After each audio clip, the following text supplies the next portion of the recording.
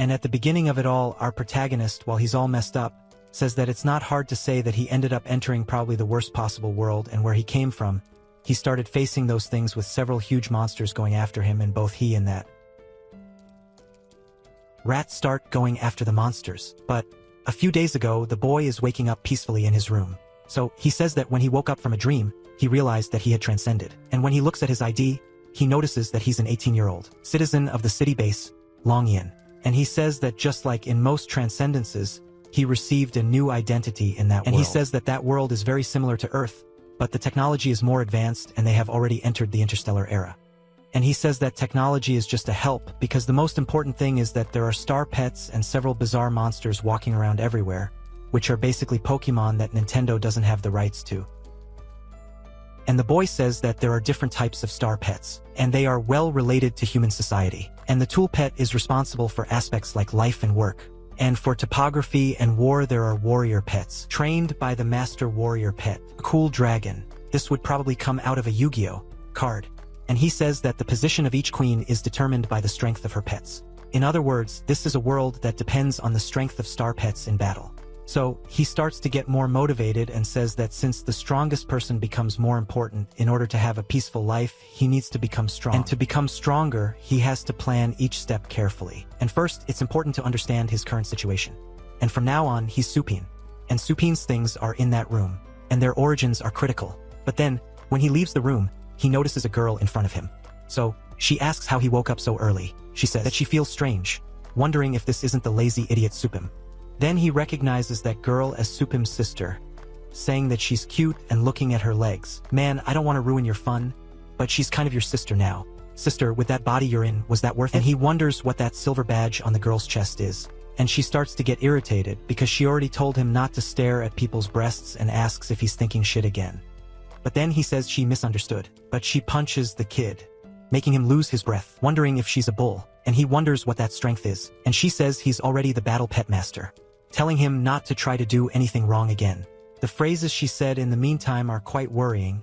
After all, the owner of the previous body already tried to do something with this girl. And Supim notices that what seems to be going on with those two wasn't good at all. And he says he's her brother, asking how he would do something bad, wondering if her original brother had a terrible personality. And the girl confirms his doubts, wondering if he doesn't remember all the things he's done, asking who put worms in his backpack, stole his snack, smeared Superbans on the toilet seat, or switched his toothpaste for mustard and hid his shoes.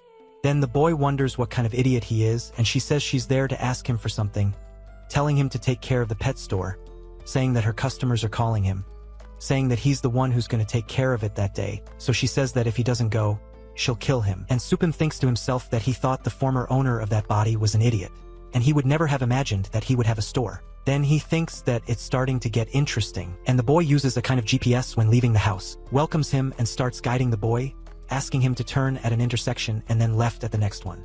And so he arrives at his destination, and the boy gets lost in this when he looks at the store, which would be his store, noticing that that place is a dump just like the original owner. So the digital verification is successful, and he says that at least he has a store, and after a mini renovation and cleaning, this place will be ready to use, saying that it's nothing special. But when it opens, he notices that it stinks like hell, noticing that one of the animals that had been imprisoned there for who knows how many weeks is pissing and shitting outside the cage. So the dog doesn't even respect him, and he gets pissed off, wondering how that animal dares to underestimate him, saying that he's going to make that stupid dog suffer, telling him not to doubt him. But then he gets a big slap on the face, being thrown away, and wondering what the hell is this. And a punk shows up at the entrance saying that he's been his client for a long time, and he doesn't even recognize him, saying that he's been waiting for him for a week. So the kid asks if he's an enemy, but then that punk starts complaining to him, saying that he stayed 3 whole days because he left Indy Black in his care, so he had to take care of him. But he left the animal locked up with those other damn animals for 3 whole days, wondering if he knows how cruel that is. Man, look at that animal's face. What a horrible thing. Then the guy starts asking if he knows how he spent those 3 days. And Supim starts to apologize, saying that she will take care of his pet, saying that she will not charge anything. And he thinks that his body is very strong, fragile at the moment. And Pan asks if the boy thinks he needs him for something now, sending Black Wind to attack him. And the animal that was all exhausted pulls out a bunch of teeth full of desire to kill. Then the boy tells him to show him the sharp claw, throwing himself on top of Supim, and the boy asks what he wants.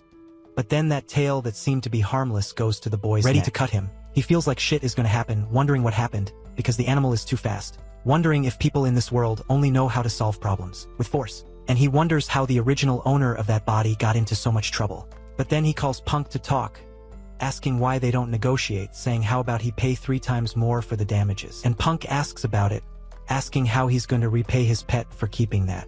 So he decides on a punishment, saying he had a brilliant idea, sending Black Wind to try his new trick, sending the creature to explode in that store and revive its strength, and tells it not to forget that it has the blood of a white dragon, asking that thing to use Black Blast. And Suping is surprised by that bright light, wondering how this creature has so much strength and why a black dog has white dragon blood and it actually uses destructive burst bomb.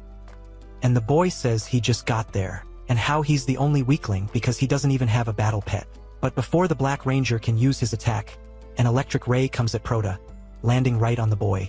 Then everything stops and a system appears right in front of him saying that the target has been detected and they are going to start a contract bond. And the boy notices that his system has finally appeared and it's time to hack. However, the system that won't give anything good to this kid links to the Supim store. And he wonders what the hell this is and why the store is his link. And so the system enters the boy's body. He wonders what that is. And the Super God Link system warns the boy that the store now has immunity to damage. And any attack this time will be ineffective against him.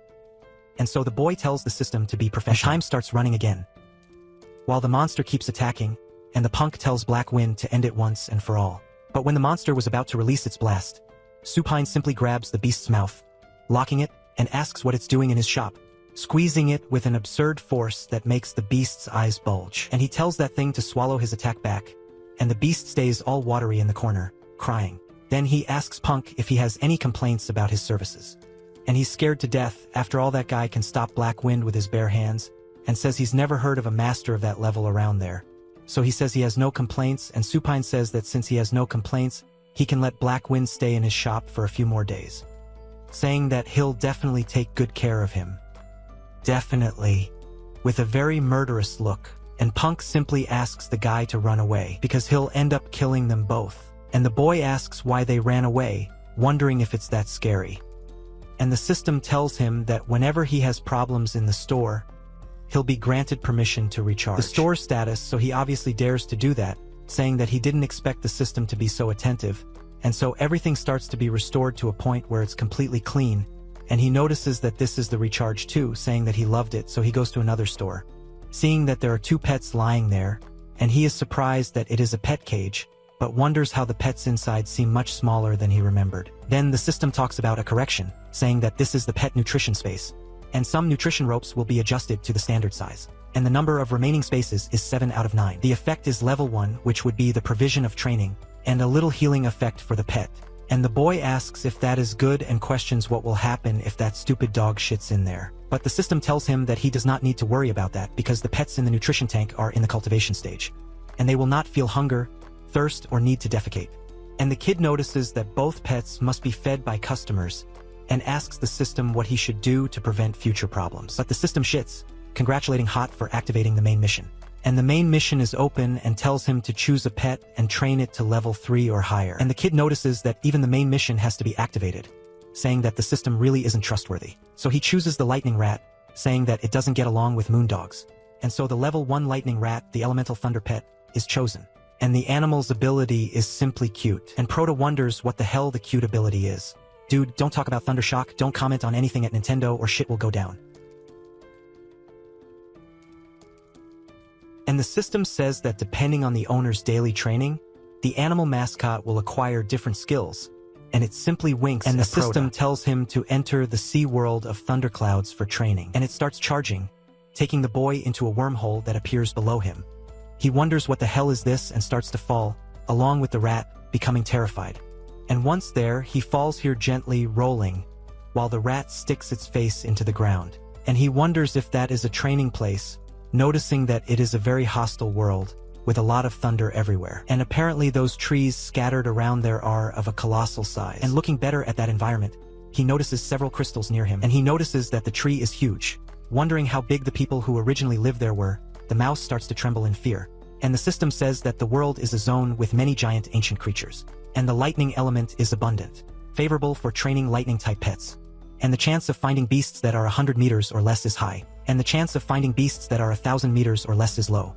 And the chance of finding beasts that are 10,000 meters or less is very low. And the kid notices that the place here is totally scary, because finding beasts that are 100 meters or less has a high chance. Wondering if that doesn't mean they're everywhere. And the mouse gets scared by this. But then, the 10,000 meter beast, King Kuin, the lightning monster of the thundering abyss, appears right above him. And if the size discrepancy is so great that the end of the monster's tail is 10 times bigger than the beast itself. And he gets scared by this, saying that it's the first time he's seen something like that. And that monster of that size uses an unnecessarily strong attack to attack Prota, basically killing an ant with a cannonball. And just like that, he dies. And the boy wonders what the hell was that because he died. And the system says that Rashi was murdered by the Beast King just a few seconds ago and is now in the resurrection zone to be revived. And the system gives a warning: if the mission is not completed within the time limit, less evaluation points will be earned, and leaving the cultivated land beforehand will be treated as a failure. And if Rashi's evaluation points fall below 60, he will die. He starts to notice that things are getting a little serious and tells the system that he never said anything like that before he took the mission, asking how many points he has now. And the system asks if he can see that window, telling him to scroll down so he can see rewards and punishments, but the system says that his evaluation points are very low and there is no way to use evaluation. And he starts to curse that thing, asking if the system wants him to kill, wondering why a fucking Beast King is in the starting village. Then the system says that the chance of finding a Beast King is small, and Roche can find suitable prey to hunt and kill. And Roy's senses are at a low level, and suggests this temporary contract with a beast pet. And all he can do is curse that thing mentally, asking it to go ahead and continue. And so the system revives him in the same place, and his body begins to remake itself along with the rats, and the temporary contract is formed, and the feelings of the face and the rat were connected, and if he doesn't feel wishing the boy good luck exploring. Then he looks at a wild horse eating grass and says that its threat level is not that high and this is his chance. However, the rat starts to shit himself in fear seeing his idea, and Sopim thinks that, after making the contract with the rat, he can feel its fear and there must be some danger ahead. And he starts to become more relegated until a monster that looks like a gigantic centipede goes to the horse and bites it, killing it in one bite. And that's a beast less than 100 meters long, a young sandworm eating the animal in a few bites, and the boy thinks that this was expected because the rat already knew, and he says that it's not even 100 meters long, saying that it's his chance, telling the rat to go after him, asking the animal to use the headbutt. But the rat goes there and blows his head off the carcass of that monster that doesn't even care about him and is finishing eating his horse. And the animal doesn't even feel what happened, looking back, a little doubtful about what hit him, and the rat in turn ended up dying. And the system says that the rat died from head trauma, but he learned a new skill which is charging. Then the system asks if he wants to revive him. Man, I'm laughing so hard. My god, the animal died of head trauma from using the headbutt. And Prota thinks that Hatai's combat ability is very low. And luckily he can revive it infinitely, and it doesn't matter how high the monster's HP is. They can kill it with multiple attacks. He revives that monster, and really when being revived, it is said that the chances of reviving are infinite. And he orders the monster to use all its speed and go up, ordering it to use the size difference to dodge and then attack, and orders it to move around the corners and approach from the sides, and says that now it must use the charge to attack the abdomen and the back of the shell, ordering Hatai to use all his power. And so the monster goes and really manages to do some pretty blunt damage. And the boy thinks that was good, but the monster manages to catch him quickly, and kills him by crushing him. And the system asks if he wants to revive him, and orders him to revive, telling Ratai to hold on a little longer, attacking him again, and dying several times. And so they stay in this loop of attacking, reviving, and dying. And they continue this for a long time, making Hateo start to become quite badass. And the system says that because the environment has high levels of electricity, Hatai's skills have evolved. And now it is possible to add electricity to the charge skill, saying that the charge has evolved to lightning charge. And the boy is happy about this, saying that now they can completely pierce the Myoka's armor, telling the rat to end this fight using the new skill. And when using the lightning charge, a whirlwind occurs around the rat, and he ends up killing the monster with a single attack, cutting it in half. Run is completely finished, and it is said that Hatai has eliminated the enemy. His combat skill is almost reaching level 2. And so he says that Hateo did a good job, saying that apparently he can only use the lightning charge once with his current stamina, and now he should let him rest and then look for new prey. But then, an earthquake starts to happen, throwing the boy to the ground, and coming out of the ground, several 10-meter beasts appear, several adult sandworms this time, and the boy realizes that this time shit went too far, and quickly one of those worms throws them away, hitting both of them, and so he already falls bleeding, and he thinks that an adult worm is much stronger than a young worm, and that blow caused 5 or 6 of his bones to break, and he starts to wonder if it's really necessary to continue the fight, with such a huge difference in combat skill. And those monsters just keep coming at him. And he says that Hatai is seriously injured, and he hasn't recovered from the last battle. And he thinks that, as expected, he should give up, because when your enemy has numbers, even if they revive, it's going to be very difficult to defeat them. And he thinks that he should quickly revive randomly and continue farming levels, thinking that it's the best choice. But then, when the monster comes at him, Hateo starts to move, releasing some electricity. The boy notices this, so Hateo goes after that monster, tearing it in half. And the boy notices that Hateo used the lightning charge once again, and used it out of sheer willpower. And Hatayu, all exhausted, still has plenty of energy. And the boy feels the urge to fight, saying that if the situation is like this, they can train in it. And since he didn't give up, he can't just stand there and watch. Grabbing one of the horns he took from the monster and going after them. And Ratai is already releasing electricity everywhere. It seems like he's even de-revolutionizing. And the boy says that even if they're going to die, then at least they should die fighting. And after that, Vasco, obviously, because he wouldn't be able to do much against those monsters, ends up randomly reviving somewhere else along with Rateo. He thinks it's strange since he revived with full HP, but wonders why he's so tired. And the system says that reviving has a certain spiritual and mental weight for Rost. And because Rost has very little spirit strength, reviving in such a short time will make Rost feel tired. And the system says that he should increase his combat ability and also focus on training his spirit strength.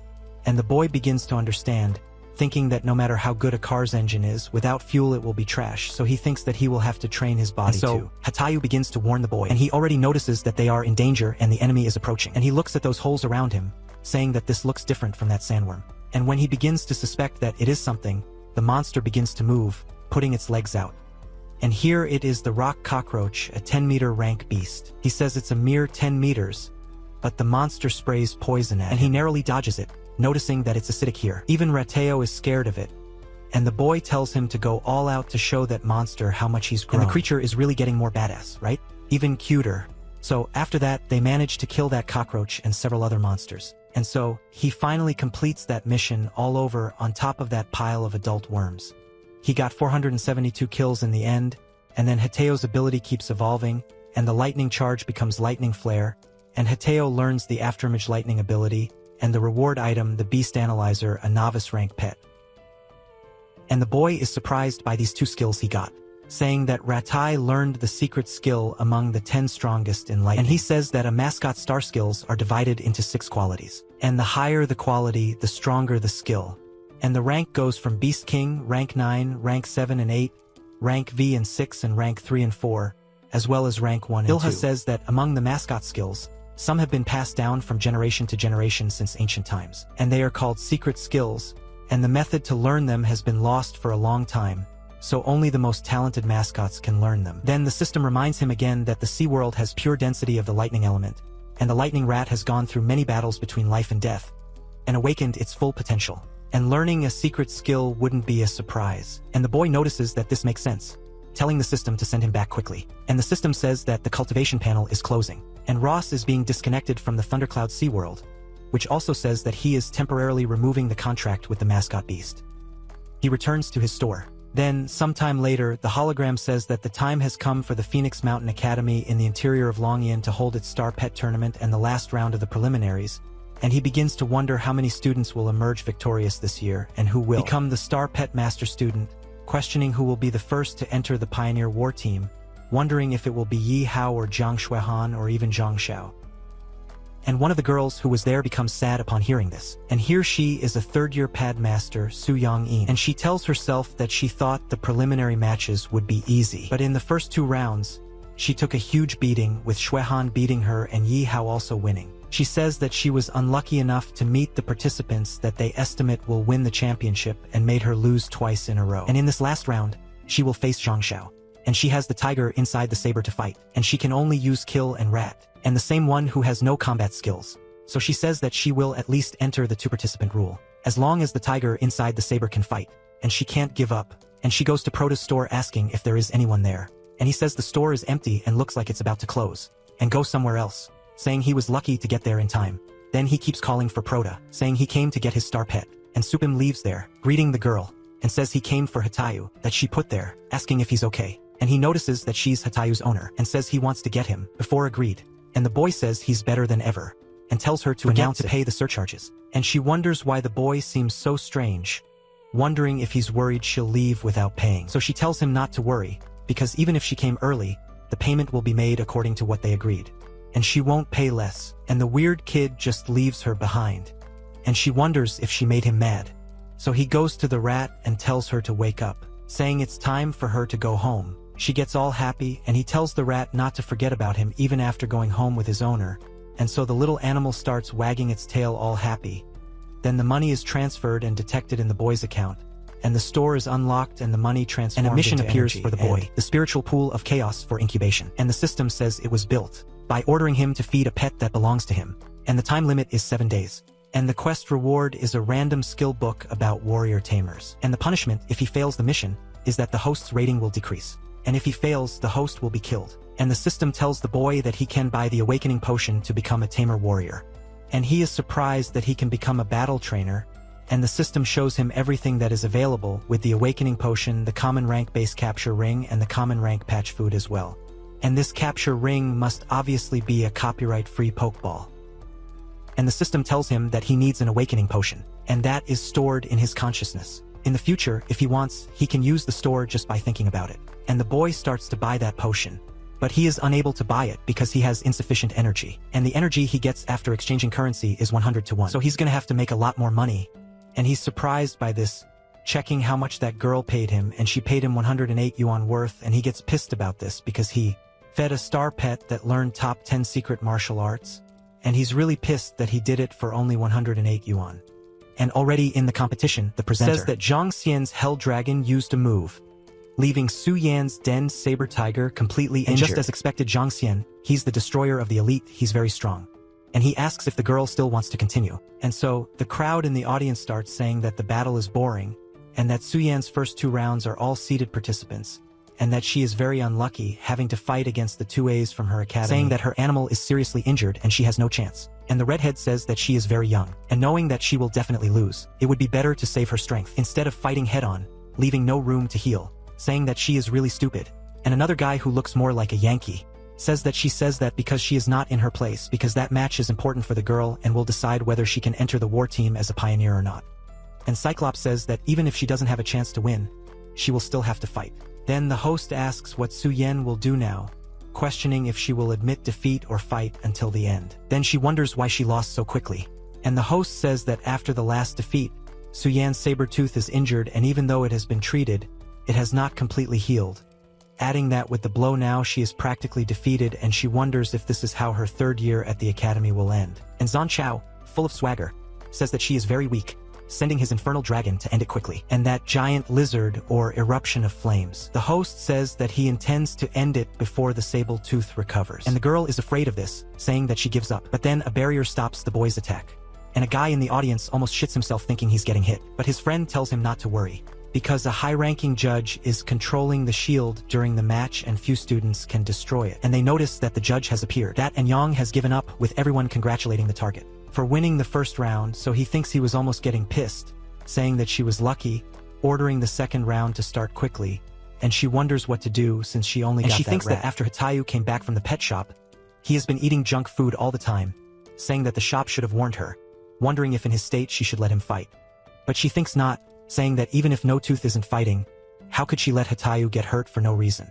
And so, the host says that according to the rules of the match, Su Yan only has 1 Hateo left, and she wonders again if she should let him fight, because even though he has learned the 3rd rank strength buff and the secret art of the War Tamer, she can only let this rank I Hateo go to rank 2. The host says that something everyone should know is that the rank 3 dragon is going against the rank I Hateo, saying that it will be a single match.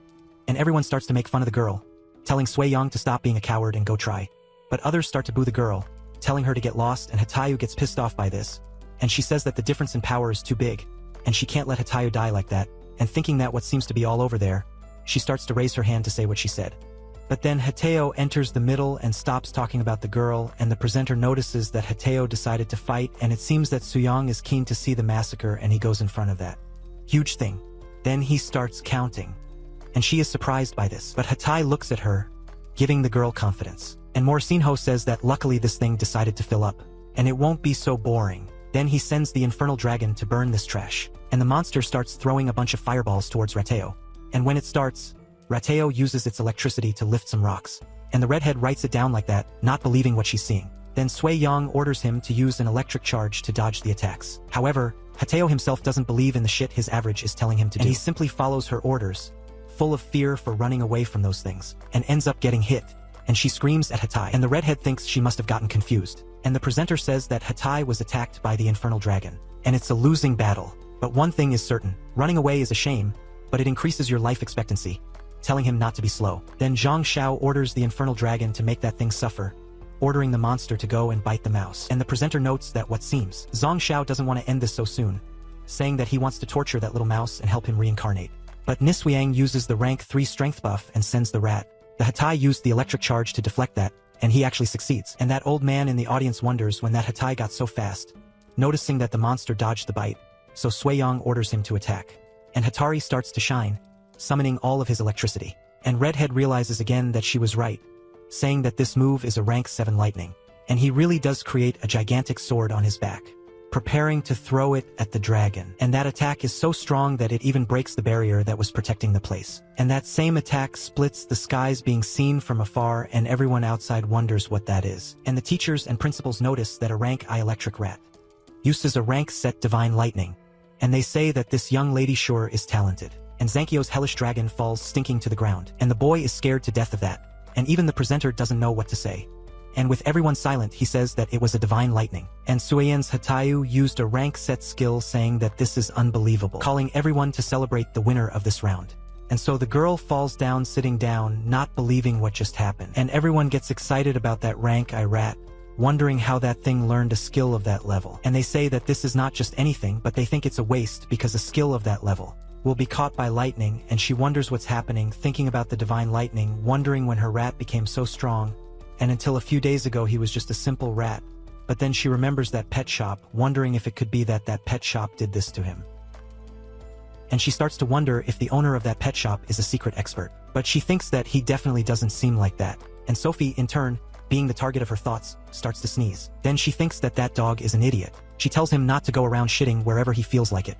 And the dog continues shitting all over the store, and the boy thinks that this is strange, wondering if someone is talking about him. Meanwhile, the tournament presenter says that that match will certainly be marked in all the history books, and everyone there became witnesses to that story, because they saw a rank I helix next to a pet with rank 7 ability. And Phoenix Mountain Academy or even Long Tian Base, this had never happened.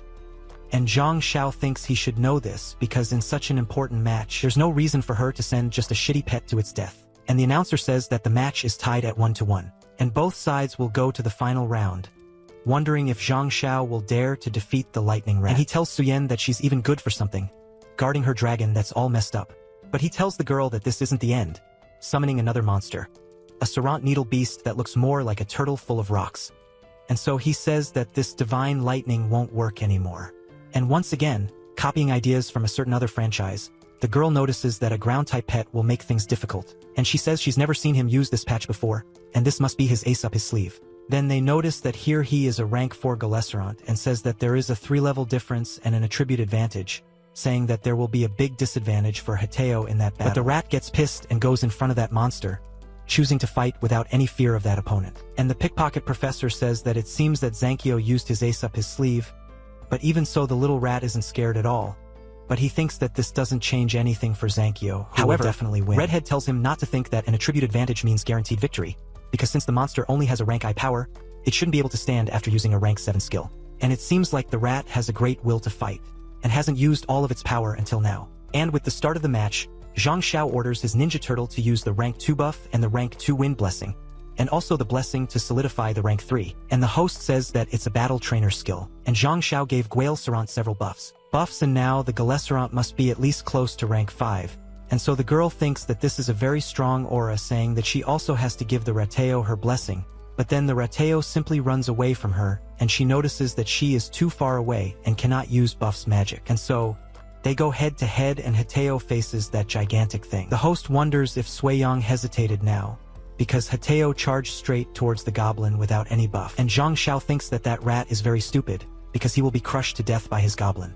But when he is under the animal's leg, he doesn't let himself be hit by that stomp and quickly transforms into 2, jumping out of the attack. Then everyone notices that he is using Lightning Step, which by chance is another rank set skill. And the redhead soon becomes interested, saying that her team has to stay with Sui Yong, and Hatayu decides not to face the goblin, going straight to Zhang Xiao, deciding to attack the trainer to win. And Hatayu remembers Proto telling him to use sneak attack while attacking, and remember to observe which opponent is weaker, telling him to prioritize the weaker one to reduce his power. And so he does exactly that, going after Zankialko. He gets scared, telling the guy not to come near him and activating the rank 3 shield. But then, he uses lightning slash on the kid, filling that arena with lightning. And the host is shocked that he used lightning step and a lightning strike at the same time. And Zhang Zhao's shield was destroyed instantly, and they wonder if he survived the attack. But by a hair's breadth, the judge's wind bird god interfered, catching the contestant quickly, as he seemed to have lost consciousness due to the attack. And so the judge gives Zhang Xiao as the loser of the third guy. And so Suyong wins the match even without having done anything stupid, and the girl thinks that she must only be dreaming now because by the way in the lightning strike he also learned the afterimage lightning. And she soon thinks that the pet shop owner must have done it, saying that that pet shop expert is very unpredictable. But she continues thinking that the boy seemed too normal, being surprised that he is an expert. Meanwhile, Proto is at home thinking that he has to earn more than 7,000 in 7 days and thinks that relying only on the pet adoption side will not be enough. Then he remembers the system talking to him, where it says that the store currently only offers 3 types of services, which are foster care, lending and selling food.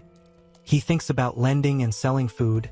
Then the system says that the pet loan service cannot be calculated because he does not have his own pet. And when selling food, he needs to go and collect the food himself, and the selling price is according to the quality of the food he finds. And he thinks that the first type doesn't help him make much money and the second type doesn't have the qualifications, so he can only choose the third type, asking the system whether pet food can be obtained in cultivation areas or only in dangerous places like the Thundercloud Sea World. Then the system says that all cultivation areas have them, and the Sea World is one of the many high-ranked cultivation areas. And it also issues a note saying that depending on the level of the cultivation area, more precious food can be collected. And the boy thinks about this because in the first 3 days he was in the cultivation area, he was just playing with the mouse. And in these 3 days he could have collected high-level food. And he thinks that this won't work, saying that in the next 3 days he must become a battle trainer. Meanwhile, the Pro Store is telling the system to open the list of cultivation islands, so it places all of them around the boy and says that the maximum rank cultivation world requires 1,000 energy points, while the advanced rank cultivation world requires 100 energy points. And the intermediate rank cultivation world requires 10 points, while the novice rank cultivation island only requires 1 energy point. And he thinks that he can only go to the novice rank cultivation island, because if he had picked some herbs last time, he wouldn't be in this state.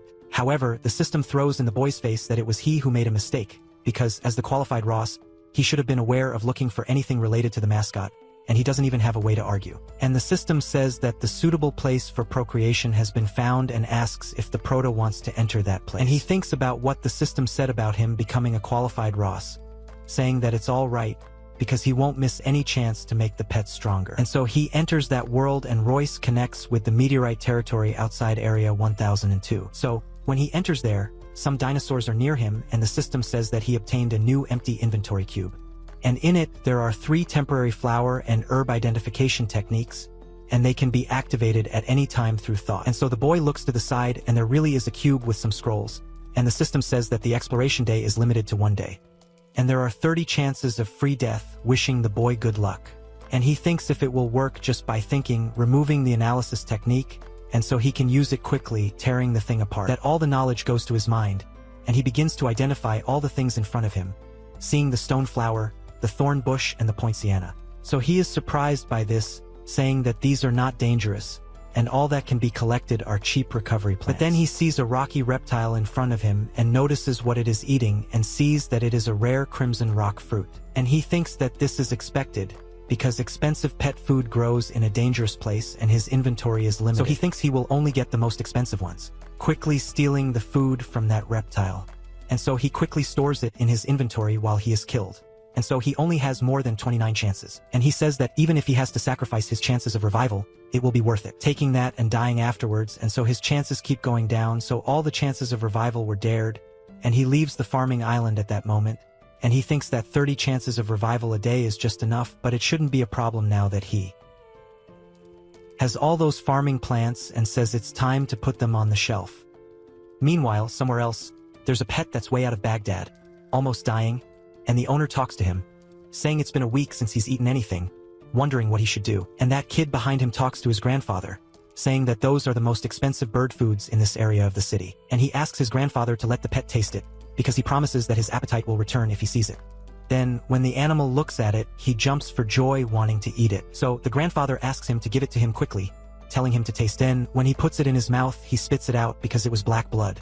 And that girl talks to Eugene, saying that Xiao who doesn't even eat, but Miria can faster. Area of the world, and the boy asks them to quickly contact the advanced pet hospital in the high city area, because Xiao whose condition must be because of a heart-eating parasite. But then he says that they can't wait, because if they take too long, her heart will be devoured and she will die. And so the grandfather tells them to be quick and call the doctor to examine her. But then his grandmother arrives talking to Lao Fan, saying that Xiao who can be saved. Then the girl says that he is sick and they have to quickly take her to the upper city area.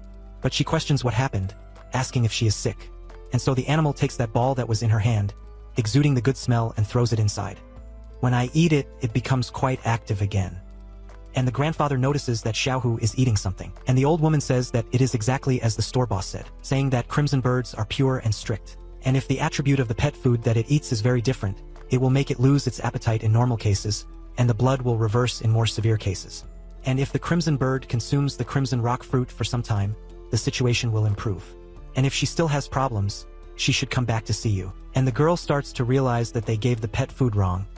But then Yojin tells her not to listen to the conversation regarding this boss, because he's never heard before that pet food needs to be of the correct attribute. And so he talks to his grandmother, asking how much she paid for that pet food. And she says that she paid 130 per grain. And he notices that that can has 12 grains, so that means it cost 1,500. And the girl says that it's not the top of the city. How can there be such expensive food there?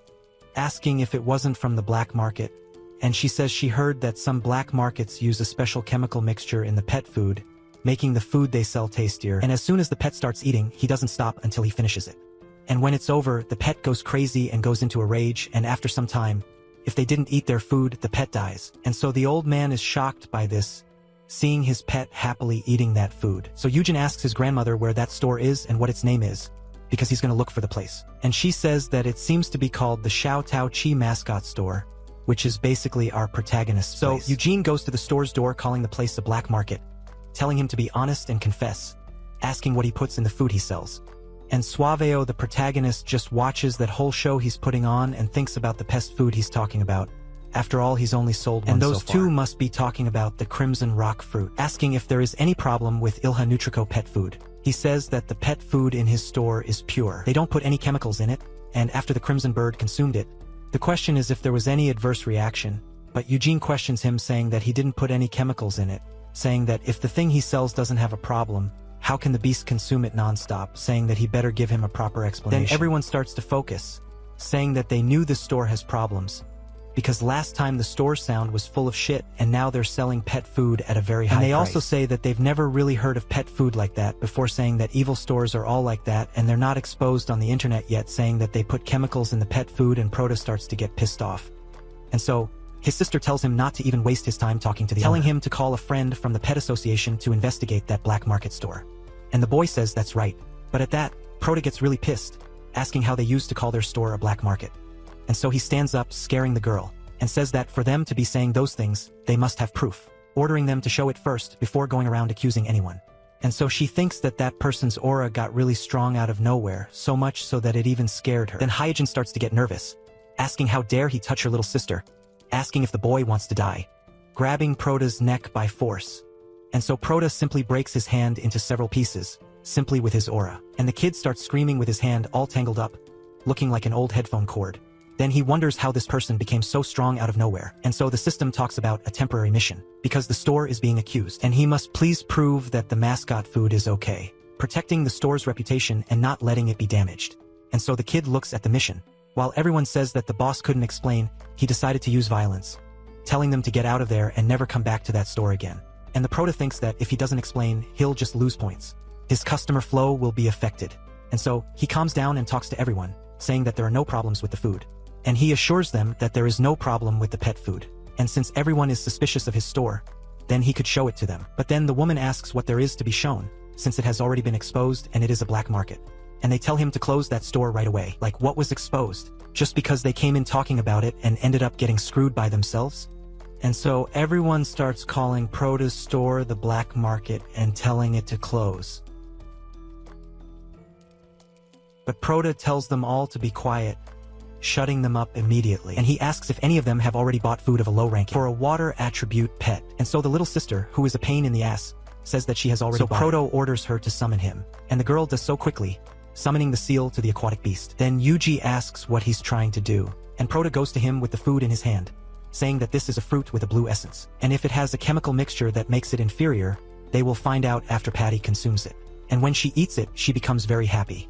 And the people wonder about this fruit, questioning who has heard of it before, saying that it looks a bit like the blue-skinned fruit that the higher-ranking pet shops sell. But that is a cure for Patty's constipation. And Miss Afoka, who ate it, begins to summon a huge aura around her, getting a huge bubble that even explodes, throwing water everywhere. They wonder what is happening. That light could be that she has leveled up, and she really does level up, turning into a sea seal. So he thinks that the blue science fruit can make water tributes low-rank patch level up, and it seems that the food from the cultivation seals isn't fake, and he thinks that this seal only leveled up by 1 rank, but still the combat ability only increased by half a rank, and quality can probably be something to worry about. And he thinks that as the pet's level goes up, the smaller the increase in combat ability, it's normal that the quality will be bad. And if the increase is good, the quality will be good. Meanwhile, the bloodline also has a different rank, because the position in the bloodline's rank indicates its age, and the level will influence. If the combat ability is learned naturally, it will increase the bloodline's bloodline rank. And if, for example, the sea seal has a rank 3 bloodline, even if it is not nurtured after it grows up, it will naturally become stronger and have rank 3 combat ability. But if you want to continue increasing her combat ability, you have to nurture her. And so everyone notices that she has leveled up, and they wonder if leveling up has become that easy. Then she becomes all happy, and Jean notices that the shape is the shape. Maritime leaves no doubt that she has successfully leveled up, but if it is an item that allows you to level up a star pet, he heard that this type of item only appeared in the Federal Pioneers' war storage. Thinking like this, the background of the boss of this store is scary, and the girl wonders if he really leveled up or if he traded her. Damn, my god, I'm so angry. But then she talks to her brother and Jean lowers his head, saying that they misjudged the boss of this store. And she asks what he's doing, and Jean keeps apologizing, telling them they were wrong and they should forgive you. But then Proto says that those things are 8,700 for a single one, saying there is no negotiation, and he doesn't give a discount, and so they say everything is fine, ordering Xiao Yu to pay, and she gets all sad about her little money. And Jim thinks that this is an item that can level up the pet, and it's just RM. Meanwhile, Proto thinks that the price is still too low, as he risked his life to get that pet food, and it is very cheap. In doing so, he asks the system if they can't raise the price, since those excellent pet foods are being sold at a very low price. However, the system says that the price is, and also tells him to reprimand people by warning them only once. And he says that the sea seal's food is too low. She needs to consume 7 colorful wedding heart leaves to increase it. And the crimson bird needs to consume crimson rock fruits for some time to recover, so he recommends buying more, and so Eugene quickly tells his sister to pay right away, and everyone wonders if he really should.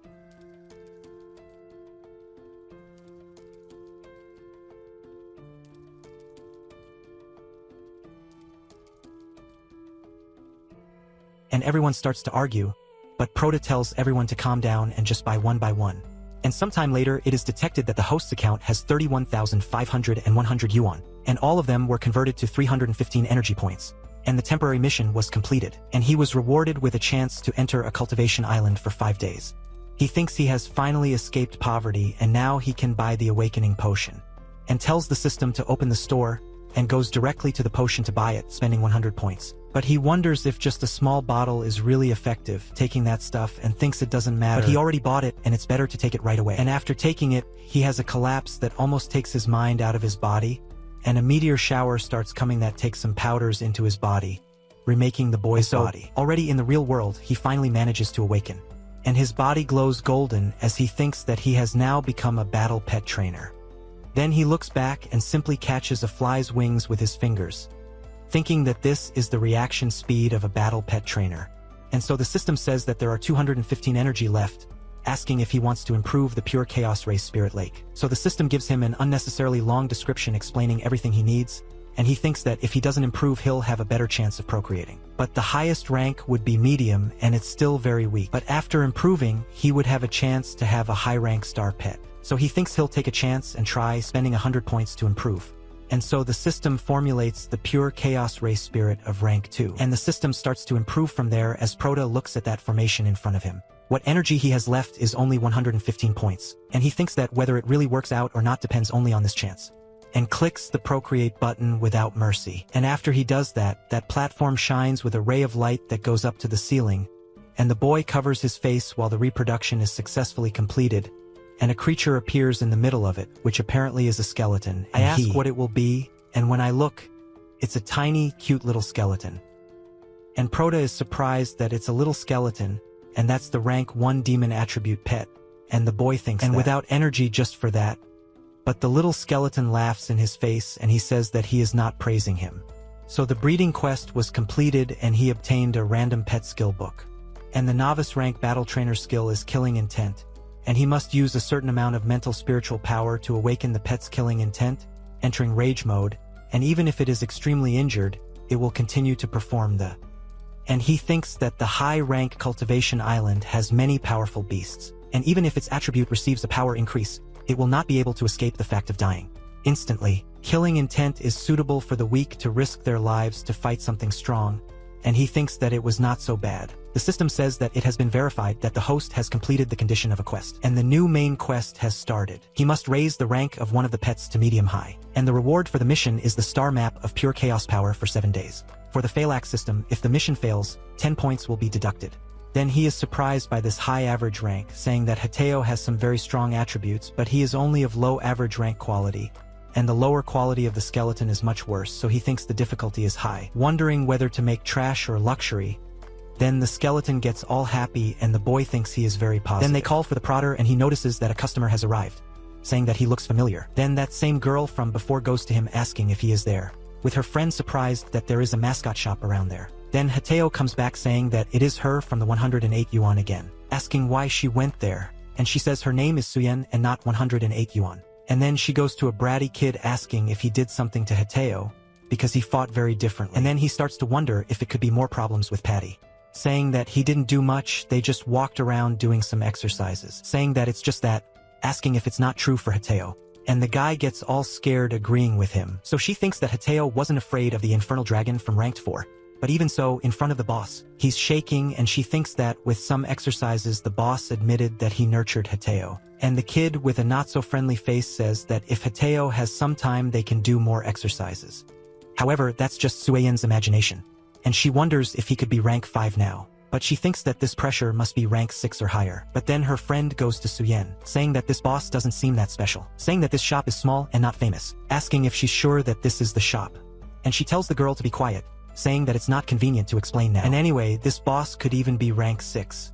And if they provoke him, maybe both of them will die. Then the girl asks how she knows that. And in fact, Proto just became a rank 1 battle trainer. And he thinks that the system didn't post the temporary mission, so this shouldn't have anything to do with the patch, questioning whether they're also there to say that he charges too much. And Anne is scared by the boy's face, because in her eyes he looks completely different, much more intimidating. And she thinks about Kober, saying that Ratai became so strong because of his nourishment, so how could it only be worth 108 yuan? Then she thinks that the boss is testing her sincerity, and she quickly opens her wallet saying that she is grateful for nourishing Hateo, then asks him to accept another 1,000 yuan. But then the transfer is canceled right away. And she wonders what is happening, while the boy tells her to stop joking around, and she wonders if he thinks it is too little, and asks how about this, wanting to transfer 5,000 to him. But then the transfer cancels again, and she notices that it is still not enough. Meanwhile, her friend asks her what she's doing, because she keeps putting in more money. So, she asks Lily to help, saying that this is important to her. And so, she says that it's okay. Meanwhile, Ian remembers that some people say that you have to lose to win, and this is a chance for her to become friends with an expert. And she transfers 10,000 to him. But the failure keeps happening, and Prota's expression keeps getting more and more unhappy. And she keeps putting in more and more money, transferring 100,000 yuan to him, and he is surprised by this, asking to accept it right away. But then the system doesn't let her. It puts the Effetrio restriction to prevent him from receiving money beyond the store sales. They can't be changed, and the transfer was automatically rejected once again. And he starts coughing up blood because he's so sad. The girl keeps thinking that it's still not enough, saying that there's no more, asking him to name his price, and he tries to get it into Miguel, that she doesn't need to pay, telling her to just tell him if she needs anything, and he says this while thinking that if she keeps trying to transfer him, he'll get even more angry with the system. And she starts to think that he doesn't want a single cent, getting all excited that there are still some young people with power that are different from fame and fortune. So she thinks that this person is right in front of her, wants to say that in fact, a few days later, she needs to participate in a battle, but her other pets are severely injured, so she's putting all her faith in the rat, asking him to feed the pet for 3 more days. Then he notices that Hateo is back, saying that it is more convenient to train the little skeleton now. And so the system says that it was detected that the client requested nutrition, that Proto should open the novice rank pet nutrition service. And the host can accept commissions according to the price of the nutrition service. And the rank I pet is from 3 to 10,000 and the rank 4 pet goes on and on. Is surprised that pet nutrition can earn him so much money, but he thinks that currently he can only accept commissions for rank 3 or less. And he tells her the price of nutrition, saying that 3 days is 10,000, and she is surprised by this, saying that even so it is not cheap. But he will leave the rat as it was before, it will be worth it. But then she remembers that she's thinking wrong, because this isn't standard nutrition, and she's the one who's going to benefit the most from it. So she says she agrees, saying that that store is very honest, and says that in the past she didn't know. So she missed many opportunities for nutrition, thinking it was a waste, and so, in 10,000 yuan, she passes it to the boy's account that they turn into 100 energy points. And he asks her if she needs any other services besides the nutrition service, saying that they also provide care services with wound treatment. She's surprised by this, saying that Star Pets hospitals are much more expensive than care services. So she says that she wants the service too. And he tells her to summon the pets that need service, and she actually does it with those gigantic monsters, saying that it's those 3. And he thinks he's in a tight spot. And the system says that it was detected that the customer requested care services. And to prevent the store's reputation from being affected, it is recommended that the host improve the care services area, but Proto wonders what the system means by the store's reputation being affected. And the system says that the initial and free care service spaces are made of there is only one left with weak spiritual energy and with complex and disorganized rays made of mineral reese, and only results in a weak effect for the pet's growth with a high chance of a mutation occurring. And he gets pissed off about it, saying he knew, then ordering the system to improve and buy 3 more spaces. And so the purchase is successful. 50 energy points are deducted. This is how the space move on to the service. It's 5 out of 9. And the system says that care services charge 100 yuan per hour. And the rank 2 area of care services will not cause mutations. But each space will charge 1 energy point every day. The host will have to pay this fee. And when the energy points are not enough for maintenance, the service spaces will disappear, asking him to buy carefully. And so, the boy almost spits blood knowing this. And the girl asks what happened, but he says it's nothing. However, he tells her that the care service for the 3 comes out at a price of 21,600 yuan, telling the girl to pay right away. And so she gets coerced, saying that the boss looks scary. And so the other little girl says that he's weird. Meanwhile, they put all the animals there in that space to be taken care of. And the system says that the transfer was converted to 216 energy points. And now the energy points are at 291. And the system says that it activated a submission, ordering to complete a beast feeding commission. And the requirement for the mission is that the store must be excellent, and the Proto needs to take a customer's pet twice or more, above the original combat ability, and the mission reward is an original power pile of novice rank, 3 units, and the duration is 3 days, and if the mission fails, 10 points will be deducted. And so the system asks if he wants to accept. And he thinks that the quality of the skeleton needs to be nurtured to a medium-high rank. It is only at rank 1, and this needs to be changed to rank 7. And he thinks that it is possible to do both missions together by accepting them here. And he tells the system to use the chance to enter any nurturing island, saying that he wants to enter the apex of the nurturing islands, and he thinks that the best place for the skeleton to grow is in the world of the chaotic spirit of death. So he enters that place with all his animals, and the rat is very afraid of entering that place. And he thinks that he smells a strong smell of blood looking at that completely reddish place and that chaotic landscape.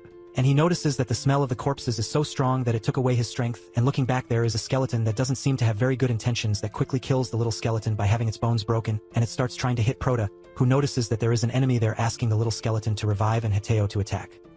And when the monster hits where he was, he notices that it didn't hit anyone. When he looks to the side, the rat is there calmly with its antennas stuck in that bone. While Proto is still alive and the little skeleton came back to life. And Proto says that what looks like the nutrition islands at the top don't only have king rank mascots, and that is a large skeleton, a combat type mascot of the demonic attribute of rank 7. And so Hateo starts running over the skeleton, jumping towards its head, and the little skeleton dies again, having its bones broken, and Proto asks to revive while Rattail must use the lightning cut. And when he makes the sword, Proto asks him not to shoot but to swing his tail to cut off his arm. And so he does, ripping off an arm from the skeleton.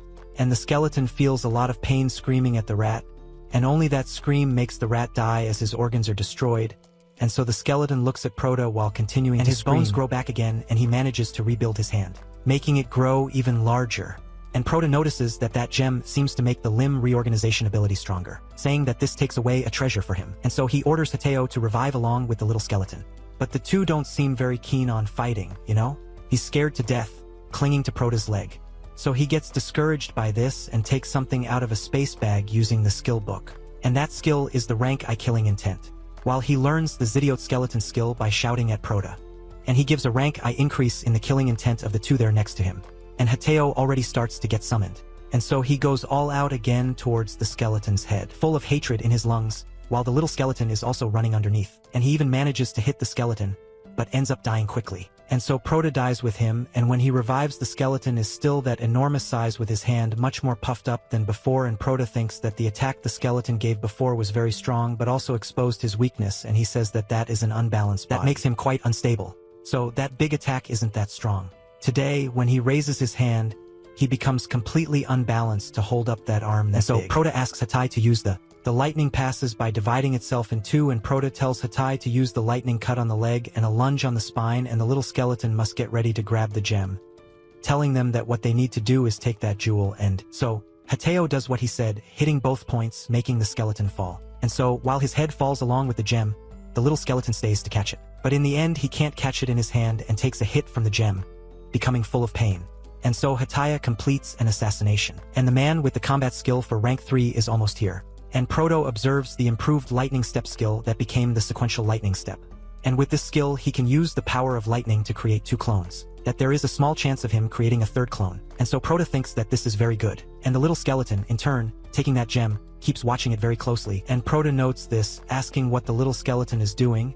And so the system says that only pets of the demonic attribute have this skill, saying that they can devour others of their species to become stronger. And so the gem is consumed by the little skeleton, who already seems much more badass now, even getting a bone sword. And so the little skeleton's combat ability increases, learning the novice rank sword technique. And the boy thinks this is great, because he intended to let Hatayu do most of the work while he was being carried. But it turned out that the little skeleton made a huge profit. Prota says this while ripping off the animal's head. While he is in all this happiness, several magic circles appear behind him. And a monster that seems to be megalodontic appears in that place. And Prota wonders what that is. After all, it looks a lot like a human woman with 2 airbags from a truck. And when looking at that humanoid monster, Prota is surprised. And when looking at the character sheet of that thing, there is no information, because neither its name nor attribute and are available. So when he observes that monster from afar, he is surprised that I can't analyze it, noticing that it must be a high-level creature from that nutrition island. And maybe he can find a top-ranked treasure with it. And so when he looks at that creature, she just raises her finger, stealing Prota's soul, killing him instantly. And so everyone, all 3, die with just a wave of her hand. And Prota thinks she's very strong. And he saw the light and really died. So he tries to start a conversation by asking if she's the final boss of that place, asking if she has intelligence. And the monster even looks back, but just opens its mouth, stealing Prota's life completely. He even asks her to let him talk, but he's already dead, and so the chances of reviving are infinite. And the system asks if he wants to continue reviving, and Prota thinks for a bit and notices that making him waste his precious time. And he soon clicks to revive in a random place, forgetting about all this because they will check and go back to the other corners. Then he falls into another corner, noticing that it is very quiet, but when he looks at it, he wonders what the hell that place is. Several monsters below him. Then he notices that one of them is that human monster that was there killing, and she quickly ends up noticing him there, quite scared by this, pointing to everyone who goes there and gets Prota, and he notices that it went wrong in every way, that he is taken to what seems to be the king of them all, who apparently is a gigantic monster. He asks who Prota is, and Homer arrived there, saying that he will give him 3 seconds to answer. He is in front of that gigantic army, and Prota thinks that that is a very tough prison and says that he was only there because he came to take a walk. Then he notices that the monster didn't kill him the first time, asking what he wants, but in that he thinks that it doesn't matter if he dies of instant death because he can revive and can decide whether he wants to stay there or not. And if he is immobilized, the revival ability system cannot be used. And if he wastes any more time, he won't be able to complete the mission. And so the skeleton looks him straight in the eyes, saying that the boy got close to him undetected and is probably not just anyone, ordering him to answer him, saying that he won't ask a 3rd time. And Prota realizes that the skeleton fears his ability, so he thinks he should calm down, because he has a way to go crazy, and he seems to have never seen a human before, and he also doesn't seem to know about the revival system, and he says he can use it to his advantage, and Prota says he is the most powerful clone of the humans. He came to check if he poses a threat to them, and if they are dangerous, he must annihilate them all. And so the army gets excited with the boy's words, asking them to protect the king, and with that the skeleton just shines its eyes, annihilating Prota, making a huge hole in the place. I get up, Prota is burned, impaled with thorns and also torn apart, and so he dies in many ways, but keeps reappearing. And so he thinks that instant death makes him not feel pain, and he adapted to it. Completely psychopathic and doesn't care about anything, he'll end up scaring the animals anyway. And seeing Prota managing to continually use the time rewind, the skeleton wonders what kind of scary existence this self-proclaimed human invader is. And so he is killed again. However, Prota thinks that his jewel must be very valuable. And when he comes back to life, he quickly takes that jewel, taking it off the skeleton's ring and disappearing. And the skeleton gets very pissed that he can use the teleporter, transport, and the time rewind. After all, he can use 2 stolen powers at the same time, wondering how it is possible that he can use the 2 supreme laws together, and also disappear from his search field. And so he wonders who the hell Prota is, and he quickly respawns in a random location. And he soon asks the skeleton if he thought he would continue to die in an idiotic way, saying that he is very hygienic and he is happy to have managed to escape after all of that. Then he calls the little skeleton, giving him that gem, making him all happy. And the boy asks if he likes it, saying that he can't have a battle mascot that only eats bone scraps, telling him to absorb that, because it is his turn. And after reviving several times, they begin to face that skeleton's army. And the little skeleton uses the novice rank sword technique, killing them quite easily. And so, the assassination is complete, and his combat skill increases to rank 2, and the mission progress is at 46%. And so, several monsters start to die, but then, a gigantic one appears near Prota, and he says that they received a lot of SP, talking to the little skeleton that he will leave it for him. The monster goes on the attack, killing those monsters too, reaching a combat skill almost rank 6. So, with 14 minutes left in the mission, the boy is on top of a pile of dead people, saying that they defeated a lot and still there is a lot missing. And that giant monster that died beneath them ends up joining together again with everyone that was around there, becoming an even bigger monster with a piece of all of them. And Prota notices that that one doesn't look very dead at all, and tells the 2 that it's time to activate the kill sentence, making them go berserker. And the 2 of them are ready to go for it, and the boy tells him to kill it, because it will be enough to complete the mission's progress. But the monster doesn't seem to be very keen on dying, throwing a kind of chain with a blade at them.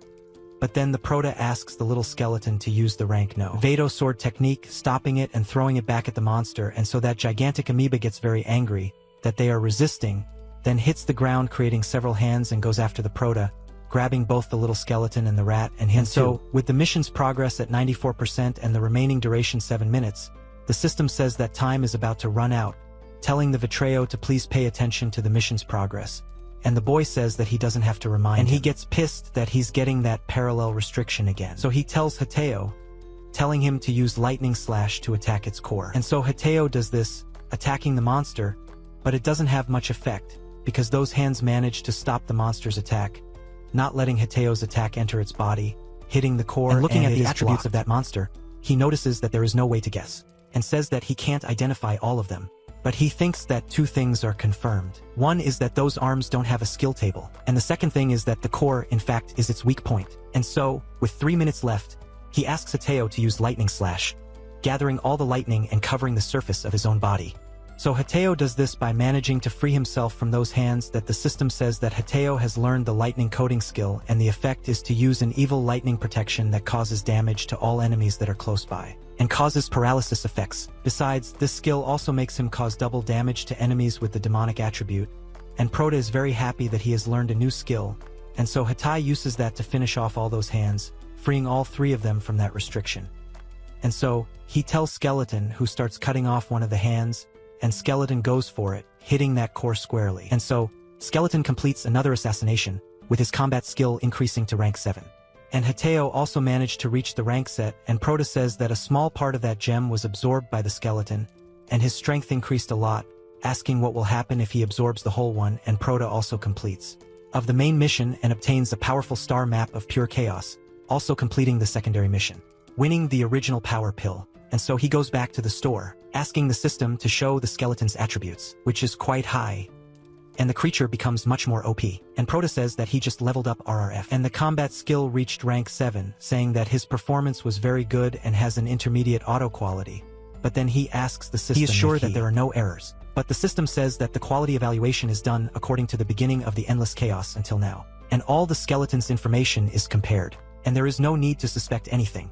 And Proto thinks about that from beginning to end, saying that it is interesting, remembering that gigantic skeleton. And so, he looks at Rateo, who ended up becoming a Dark Umbral Rateo, and also gained the undead ability. And Proto is surprised, because he didn't know that the lightning-type pet could learn stronger undead abilities. And he wonders how people will react if they are in battle and end up summoning an undead. And it is. So he puts the two to sleep with the little skeleton next to that gigantic gem, and he thinks he is quite curious to see this. And a while later, while he is calmly tidying up the store, he asks the system what that star map of pure chaos power is. And the system says that it is an ancient training method that can increase the training level. And the pure chaos power star map is used as a vast universe, using stars to compare acupuncture points, muscles, and bones of the body for training, which is completely different from the star power training method used in the Federation. And the boy is already happy about this, wondering if this means he can train too. That's what was missing, right? The ultra best cultivation method, rank power guide, all stolen so he can get even more excited. And so Proto begins to cultivate, going to the universe of the powerful star of pure chaos. And the cultivation technique asks him to let the star of power enter the core and increase the quantity. And when using the star's abilities, he only has to generate until a whirlpool forms. And this is the first rank of the map of the powerful star of pure chaos. And this is the realm of the star whirlpool, which the boy reasons about step by step, saying that in any case he must first absorb the power of the star. So while he gathers, he uses his dexterity and vision as a war pet tamer, saying that it will be easy to capture all those little balls. But he notices that he can't catch them, saying that those power stars just pass through his body, and he thinks that if that's the case, he could use part of his body to stop the direction of the flow of the power stars. And so he starts to do that, absorbing them in a single point. He usually succeeds, and he says that depending only on the effects of a power star to absorb other stars would be more or less. But he notices that he also has 3 original power pills. Taking that bottle he won and wonders what the effect will be. If I throw that in my hand and throw it inside, it starts to shine with a star forming in the center of it. 8-point star, and he says that he is feeling a cluster of stars increasing, and so the system congratulates him for reaching the realm of the star whirlpool, saying that he has unlocked the profile panel. And so he finally gets to see his own profile, saying that his combat ability has reached the average rank of 3. And the boy says that the photo actually looks nice, but he wonders why the evaluation has question marks. And the system says that the host's combat ability does not have enough authority to verify, telling him to become stronger and faster. And the boy thinks that he ate those 3 power pills and his combat ability has increased to the average rank of 3. And if he were training normally, he would need about 4 or 5 years to reach rank 3, thinking that this is incredible. So he asks the system if he has any more missions that have original pills as a reward. However, the system says that the pill is only effective on rank 1 and 2, and the host has already reached rank 3, so he should train normally. And the system also says that that universe is formed by maps of pure chaos power stars, and it's almost the same as the real universe. And when he's absorbing and training, he should notice that there are other stars bigger than him, so he should be careful not to get stuck in them. And he asks what happens if he gets stuck in one of them, asking if the training ends or that. But then the system goes further, saying that his spirit will be annihilated. Then he wonders what the hell is this, and the system says that in the universe of the power star of pure chaos, the flow of time is the same as normal. So he must pay attention to his time organization. And the boy notices that there are unprecedented benefits, thinking that the big fish eat the small, so it's the law of the jungle, and thinks that he has to keep an eye on the big stars and absorb the big ones. Then he thinks that it's easier than being on the cultivation island and continues to absorb everything, but thinks that it's just a little boring, remembering that it seems that his sister is also a rank 3 trainer, wondering if he could now take a punch from her. And so, already at home, he eats with his mother, saying that he is very good at cooking, but she tells him that he doesn't need to be so polite, telling him not to make too much noise when he goes there, and says that his sister is training in her room, and she will have a competition in a few days, so the boy shouldn't disturb her, and also says that in the morning she will make his favorite pie, asking him to eat it before leaving. The boy agrees with this, saying that even if she is not his blood mother, she still treats him very well. At least, he can feel the sincerity of the family and her love. And he thinks that Lin Yu is busy preparing and says that he was thinking about having a friendly match with her, but he will let it go and go back to his room to train. But then he feels that power coming out of his sister's room, noticing that there is a very dense star of power there. So he starts trying to sneak in to take a look, wondering if he would be a pervert for doing so. But when he looks inside, we can see a bit of this artist's nature. Because it didn't have to be like this, right? And the boy looking at her thinks that she has a pretty strong whirlwind of stars, wondering why she can absorb while lying down. And absorb so much, saying that the power stars seem to be attracted to something, and then absorbed by her body, wondering if this is the training method taught at Pet Star Academy. And he says that the power stars in the real world are much weaker than those in the universe of pure chaos. And most are scattered, and those in the universe where he trains are divided into dense and spaced areas, and he thinks that the bigger stars attract more than the ones that are scattered around. He starts to think that if he learns this training method taught at Pet Star Academy, he will be able to train like this in the universe of the Porkawa Power Star. And that would definitely make him develop even faster. Then he notices that she's generating her own power star, and he starts trying that too. And he realizes that it's about the pull, and he starts wondering why he didn't think of that before. Because when the amount is enough, just spinning produces enough traction to pull the power stars so you can absorb them. So whoever's training doesn't have to run around. And he starts trying to see the difference between spinning forward and backward. And already in the girl's room, his little sister wonders why it's getting harder and harder to absorb, wondering if she fell asleep, and the boy, in turn, manages to succeed, and then tries to generate a whirlwind backwards, and another forwards, trying to generate 2 whirlwinds of stars at the same time. So he succeeds, only this time he's pulling his own sister's energy. And she wonders what this feeling is and what's happening. And she says that this is strange because the power stars seem to be stagnant and can't be pulled, wondering why the movement of the stars seems to be so chaotic. Then she wonders if the strongest mascot master passed by. Then all her energy starts to be pulled from her and, my God, and at the point that the girl has her power taken away, she gives him a moan. And her mother downstairs hears the girl questioning what's wrong. And she says she's fine, saying she's just training. And she says there's something wrong with that power star. But she notices that the direction it was coming from is her brother's trash room. And so, in the meantime, the kid is there in his room, making his power star stronger and stronger, saying he managed to catch a pig that barely tastes good. And already in the store, Prota continues to be cool while sitting behind the counter.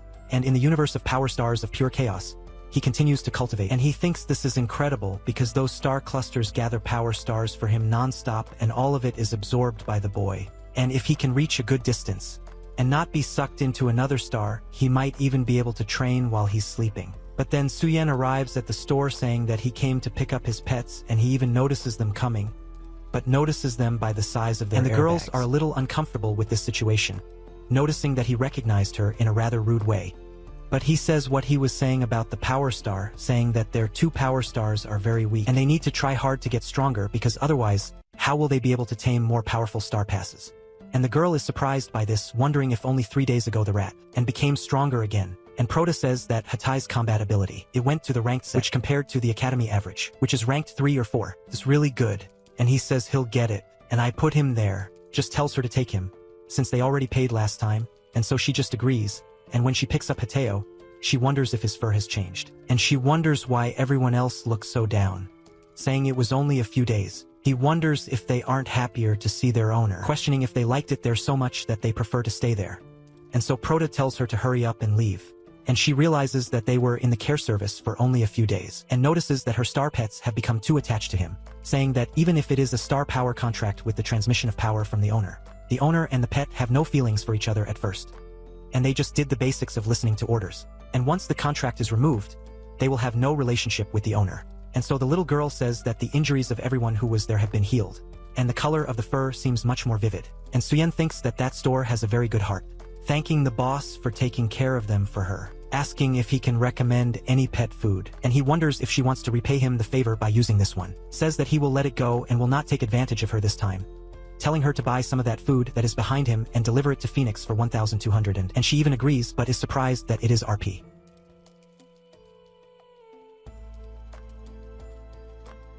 Along with the little girl with blue hair, and she says that the change in Hatayu made her curious, wondering how much stronger he got, and tells Lily to summon her strongest pets, and try not to go easy on her.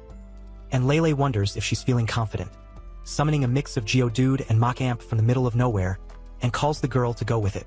Then that rock Mach-Amp with a stereotypical Mexican mustache comes behind the girl and Lele says that she's going to get hurt, telling her not to whine. This Ian thinks that as expected of her, he summoned the star pet, a high-ranking rock-type lineage noid, saying that the Lon Lear's trump card, saying that even though she's not a scholar, her combat ability is rank V, and she starts to hope that Hateo can handle that, because she only needs to test the power of Lightning Slash and Lightning Step, and she tells Hatai to go after that thing while Lele asks his thing to play with Hatai.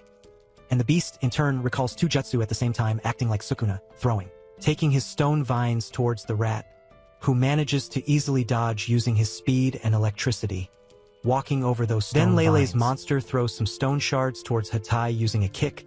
Then Suyen asks him to use the lightning step, dividing himself into 4 parts, and Suyen is surprised that he has 3 lightning steps, as that became the passes the sequential lightning, and they all ignore his stone kuna, going straight towards Lele, who summons a barrier, but the girl asks Yang to make Hatai fight against her pet, as his star shield is very weak. Ian tells her not to worry, because she's just making Hatai get closer to her, saying that she never ordered him to attack her.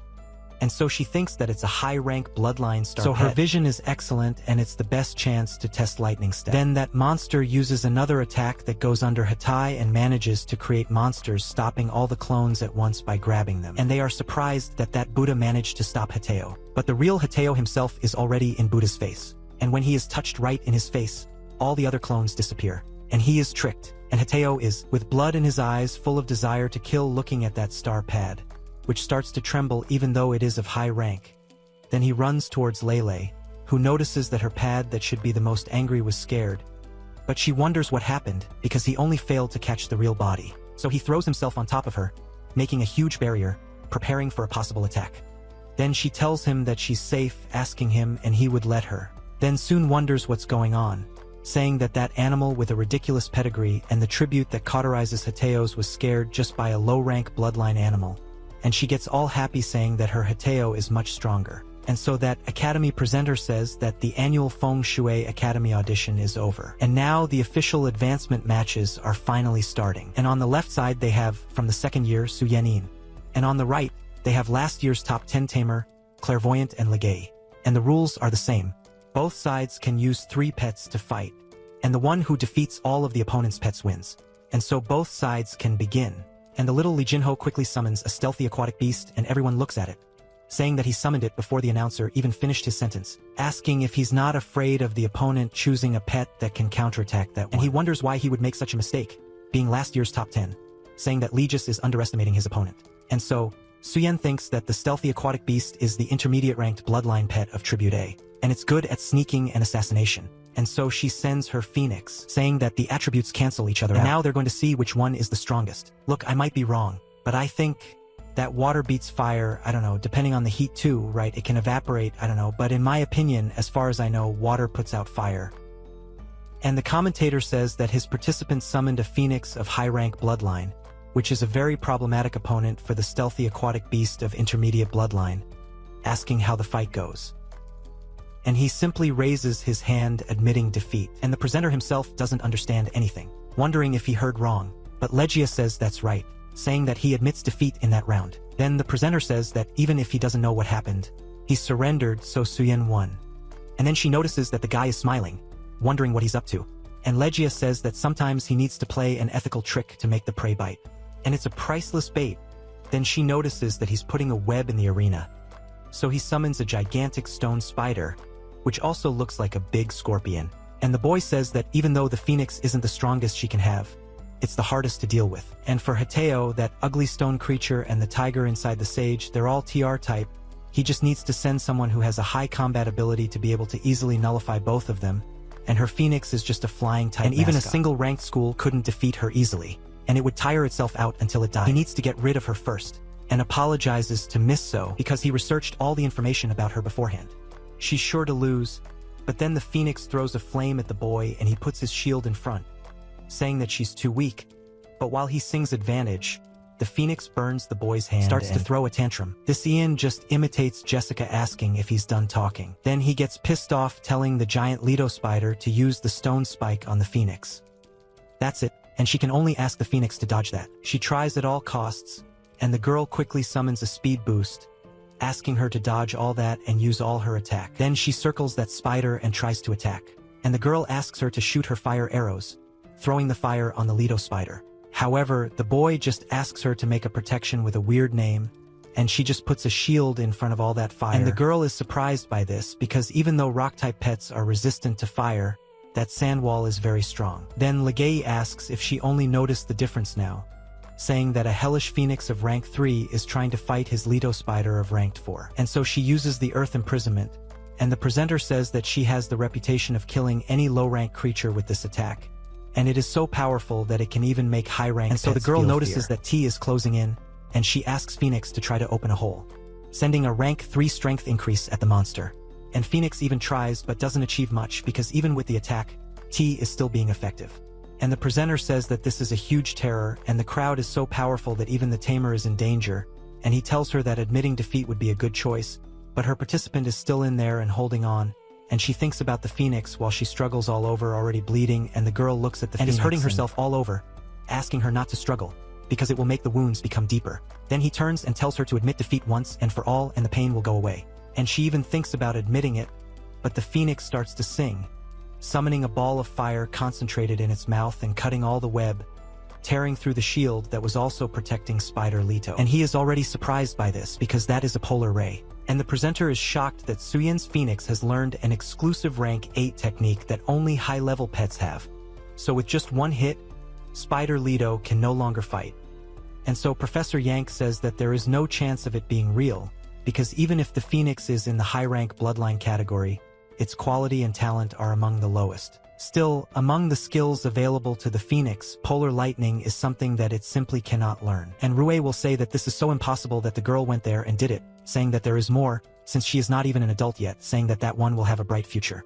However, that old man tells them not to forget, because that girl's rat also used lightning cut. And Yen, who immediately shows interest in the girl, but the redhead grabs him by the collar, saying that her name is Yen-in, and she's already eyeing the girl, questioning why he asked, asking if he wants to bite her. But he says it was just curiosity. And the vice principal is surprised that there's a genius out there that year saying that if he joins the pioneer team and does a good job, he'll get a lot of glory. And she might even become the symbol of the academy, and everyone notices that she's the girl who took care of the Rat King.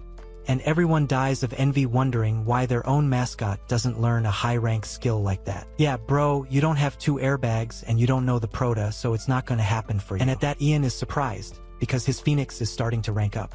She says that she not only learned the rank 8 Polar Ray, but her combat ability also rose to rank 4, and the girl is so shocked by such a high talent, wondering if that Phoenix is still hers, and she is in disbelief, remembering Prota saying that they offer training with wound treatment.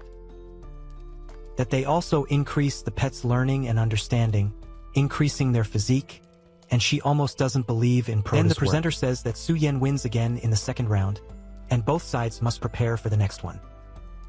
That she's having a streak of bad luck, saying that she was so close to needing to win just 1 round. And he says that since the Phoenix is giving her so much trouble, he's going to show her true terror, summoning the Wind Demon.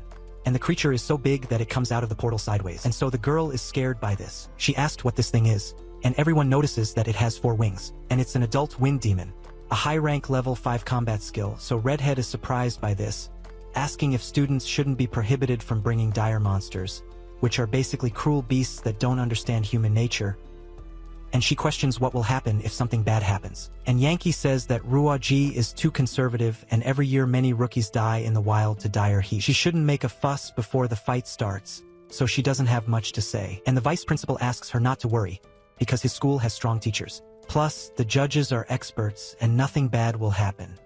While that Wind Demon, he was probably borrowed from someone and he'll teach them a lesson after the competition. And so the gigantic Dion stands in front of the party. Phoenix and Legia begins to face the consequences of inventing shit, falling to the ground, ordering the Wind Demon to use the aerial cut, almost stuttering, and the demon just looks at him with great disdain, and he thinks that this is shit because the level difference is too high for him to give orders, saying that summoning this type of beast force exacts a very high price. Meanwhile, Suyen is full of good, fostering strength, agility, senses, and also solid amplification. And she tells Phoenix that it is her chance, ordering her to attack the trainer and win the round. And Phoenix does so, but the Wind Demon notices that attack and simply crushes Phoenix with its tail. And the girl thinks that this was very fast, and the presenter is surprised that it was in one go, because Phoenix, the southern participant, was eliminated instantly with a single movement, and the demon begins to circle the girl with a whirlwind of wind, and she asks what he's trying to do, and cut all over his body, Then Huaji questions what's going on. It seems that Yen has already lost, and she questions why the wind demon didn't stop. Then in the arena, they notice that Ligi has fainted, and the demon continues to attack the girl with an aerial slash. And she even tries to put up her shield, and the vice director begins to scream saying that the wind demon is out of control, ordering the judges to stop leaving. And the judge orders his divine wind bird to go up, but apparently it's going to be too late, of course too late if you haven't met Prota. Then a red beam enters in front of that attack, stopping both the attack. And the judge's beast. And everyone in the stands is surprised by that speed, wondering what that is because it was even faster than the divine bird, and that is the brave blessed Gaucho. And Hatai appears, along with his harmony attack. Everyone is surprised, because participant Su summoned Hatai to block the aerial slash, because if she took that blow, she would have died. But then Redhead says no, saying that Su Yen didn't summon him, and Hateo was there from the beginning, and if that's true, Hateo's ability to hide is very strong.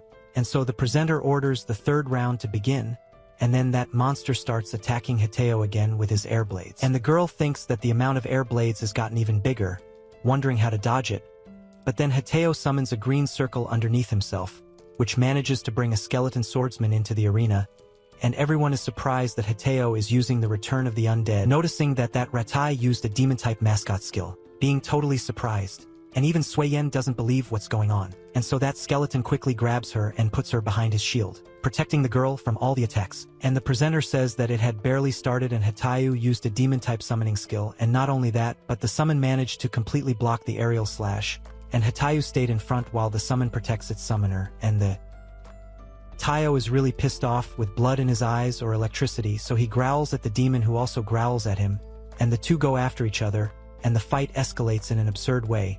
After all, the gigantic monster is fighting the rat the size of my foot.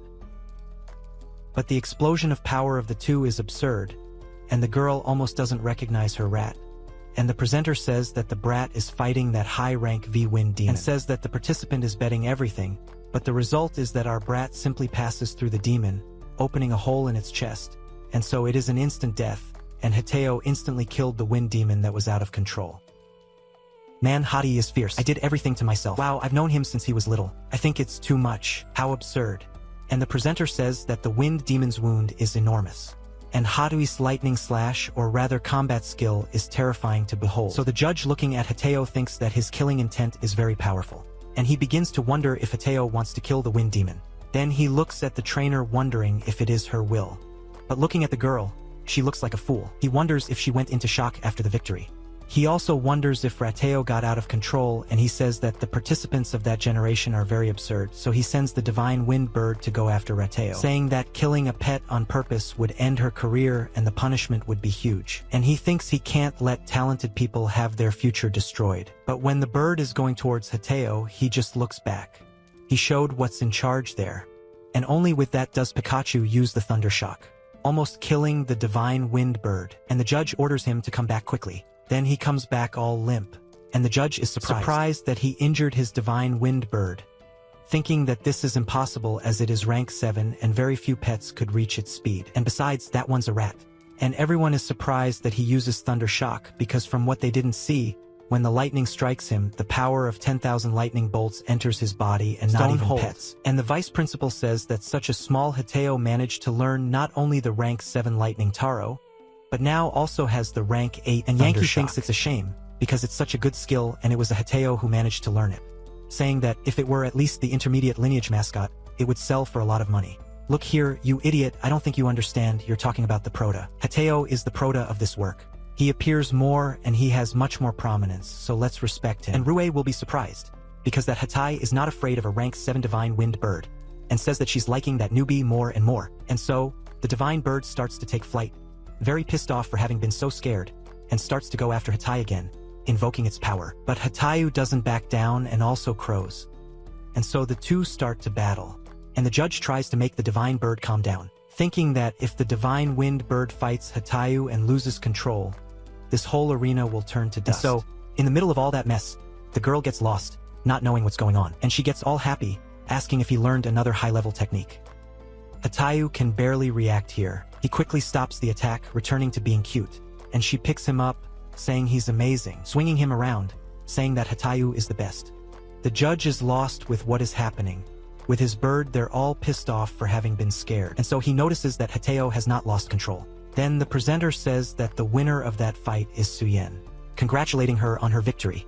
And now with Prota, he wakes up after sleeping a lot at work. After all, the last thing he does in this place is work. And soon Sanika appears and he starts watching a video on what seems to be YouTube. And in it, the woman tells him to insert astral power into Savita, which in this case is that cat, and align its meridians and front paws, telling him to keep doing this, and Savita's front paws will get bigger. And the difficulty of doing this depends on knowing the internal structure of the pet well. Otherwise, the astral power may not be digested and cause side effects. She takes a tape measure to see the change, saying that the front paw has grown 2 centimeters, and the final result is that the attack power of the front paw has increased by 20%, saying that making this happen only took 3 months. And so Prota finally realizes that it is difficult to increase combatability in that world. Noticing that this was why Suyen was so shocked, so he thinks about making a video to attract customers. But at that, Fang Eugene stops her luxury car right in front, talking to Prota, saying that she hasn't seen him for a long time, asking if there is anything new again. And Prota, noticing that he is a troublemaker, asks how his hand is. Then he says that the boss must have never entered the hospital in the upper part of the city, throwing a punch towards Prota, who stands there watching.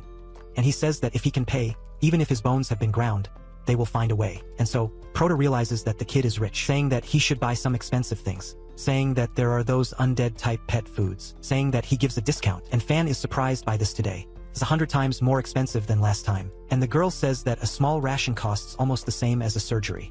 Then Prota simply says that if he's already finished, he can leave, saying that he has to cultivate.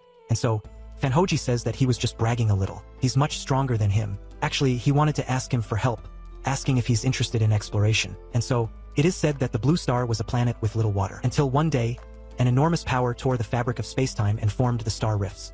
And these unstable stellar rifts connected to other unknown stars like a bridge, and some stars were rich in resources and some are full of ferocious beasts.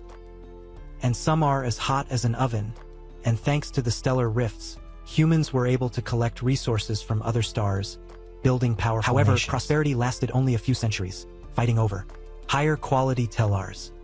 The humans fought decades of civil war, and the human population fell by half. And the boy introduces himself to the name, saying that the bench press pin his name means ordinary. And the blonde says that Fan Yuji talks a lot about him, saying that it is a pleasure to meet someone so impressive, saying that he is quite young, saying that the boy must be in his early 20s. Then the boy says he's 18, everyone there is surprised by this, and the blonde says he's too young to have trained as a mascot warrior, asking which academy he came from, but Prota says he's self-taught, so the Fan Eugene almost doesn't believe it and everyone there is in disbelief. And the blue-haired crazy guy tells Supine that a stellar rift is very dangerous, saying that to join his team he first needs to register his identity, but he must first show him his mascots so they can work together. And the boy says it's no problem, but says he doesn't intend to join the exploration team, because he only came looking for the Bloodfire Fox. However, Fan Eugene tells the boy that he probably has no idea how angry his captain and vice-captain can get if he makes a mistake, saying that it will all be over, but the boy tells him not to worry because he won't disappoint him. He asks the little skeleton to draw his saber.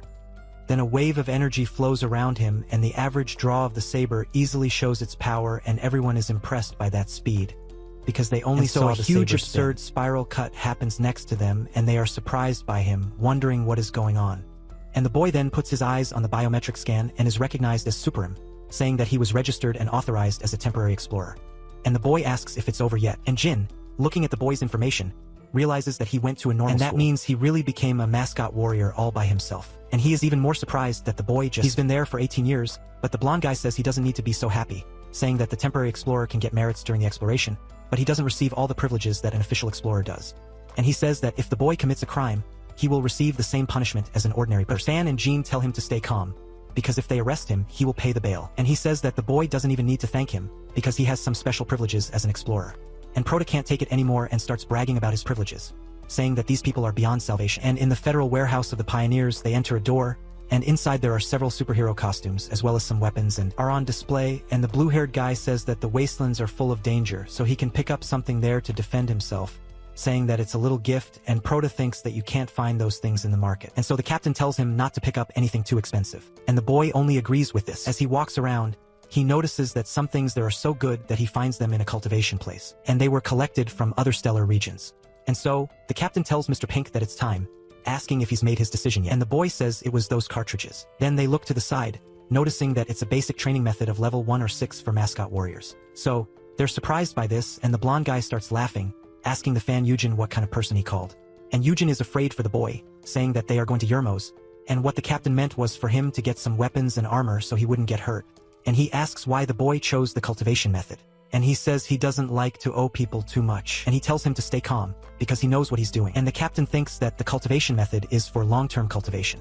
Either he's crazy or he's very confident in his ability, and he certainly hopes it's the second possibility. And upon receiving what he chose, the boy asks what it is. Then Yojin says that the captain sent it to him because it resists the attacks of most rank V mascots. And if his team fails one more time, they'll become the biggest joke in town. And so, Prota understands their situation. And when they enter the Yamos, several monsters start to climb up to their portal. And the Prota asks Yuji what he knows about the Stellar Rift. And he says that the danger there is rank B. And there are fierce demonic beasts in the area and there are no rare minerals. And the Prota pays attention to the demonic beasts, saying that he came to the right place. And the Prota remembers that he had said that 2 members got badly hurt, asking who the other substitute is. And Jean says that the other substitute is a guy that the vice commander brought, so he heard that he's good, telling him not to anger the guy. And then a monster flies towards them, scaring the pet that was with the Prota. And, almost thrown away, Prota asks who is there, and the one in Mokong saying that they are too slow already with his pet snake eating that thing. And the guy says that they took so long that he almost fell asleep. And so Prota takes him off the pet, and the kid is all shaking, saying that it's a good thing he works out a lot, because if he fell even though he's rank 6, he would have died. Okay, he gets pissed, just asking him to stop bragging. Then Mokong goes to the captain, saying that he heard that his blood fox got lost, asking if it's true. And the captain says yes, saying that they made a mistake, and if they weren't so paranoid every day, he really wouldn't go in there again. And Mokong remembers that he had warned the captain to only take elite to that deserted area. And now it's up to him, so the captain just says that he'll keep obeying him. Mokong looks behind him, asking who that is because he's not on the list. And the captain introduces Prota, saying that he's a guest assistant of Fan and Jean. And Mokong says that the boy looks young, asking if it's his first time in the wilderness. And Prota gets straight to the point, asking if he can explain what happened just now. And Mokong doesn't like that very much, wondering who he is to ask him for an explanation. And Mokong tells the boy that combats are brutal, and if he can't handle something like that, how is he going to the wilderness? But then the captain intervenes, saying that Prota is not an official explorer, but his knowledge of astral pets is off the charts and he knows his way around. And Mokong asks if he really knows his way around, saying that if that were enough, anyone, Taram could become an explorer nowadays, and he starts to wonder how Prota dares to look at him like that, and says that inside he must obey his orders, saying that the boy will see that he needs a lot of cold blood. The Proto-Condistan looking at him with a slightly exaggerated murderous intent, but the captain tells him not to worry, because he takes care of his friend. Then Mokong wonders why he is looking at him like that, because his gaze is so cold that it seems like he is looking at a corpse. Don't fart, Prota is cultivating at home, he is cultivating sitting down, he is cultivating working, but the thing is getting more and more stolen. And Mokong, seeing that look and that murderous intent, wonders if it is really the first time he has come to the wilderness. As they cross a gate to another world, Eugene tells Prota that all explorers are very sincere, so he shouldn't take it the wrong way. But the boy says he won't, especially since he agrees with that guy, and so the captain tells everyone to be careful because that's another planet. And Mokong says that there are no ferocious beasts around there, asking them all to follow. As they walk in that very hostile place, they see a forest, saying that they're going that way, asking Lying to find a trail. So he summons his bird, who shares the vision with him, and he says that there's a small mascot, unknown in the lake ahead, but NEA comes back very dense, and he can't identify it from above. And so the captain asks if there's a way to go around it, but Liang says no, saying that there are ferocious beasts on the other paths. And Mokong then decides to go take a look, saying that if it is a high-level ferocious beast, they decide what to do. And when they see that, they realize that the Antiger, half-taper, half-tiger, and they say that its power level is around 5. And so Kong decides to kill it right away. However, the captain says that it has to be quick, they don't have time to waste there. And Mokong says that it's no problem, because he can handle it. However, Prota asks if they are sure that it is an Antiger, asking for night vision binoculars. And so, Mokong asks what he is talking about, asking if the boy is questioning his judgment. But Prota says that the Antigres hardly drink any water. They hydrate themselves by eating insects, usually. And he says that besides that, there's also the temperature because the Antigres aren't very active at this time of year. And so, Eugene says that it's true because the Antigres are mascots of tropical areas. And a cold and humid environment wouldn't appear, asking if Lean is sure it's one. And he says he thinks it's an Antiger, but Mokong says he's sure it's one, who is asking why they would listen to a rookie saying that they're wasting time, sending the deadly anaconda to kill that thing. However, when it gets close, the Antiger starts to die.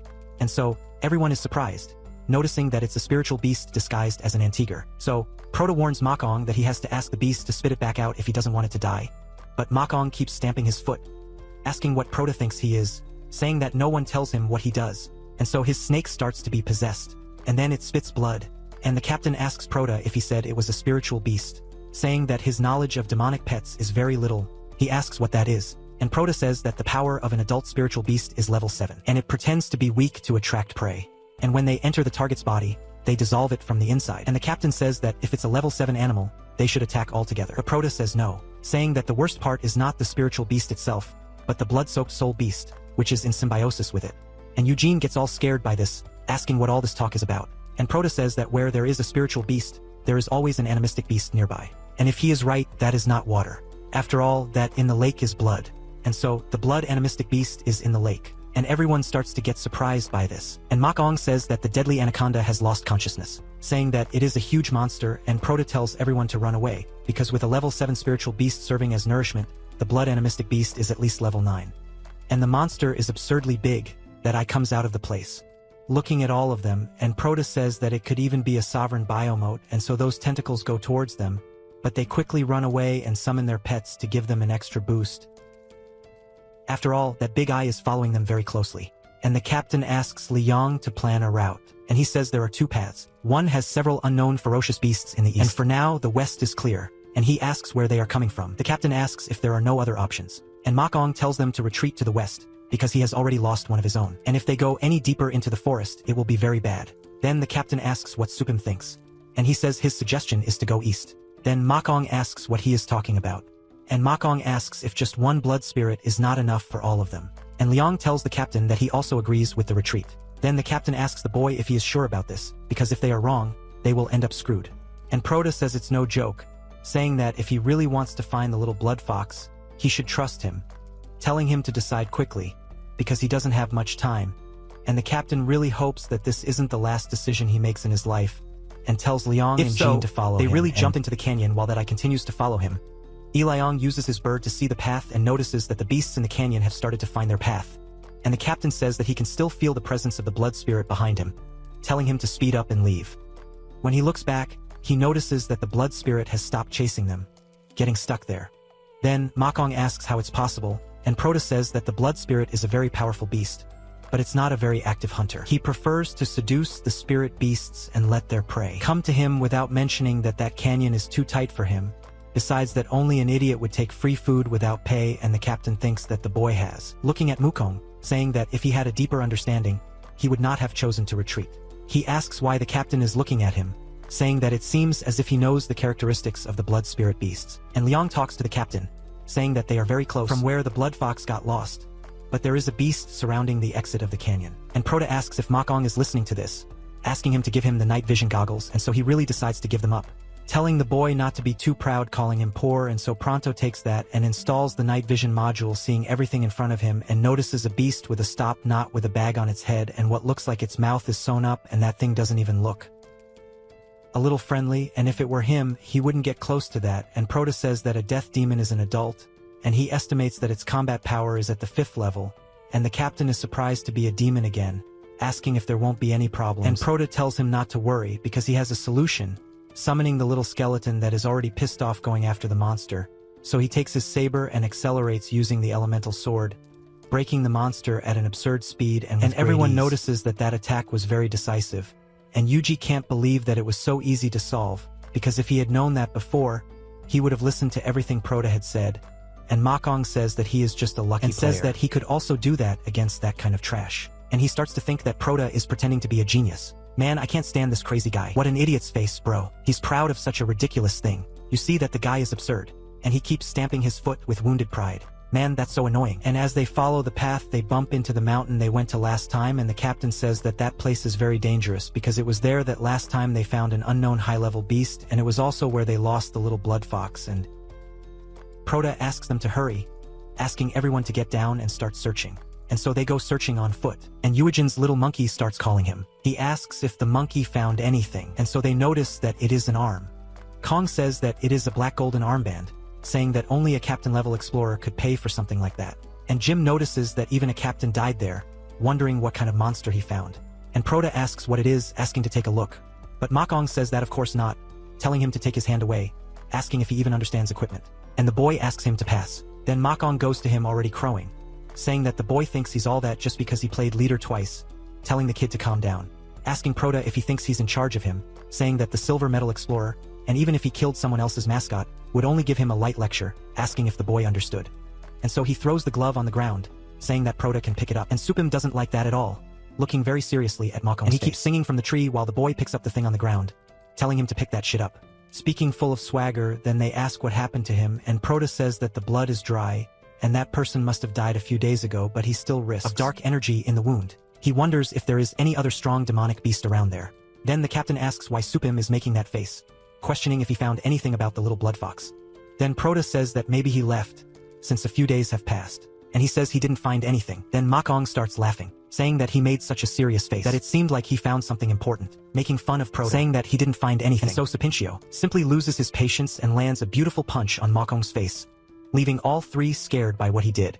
And Makong starts cursing the kid, saying that he's going to kill him, but at this point his body is already all dented. And so Makong pulls out his sword and tries to slash Proto. But the little skeleton quickly appears and puts his sword to Makong's neck. He wonders when he appeared there. Then Liang goes behind Proto and puts the sword to his neck, ordering him to tell his bakot to lower the weapon. And the boy asks why he doesn't tell Makong to get down first. But then Yojin starts to get nervous about the situation, asking Proto why he punched Makong. And the boy says he was asking for it. He's been getting in his way for a while. The little skeleton also gets pissed off feeling Proto's emotions, so he puts on a hell of a terror, and Proto tells them not to blame him for not showing mercy, and they feel that absurd murderous intent, wondering if Proto thinks he can kill everyone there. And Makong says that this is a load of crap, questioning if the boy thinks they wouldn't have the courage to kill him. And the captain tells Makong that it's Supi's fault, and apologizes for him, saying that he will be compensated for this, asking only that they finish the search first. And so Jean talks to Supim, saying that it's taboo to go against his colleague, saying that everyone could end up dying, and then the boy asks if it's serious and says that in his life, carrying a dead floor like that around is much worse, saying that it would be better to get rid of Makong And the little skeleton begins to slowly stick his sword into Makong's neck, who already starts to spurt ketchup, and he starts to tremble and then lowers his sword, saying that this isn't over yet for Supi, saying that he'll listen for now, but when they get back to base, they'll sort it out. And so Supim says that he'll be in charge of the operation, asking the vice captain if everything is okay. And Liang says that if they get into a fight, the boy will also be in trouble, and he knows that they have to focus on the mission first. And so Liang says he will follow the captain's orders, telling him not to ask him. And the captain tells Suping that it's good to have ambition and will, but if he causes more problems, he won't get away with it, asking if the boy understood, saying that he knows he's useful and says he can continue, that he's fine with it, but he doesn't think Lim Makong will let this go unpunished, telling him to be careful with him because he might get in his way. And the boy just says he already understood. But then something starts to shine in the sky, and the captain notices that something is happening, asking to take a look, but then two people appear, asking everyone to run away. Then the girl asks him to leave him there and save himself. And right behind the two is Sasuke's perfect Susanoo mammoth, fighting against their two beasts that look like ants next to that thing. And even though he gets hit several times, he manages to launch a mental shock, hitting both of them, and launches some thorns to kill those monsters that were fighting him. And finally, the thorns reach those two who were almost running away, and with the guy unable to move, he almost gets killed. But then Prota's team arrives quickly, and breaks that thorn before killing them, saying that they are the Black Warrior Wolves, and saw his call for help, saying that they are there to save him. Then the guy tells them to be careful because that demonic skeleton is trying to kill them. And so, when they look to the side, the captain says that that is the beast that they attacked before. And the mammoth is already very close to them, almost stepping on Prota's team. And then they quickly pull those two who were there. And when they were almost on top of the pad, Makong takes the opportunity to unbalance the protagonist and throw him down there along with the girl. And as soon as the two fall, they almost get trampled. But Liang quickly passes by asking Supin to hold on, grabbing the two, taking them out from under the foot of that mammoth. And Makong doesn't like at all that his plan didn't work, and the protagonist talks to the vice commander, asking him to go to some flat place, and Liang thinks that the boy almost died, and he doesn't even seem to care. And the protagonist says that the terrain doesn't affect the abyssal skeleton, and it'll be worth it to delay them. And so, the captain says that they saw a lot of severed limbs and dead mascots on the way, asking if they are the only survivors of the team. And so the guy says yes, saying that his last pet was killed a little while ago. But the girl says that her sacred flame bird can still fight. And the captain says that among the level 8 pets, the sacred flame bird is pretty golden, asking how he got so injured. However, the abyssal skeleton keeps following them. They notice that he must be close to level 9. And Prota says that the abyssal skeleton's vital organs are being protected by the bones. And his little skeleton has no way of breaking his defense with just one blow. He's going to need their help. And after that, he's going to get even with Lee and Makong. And so, that rescued guy says that if they don't do anything, they're all going to die, saying that he has a suggestion, asking them to leave their pets behind to gain some time. But Makong says that he just lost a pet, and now he wants him to sacrifice another one, but that guy says that after they get out of there, Yi and Shan will compensate for their loss, saying that he can even compensate more, saying that he gives his word, and they are surprised that here he is Yi and Shan, who is the famous gold medal explorer. But Makong says that it doesn't matter who he is, because he spent too much time cultivating his pets, and he won't give them up. And so Shinshan says that he will pay 3 times their market value. And so he talks to Lin, telling him to leave his pets behind to give him some time, or they will all die. And so he asks if they heard that, saying that they will all have to contribute if they want to get out of there with Veda, and Prota doesn't answer and everyone gets frustrated, and so the girl thinks about the sacred flame bird, and Prota jumps away without even talking to them. And he and the skeleton stay behind, and Eugene calls the boy all worried, and Makong thinks he's an idiot, asking if Prota wants to play hero, telling him to die alone there, because he won't let the others come back to help him. But as they continue, some hands come out of the ground, stopping them, and they wonder what the hell is this, because that army of skeletons is rising from the ground, and they stay seated, surrounded, but all the skulls that rose have a symbol on their forehead, and the captain notices that they are not moving, wondering if they are not behind him, and so Prota talks to the captain while daring the enslavement of the souls, saying that they have had their pets for so long, wondering if it wouldn't be a shame to have to abandon them, because the little skeleton, once again, is simply absurd and is getting more and more stolen. And so the Prota activates the killing intent in all the skeletons, ordering them to go after that big skeleton. And so the mammoth starts to get busy, while killing them all. And the Prota orders the little skeleton to go around the flank, hiding his aura and attacking his weak point. And so the little skeleton really does it, causing a wound in the abyssal skeleton and swinging him from the side. And everyone is surprised that the level 8 abyssal skeleton was injured by a little skeleton. Then the captain quickly goes down, talking to Super that he will help him. Then Eugene says he is going too. And Liam talks to Makong that the captain entered the fight asking if they are going too. And Makong asks if he wants him to help that little shit. Then Liam says that if they run away, they'll be the butt of jokes. And besides, their merits would be enough to compare a mascot, if they manage to kill that skeleton. And so Makong has to swallow his tears, saying that he's in a tight spot, noticing that the newbie is already ahead taking the lead again. And so everyone summons those tough guys, taking them out and throwing them at the skeleton, saying that they're going to take down the abyssal skeleton. I know a little shit that uses the intermediate spear technique, hitting the abyssal skeleton in the face, while the birds use the fire ray, and the frozen breath, and Yuji's golem in turn. They punch from the bottom up, using the fist of destruction, and the abyssal skeleton takes more and more damage, barely standing. Meanwhile, the skeletons continue to climb on his body, and everyone notices that it's working, and the captain calls the bloodthirsty wolf, asking him to keep attacking, telling him to use the bloody hunt, and after landing this blow, they notice that the bones of the rib have broken. But when Prota thinks he's going to be able to do something, everyone has to protect themselves because that's a mental shock. It really affects everyone nearby, and they gather all their barriers to resist it. Then the captain calls the bloodthirsty wolf asking him to respond, asking the animal to wake up now, but everyone is thrown on the ground and completely unconscious. Meanwhile, Abyssal Skeleton begins to regenerate limbs, and Shinshan, in turn, falls to the desolate ground, saying that his attacks were of no use, and he knew that it would be impossible to gather level 6 or 7 pets to defeat a level 8 monster. And with that, the skeleton starts to gather more nails to attack them. And those attacks go towards the pets that are lying down and fallen on the ground. And the captain gets desperate because they are too far away. And there is no way to bring them back. And Makong says that they shouldn't have come back. They should have listened to him and fled. However, the only one who remains calm is Gouch, the enlightened one, asking the little skeleton to simply use the intermediate saber technique. And he uses that, stopping all those attacks. And so they notice that the little skeleton didn't pass out. And the captain says that it was a mental shock of level 8, asking how that is possible. And Prota says that facing him head on is a bad idea. But what if the little skeleton used the cadaverous roar at the same time? And the captain notices that the cadaverous roar generates a small sonic explosion, wondering if it is possible to nullify the mental shock with it. And says that a normal person would never have risked such a crazy maneuver, besides that he wouldn't be able to do it if he hadn't trained this move 100 times. And he continues observing the Prota, who remains determined, wondering what the hell his training is like. I'll tell you, because the fact that this guy has already died is a joke, you know? And so the Abyssal Skeleton looks at Prota again and opens his rib, and everyone notices that that is a level 9 move, the Sphere of Annihilation, and he creates a gigantic Baijidama on top of him, and Makong says that he won't die there with them, and he says that the Sphere of Annihilation evaporates everything within a radius of 1 kilometer. But Prota, in turn, remains determined, and tells the little skeleton that now is the time. So, he invokes a huge absurd ability, summoning that king from another world, the giant skeleton king, and then pulls out his saber, making an absurd cut that leads the Abyssal Skeleton to total defeat. And everyone is amazed at what they are seeing, because the Abyssal Skeleton has been defeated.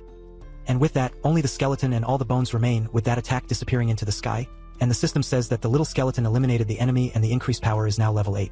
And he had his skill enhanced, which is now the advanced saber technique.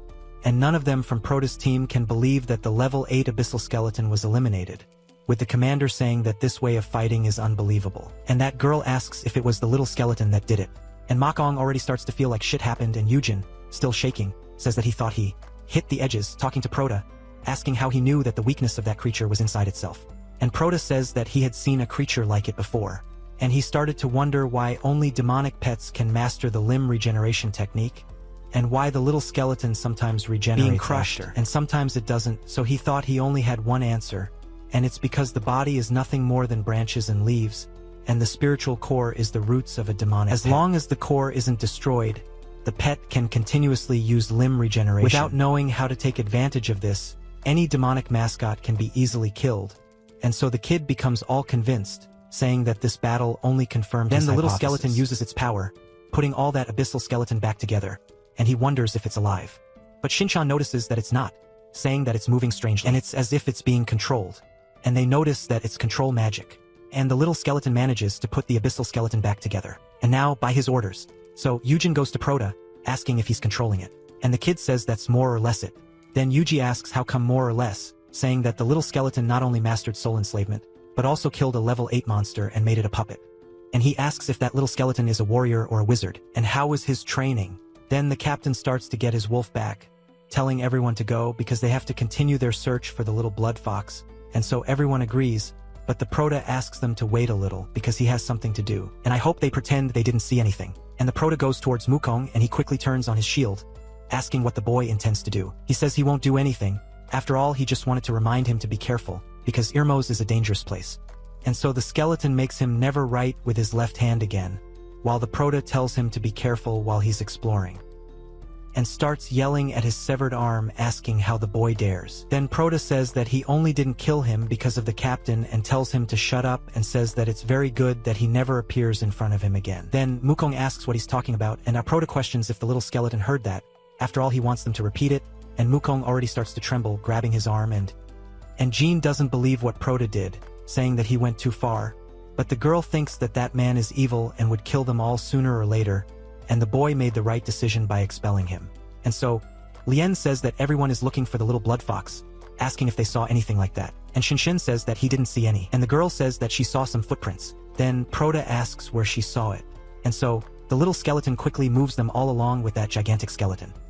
Meanwhile, the little skeleton up there sees a bunch of rocks and jumps down there all excited. And Prota notices that there's something in the cave attracting the little skeleton and asks for the girl's flare. So he fires a shot over there, lighting it up, and notices that there's a bunch of that kind of shiny stuff there, and also that the fox is there. And the captain says that they finally found it, and when they go down, he says that he looked for the fox everywhere, and so the mission is accomplished, saying that they'll come back. But Prota asks them to wait. After all, the little skeleton is saying that there's something hidden over there. And Jim asks to take a look there, scanning all the elements that are there. And many are unknown. So he says that it doesn't correspond to any known element. And he's never seen that material before, and the captain understands and simply leaves. Prota asks if they don't mind, and Eugene says he forgot that it's his first time there, saying that if they find some rare usable mineral, they'll make a lot of money, and even so, the star rift can take it to new regions throughout the universe. And the chances of finding something rare are very small, and that's why nobody wastes time with minerals when exploring. And he says that they only report what they saw to the federal government when they get back, and the government sends an expert to get some samples. However, Prota thinks that the little skeleton is very interested in that mineral and it must not be something normal. So he thinks that that mineral is all his. Before the government, I came to do the L. Meanwhile, already returning home, he completes a mission and receives the scriptures of the golden curve of the divine demon. And so, Lu goes to Prota to give him his card, saying that if he is interested, he can go to his academy, saying that he wanted to introduce him to their director. Then he thanks him for the kindness and thinks that not even in this world will he be able to escape from school. Then he says that compared to this one, he is more curious about the item that the system gave him, saying that he has some things to do, saying that he will see her later. Then she asks him to wait, but the boy leaves, and she says that she should have gone straight to the point and invited him to be an instructor at the academy. And so, the next day he comes back being lazy, and his sister goes to him all sullen, asking if he woke up so early, but asks if he even went to sleep, asking if he spent the whole night awake, and he says yes, saying that she did too and that it's a coincidence. And she says she's not like him, calling him a failed brother, saying that she wakes up early every day to exercise. Then he says he's impressed, saying that he's proud of his sister. She gets all red, getting embarrassed, saying that she doesn't want his pride. Then he goes to bed, asking the system what the scriptures of the golden crow of the divine demon are. And the system says that the scriptures are a body-forging method of the golden crows.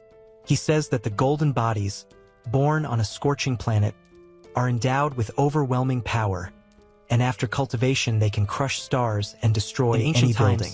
They roamed the chaotic universe, spreading punishments, and wherever the golden crows went, things turned to ash. And people called them divine demons. And so the protagonist is surprised that they are so powerful, and soon clicks the use button. But the system says that training the divine demon golden crow scriptures will cause his body to constantly remodel itself. And the process will be long and painful, requiring great astral power and many materials to complete. And in the end, he will no longer be a human and will become a golden crow. And he wonders if he will become a monster, wondering if this wouldn't make him look too much like a villain. But then the system tells him not to worry, because once his body has successfully cultivated this method, he will become a being of pure energy. He will be able to maintain his original appearance. If he so prefers, he will be able to maintain his normal life without being affected. And he thinks about it, wondering since when he has had a normal life because he has been through a lot since he arrived there. And he says that in this world the weak have no dignity at all, and maybe only by giving up his humanity can he start living like a human. And so he agrees with the system, saying that he will enter this game. That's right, bro, the DLC for the patch has arrived, he's gonna download it and go to hell, and this time the beast will even stop being human. Then Proda is receiving some orders and asks the men to leave everything right there. And he starts to think that the things from the federal warehouse are still wrapped up, noticing that it is very convenient.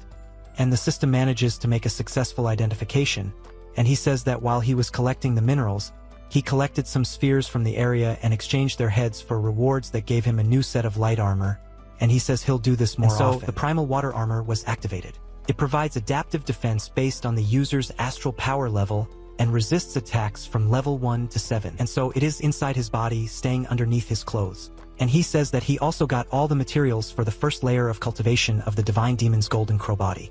And he says that it's much more efficient than going to his house to collect, and the cultivation of the divine body needs a ton of materials and astral power. Something he can get from the warehouse and the Chaos Star map. And he says that after improving his body, he can go to even more dangerous places with the Star Chaos map. And he says that this is a never-ending cycle, and says that now all he needs is those nasty minerals, talking to the system, asking if he can pay to improve the care slot or something like that. And the system says yes, saying that both the P grade and the maintenance of the care tank require the host to pay for energy points. He questions what will happen if he uses those minerals to make the mold for the care model, asking if the pet fee will be lower if he advances the materials. But he makes it clear that all of this is to get stronger pets. Then the system doubles down and says that new permissions have been unlocked and the modification of the care tanks. And if he collects the designated materials and pays 20% of the original energy, he will be able to upgrade the care tank. And the new tank will have additional effects, and so the secondary care tank is the dark one, and everything needed to do that is visible to the protagonist, as well as its effects, as it greatly improves the aptitude of pets and their combat power, and slightly increases intelligence by healing all non-fatal wounds, and non-demonic pets will receive a 50% reduction, and demonic pets receive a 70% increase in the effect. And the boy is surprised that it is possible to do this, adopting that the level of freedom is quite high. And he says that even with the sinister side effects, the benefits are very worth it. So he places all the stones there, saying that these materials are easy to get at the base. However, he thinks that even with so much cultivation, it's barely enough to pay the store's bills. And with that, Proda appeals, calling Sui Yen. And she quickly answers, asking if the boy called him. And he asks if she's happy with the effect of the ratio's cultivation. And she says she's more than happy and doesn't even know how to thank him. Then Proda says that this is perfect, because he needs her to do him a big favor. Then she thinks that the boss is asking her for help, saying that this is a great opportunity to get closer to him, and says that he just has to say it, because if it's within her reach, she'll do it. Then he says that he wants to make a video with her, leaving her all blushing. And she wonders if it would be a video. Yeah, that's exactly what you're seeing. That's exactly the video she thought of. If you don't know this image, it's better if you don't even know it. But if you do, you know very well what this little mind here is thinking. So she wonders why he wants to film a video, and he says it's to become famous, asking if she's in or not. So she asks him to keep his voice down, and he says that if she doesn't agree, he'll look for someone else. And just like that, all red, she says that's fine, saying that she will, so she goes there, but this time dressed a little more spicy, so to speak, because her clothes show a lot of skin, and he tells her to come in. And he notices that the girl looks very different, getting all red, saying that she looks beautiful that day. and she says that he said they were going to film it, and he thinks it doesn't matter, saying that she just has to not make fun of Helena. And so the boy tells her to summon Rateo, and she is in doubt. But she starts to think of something even worse, people. Oh my god, what is this girl doing? And she thinks it can't be because Elio Hateo would be going too far. Girl, this isn't Typlosion, don't worry, you're in the world of Pokemon. But that's not it. And this girl's mind is very fertile, you know? I think she's accessing some pretty heavy stuff. And he asks what is going too far, saying that he just wants to film her summoning Rateo. And he uses the lightning attack and the lightning slash. So she wonders if that's all there is to film. And he asks what else he would call it. Then she realizes that her mind is more rotten than the teeth, and she gets all embarrassed. And the boy says that Ratai is the only one who can prove the effect of her cultivation, asking if she didn't leave him at home. But then Ratai appears by her side, and she says that of course she brought him, saying that he's there, and says that even though the school's annual competition is over, there will be a performance championship soon, and says that the champion Yihao will compete with her again. And she says that if he goes up in the arena with her, the publicity will be free for everyone. Says that it's okay, but notices that the champion was wrong, asking if she didn't win the tournament. And she says yes, saying that the 9th rank Bloodline Silver Thunder Draper is also very strong, and she thought she would be in the top 20 of the ranking at most. And she didn't think she would get 2nd place, because that exceeded all her expectations. So Prota thinks that he didn't expect there to be someone in that academy capable of defeating a rank 9 Bloodline Ratai. So he says that now he's interested. And just to contextualize, she may have been thinking a lot of nonsense. But if we analyze the context as a whole, she was very in favor of the recording. So much so that she even went there to produce it. So it's already in the chat. It's on Spider-Man in another Come on, Prota. Let's play. Another day at Phoenix Mountain Academy, the boy is with Su Yen and says that it seems that the Ratai are a success at her school, and she says that during the annual competition everyone saw the potential of the Ratai, that they are super popular. And she reminds him that they have to distribute the pamphlets before the start of the match. But the boy says no, saying that these normal students are just trying to make a quick buck, betting on their rats, and everyone expects a small investment to yield a huge profit. And even if they are interested, they will back out when they see the prices. And she realizes that he is right. After all, she still owes Lele, saying that she hasn't even finished paying. As they walk, they pass by Yishin, who was with a bunch of girls asking if he will become a pioneer when he graduates. Then he notices the girl there and goes to Suyen saying that he has something he wanted to tell her. She asks what it was, questioning if he needs her for something. And he says no, saying that he just wanted to thank her for the battle. And her Silver Thunder Drape finally reached the lower level of rank 7. And so she just congratulates him, and the Protoss wonders if it was this guy who defeated Rateo. And he says there's one more thing, saying that during the next match, he recommends that she not use the Rattata, and she asks why. And he says that it's just the Silver Thunder Drape accidentally learning some dragon stuff from the ranked set. He can't exactly control her yet, saying that she knows what it's like. And he says that if Hatayu takes an epic beating, it would be embarrassing to watch. Then the girl gets a little down, and he says that at least it will be fun to watch if the fight is against a phoenix. And the girl remains downcast, and he says that he'll see later. But the Prota says that there's no need for that, saying that even if a beast reappeared, the Rattail wouldn't be scared, and says that without mentioning that he has a dragon that hasn't even reached maturity yet. Then the boy asks who that could be, and Suyen introduces Prota, saying that he's the one who helped her train Hateo, and he's almost half the owner of the animal. Basically shared custody. And she tells Prota that that Icon is that year's champion at her academy. And she says that he's the one who spends the most money on his pets.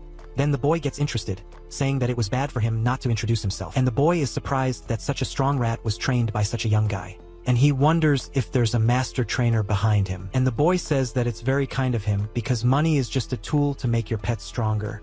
And it doesn't matter how much it costs. And he takes the opportunity to ask Prota if he's interested in training a Dorpenti, and tells him that he does have one, but the store is so crowded that he wouldn't have time. But since he's serious, he's going to open a session, offering 500,000, asking if he's willing to skip that whole line. And the kid starts to back away, questioning if he's serious, that it would be $500,000 just to get to the front. And Prota starts to disdain him, noting that not even Prince E, who loves his mascot so much, would spend all that money on him, and starts to say that the price is steep and he wouldn't be able to, that it touches IES ego. And he turns around, saying that money is no problem, telling him to charge whatever price he wants, and if he gets a result that's up to par, he'll fulfill what he promised. And Prota simply says he sees him in the competition, and so he thinks that the rich and famous in this place don't even blink when it comes to spending money, saying he came to the right place. And so, in the competition, the fights begin, and the first-year field performance competition begins with Demogorgon going after Prota's sister, and she says that that guy is nothing but a brute who only knows how to fight. Giving a second-level speed boost to her Snowflake, and the kitten starts to turn into a kitten, but a little more aggressive. And so he passes by Demogorgon, dodging his attack and shooting a nightmare ray at the animal's eyes. And soon after, a black flame attack on that thing. Narrator. says that it is an epic battle, saying that participant Lin Wei is the winner. Suyen thinks that that is an absurd strength because she nullified and defeated an opponent much stronger than her. And Proto says that her technique was good, but it has some flaws, and Professor Yank says that if it were a few years ago a trainer with that level of skill could have entered the team, but this year is stipulated. Of monstrous people. And although her illusory flame beast is not bad, it is not all that. And so Cyclops asks if they have seen the champions and vices of that year, saying that a super rare dragon beast of rank 9 bloodline and a rat of rank 1 bloodline made it to the finals. And he says that it looks like it will be a battle of the gods. And I saw this director say that if this girl has a good mentor to guide her, she can become a big star of the future. However, finding a specialist to help her depends entirely on luck. And apparently she has luck on her side. And so the presenter says it's time for the main fight of that night, ordering all the children to get out of the room and get the popcorn. Then Sui summons Hatayuki, already pissed off at Sylvia summoning lightning everywhere. And on the other side, the annual champion Aiken summons Bruaze from Shopee, because this guy doesn't look like Bruaze. But what about Blue? Then it's brothers. He, seeing his brother there, asks how he got there. And Prota, in turn, goes to Ratai, asking if he missed him, saying that it's been a while since they fought together. But at that, Hatai simply runs away from him, running to his owner, hiding behind her leg. And everyone wonders what happened to Hatai and why he hid, wondering if it's fear of the dragon's power. And so, his sister says that he's not even a mascot trainer and will end up causing a big fuss. And the blonde starts laughing, telling Suyong if she was blind to his advice. She wouldn't be embarrassing herself at that moment, but then she calls Fallen Phoenix and asks her to use the Blast of Hell, and the presenter is surprised because she quickly changed to Phoenix and opened with her most famous attack. And at that Loro says that he'll let his Drapant have some fun. Then she uses the Thunder Roar against the Phoenix. Then everyone is surprised because the power of a roar nullified the ability of an 8th level mascot, and that's basically a complete robbery. And so the Fallen Phoenix attacks again with the girl ordering it. And Loro asks if she hasn't given up yet, because he's going to let her see the difference between the two, ordering the Silver Thunder Drapant to defend herself. And with the Phoenix releasing the Inferno Blast, the Drapant manages to defend herself completely. And the presenter says that Kim is probably underestimating her opponent, or else the is too strong, and he gets slightly injured on his wing, and not even the Phoenix's best attack managed to do any damage. And the presenter says that this is really a shame because that's what you get when you're a rank 9 bloodline, and so I think with that 8th level blast, and it was barely enough, and one of the spectators says that even if she has mastered a level 8 skill, she's still a rank V Phoenix. She still has a long way to go before she can compare to a Drapant or a Lightning Drake. So the blonde simply orders the Draper to show what she can do. And she uses the Dragon Flame, the Silver Storm, and the Freeze of the Tide, so the trickster uses fire, ice, and wind all at the same time and without even having aimed on purpose. After all, the range is enormous, and Swinen has a chance to give an order to the Phoenix because she needs to defend herself from those attacks. And the Phoenix, in turn, ends up making a mistake and continues to be hit. And so, she is knocked down by an attack that was fired blindly, and the girl can only run to her, saying that the power of the trickster and the Thunder Kick has increased a lot since their last fight. And now she is unbeatable and says that even using all her strength, she probably wouldn't be able to do anything. And the blonde thinks that this is a bummer because even with the mascot trained to this point, it still costs a lot to strengthen it. However, seeing that desperate scene, Prota uses the killing intent on Hateo, and Sui notes that Hateo's breathing has changed, and Prota tells Hateo to go and show no mercy, and so he uses the lightning step, stopping in the face of Darapenti, and uses the undead claw, tearing the Draper from top to bottom. And the blonde just looks back, noticing that he is faster than when he fought in the final. And the presenter says that the rat managed to break the Silver Thunder Draper's defense, and the necrotic damage from the claw suppressed the natural recovery ability of the Draconic bloodline. And the blonde says that now they will play, saying that from that moment on, victory will be worth it.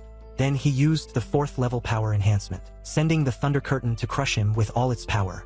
And he starts using the Freezing Breath, which is a danger to the mascot that cannot fly, and Hateo has nowhere else to run. And with that, he starts to wonder if the battle will end there, but Prota talks to Hateo, telling him to use the 3rd combo he taught, saying that his weakness is, and I know several lightning bolts appear in the middle of the fog, and they notice that it is the prison of the 10 Thunders, and the presenter wonders what Hateo intends to do. And so, he uses the lightning clone and passes through the ground without being frozen, using a lightning attack to create a path by force, and Loro is surprised that there are rat actresses, because one of them has to be the real one, and he looks at everyone, noticing that even though it is not obvious, only that clone has a lightning armor protecting him, and he says that the little mouse will not escape. Thinking that that one is the right one, then Adrapenny uses his attack on that clone, and Oloro only then notices that it was a scale, saying that the real one is coming straight at them, and he makes his monster attack that one over there, noticing that it was also a clone, and Prota says that he doesn't know anything. We're just bait to lower his guard, and the real rat appears next to the big beast, and the blonde is surprised by this, noticing that there is a fourth, so he launches another cut of that one straight into the mouth and the only part of the drapent that is not covered in scales.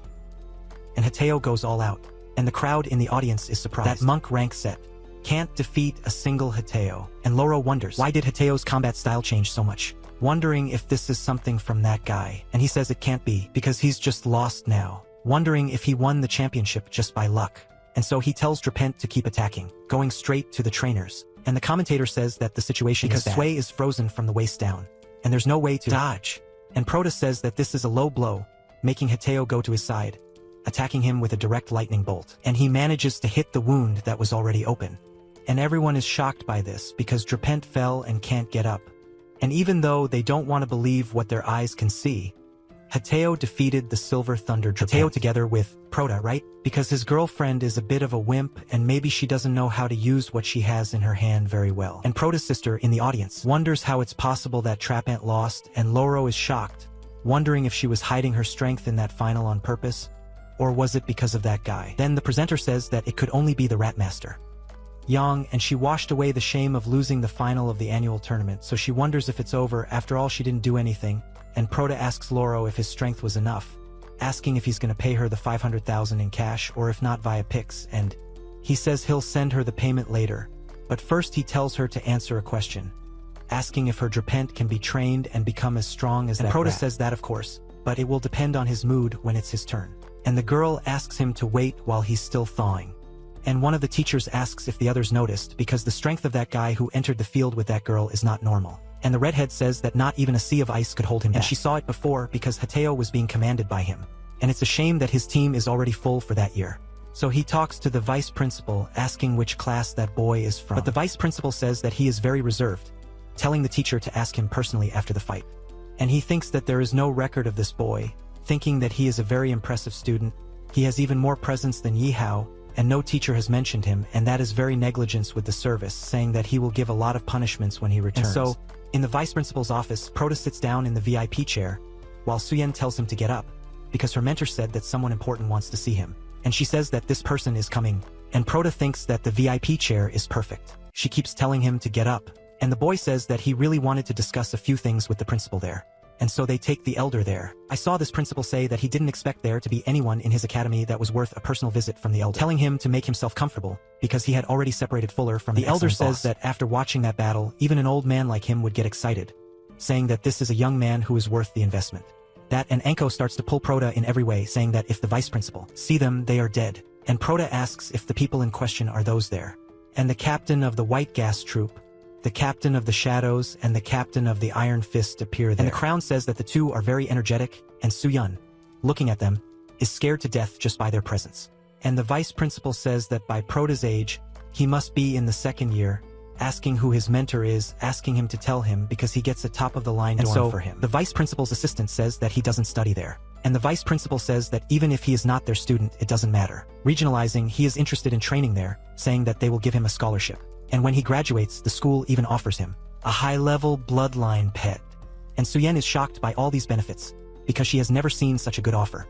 And the shadow captain says that he is an old fox because he was just pretending to be kind earlier. And the boy says that he is not interested, while continuing to drink his tea in peace. Then the vice principal is shocked by this, because he was not interested in such a generous offer.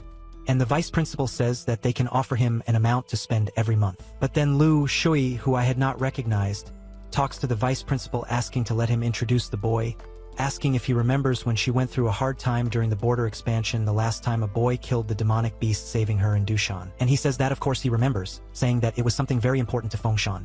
Then he notices that the kid is the one over there, and Proto asks why they are looking at him like that, wondering if they also want to piss him off. And the vice principal is surprised that he killed a level 8 magical beast and saved those explorers, and the shadow captain is shocked by this young match who appeared out of nowhere with a frightening combat power, and the other says that he has never seen anything, not even in the 4 big families. And the old man with the white crane wonders if he could be the son of the family and is hiding. But Proto vehemently denies being part of the family, because his name is Su, and tells them not to go around changing his name like that. This Ian is shocked by his attitude, asking him to watch his language, otherwise he will end up irritating them and they are about to finish. And the Iron Fist captain starts to think he's just a normal guy, saying that his protagonist isn't a student, he can join his battle team straight away, and with his skills he can go straight to the first team.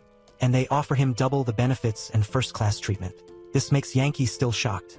For about 20 minutes he says he enlisted for the first team but ended up being assigned to the fourth. And he's just a temporary scout, with no benefits or special treatment. So the kid keeps saying he's not interested. And maybe he'll just go back to school instead of joining a battle team. And the Iron Fist captain doesn't like that at all. And the old man asks what about if he teaches a set of martial arts and have an exclusive armor made for the kid. That, and Anselm accepting the offer, saying she's up for all of that.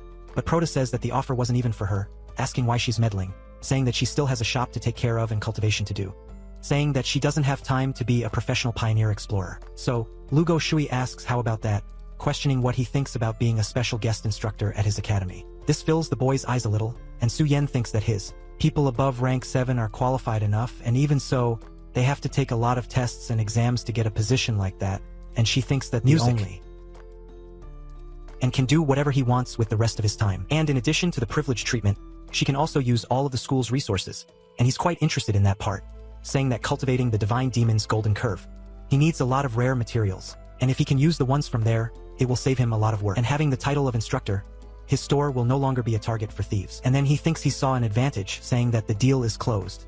He gets dizzy, hands the boy a bunch of books, he asks what they are, and she says that to become an instructor, he has to pass a series of tests that evaluate his physical fitness, combat techniques, level of instruction, and many other things in multiple dimensions. And she says that if he can get at least a 60 on the written test, he will pass with flying colors. And the boy immediately asks if there is still time to give up. But the vice principal apologizes, saying that it is standard procedure for those who come from outside, and Su's combat skills are notorious, since he can hunt magical beasts in the wilderness, and plans to teach after the boy attends some classes as an assistant.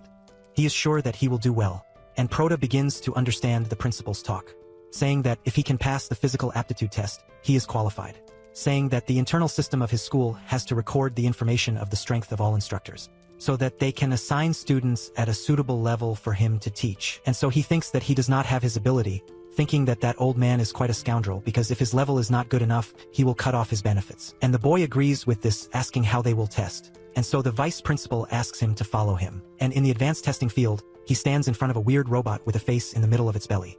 And the vice principal says that if he can fight this 4-element golem alone, he'll pass the test. And if he can last a minute against it, he'll pass. And Proto questions if they can't use a mascot. The principal says yes. Then Lu thinks that that high-level combat machine, used to measure the resistance of materials, and at maximum level, it struggles to last 30 seconds, noticing that the vice principal is trying to teach Sir a lesson. However, Proto starts to think to himself that he can use this to test his cultivation level, asking them to go all out. Then the monster starts attacking him with several beams, forcing Proto to dodge the entire way. And with a lightning bolt coming in front of him, he needs to raise the star shield. But the shield doesn't last long and starts to break. And the attack passes end towards Proto, who quickly dodges. And the vice principal says that Gali couldn't hit him once in 10 seconds. And his reaction time was very good, but the star shield isn't strong enough. But when Proto stops his roll, the magic circle appears underneath him, and then he is lifted by ice crystals, and he thinks that he can't dodge in the air. And so he is hit. And the vice principal says that in less than 20 seconds it will be over. But he thinks that this is the first time the boy has fought the 4-foods golem, so he couldn't wait much longer.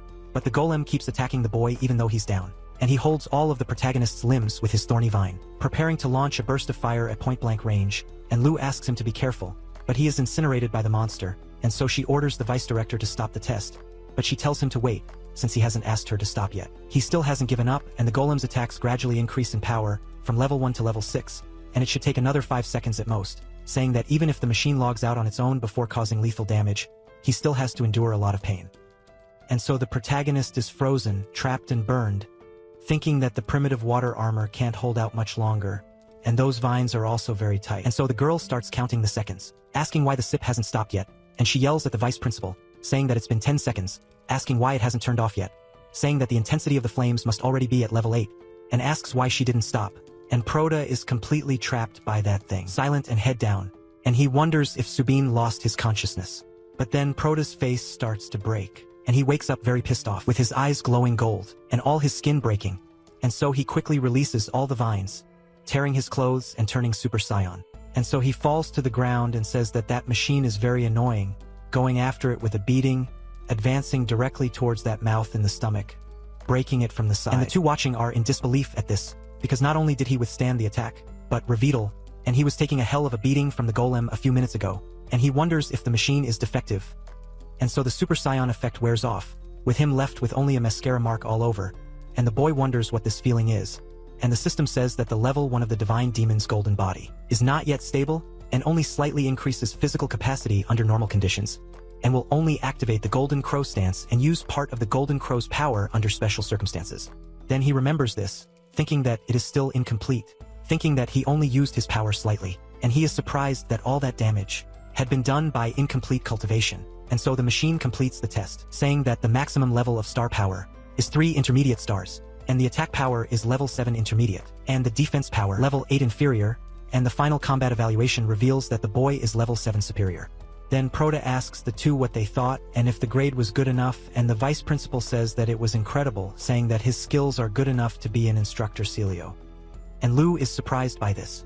He says that tomorrow the electronic instructor certificate will be online, welcoming the boy to close. And Proto thinks that the strength of this golem of the 4 elements is not something that a normal person could handle. And if it weren't for the body of the divine demon, he would have ended up taking a beating, calling that old man cunning. Then the vice principal asks if Proto is okay, because it doesn't seem like much, asking if it's because of the clothes, but Proto just turns around, asking if he's going to keep pretending that nothing major happened, saying that he's just going to avoid fatigue and will give him a crooked answer, and he tells if to that's all, he's going to leave. And the old man says he's going to ask the driver to take him back there.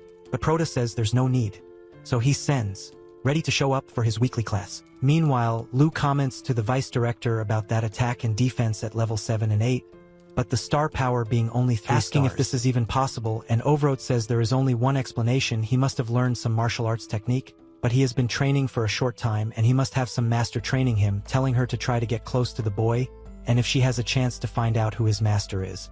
And she agrees with this, and the old man says there must be some clue in his store, telling the first one to find out where the store is. But Proto comes back because he was listening to everything, saying there is no need for so much drama, saying he will send the location on WhatsApp, that it is easier, and he asks to send some students full of money there. And the old man is shocked that the boy had not left yet, and his mother at home asks what happened to him and if he got hurt, and he says he is fine, but then she asks when her son got so muscular. Asking to take a look, he just asks her to let him change first and then they talk. Then she asks why he's embarrassed. She said she changed his diapers, there's nothing she didn't see. And so he takes off those ripped clothes, and he thinks that the primitive water armor also broke, wondering if it has a warranty. But then his sister goes to his room, asking if he has star power. And the boy says yes, questioning why she's asking. And when she sees him all ripped up in just his underwear, she turns all red, saying he's a scoundrel, and he asks if he's the one who's a scoundrel. No one knows because she was the one who came in and opened the other person's door wide open.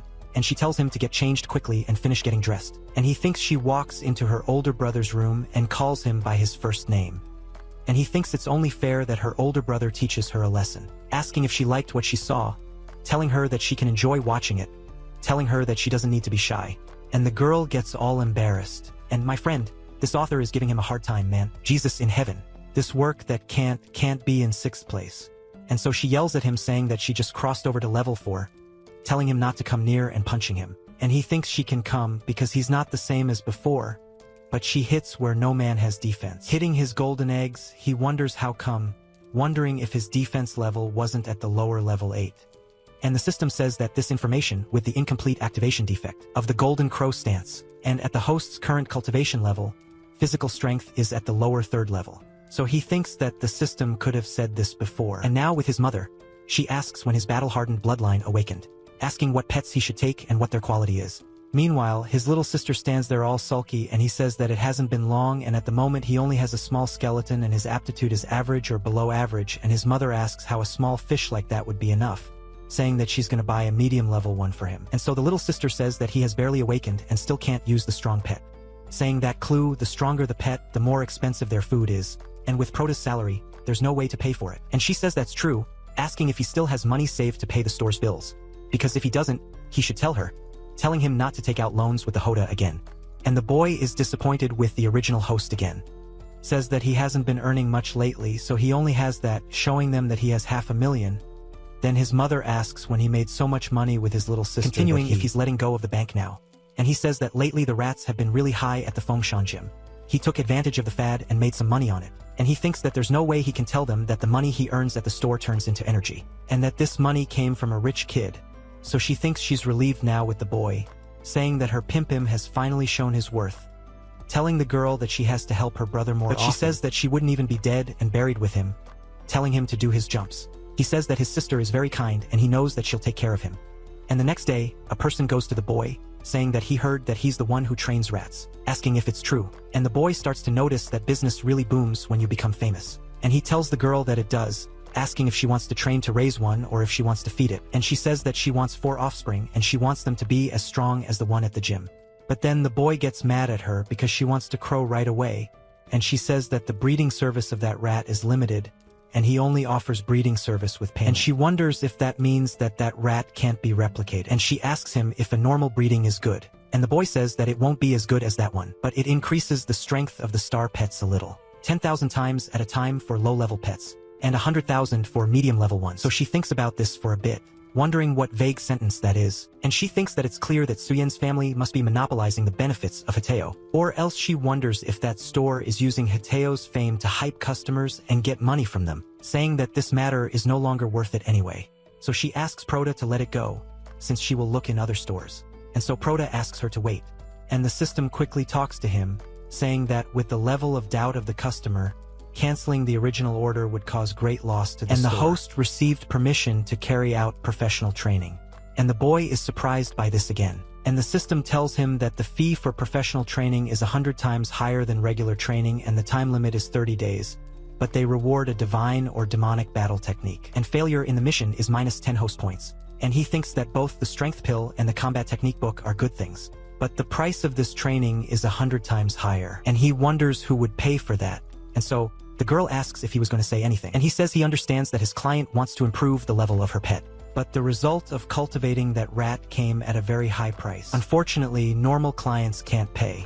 And she asks how much it is because she has the change saved, all swaggering, and he says it's 1 million. And she is shocked by this, saying that this guy wouldn't be crazy enough to pocket it all and run away. Then she asks if this store is rented, and he says of course not, saying that his store guarantees the quality of its service and seriousness. And if she doesn't believe him, she can check the official website of the Phoenix Mountain Academy, telling her that his name is Supim, and she wonders if he's a student at her school, so she puts his name in the search tab, saying that judging by his age, he must be a 1st or 2nd year student, and if he tries anything funny, the seniors at the academy will make his life hell. But when she searches there, she notices that he's a senior instructor at the academy, a combat instructor, and she's dumbfounded by this because he couldn't have become an instructor at such a young age, and even more so in the combat department, the most prestigious. And he asks if she was saying something, questioning if she was saying something about the Rotirio not liking him.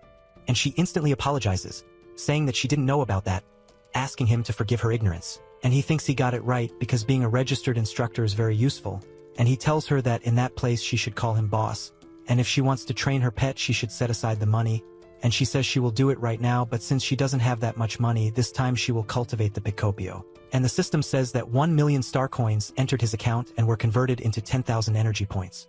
In total, there are 10,048 points, and he is shocked by this. Because she didn't even blink and Yihao's 500,000 was also exchanged. Then she asks if she did something wrong and if she made him angry, and he thinks that these students are a bunch of bourgeois bastards. And she tells him not to be like that because after the training is over, she will bring him a gift to compensate for his service, and he already starts to think about taking advantage of the girl, but thinks she is a client, saying he will take the bloat out of her wallet, or better yet, close the deal before she gets wet with ideas. And he tells her not to worry, because Supim treats all his clients equally, and he will start cultivation now. And if she doesn't need anything else with the top pig, she can come get him next month. Then she says that he not only ignored her blunder from before, but he also agreed to do a high-intensity ranked set cultivation in just 1 month, saying that it is very generous, that he is an example of a person. So he thanks him for his service, and he goes to the system looking at the spiritual source of chaos creation and the system store, and he wonders what he spends those 10,000 units of energy whether to on. Improve the spiritual source or the store. He says that a voucher for a cultivation site as powerful as the Thundercloud Sea realm costs 1,000 units of energy. And to cultivate something like a rat you have to go at least twice, but with that energy cost you won't have enough to upgrade. And he only has 1 chance for professional training and has to think carefully, but then the system says that a 2nd-tier shop has a cultivation space and unlocks the primary shadow clone skill, and he tells the system to open the details. And the cultivation space provides temporary rest to pets that have finished their cultivation and haven't been taken out without taking up the care space. And the shadow clone imitates the host's behavior, depriving pets to the cultivation sites for ordinary cultivation. And each use of the shadow clone requires paying 50% of the activation cost. And so he thinks that this clone is too much of a ripoff, saying that even if each normal cultivation only generates 50 units of energy, if there is enough movement, it is possible to cultivate continuously, and even if there are 10 orders per day, it pays for itself in 20 days, and so it starts arriving at his own store. And he thinks that there is a lot of noise and notices that all of those are customers, and they arrive asking if there is a vacancy for pet cultivation, saying that they want to train them, and so he accepts all of them. And so the system says that he is entering the training place of the star fragment. The number of rebirths is 30 and the duration is 7 days, and the consumption of energy units is 108. And when he enters there, he goes with a bunch of pets. And so it is said that to activate the dark clone function for the first time, the host needs to conduct a complete cultivation, and when activating the clone it consumes 200 units of energy, and thus the clone comes out of it completing the avatar function. And he says that the key to the growth of stars is already in the environment and the places where the attributes develop together. And the stronger the fire attribute is, the more it will be considered for the fire pet ability. And he goes to the underground lava of 1200 degrees, saying that there is the perfect place, and he tells them all to go together. But the animals are not very willing, and he starts to say that that place is not as hot as he expected. While he was fighting the golems of the 4 elements, the same thing happened. And he did not burn himself even with deadly temperatures, and he thinks that's enough to activate the golden crow stance. But the monsters that were with him don't like that at all. While Proto starts to wonder if the golden crow demon has a high affinity with fire, and he touches that lava thinking that if the awakening is worth it he'll give it a try. And so the body really activates, saying that the fire element seems to be being tamed, wondering if this is the work of the golden crow. And so his clone does but ends up burning his hand, and he tells the clone not to do it. But the clone's hand quickly becomes active and he enters that lava and calls the pets to go with him, saying that time is running out, telling them to smell everything and go train. And they all get desperate trying to run away from that crazy guy. And he starts taking a bath as if he were in a pool inside a volcano. And the clone, in turn, grabs each of them and throws them into the lava. And all of them obviously die cremated. And he wonders how they can be so weak if they are made of fire, and starts to revive the pets, telling them to hold on at least a little bit, and he revives them on top of the lava, making them fall again, and he says that there is still a lot of time. Repeating this several times, saying that progress comes with effort, and so the Igni dog, the fire lion cub, and the flame cat, along with the flaming frog, come back much stronger, and they all reach the power of an intermediate pet in just 1 day, and they say they don't know what magic that was. But they liked it, saying that the boss is the best, that more and more people show up there, saying that they have money, saying that they want to train, but he says that there is space for everyone and tells them to calm down, saying that no one will run away. And the system says that the day's profit was transformed into RP. Energy points and 11,650 are still remaining, and he says he thought it would take 20 days to gather enough energy, but it was pretty quick, and not even the care service is being efficient. And so, to improve autonomy, he spends money to unlock it. But the system says that the number of care spaces has reached its limit of 25 spaces, and can no longer be purchased, asking if the boy would like to improve it to level 2, since the improvement fee is 1,000 points. However, the boy tells him not to improve it, because the mission now is to breed the opium porcupine, and he thinks that the entrances to the higher training locations are expensive, and it would be a waste to train just that little guy. But then he thinks of something, telling the system that he wants to improve the spiritual source of chaos creation. 10,000 energy points are consumed, and the remaining energy is 1,650 points. And so, the improved source in front of the boy and the turbulent kit introduced into the system is 1 part in a million and has a low probability of breeding the Beast King lineage star pet, and each breeding requires the payment of 1,000 energy points, and he says it is damn expensive. But he thinks it was necessary and says that last time he only got a level 1 skeleton, and if it doesn't yield at least a Beast King, at least it gives him a level 6 pet this time, literally playing gacha with star pets. And so, outside, the sky begins to close with black clouds. Then, the red electricity appears there. Dalamu wonders why this happened, and why the sky is so strange. But then a red lightning, it falls on top of Prota's shop, right in the summoning place where he was pulling another star pet. And so a dragon shape appears in the middle of all that fog. And he notices that it is a purgatory dragon. He looks at it, seeing that the attributes are dragon and fire. Rank 9 bloodline. The combat power is trunk level, and the skills are dragon breath and dragon power. And he says that now the company is making a profit because going up to level 9 is a beast of royal lineage. And he says that this investment was more than worth it because it was worth the whole chicken. But then the dragon starts to get arrogant because the dragon clan's management doesn't allow weaklings to touch its body, especially its head. And so he throws a fireball in the protagonist's direction, and he says that he's big and has a bad temper. Then he grabs the dragon's mouth and closes it with his own hand, which fortunately for him, in that store that he sends the boy, he will let him sign the contract and tells the dragon to blink if he understood what the boy said. And so the contract is signed by free and spontaneous pressure, with the dragon crying on the floor. Then he gets a call saying that there's a lecture open to 1st or 3rd year students. So it starts at 2 in the afternoon, asking him to arrive early. And now at Frensham University, the director of the operations department says that there are 2 minutes left. And the boy is already late on the first day of class, saying that he will start off on the wrong foot. But Lou says that instructor Sue may have gotten lost, since he doesn't know the campus very well.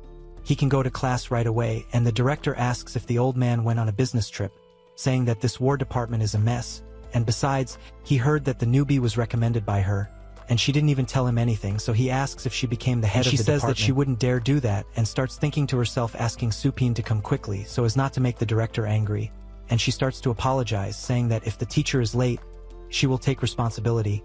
But then the boy arrives at the exact moment doing the hero's descent and springing out of nowhere, and the girl is all happy. The principal asks if that's the new teacher, while Supim thinks that flying on a dragon isn't bad at all. Asks a bitch behind him, and he says he's right on time. Meanwhile, inside the classroom, a boy says that they said there's a new, super young instructor at the war department asking if they've heard of him and questioning if he would have used his contacts to be there, since his profile on the official website is almost completely blank. And they say he looks like a complete liar.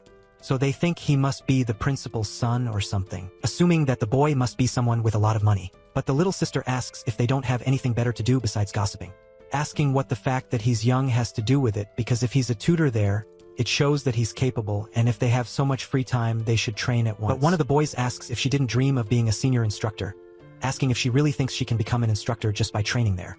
But then Lou arrives, telling everyone to shut up and calm down, because class is about to start. And so the department director went there to explain about desert exploration and how to deal with real battles. And Instructor Supine will be the support person. And so everyone is shocked that the instructor is the same age as them. And Yeehaw is totally surprised that he's really the instructor there. And his friend says that with Yeehaw's strength, he'll soon be teaching classes too. But the boy tells him not to even joke around. And then the little sister yells at her brother, questioning how he got in there, saying it's not possible, and the guys she was reprimanding start to make fun of her. After all, she was also gossiping more than training, and she even tries to say that it's not like that, but a boy raises his hand, saying he heard that he killed a demonic skeleton, asking if it's true, questioning if the boy can tell them more. Everyone gossips about it, questioning what monster it is, and they tell her that it's a super strong monster, but so rare that no one never registered one. And they say it's the kind of thing you see, you die, and no one survives. And they ask how he managed to kill one, and so the boy says he killed one. But that's not the objective of this class. He'll talk about it later when the opportunity arises.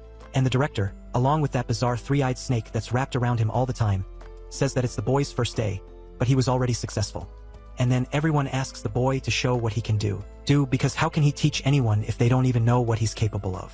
And Hal thinks she didn't see his full strength when they fought that time, and he's also curious to see what the boy is capable of, and also wondering when he's going to train his pets. Then the little sister thinks to herself that her life is over, since he barely woke up, and how he would have killed the abyssal skeleton, saying that he will die of shame. And Lou says that now it is time for class, telling everyone to concentrate, but the principal says that verbal promises are not worth the paper they are written on, as the saying goes, and he says that his history is very recent, so everyone starts to show skin, and Lou says. Then the principal asks why Sue doesn't give a demonstration, saying that it wouldn't be good for the academy if rumors spread saying that he is a teacher who got in through nepotism, and the boy thinks that they are hell because whether on the teams or in the academy, no one has a minute of peace in that life, and he says that the price he paid for him is very high. And so he pulls out a little skeleton, and everyone is surprised by this, laughing at him, calling the little skeleton cute, because he had one of those when he was 10 years old, and the principal tells him not to worry because as long as he doesn't directly attack a student, he takes the blame for any problems in that class. Then he gives a direct order to the little skeleton, telling him not to hurt anyone. And so his sister wonders what he can do with that weak mascot. Joking around, he is completely embarrassed, but then the little skeleton uses advanced level fencing, cutting the stairs in half, and at that moment they know what fear is. And after the little skeleton splits the stairs in two, everyone is scared, wondering what the hell was that, and if it was the little skeleton who did that. Scared to death of this strength, because a dragon serpent could not withstand 2 blows from a skeleton like that, and his sister is shocked that this is the strength of a first-order skeleton, wondering if he had not awakened recently. So he asks about it, asking if they need more demonstration or is it okay. And so the director says that this is already absurd, saying that this room was made with special materials that cost a fortune, strong enough to withstand the attacks of a wondering if this was really an attack from a simple skeleton. And the boy says that whoever is still not convinced should raise their hand, because he accepts anyone who wants to debate with him. And everyone locks the 7 keys, and the boy asks if everyone forgot their voice at home, questioning if there is no one, because if no one speaks, nothing else, the class will start, asking if anyone objects, and so everyone lowers their heads, and Lou tells them to take their books and open to page 45, saying that it is a record of the Stellar Rift class. So, after class, Some students commented that they had never had such a silent and calm class before, and you could hear a staple falling on the other side of the room. But no one wrote anything down or paid attention, because everyone's focus was on that opening in the middle of the stage. And already heading home, Proto says that he didn't think the vice principal would act as a driver and take him there, saying that it is very kind of him. And the vice principal says that he heard that he taught a class for 3 classes together. But the room was so similar that it didn't seem like there was anyone inside, saying that the instructor is one of the best Fengshan teachers. And the boy obviously doesn't fall for this cheap flattery. He's telling him to kiss the other guy's ass now, asking if he wants the boy to pay for the repairs or something. As he heads towards the store, another boy comes up to him, and Proto calls him Shinshan. They go to have tea, and Proto says that the afternoon is too quiet, since there isn't a single customer. And so, Shinshan says that he had a confidential matter to discuss with the boss, so he ordered the entire street to be evacuated. But of course he's going to make up for the lost revenue. Proto quickly tells the vice director that his friend has something confidential to talk to him about. So, indirectly being direct, he tells the guy to leave. But then the vice principal says he also has something to discuss with Supim, saying that the Elite League tournament will be held soon. And the Elite Trainers League happens once every 3 years, and only mascot trainers below the 7-star power ranking can participate. He says that the winner receives a huge prize as well as guidance from a legendary trainer, and almost all of the champions from previous years have become legendary masters recognized worldwide. And he says that they have become the greatest protectors of the entire continent. And if Supim wants to participate, he can offer him a whole year of leave, a full salary and all benefits, or even an extra one after the tournament. But then he says he doesn't need all that, because for now he doesn't intend to participate. I saw this director look shocked at this, asking how could he not, saying that as a trainer, he should be interested in the Elite League. But Proto thinks to himself that he must look like an idiot, because winning this title means being recognized all over the world, and his current fame is enough to make him earn money, because becoming too famous is just painting a target on your forehead, and it's safer to trust what he has from the system. However, Shinshan tells him that he intended to invite the boss to explore the secret land with him, but since he doesn't intend to participate in the Elite League, it's better for him not to do it. And so, Proto asks what the secret land is, and the vice asks if he's talking about the 3 secret places scattered throughout Asia. And he says that the secret lands are confidential to anyone who isn't a Yusin explorer. Asking how the vice director knows that, he says that before he retired, he was a pioneering explorer. But Proto tells them to stop whispering and blabbering. And so they say that the stellar rifts lead to common stellar locations. And even if something valuable is found, it's always just minerals or primitive creatures. But the Valley of the Land of Dragons, the Whalebone River, and the House of the Demon King are 3 stellar rifts that lead to a star field that not only developed like its civilization, but surpassed it. He says that even though the civilizations disappeared a long time ago, they say that the artifacts found in them are priceless, because they are the kind that can change the world's pattern of things and ignore the laws of physics. And so Proto becomes interested in this, questioning if it is really another dimension. But the vice says that of course there are thousands of unknown beasts and entities that protect secret rhinos. And many extremely powerful people have tried to explore the distant areas of the secret lands, but no one has ever returned. So the secret lands were sealed by the federal government, and shortly before the world tournament they opened the safest outer zone for the best pioneers. And Shinshan says that's it, saying that he was lucky enough to qualify to explore the outer zone of the Valley of Dragons, and that's exactly why he wanted a teammate to go with him. However, Proto says that he has no interest in the Elite League. And the two are interested in his speech. Proto says that the cultivation areas of the system are so different from everything they have around there, so this Valley of the Land of Dragons could very well be one of them. And with the infinite resurrection of the system, he could deal with the unknown beast entities. And so he says that if it's a secret land, he'll make an exception. Our boy is quite greedy. And the next day, Proto is closing the store, but everyone is wanting service. And he apologizes to everyone, saying that the store closes at midnight, and whoever wasn't in line should arrive early the next day. So they start saying that they're gonna sleep right there. And he says that it's hard to get used to that amount of customers out of nowhere, saying that he doesn't even have time to train during the day. He tells the system to show the screen of the cultivation zones, and he asks the system to look for the secret area Valley of the Land of Dragons. But the system says that it doesn't have any information of that kind. So he is surprised by this, ordering him to search all the high-level cultivation areas with the word dragon. And the system finds the linked illusory realm of the Dragon King that costs 2,000 energy points, and he thinks that from the appearance of the place it must be there. He asks the system what the difference is between the illusory realms and the other cultivation fields, and the system says that, as the name implies, the place is illusory and the host cannot obtain anything from there other than combat training. And the protagonist is astonished by this, as it costs twice the price. Entrance to the Cloud Sea world and the chaotic Death Spirit world, asking what the reason is. And the system says that in the cultivation fields there are strong and weak beings. But in the legacy area, only the strong remain and the levels cannot even be compared. And he says that in each of these zones there is a king's soul waiting for someone to inherit it, saying that there is no way to copy something so precious. And so Proto thinks that there is no way to copy. And if he hasn't forgotten, then he was abandoned. And so the shitting dog makes a contract with Proto. And here he is the lunar hunting dog. And he thinks that, in fact, his owner must have died.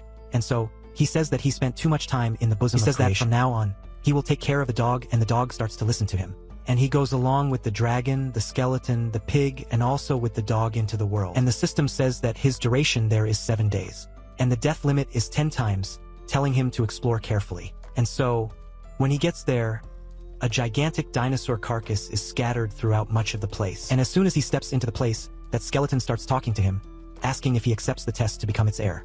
And so Proto accepts. Then Shenlong too appears wrapped in a tower, which rises from the ground. And Proto wonders what that is, because the dragon says that the Song Tower has 9 trials, with the last one guarding the top. If he gets to the 9th approval, he will be considered fit to apply to be its heir. But Proto doesn't like this at all, this talk of just applying, asking if there is any other way to obtain his inheritance. And the dragon says no, saying that thousands of years ago he sacrificed his body and heart to purify the heavens of his kingdom, and says that he scattered 109 around the continent scales, fertilizing the land. However, the contaminated air upon coming into contact with his scales gave rise to several demons. And before he could ascend as king, the price to pay for purifying his kingdom was having it invaded by demons. And he says that those who overcome the 9 trials will be able to inherit his legacy. And so Proto thinks that of course no one would receive something so great for free, thinking that the tests look like they will be quite complicated. And so he goes to the door thinking that finding 109 scales is a hell of a thing, and asks how long it would take to find his heart. And when he opens the door, the only one who passes by calmly with him is the little skeleton, while everyone else is scared, and the boy questions if there is no light inside. Then the dragon says that the challenger will see something impressive, invoking auras of fear for him, almost making the boy fall, and he thinks that that oppressive feeling is too strong, and he hears the lunar carcinogenic barking, but then he notices that something is wrong because the dog was behind him. How did the sound come from inside? Then he starts to see sounds from every corner, and he starts to wonder if there are ghosts in there. Then he turns on a flashlight and notices that there is a statue in front of him. Surprised by this. Then he sees all the pets that were with him with headaches, and he notices that they all walked away in the dark and hit a wall. Then he thinks that the construction of that wall is very strange. He thinks that was why the sound was distorted. But then he wonders if the test is that simple. Remembering the dragon saying that he will see something impressive. He wonders what's impressive, but then one of the statues moves without him seeing and attacks him from behind. But the little skeleton quickly stops that attack, and he notices that the statue was a guardian and another one is too. But it's too late and he ends up being killed. And with the kid split in 2, there are now 8 resurrections left. And he thinks he was too slow, because if he had used all his star power to activate the primal water armor, bringing it together in one place, he would have resisted that blow. Besides, it was a very fast attack. He's happy that the little skeleton held the first one. Otherwise, he wouldn't even have seen how he died. And so he returns to the place, and notices the statues still standing in their corners. And when he activates the flashlight, they come at him. And so he asks the little skeleton not to move while he turns off the flashlight, and Nissa fires a blast at the same time, not killing him, and he says he knew because dragons think they're so impressive that you can't even look at them directly. And so he asks everyone to stay close to him, and says that a mascot trainer's senses are much sharper than a normal person's, especially the ability to perceive nearby star power. And even if you go blind, you don't become defenseless. But to be able to pay attention to such a large area while the dragon uses its power, you have to always keep an eye out for danger nearby. And he says that this generates intense mental stress, and it's not something that normal trainers could handle. And he thinks that he fortunately understood the rules of the first approval, so you can focus on perception. And he says that he also trained mental resistance to oppression during the other cultivation sites. So he is used to it, and after walking a lot, he reaches the dragon and says that finding the exit was easy. But then the dragon starts attacking him, and he thinks that a murderous hour is approaching. But there is something strange at that time. It is as if it is not a living being, but an illusion. And so he reaches another place, and the dragon congratulates him, saying that he completed the first approval, asking him to continue to the second floor. And so a while later, all his pets, when they return, become much stronger. Learns the dragon's dragon. The shitting dog learns the hunting fury, and the Picopio learns the sensitive fragrance and the fat toxin. Just like the skeleton learns the dragon slayer. And the boy thinks that in a trip to the tower he managed to reach the 8th floor in one go, saying that the results were very good, and he says that in another 2 or 3 days the pig pond will be ready. But he thinks that the strength of the entity protecting the door to the 9th floor is at the level of a rank 9, and even if the little skeleton is at the intermediate rank and has learned Dragon Slayer, he still won't be a match, and there is a chasm between rank 8 and rank 9. And he says that it seems that the little skeleton won't stand a chance until he has completely absorbed the Skeleton King's blood pearl. And so, 6 o'clock in the morning the next day, the little sister goes to Prota's store to lie in wait and wonders how that trash brother can be an instructor if he can't take a single hit from a level 4. And she says there's something wrong with that porridge, saying she'll find it, and so several people wait at the door. Then her brother arrives and she says it's strange because it's super early and he only opened the store out of total laziness around 2 in the afternoon. And everyone celebrates Prota's arrival, asking if he can take care of his pets today. And she wonders why they're celebrating so much that he's arrived, because the boy looks like a celebrity, and they wonder what he could have done. Man, I'm starting to think the author has some weird thing going on with Pronto's sister. I'm starting to think so. So Prota simply asks for permission, saying he already knows the rules, saying they have to form a line. And so everyone does that. But then Yahello shows up, asking to let him pass. And everyone is surprised right in space, which the little sister is even more shocked because Yahello is the winner of the tournament and wonders what the number 1/3 year could want with his ridiculous brother.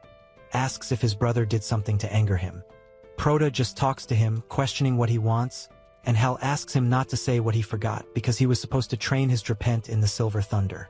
And when removing the animal, everyone feels a sinister pressure, telling everyone to get out of the way, thinking that a fight will break out, and his sister wonders why it was summoned, wondering if he came for a fight, but then Yahello says that he can say that. After seeing her beauty, he felt like training her. Prota is disappointed because he thought it was something important and says that Drapent, 9th rank bloodline, and he asks the system how much longer it takes to unlock the high-level star pet breeding service. And the system says that he must have completed at least 1 professional training and improved his shop to level 3. And the requirement to raise the shop to level 3 is to expand the shop's area to 3,000 square meters. And so he is shocked by this because it should be a shop or a hotel. Then everyone says it's amazing, because it's the first time they've seen a Recanoid dragon, and even the Drapent will be trained there. He said that in the end, after what he did to Ratai, the little skeleton doesn't surprise him anymore. So he wondered if he's crazy, because a 9th rank bloodline dragon, they don't even compare to a rank I rat. And they say that even if he is the master trainer, if he has never trained a dragon before, his theory is useless. And they say that it is true because Prota must have never taken care of a high-level pet before. Then Yahello asks if he has never trained a slow dragon, and Prota thinks that if Yahello has such a high-level pet, he is a good client and he certainly has friends at the same level. And if he says that he can't accept high-level pets, that could end his chances of getting clients in the future. And he says that he doesn't have many creation runes, so he can only do it this once, saying that he wanted this animal to reach maturity before training it. But to not disappoint, he will have to show his cards. And so an absurd pressure comes out of that crack that Prota opens. And everyone wonders what that is. And even his sister says that such a strong aura coming from her brother is ridiculous. And so he takes the dragon from purgatory off his back. And he roars in front of everyone, putting everyone down. They notice that that is the dragon's power with that oppressive aura. And even the Drapent is completely cornered. And Hal can't understand how this is happening, even though her Drapent is much bigger. So Prota asks the dragon to stop, saying that he is mistaken, saying that it wasn't the dragon's power that made the Drapent surrender, it was the bloodline. Then Yahello asks how it is.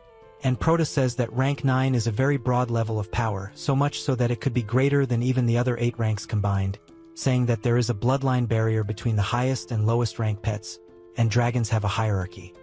And the biggest proof is the fact that Silver Thunder Darapenti learned the dragon's power with brute effort. But the Purgatory Dragon was born with it, and Hal is all embarrassed for having thought so highly of herself, thanking him for having taught her. And he claims that he didn't know that the boss had created a rank 9 dragon beast, and that he also knew all the characteristics of dragon beasts, saying that he had played the biggest ignorant role now and wanted to bury himself in the hole. But Prota goes over there and taps him on the shoulder, telling him to relax, because he understands the desire to improve. And when it's his turn, he won't forget that. So the boy is all happy, and Prota can only think that this one is in his pocket. And his sister is shocked because he has a dragon from Purgatory, a super strong skeleton, Rateo, and he is a senior instructor. She wonders when her brother got so strong. And everyone starts coming into the store asking to train their mascot, and he asks everyone to do the daughter and the payment, noticing that it's those 4 again asking if they missed him. And so all the mascots run away, and already at night the system says that the coins were converted into energy points. And now the remaining points are 43,692. And he says that he needs 100,000 points to upgrade the store to level 3. And at the same time, he needs to finish the professional training and expand the store to 3,000 square meters. And he says that even if he doesn't have enough energy, he doesn't need to worry, because many customers are coming. But if he wants to buy a house and a store, even if it's in the poorest part of the city, by the system, and he doesn't want to finish this game so quickly, and even though it's ridiculously expensive, this offer is worth too much. But then he wonders how he's going to earn the 1.5 million he needs. He wonders if he should become a pioneer, but thinks it's too dangerous, because if he didn't have to exchange merit points for cultivation materials for the body of the Golden Crow Divine Demon, he wouldn't have gone at all, so he wonders if he should take out a loan, using the Purgatory Dragon as collateral, because he could easily get 10 million, but without paying off the debt, he wouldn't be able to cultivate the Purgatory Dragon, and it would be too slow, there's no point. So he thinks the only thing left is to use the advantages of his position as a senior instructor. And so, in the Shanshan district, a man is looking at the website for pet instructors from afar. And he wonders why there are no undead training masters online on this site, saying that it's just ads and clickbait. And he wonders why it's so hard to find a decent trainer. But then the mascot master, the most handsome man in Longian, sends him a message. If I get a message from someone with that name, of course I put it in spam. I don't click on it for anything. And so Proda goes to the upper part of the city. Thinks it's a good thing he's making some money lately, because the prices there are too expensive. So they stop him, saying that by the looks of it he's not from there, saying that that place is not for him, telling Proda to get lost. And he thinks he's a dedicated match to the point of coming in the middle of the night, and that's how he's received. Then, looking at the chat on his wrist, he sees a rather strange message and thinks that this little guy is too picky. He says that he's looking for Shupang, asking if they could show him the way. Then, the guards completely change their tone when they see that he's their guest. Inside, a robot says that the protection level has been adjusted to the 3rd rank while facing Shukwang, and he thinks that this is not enough, and the robot's level is adjusted to the 4th rank, going after him, and he starts executing the wolf bite fist martial art techniques. And Shukwang manages to defeat the robot very easily. And he says that more than 80% of the functions have stopped working. Then the guard goes to him and says, saying that Mr. Shu arrived there and he is all happy about it. And Proda wonders if this is really the errand training ground, saying that it's almost the same size as Fengshan. And so the guard simply leaves. And Su Guang wonders if this is a prank, wondering how an instructor can be so young. He asks if he's an assistant or a student of the master he called, but he says that he himself is the most handsome man in Longjiang. But Guang doesn't really believe it. But Silver comments that what he said, he was looking for a stellar mascot master of the undead type, and he just so happens to be someone who knows a thing or two about them, so he can teach him a few tricks. And so, Shukong doesn't like him wanting to teach him at all, saying that this person's aura is so mediocre and judging by her star power, he's not more powerful than him. And if he fought, he would probably lose very quickly. And besides that, he's claiming to be someone high enough to teach him. He thinks that this bastard is just some scoundrel. He even has a master's calling. He even sent a cute emoji, ruining the Chu family's honor by doing this. He says that there's no way this kid is getting out of there, and Proda asks what happened. And Shukwang says that Pino wants to hurt someone quickly, so Proda asks if he wants to test his star power, so Shukwang is, no doubt, asking how he could prove his strength, wondering if the kid had read his intentions. And he said something like that even though he had less power than him. But Proda says that his look says it all, thinking that if he can't handle a fair beating against this guy. So his training hasn't helped at all up until that moment. And he knows that Shukwang isn't convinced. So he can concentrate his power in his right hand and try to punch him in the face. And Shukwang asks if he's underestimating him, gathering his star power, saying that he's going to punch him with all his strength and it'll hurt even his grandchildren. So he asks the boy not to regret it. But then he notices that he's not able to gather the star power, wondering why it's so hard to condense it. And if so, he would have given in too much. But then, Proda starts gathering everything behind his back. Shukwang is still in doubt about this, as it is as if the star power has been frozen, and he is within range of a punch, but the boy cannot move. Proto then, in turn, attacks him, throwing Shukong away, and he is even more shocked by this, thinking that only those who have a very strong star power can interfere with the flow of the star power, but only those who are at rank 9 can control the power to this point to move objects through the air and even fly, but he thinks that it does not make sense as Prota's power is less than his, but without a doubt what happened to his power was the work of that guy. And he begins to question if Prota is hiding his own strength on purpose, already seeing him as a great demon, wondering if there really is a master too, with us so young of this caliber in the world. But then he thinks that only those ranked 9 can receive a federation title, and each title represents absolute power in a field. He asks Prota directly about his title, and Supi notices that he was smart and asked what he should, but he still has a long way to go before he has that information, and he says that his title is irrelevant, and if he is not convinced, he can give him 2 more chances. And so Shukwang accepts it, asking the master to show him. And from those cracks that were on his side, first a demogorgon comes out, and from the other a cemetery with a tombstone on top. And Prota thinks that it is a swamp stalker and a soul devourer, and both are 6th rank bloodlines. And the monsters start attacking him with a fog that hinders his vision, and the swamp stalker swears his name, coming forward in combat. He says that he would have the strength of a rank 6, but since he is on dry sand ground, his combat power dropped to rank 6. And Prota holds him with his own hands, saying that in the illusion of the Dragon King, he was able to use the crow's body to fight and kill, and even managed to stably use 70% of the strength of the crow's incomplete stance, that now his real combat power is of intermediate 6th rank. Then he throws the swamp monster with his hands far into the air, and Chico Andy almost can't believe it with his monster falling far into the water. And he wonders how the boy could, since the swamp crawler knows how to move silently. But Prota says it was a good idea. However, if he can't cancel it, the secondary effects won't help. But in the meantime, another monster is still hidden in the mist watching Prota, and he notices exactly where the monster is, saying he's going to make it get out of there. And he thinks he heard that roar thousands of times in the Dragon King's ordeal field.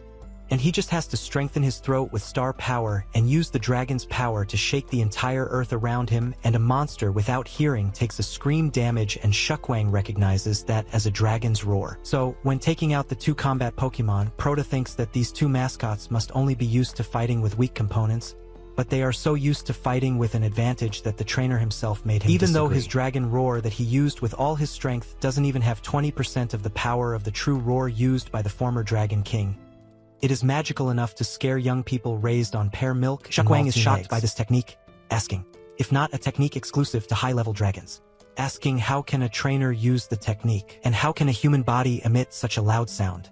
And Prota says that all you have to do is reinforce your body with star power and nothing else. And those 2 little creatures over there are terrible at coordinating for joint combat, but their physical ability and cultivation is pretty good. And Chico Ong says that his perception is the best, saying that undead-type pets are great and wonderful to use, and usually medium-sized combatants with pets have little experience in fighting against pets that are not successful, and seeing them being caught off guard is an even greater pleasure. He says that, unfortunately, the process of training undead is very difficult. Furthermore, he was excluded by his colleagues and friends, and even teachers gave him bad reviews, saying that the worst thing about all this is that his knowledge about undead pets is rarer than a well-translated chapter of Atlantica, saying that he is so happy to meet him. But Prota asks him to stop, saying that in addition, he realized that the boy's previous victories only came due to the difference in levels, but also due to the desire to face unknown pets. And he thinks that it is possible to beat people of a lower level, even his level, with this technique, but when he finds someone who really knows what they are doing, his tactic will be completely crushed, so he asks the master what he should do now.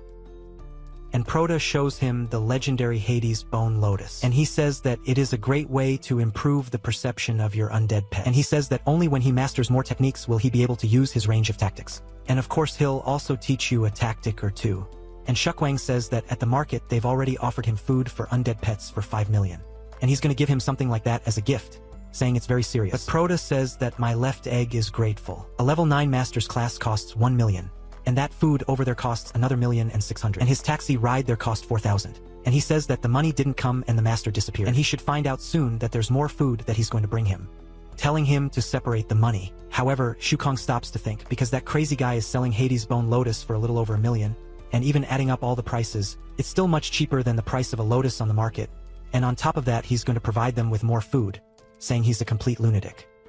If he agrees, the quick one measures. And Prota, before leaving, tells the boy to remember that the next time his Mistbone beast encounters a flying opponent, he must cast more layers on the bone prison. Then, while he's resisting the attacks, he must use the bone prison to counterattack, and lastly, use the mist to increase the range of the blood spirit's transformation, making her worship it. And he was shocked by each order the kid gave. So Prota simply leaves, but then he remembers that he didn't get the master's contact. And when he gets home, his mother notices that he's late, asking if he's had dinner yet, or if he wants her to make a plate of food and heat it up. But he says that it's okay, he was just busy, asking right after if that's the new Chinese and why so much food. He says that usually the Galosa there only leaves him some crumbs. So, she keeps looking at him from afar, scared, and he thinks that the food is delicious, and she continues to be quite embarrassed, I don't know why. And his mother starts to praise him, saying that of course it's delicious, because he was the one who made it, and thinks that it's the first time he's eaten so much since he reincarnated, and that little chicken is insensitive because it's so good. And he asks if the host's mother was a professional cook, and he didn't know. And so, a while later, he goes to his room, thinking that that day he managed to improve the Golden Crow's body, reaching rank I, and he even managed to raise his combat power to the 6th rank. But he thinks that if he finds someone who knows what they're doing, and has a well-trained 6th rank pet, he would have to depend on Skeleton, because his strength is still not enough.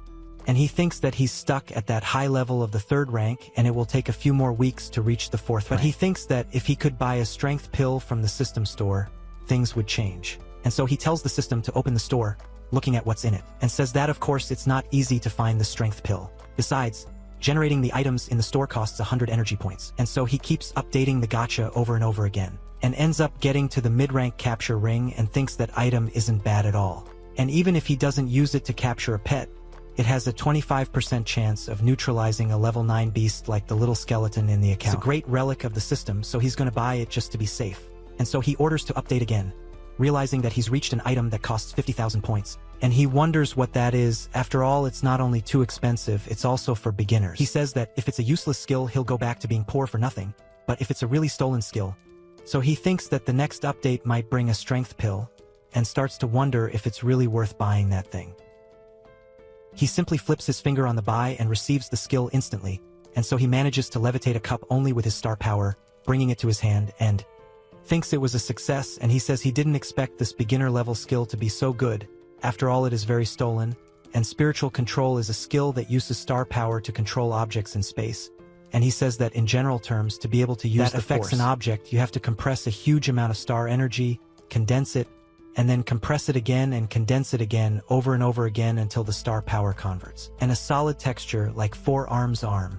He says that after the power is completely solidified, one can create and destroy objects with ease, and this is the power of Rankinov, the rank of Shinchuan. And he says that the pet trainer below Rankinov doesn't have that much star power, nor enough control to solidify it. And at best, he only has enough power to reinforce his body or equipment. This power dissipates quickly if there is no object to remove it, and much less if it is a moving object. And he had no idea that the spiritual control skill would give him the ability to solidify his star power. Thanking the system again. And so he thinks about seeing what the limit is. Then he can't lift the object in front of him. And he notices that with all his current power, maybe he can move about 100 kilos, which is far from enough for a real fight.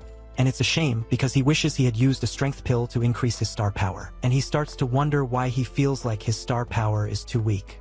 And so, a few days later, he continues to dog on his bike. Then they tell him he has a conference at 2 in the afternoon, asking him to arrive early. Something that impresses me a little is that Proda has a dragon that he flies on top of so he can get to that meeting on time.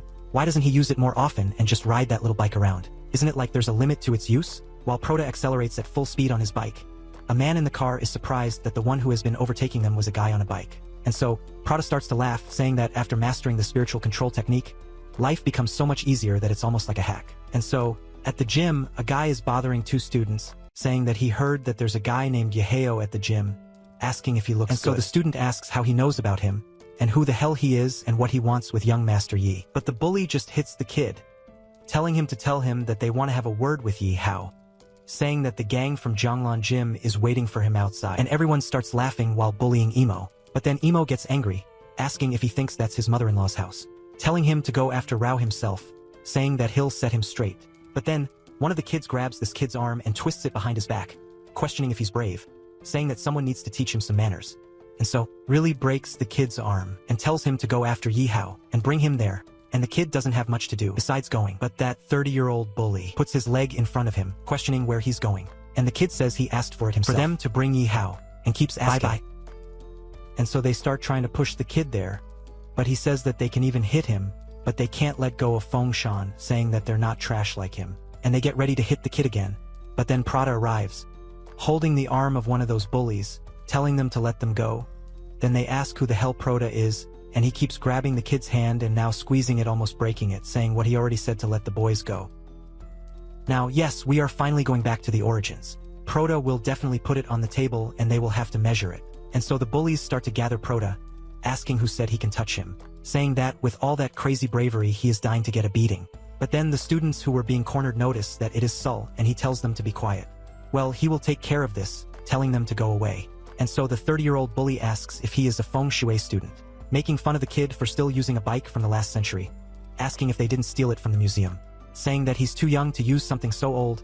He tells him to go home and play bingo. Man, that's really mean, making fun of his bike, bro. I didn't like it, huh? So, okay, just hold on to that little bike. Trying to stay calm. But the 30-year-old bully says he should leave that bike there and walk back. Then Proto starts to get pissed, saying that he should be the one crawling, and just with the pressure he glues the bully's face to the ground. And he's surprised, wondering what that was, and everyone starts making fun of him, saying that he tripped out of nowhere. But then they notice that there's something there because he didn't even see the kid move, realizing that that guy must be someone very important. So I ask what Proto did, and he says he didn't do anything because he touched him and he touched him back.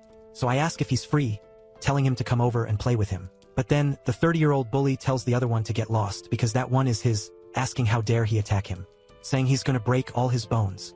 Then he pulls out a weird fire-breathing lion bear and says that he forced him to use his ace up his sleeve, the golden-maned atrocious bear, saying that the boy's prize will be death. So Proto thinks that this is a real low-class villain, saying that if Feng Shan hadn't paid him so well, he wouldn't even have looked at him. And he says that he has to give a class in a little while, asking everyone to come at once, saying he's in a hurry. Meanwhile, in the vice principal's office, an old man talks to Dong, telling him that a little bird told him that he has a very talented student named Yahello, saying that the boy is in the 3rd year and already has a rank, that in addition to controlling the Thunder Dragon, the boy is a master. And the vice principal of the academy, Zhanglan, awesome, says that it is in the next tournament they will have to surrender. But then Dong says that now he is very well formed, saying that since they already know his ace up his sleeve, he doesn't need to pretend anymore, saying that in the past school exchange tournaments, Jianlan won every time, but this time the victory will go to Feng Shan. And so Shou says that they won every time, saying that he was exaggerating, since they tied once. So Dong says that they will prove it on the battlefield. But Lu intervenes in this little fight at the asylum, asking him if the students from his academy didn't come, saying that they have to register them.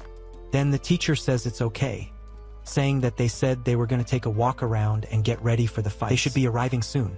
They really do arrive, but it looks like they've been bitten by a wasp. Your 30-year-old bully greets the vice principal and the teacher.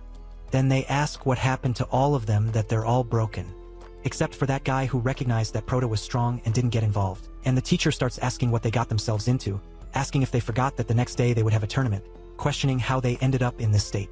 And both Proto's vice principal and the crazy one start laughing at the situation, and their teacher gets all pissed off. He asks if they were speechless, telling them to say something, questioning if they left their tongues at home. Then, the 30-year-old bully says that they were attacked by Feng Shan students. And the vice president is surprised by this talk, asking if he is sure that they were his students, asking since when do they have such strong people. And so Zhou tells him to be direct and say in so many words who attacked them, and not to tarnish Feng Shan's reputation by mistake. And the 30-year-old bully says that they were walking around and asking for information. And some guy found out that they were going to participate in the tournament and attack them for no reason. He waited with his guard down.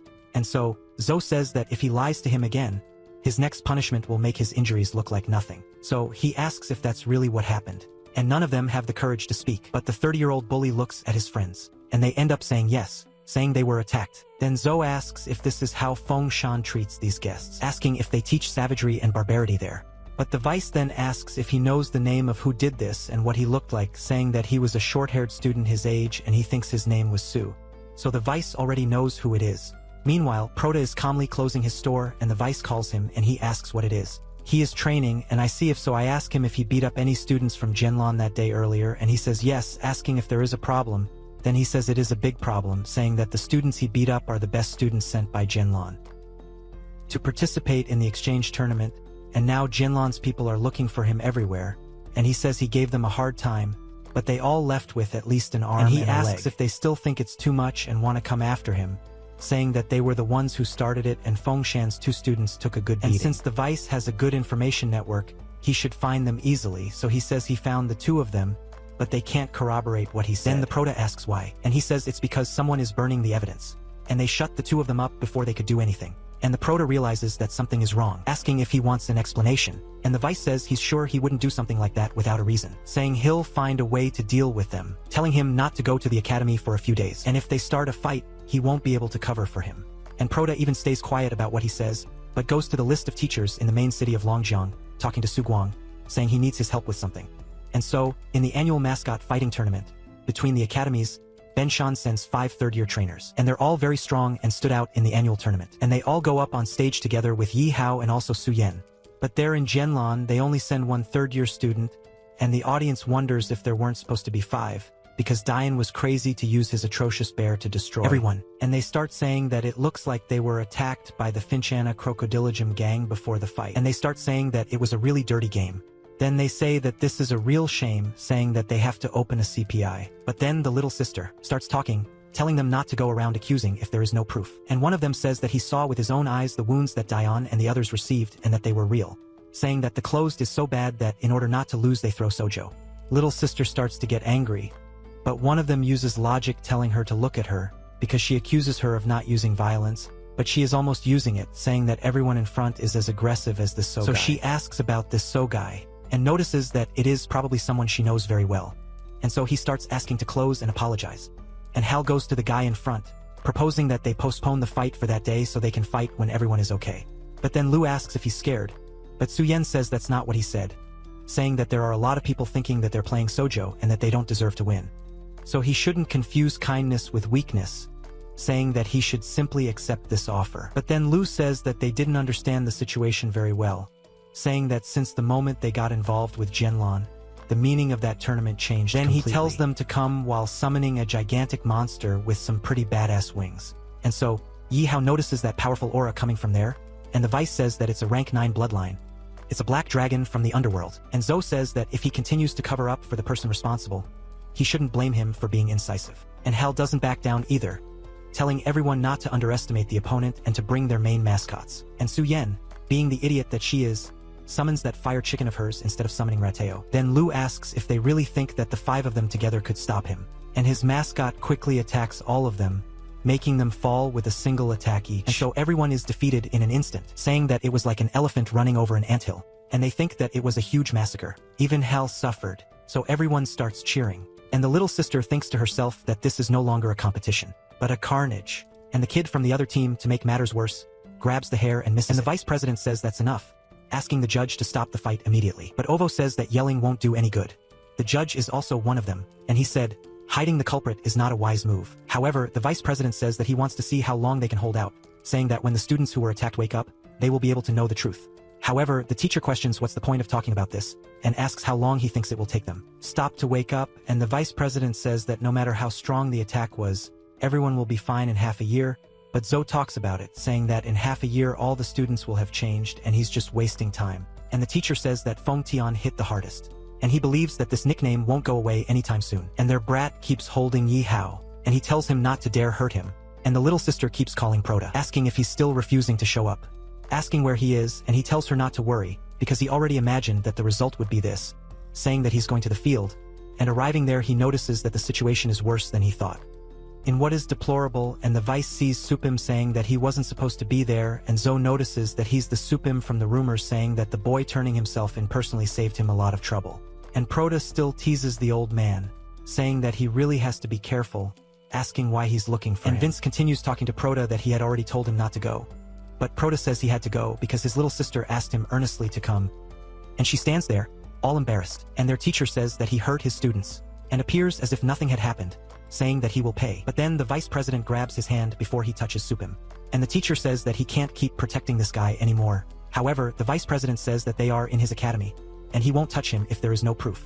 But he insists again, saying that for the old man's own good, he recommends that he turn him in, saying that otherwise, he won't be responsible for what will happen.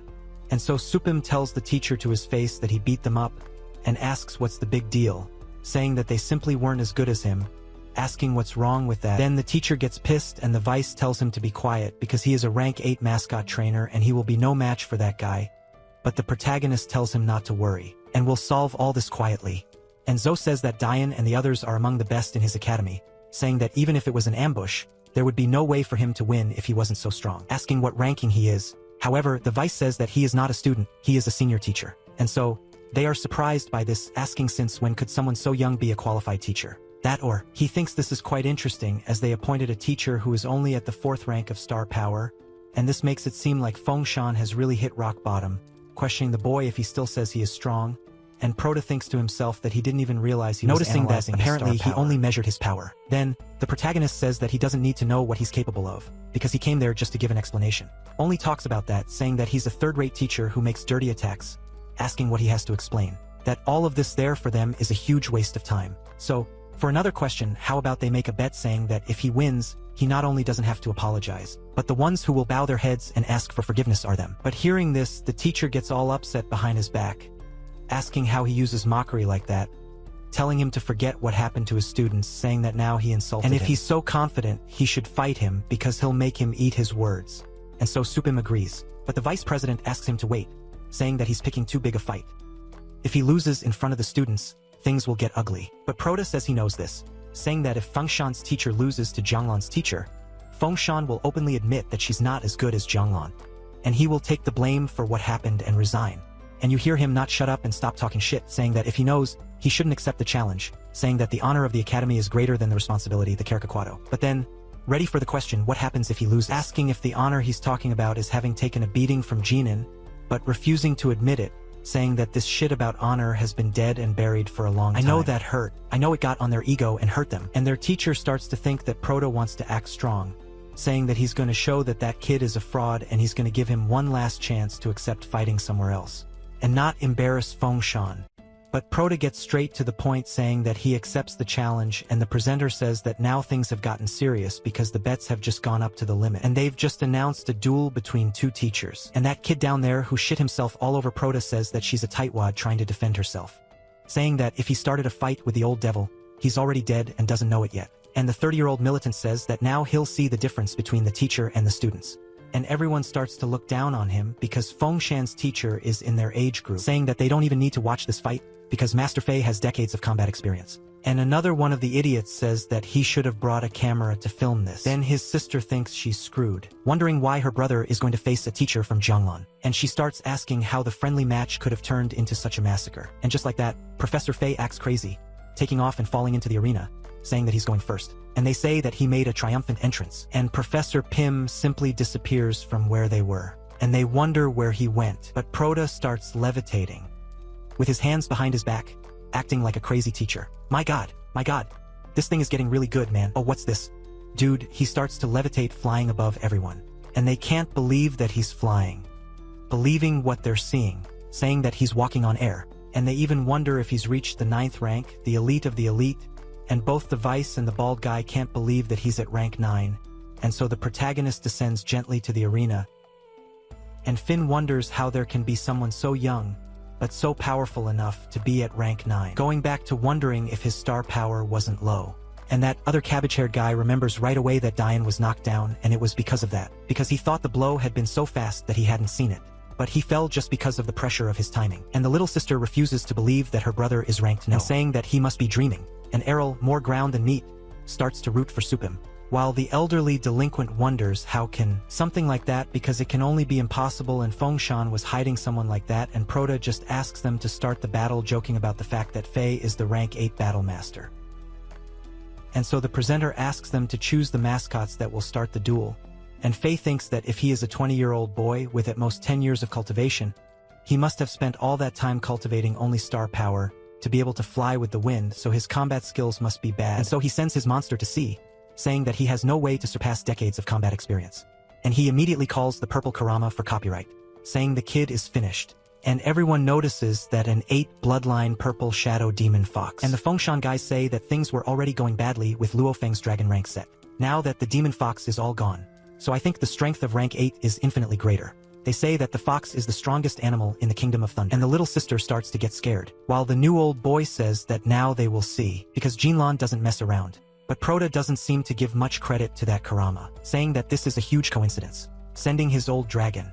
Come, and I think this dragon drank water, you see, because it's a little big. And so, aside from the dragon that coincidentally tripled in size, Proto says he also has a rank 8 pet. And they notice that it is a dragon from Purgatory that already begins using the dragon's pressure, doing the everyone suffers from this, and they think it's absurd, saying that you can feel the pressure even through the barrier. And the vice president starts to think that Supim's main mascot is a dragon from Purgatory. That's why he's so reckless, saying that it is one of the strongest dragons in existence. And he really didn't need to worry. And he orders them to increase the power of the protective barrier and activate the second energy barrier. They start doing this, and Supim thinks that in this case he doesn't need to take it easy. But Fei tells him not to get too cocky, because even if his Purgatory dragon is a rare creature, he's only at the lower stage of rank 8, and he's still no match for his fox. And he sends a rank 8 power boost to his Karama, and the host says that the purple shadow demon fox is resisting the effect of the dragon's pressure, and receiving that boost, it reached the strength of a rank 9, but he wonders if the protagonist won't use a power boost on the purgatory dragon, assuming that this fight will be as if the dragon was facing two monsters. But then he asks if Jessica is done, asking him to let her know when he's going to do something interesting. And Faye notices that he's still underestimated there, ordering the fox to fire 8 lightning slashes. And so she does with all her tails. And Hal, all fallen, all poor, is surprised, because Hatai only makes 1 lightning cut at a time, being amazed that the fox fires 8 at once, noticing that this is the power of rank 8, and so she fires, stops in the direction of the dragon, and the commentator says that the lightning cut blocked all of the Supim's escape routes, questioning what he is going to do, but the protagonist remains still, and the dragon just uses the roar to break all the attacks. Then the ugly one says that it is not over yet, telling the fox with the purple shadow to use the multiple lightning steps, and it divides itself into several, and so the pressure does not stop rising, with her using the lightning bite right after, and she goes for it with everything, and they wonder how the protagonist will be able to block that attack, and so an absurd explosion happens on top of the protagonist. They wonder what happened to him, since an attack that strong would be enough to reduce a dragon to Bran, but Proto is calm there, saying that this is interesting. But he says that, unfortunately, the fox didn't learn how to use this technique properly, and the dragon manages to bite the fox's neck, grabbing it by the fur, and everyone is surprised that he managed to recognize the real fox. But Faye says that this was luck, telling the purple fox to free itself, and she uses the thunder cannon at point-blank range on the dragon. And Proto is even surprised looking back as the dragon is hit, so they say that this will hurt, and say that the dragon's head must have turned to dust. And Vice gets frustrated, saying that the difference in combat experience was too great, he shouldn't have let Supim fight. Aizu says that by the sound of it, the thunder cannon hit the target at point-blank range, and it seems that the outcome of this fight has already been decided. But then Proto asks again if that's all, and Faye can't believe what's happening, while the dragon doesn't seem that hurt, and the fox is all done for. And the commentator says that even after so many direct hits from the thunder cannon, the dragon was barely scratched. And on the other hand, the demonic fox suffered a huge impact from its own blow. They notice the purgatory dragon breaking apart and say that it wants the high-level defensive skill, the armor of rocks and vines. Then the purgatory dragon escapes the attacks unscathed, and the rock armor added to the dragon's naturally resistant body, and it didn't suffer a single scratch. And so they think this is absurd, because a dragon was made for combat and he forced it to learn defensive skills, saying that this is absurd and an affront to the dragon's pride. And Proto disdains this so-called pride, saying that inside the tower they took a beating from much stronger beasts repeatedly. And even the biggest dragon would lower his head, swallow his pride, and ask to learn defensive techniques. After all, no one wants to die. And the first match goes to Supim, and everyone starts rooting for him, and that old Yankee gets really pissed, and the Vice says it was a scare. After all, he doesn't believe in the guy who's fighting for him, and tells him not to think he's already won because his mascot was secondary, but since his main mascot is a rank 8, he doesn't need to go easy, saying that now it's for real, summoning the demonic serpent of the abyss, and everyone steps on the serpent, saying that it's a rank 9 beast, and so they say that it's over. Again, the same old story, everyone saying that it won't even work for Cairo and Karakafor. And Proto questions who said that his purgatory dragon was his main mascot because they haven't seen anything yet, and from inside comes the fierce beast, and they say that that summoning rift is small, wondering if it was an agility mascot, but who comes out from inside is the fierce one, the blessed one, our little skeleton 2.0. What's up? I'm a fan of this guy, I studied with him, bro. What's up? And so, everyone starts to notice that that's a little skeleton. You ask how he's going to fight that weak beast, wondering if he summoned the right beast. But then they notice that it got cold in that place. And his sister notices that the little skeleton's appearance has changed a lot, saying that she had never seen one like that. And Faye says that mascots can have different appearances, something quite common, asking if that was supposed to be the boy's main mascot, saying that she will be nice and let him summon something stronger so as not to look ugly. Then his snake starts to get scared, and he says that for decades, the only emotion that his demonic serpent showed was bloodlust. But then, why did it show fear now? And he also asks how the bad guy has such a strong murderous aura. And son, the bad guy already puts his hand on his dagger just by drawing it. It's as if that electrodemonic risk was there. And he cuts that snake instantly, decapitating it with a single attack. And Faye thinks that was really quick, asking when that happened, but his snake already has no head for that, and a rain of blood takes over the whole place, and the presenter says that the rank 9 abyss demonic serpent was eliminated in a single blow. And they can't believe how strong that little skeleton is. And everyone is left open-mouthed while Proto uses his umbrella shield to avoid getting dirty with that thing. And he asks the guy to send the snake to be healed. And so, FaZe asks how it's possible since it took him years to get a rank 9 abyss demonic serpent. and it was defeated by a low-level skeleton, saying that there's no way it could be possible, asking what the boy did. So he asks if he really wants to know, but Parte makes fun of him, saying that he doesn't owe him any explanation. Then everyone at his academy starts cheering, saying that Professor Su is awesome, so the old man tells him not to let him leave, saying that he was the one who attacked the students at Genlon and now destroyed his teacher's snake. He has to explain how this is possible, and so they tell him not to run away because they demand an explanation, telling him to apologize, and Parte gets pissed because he really wanted an explanation. They notice that those two are the ones who got beaten up, so the group of bullies already decides to kick them out because they have to get out, but all the students start to hold them there, and Parte asks the two of them to tell what happened, and they say that that day the Genlon students surrounded Andy, and they wanted to know about Yihao, and beat them because they didn't obey. So Teacher Su saved him from the Zhonglon students, but then at the end of class, the Zhonglon students attacked them, and when he woke up, he was there. And since many of them already knew but didn't want to accept it, it was Diane and the others doing. And Sister Zia notices that they just wanted to blame them all. But Diane says it's a lie, saying that they are conspiring. But Zoe starts talking to Diane, putting him down. So he says that he warned him. What would happen if he lied to him? And Diane remembers very well that he would be expelled from the academy and would lose the right to train battle mascots, saying that he would have to completely leave everything related to it. And so, Zoe stands up and apologizes to Vice Dong, saying that it's all his fault for not being able to educate his students. They'll take over the students' hospital bills until they're 100% well, and they hope that this doesn't affect their relationship with Zhonglon Academy and Fei Shang, continuing to be friends. And so the Vice Dong says that of course, but the Parte asks him to wait, asking if he's not forgetting anything, and so he uses the question he wants in compensation, asking if it's an artifact, or a high-level star mascot, saying that whatever is within his reach will be granted. But he tells him not to worry, because he won't ask for anything too much, saying that he just has to kneel down and apologize. Oh, there's gonna be a fight with the bald guy, he won't even want to do that.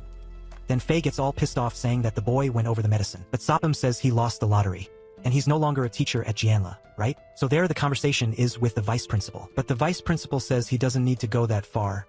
But the Prota says that of course he does, saying he wants to tell everyone there that whoever dares to mess with Fincham again will pay a very high price.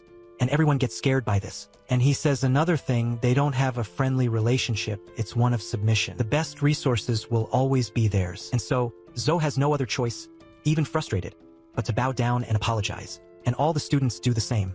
And the vice principal asks if this is what the boy calls solving things the easy way. And so everyone goes to Prota's store, saying it's their turn, wanting to buy, and some people passing by wonder what's going on there, and if they're handing out money, wondering why there's such a line in front of a store that looks so run down. And the kid asks if she doesn't know, saying that Donald is rank 9 and he only takes half a day to train a star mascot, saying that it's a bit expensive, but he has impressive results, so she's unsure about it. But a boy tells him not to spread the word, because if more people come, it'll never be his turn. And Prota says he wanted to go calmly after the exchange fight, but he didn't expect to gain so much fame for it. And he says that the store's reputation is super high, asking the next one to go. But then, his sister shows up there and he questions what she came to do. And she says she also wants him to train her pet, asking if it's okay. And he says of course he'll do anything for the family, but asks why she was waiting in line. And she, still a little shy, says she doesn't want special treatment because she's his sister, and says she wants to take advantage of the chance to get stronger, so he says okay, asking what level of the star pet she wants him to train, so she says that her snowflake reached rank 4 a while ago, so he says it's possible to go from low rank 4 to intermediate rank 4, which costs 100,000. And she's shocked by this because she spent a year saving up, only has 30,000, and he ends up taking the pet anyway, saying that it's all black and will call her brigade. And she tells him to wait because she doesn't have enough money, and says she'll come back later. However, he asks her not to worry about it. But the system says that the store's price cannot be changed and discounts are prohibited, telling him to return the mascot to the customer immediately. But he tells the system that he will pay out of his own pocket, calling it Macarena, saying that everything will continue to be as he wants, to create a stronger mascot, telling it to turn a blind eye. And the system says that it will only be this once. And he says that it has been a while since he learned a new training technique, precisely with his sister, and that is why he will return the favor. But she says that she trained alone at home, asking how he learned. And she gets even more confused that this has been going on for a while. However, he is rank 9. And how did he learn his training method? And so, back at Xinlong's house, he arrives at the top of the tower. And the dragon tells him to learn how to avoid the attacks, to withstand the attacks of the golden-scaled bearded dragon for 10 minutes. And that dragon is intermediate rank 9. And he says that after his combat power increased to rank 6, he can finally see some information about high-rank star pets. And so he calls the little skeleton to face that thing head-on. And the little skeleton really goes all fearless, throwing his crimson slash at the dragon's shield. And Prota orders all of them to go help the little skeleton together, with murderous intent. They all go totally badass, attacking the dragon. And seeing an opening, he orders the little skeleton to attack now with a dragon slash, killing the dragon for real. But when his head is split, 2 other heads grow. So the beast's level is now King Beast. The dragon says he has 7 minutes left, and so he thinks he's entered the second phase, but says that King Beast or not, the little skeleton absorbed the blood of the king skeleton. So he goes for it anyway, and with that fight of unequal proportions, the tower starts to break. And one of the skeleton's cuts ends up taking off the top of a mountain. And they obviously end up dying. And Proto asks to be resurrected in the same place. And the big dragon ends up dead to the little skeleton, who was the only one who survived even though everyone had died. And so the approval of the king dragon ended.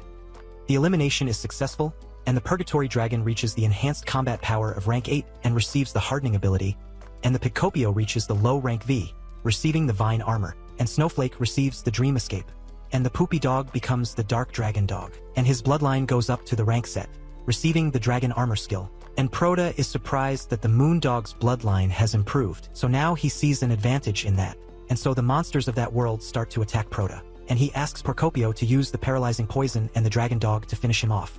They kill the monster quickly, and so Proto asks the purgatory dragon and Snowflake to take care of the rest. He thinks that if he only had the skeleton, it would be difficult for him to improve, and he's been very strong since he absorbed the blood pearls, but this is perfect. The dragon hound and also the purgatory dragon, saying that with Procopio and Snowflake supporting them, they will be able to finish off those dragons. He tells the purgatory dragon and the dragon hound to finish off all those monsters. And so the Contraconic goes up to the 7th class and learns Soul Seeker, which this effect significantly increases his perceptive capacity and also his sense of smell. And he says that now he is not afraid to go exploring, saying that this is perfect, and in the future it will help him a lot to get pet food. As for the purgatory dragon, he continues to learn a lot of defensive skills. He says that this is a skill like a turtle shell, saying that he really died so many times that he completely renounced the pride of his clan, and so the monsters keep getting better, and he says that one got the highest fire attack of the 8th order, and the other also got the most disgusting attack of the 8th order spiritual realm, saying that this is very good, and so the exploration time in the Dragon King's management is over and he starts to go back. And the next morning, he starts showing up at Proto's store doing Moto. So his sister takes her animal back as well as the pig, and they say it was very fast. And that girl with the pig says that he had said it would take more than a month.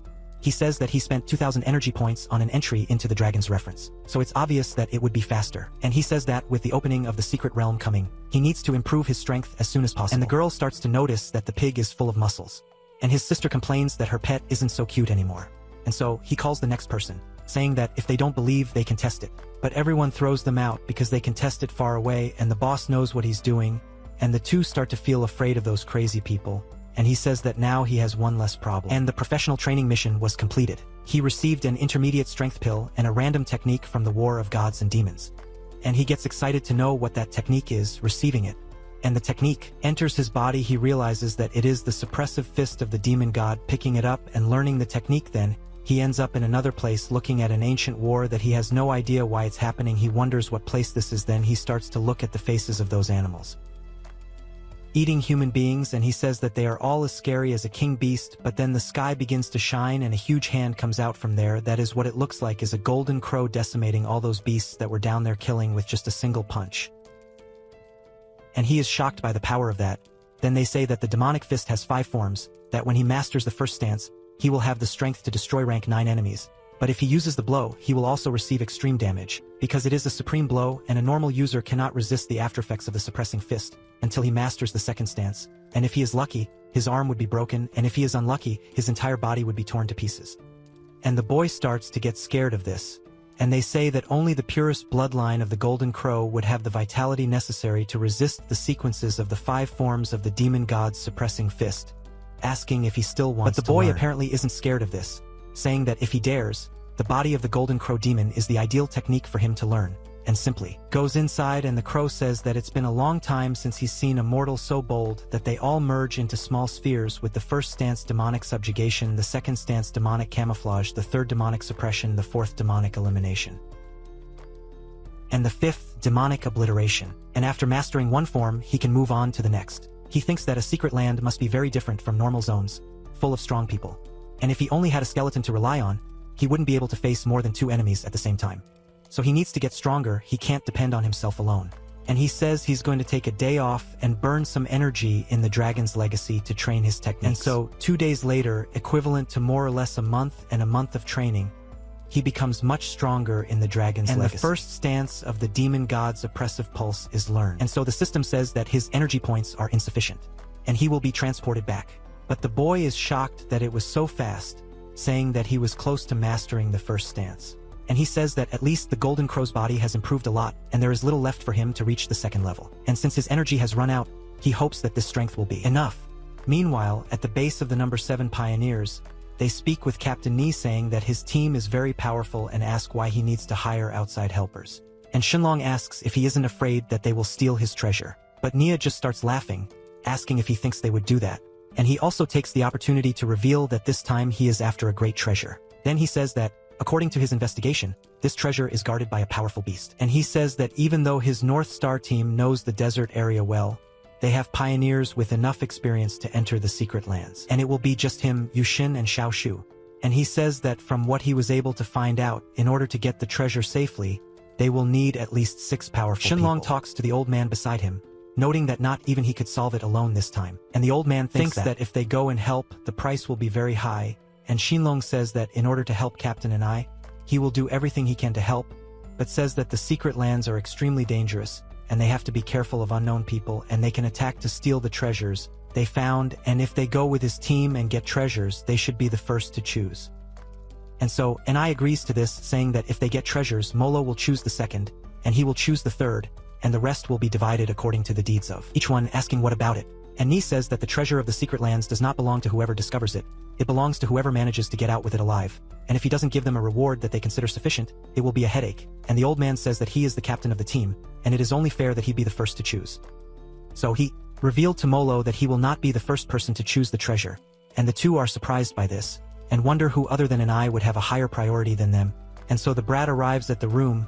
Then Molo asks who that boy is, and Shenlong says that his star power is weak, and he didn't even reach the saying that he looks like someone's fish. But then, NIS gets up to talk about him, saying that he has heard a lot about the boy, and Proto greets him like a civilized person, saying that it is a pleasure to meet him. Then he asks to introduce everyone else. But Shenlong talks to Anai, questioning if when he said he would not be the first to choose, he was talking about that young man. Then Anai says yes, saying that this is a boy who saved Xian Shan and Xiao Shu's life, saying that he killed a rank 8 abyssal skeleton, and the first to choose a treasure will be him. Proto kindly accepts, and the two of them are in disbelief with what the boy did. And Nip asks if they have any doubts or anything to say. Then Molo says that if he is so young and did something like that, he deserves to be on the same level as him. And Shenlong says that since they owe him a debt of gratitude, then it is fair. And so, at the entrance to the secret land on Dragon Mountain, everyone is climbing a uselessly high staircase. Because, my god, that must take about 3 days to climb. And Nio talks to the sun, saying that Dragon Mountain is very high and the air is quite thin. And if he's feeling unwell, just tell him to slow down a little. But the protagonist says that the stairs aren't tiring, but they take a long time, asking if it wouldn't be faster to climb a flying mascot. But Shenlong tells him not to mess around with that, saying he doesn't want to cause trouble. And Ni says that he's a rookie, saying that it's normal for him not to know the rules, and says that the terrain of Dragon Mountain is so dangerous that accidents are common among very intelligent 8th rank people like him. And since only people of rank 9 can fly, the rest of him follow the implicit rule of not summoning mascots or fighting while on Dragon Mountain. And whoever breaks this rule ends up being excluded from the other teams and suffers reprisals. Besides, they leave guards spread out to maintain security, so he asks the boy to stay on the slope.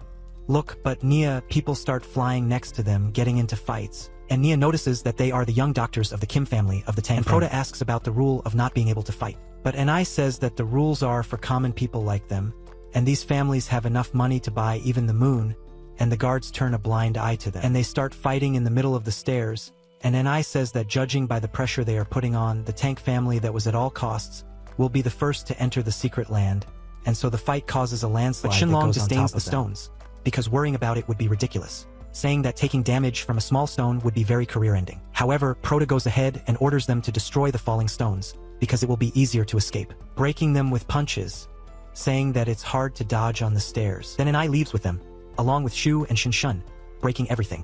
And so the two idiots back there are surprised that this guy took command of the situation in an instant, and the team followed his command without even blinking. And already on the terrace of the Dragon Mountain, there's a guy flying over everyone else who's down there. And then a gentleman talks to the guy who was in front of him asking to go through, saying that his lady wants to challenge the 6th floor. So, when they look back, they notice that it's the Tang family and say that they're the two masters. And here it is Feng Mo and Zhu Feng Kuan, both of them rank Nova Intermediate. And that girl in the middle, obviously, is the young master of the family, Tang Huyen, of rank 7 superior. And they say she was the first person to pass the 5th floor. And I'm surprised, because the secret land has only opened a few times, so this is quite surprising. And she says that the first place on the Dragon Mountain Challenger list belongs to the Tang family, asking them not to cause trouble. But then they ask who said that, because that person who speaks has just passed the 5th floor, and says that he also intends to challenge the 6th.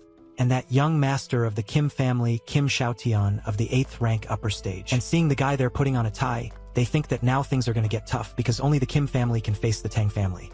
And Hu Yen says that what they did during the climb was just a joke, asking if he still wants to continue, but Xiao Jian says that he let that woman go, asking if she thought he was fighting seriously, getting ready to fight again, and she goes after him saying that he talks too much, telling him to talk with his fists. And so he agrees, but then they call for silence, saying that the secret land of the Dragon Mountain has opened, and they all stop immediately, and that master of the Ensima asks what is missing for them to enter, if it is an invitation, and that is Dalzhen, rank 9, upper stage.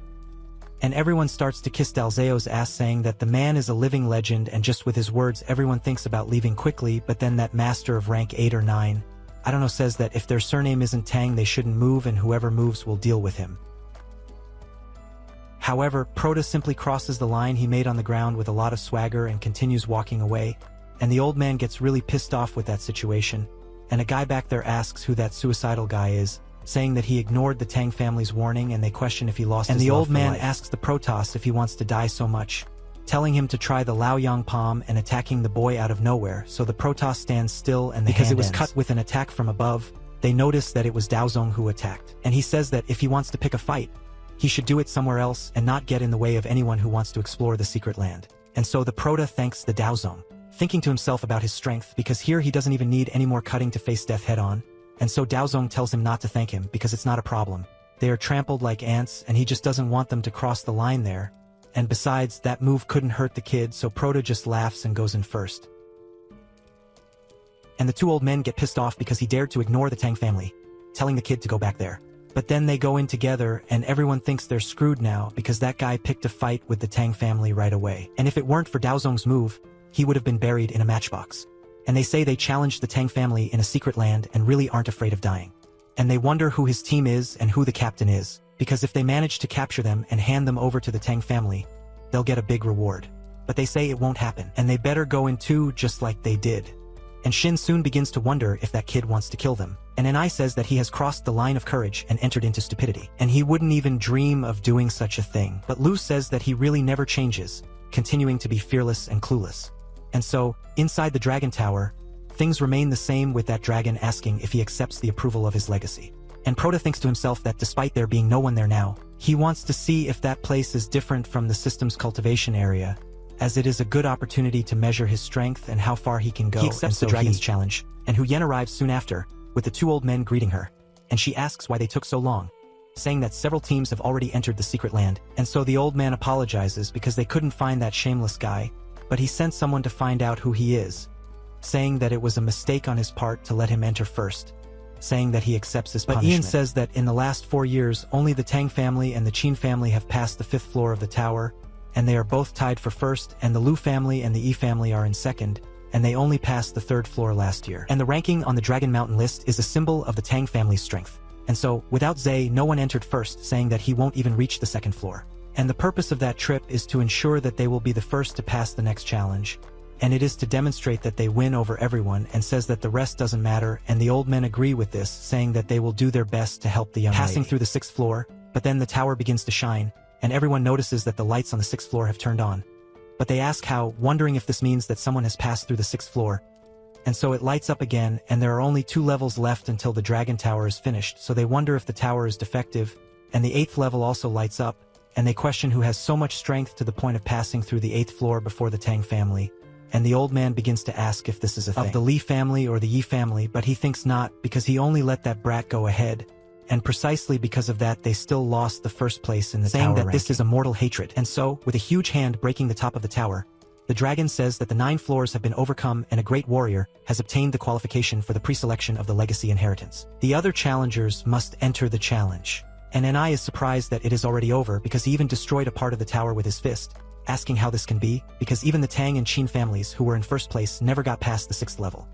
and Hu Yen is surprised that he made it to the top. While Sheosha wonders which family this powerful warrior could be from, they go there to take a look, but Proto is up there with the little skeleton, the brave one, realizing that the Golden Crow's fist is really very good, saying that only in one punch, he crushed the boss that he killed thousands of times and even skipped the second phase of the fight, thinking that this is very cheated. And so, he says that he has already checked everything he needed to. And the system's cultivation zone is no different from the original location, and the others have already entered the tower. It's a good time to go back to the group and think about which treasure to choose.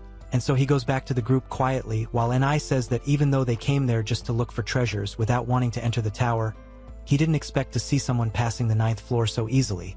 So they say that they feel disappointed while Proto asks them what the next objective is, and they notice him there. And Lee says that it was just in time, asking where he was, saying that they were going to look for him to go treasure hunting. And he says that he went to warm up a bit, and like everyone else, he went to the Dragon Tower. They go, and they wonder about this here, wondering if he intended something, being the first to enter the secret land. Or was it he who overcame the Dragon Tower?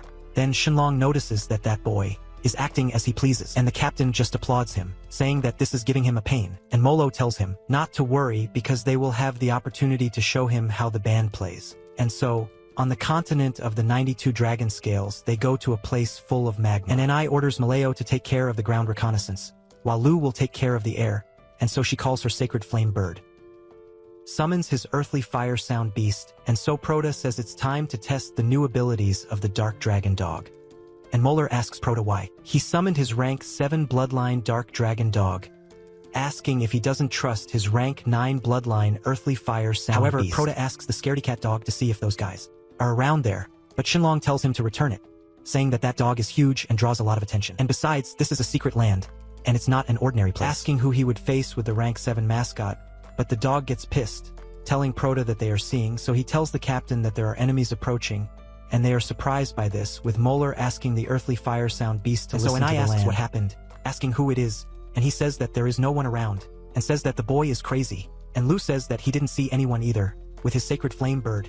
Then Shenlong asks if he is seeing ghosts now, saying that no one saw anything, but then some monsters with part of their body transparent appear, only their head shows, and all the monsters begin to sense them. So they are surprised by this, but that legion comes with a bunch of winged pythons, and they wonder how they got so close, and NIH says that a swarm of that size will be on the level of a rank 9 monster, saying that there will be no time to hide, telling everyone to prepare for combat, and NIH then summons the lower stage rank 9 Mordonian beast, and asks Shenlong to use the Earth Dragon to protect the trainers, and asks the rest to send their pets with theirs to face the enemies head-on. And so they all agree, with one summoning the Earth Dragon, another summoning the Guardian of the Scythe, the bird of the sacred flame, and the gray-scaled lizard of Ashan, as well as the quadrupedal guardian of who knows how many, a gigantic monster that protects them all, and they formed a front together with a barricade to face those things. However, Lu remembers that the southern dragon dog was outside. Xiong tells him not to worry, as he has 2 rank 9 beasts with him, and if he is not reckless as an owner, everything will be fine. But Lu says no, saying that there are too many winged pythons, and he will have no way to hide, asking Xiong to bring the animal there. But he says that talk is easy. But what if the Guardian opens it and one of the snakes gets in? What would they do? Asking if she's going to take a risk for a ranked set mascot. And Shinchan says it's worth the risk, since he was the first to detect the danger. And besides, Su, he's her benefactor and her mascot is important, saying that her gray-bed lizard will provide cover, asking him to open the place. However, Proto says it's not necessary, and says it's very kind, but it's not necessary. And her dog isn't just a scout, and they train him a little in combat. And if they kill the pythons, the rest of the group won't be a problem, saying it's easy. And Shenlong gets irritated with the boy again, just like every annoying NPC in this manhwa. But Molo says he's just talking nonsense, because even if his dog was a high-level dog, it's still only a rank 7 dog. And the Alatus pythons have a power equivalent to rank 9, and he's going to be massacred. And Shenlong says it's a good time for them to gain his trust, and so he tells the sound beast to hide from them, and Lu realizes that she knows how to become invisible, and then the entire monument becomes transparent, and he says he's going to apply this invisibility to the stone wall so they can observe the situation on the battlefield. They notice the fight that's going on outside, and Lu wonders where the dragon dog is, wondering if they didn't even leave the bones. But Xingxin says no, asking her to see that light, saying that there's a light moving from one side to the other. But Lu notices that it's the dark dragon hound, and notices that that light is multiple layers of shield, and they are surprised by this, saying that a ranked set mascot, dancing between the attacks of the rank 9 monks, wondering if this is just a little combat training. And in the middle of those pythons, the phoenix-winged elder python of the 8th rank upper stadium appears, and she tries to attack the Conkagon with a huge beam that sweeps the entire battlefield. and they fear for the Konkagon, but its shield is still wrapped and the snake can break it, so he innovates that his defense is very high, because it seems more resistant than Shinlong's Earth Dragon. And so he prepares to jump, and flies on top of the python, attacking its wing. And she really feels that attack, and so Shinlong thinks that his attack only lightly scratched her skin, and he must be completely focused on defense, and that's why he's so resistant, saying that his Earth Dragon has attack abilities that he doesn't. Then Python starts to scream, and so he falls to the ground, injured, bleeding and foaming. And they notice that there's something strange there, and Molo notices that he used poison. And Shinlong notices that not only is he armored, but his paws are poisonous, saying that that dog is too scary. Then Konkagon goes and jumps on the snake's neck, biting and finishing it. And Prota thinks that all the beatings they took in the Dragon King's cultivation area were not in vain. And the dragon dog takes care of small fish like those little snakes with ease. So he asks him to stop playing around and get it over with. And so the shitting dog simply makes an absurd pose, opening his mouth with a few hundred teeth and preparing a dragon roar. When he does that, all the snakes run away. And they realize that they won because that dog is very angry. And Shinlong goes to Prota, saying that his dog is really amazing, asking what his rank is. Then he says that he is in the intermediate stage. But Maleo says that he is being too modest because if his dog is in the intermediate stage, then all his pets would be in the lower stage. However, Prota looks at the description of his beast and thinks that it is an exaggeration because lower does not necessarily mean weak.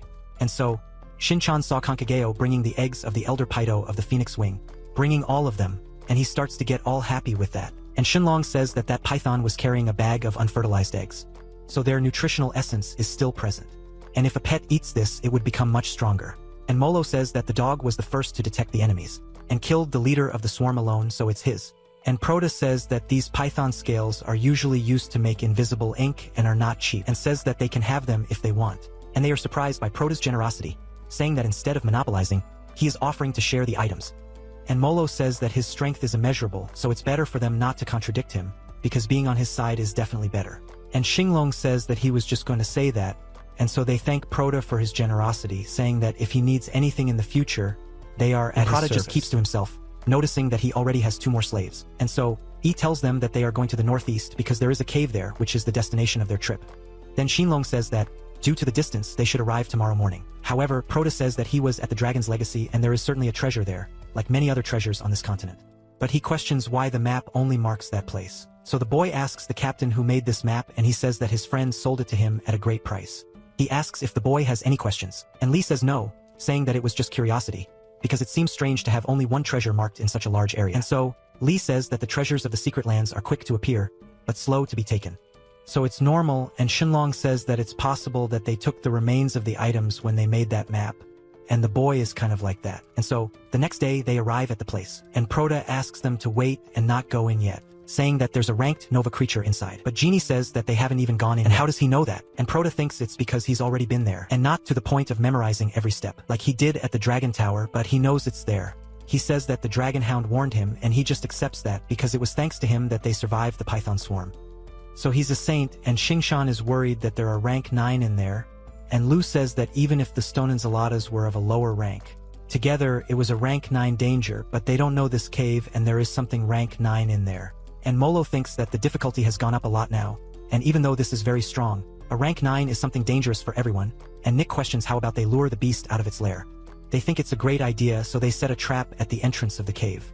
And as soon as the monster sticks its head out, they attack it. So, Shinlong calls the Earth Dragon and starts making some fireballs on top of that mountain, and when they're made, the girl calls the bird of the sacred flame, asking for a fire envelope, wrapping all those stone balls in the phoenix's fire, and Malal activates stealth on all the beasts that are down there, and Exine talks to the captain, saying that the trap is ready, and now they just have to wait. But he says he doesn't feel like waiting, saying that he'll lure it out personally. And Shinchan asks how he intends to do that, and Ni asks if he has already forgotten, since he has a Rankinoria pet with him, telling him not to worry, since they have already wasted too much time and do not know when the beast will come out. And almost all the other pioneers must have already left the Dragon King Tower and will start exploring the continent. But Shinchan is not convinced by this, and Prota tells him not to worry, since he will go with Ni. And Ni, seeing that he will be on the angry side, says that he will calm down while they enter.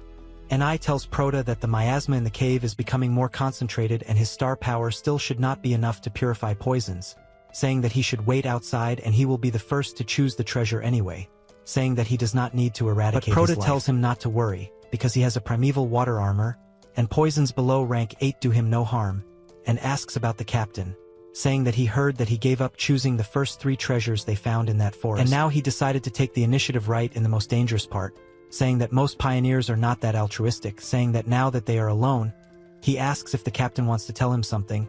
Then he starts to laugh, saying that he really has no way to hide anything from Proda, saying that in that cave there is a spiritual tree that absorbs star power. And the fruit of this tree awakens all the power of pet trainers below rank 8, making them reborn.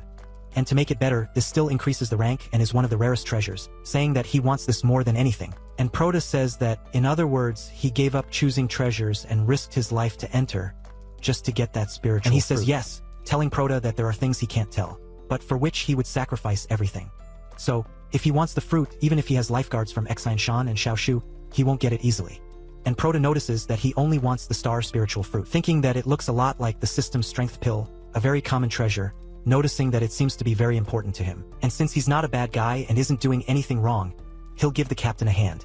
So he says he doesn't care about the fleet, but he says he wants to remind you that the guardian monster that protects this place is a kind of sub-dragon from Rankin Nova Superior Stadium, and it's called the Lion Dragon of St. Scales, and it's cunning and very good at mental combat.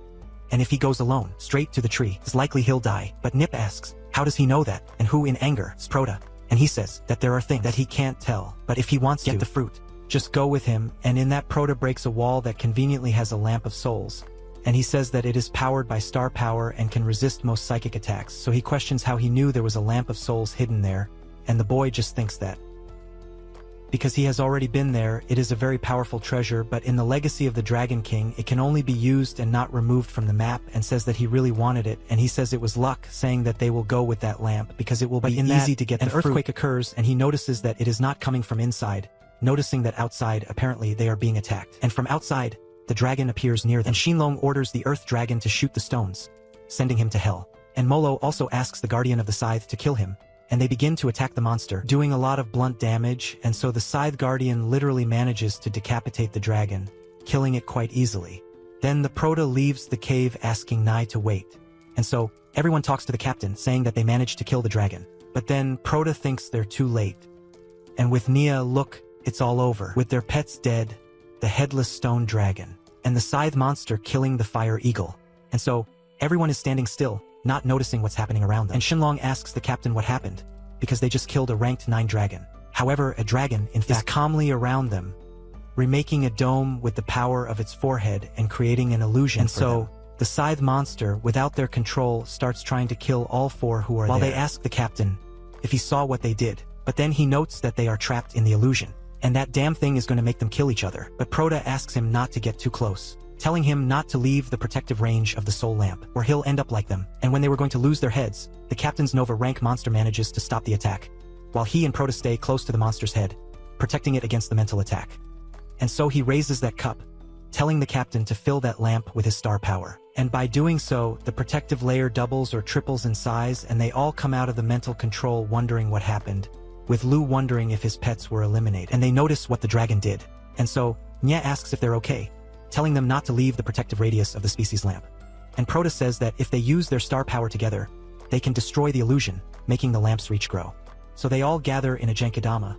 But then they notice that something is happening, with attacks coming at them, and 2 of the pets manage to stop some of the attacks, but some get through going towards Supim. So, Shinlong steps in front to save the boy. Then Nye asks everyone to protect the soul lamp, and Silver asks who did this by ordering it to appear. And those guys stand on top of a mountain watching everything that is happening and say that the shooting scorpion is really good at breaking through shields. And they say that it is nothing personal, it is just orders from the upper rank 8 shooting scorpion is behind that guy, who is the vice commander of the Fong team, and he says that he can't let them deal with that dragon so quickly. And so, Nye notices who is doing that, saying that he has nothing against them, asking why they want to kill him. But then, he asks if he doesn't know, telling the captain to think, asking him how he thinks that treasure map got into his hands. Then he finally realizes the trap, noticing that they intended to use him as bait for the scaled flood dragon, and only for that reason they gave him the map. However, upon seeing this captain, he says that he realized it too late, why he thinks someone would sell something as valuable as a treasure map, saying that he can already go back to being a scale since he was doing very well. Then the Proda, already losing his head, calls the brat, who already leaves his gate very angry. But then the vice asks if he really wants to fight with them, saying that if he does that, his teammates will become a snack for the dragon. But then Proda throws the middle rank capture ring, throwing it at the dragon, asking the ring to trap him. And so the ring does, with several golden chains that trap him as if it were Karana. Then the Vice asks himself how it is possible, since the Flood Dragon is rank 9, upper stage. And he ended up being immobilized with it. When used, the treasure traps the dragon completely, as if it were a pokeball. Then the dragon disappears, and Proto once again levitates, above the Vice, asking if they have already forgotten what they came there to do, questioning if they weren't going to kill him, asking them to continue. Then everyone notices that he is flying, wondering if there was someone of rank 9 on the North Star team, and he complains about having someone so young, so powerful, saying that they didn't pass this information on to them, and they think they're screwed because they picked a fight with the wrong person. So the Vice asks why they're getting desperate, because so what if he's strong? After all, he only has a little skeleton. So he asks the shooting scorpions to aim and shoot, and he says there's no way he can do it alone. But then the little skeleton doesn't even let him keep messing around, splitting him into 3 pieces: head, chest, and thorax. Also with the scorpions spraying Tramontina on everyone. Man, I think he was really angry. I'm gonna get a tattoo of this thing on my chest. Man, he's really angry. The poor guy must be about 60 centimeters tall, but hey, 60 centimeters, hatred and a lot of anger, go for it. So Lu is stuck with the captain asking him to hold on tight, and he asks how the others are doing. Then they say that Maleo and Shenlong didn't resist, and so Anai gets pissed off, almost dying too, calling his brother so. That's why Suping arrives there, saying that he's there, and he talks to Prota, asking him to please do something, and he remembers when they were leaving the cave, hearing that noise, he talked to Prota, saying that to tell the truth, he has a bad feeling. And he asks Prota to get him the spiritual fruit in case something happens. But Suping says that the fruit serves to improve cultivation, questioning what would be the point if he died. But he says that it's for his daughter, and if the spiritual fruit can awaken her body's full potential, maybe it will strengthen her immune system and cure a terminal illness, saying that he spent half his life working hard and exploring unknown areas. So he wasn't a present father, and that's all he can do for her. Damn bro, I'm gonna cry, man. I'm gonna cry in my little skeleton room. What a fucking mistake, no. And Prota leaves pissed off, saying that everything is fine, saying that he'll be right back going to get the fruit. Meanwhile, at the back of the cave, everyone is taking the loot, asking if they've searched it all. The captain of those guys asks Cracked, is there, saying that the tree is too big to take it. So he asks who said to take it, asking only for him to pick the fruits and destroy the tree, because if he doesn't take it, no one else can. And that's the captain of the Fong team, rank 8, upper stadium. And so he prepares to destroy it with his axe. But then a dart comes and pierces his throat, killing him instantly, making him fall down stinking. And everyone wonders what happened, asking if it could be someone from the North Star. But the captain says it's impossible, because the rank 9 Flood Dragon is out there and there's the vice captain. The North Star doesn't have anyone immortal. Then he says the attack was clean, and it's a rank 9 thing, and he claims he doesn't know who did it, but he knows the person is there. They don't need to fight, calling him to talk, because they'll give him half of those treasures. However, the Prota keeps killing them all with just that dice, and they get more and more scared, questioning who did it and ordering the person to appear, calling him a coward for attacking from behind. However, Prota continues taking his condensed star power, making data and killing them, making a pentakill with a bunch of scum. Then, the captain says he found him, asking if he doesn't feel like talking, saying that everything is fine. But then the little skeleton appears next to him, leaving only its mark. Then the 2 monsters that were being summoned already go to a good lady's house, and he dies of fear, falling to his knees, and thinks that these 2 lower rank 9 pets were eliminated in one blow. And the little skeleton is behind him, just watching. And he asks Supim for forgiveness, saying that he can keep all the treasures, but asks him not to kill him. However, Prota looks very angry in front of him, with a very unfriendly face. And the captain asks if he didn't come after the treasures, questioning if he came just to kill them, asking his name, saying that he wants to at least know who he killed. But very few ideas come to mind, piercing his brain with a dart of condensed power, saying that he has no obligation to tell him his name, sending him to hell without knowing that he ended his despicable life, telling him to ask the devil who he sent. Dude, seriously, every hair on my body is standing on end. I'm cold, man, I'm cold. It's 42 degrees here in Rio de Janeiro. You have no idea. For the love of God, like this, you need to like 20,000 because I want to make a sequel. I know you haven't liked it yet, but for the video you're going to like it.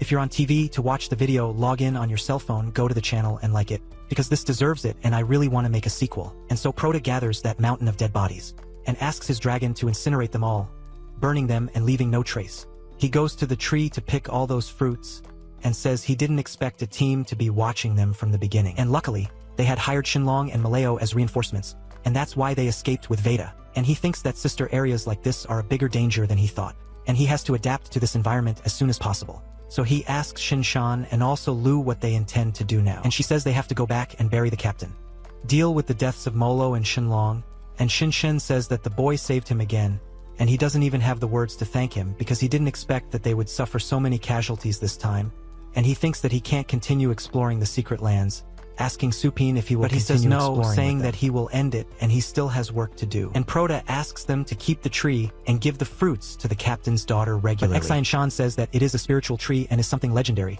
asking if he doesn't want to keep it. But Lu asks how he knows that the captain doesn't want to keep it. The captain has a daughter and he asks them not to worry about the details.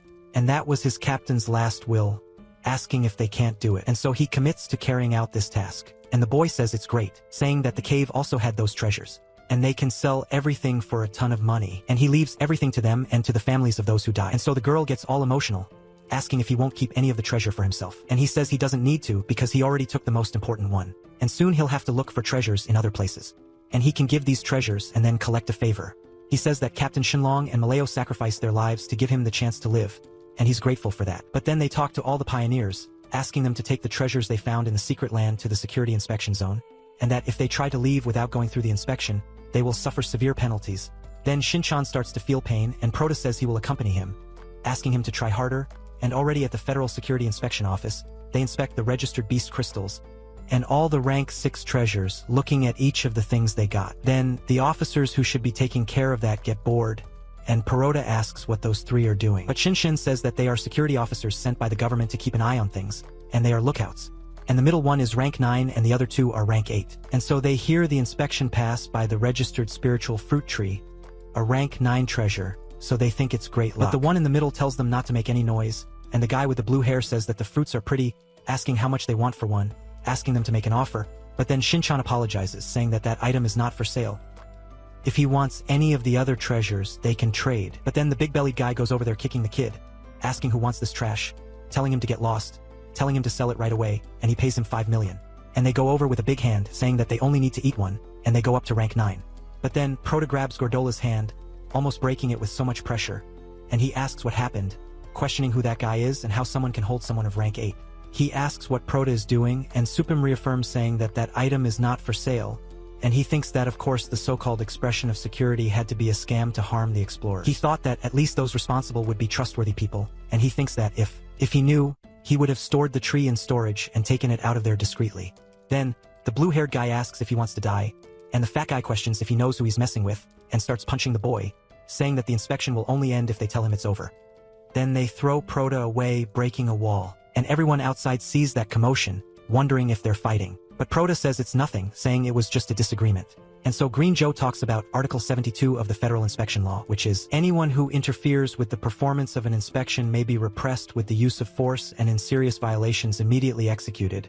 And they start to think to themselves if the pro really thinks this chance to go straight to rank 9, and the NPCs start to say that the last one who tried to crow with the inspectors turned into mashed potatoes, and they remember that he's the crazy guy who went against the Tang family, and they realize that he really is crazy, so they ask why they don't capture him and hand him over to Tang as a reward. But then a voice appears asking if Shao Qi hasn't learned anything, because being too ambitious never works.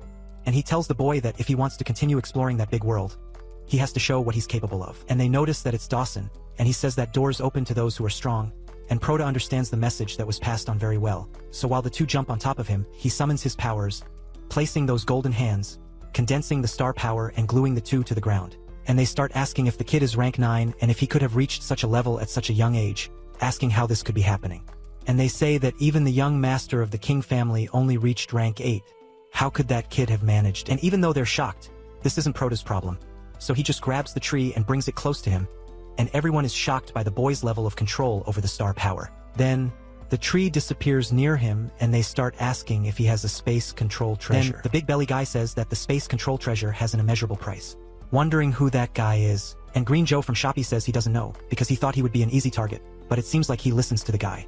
And so they apologize, saying that they did what they shouldn't have, with the big-bellied one saying that that was a very well-given slap and they deserved it, apologizing. But Proto doesn't seem to want to apologize to them, saying that that slap was for his friend, and they haven't even started yet.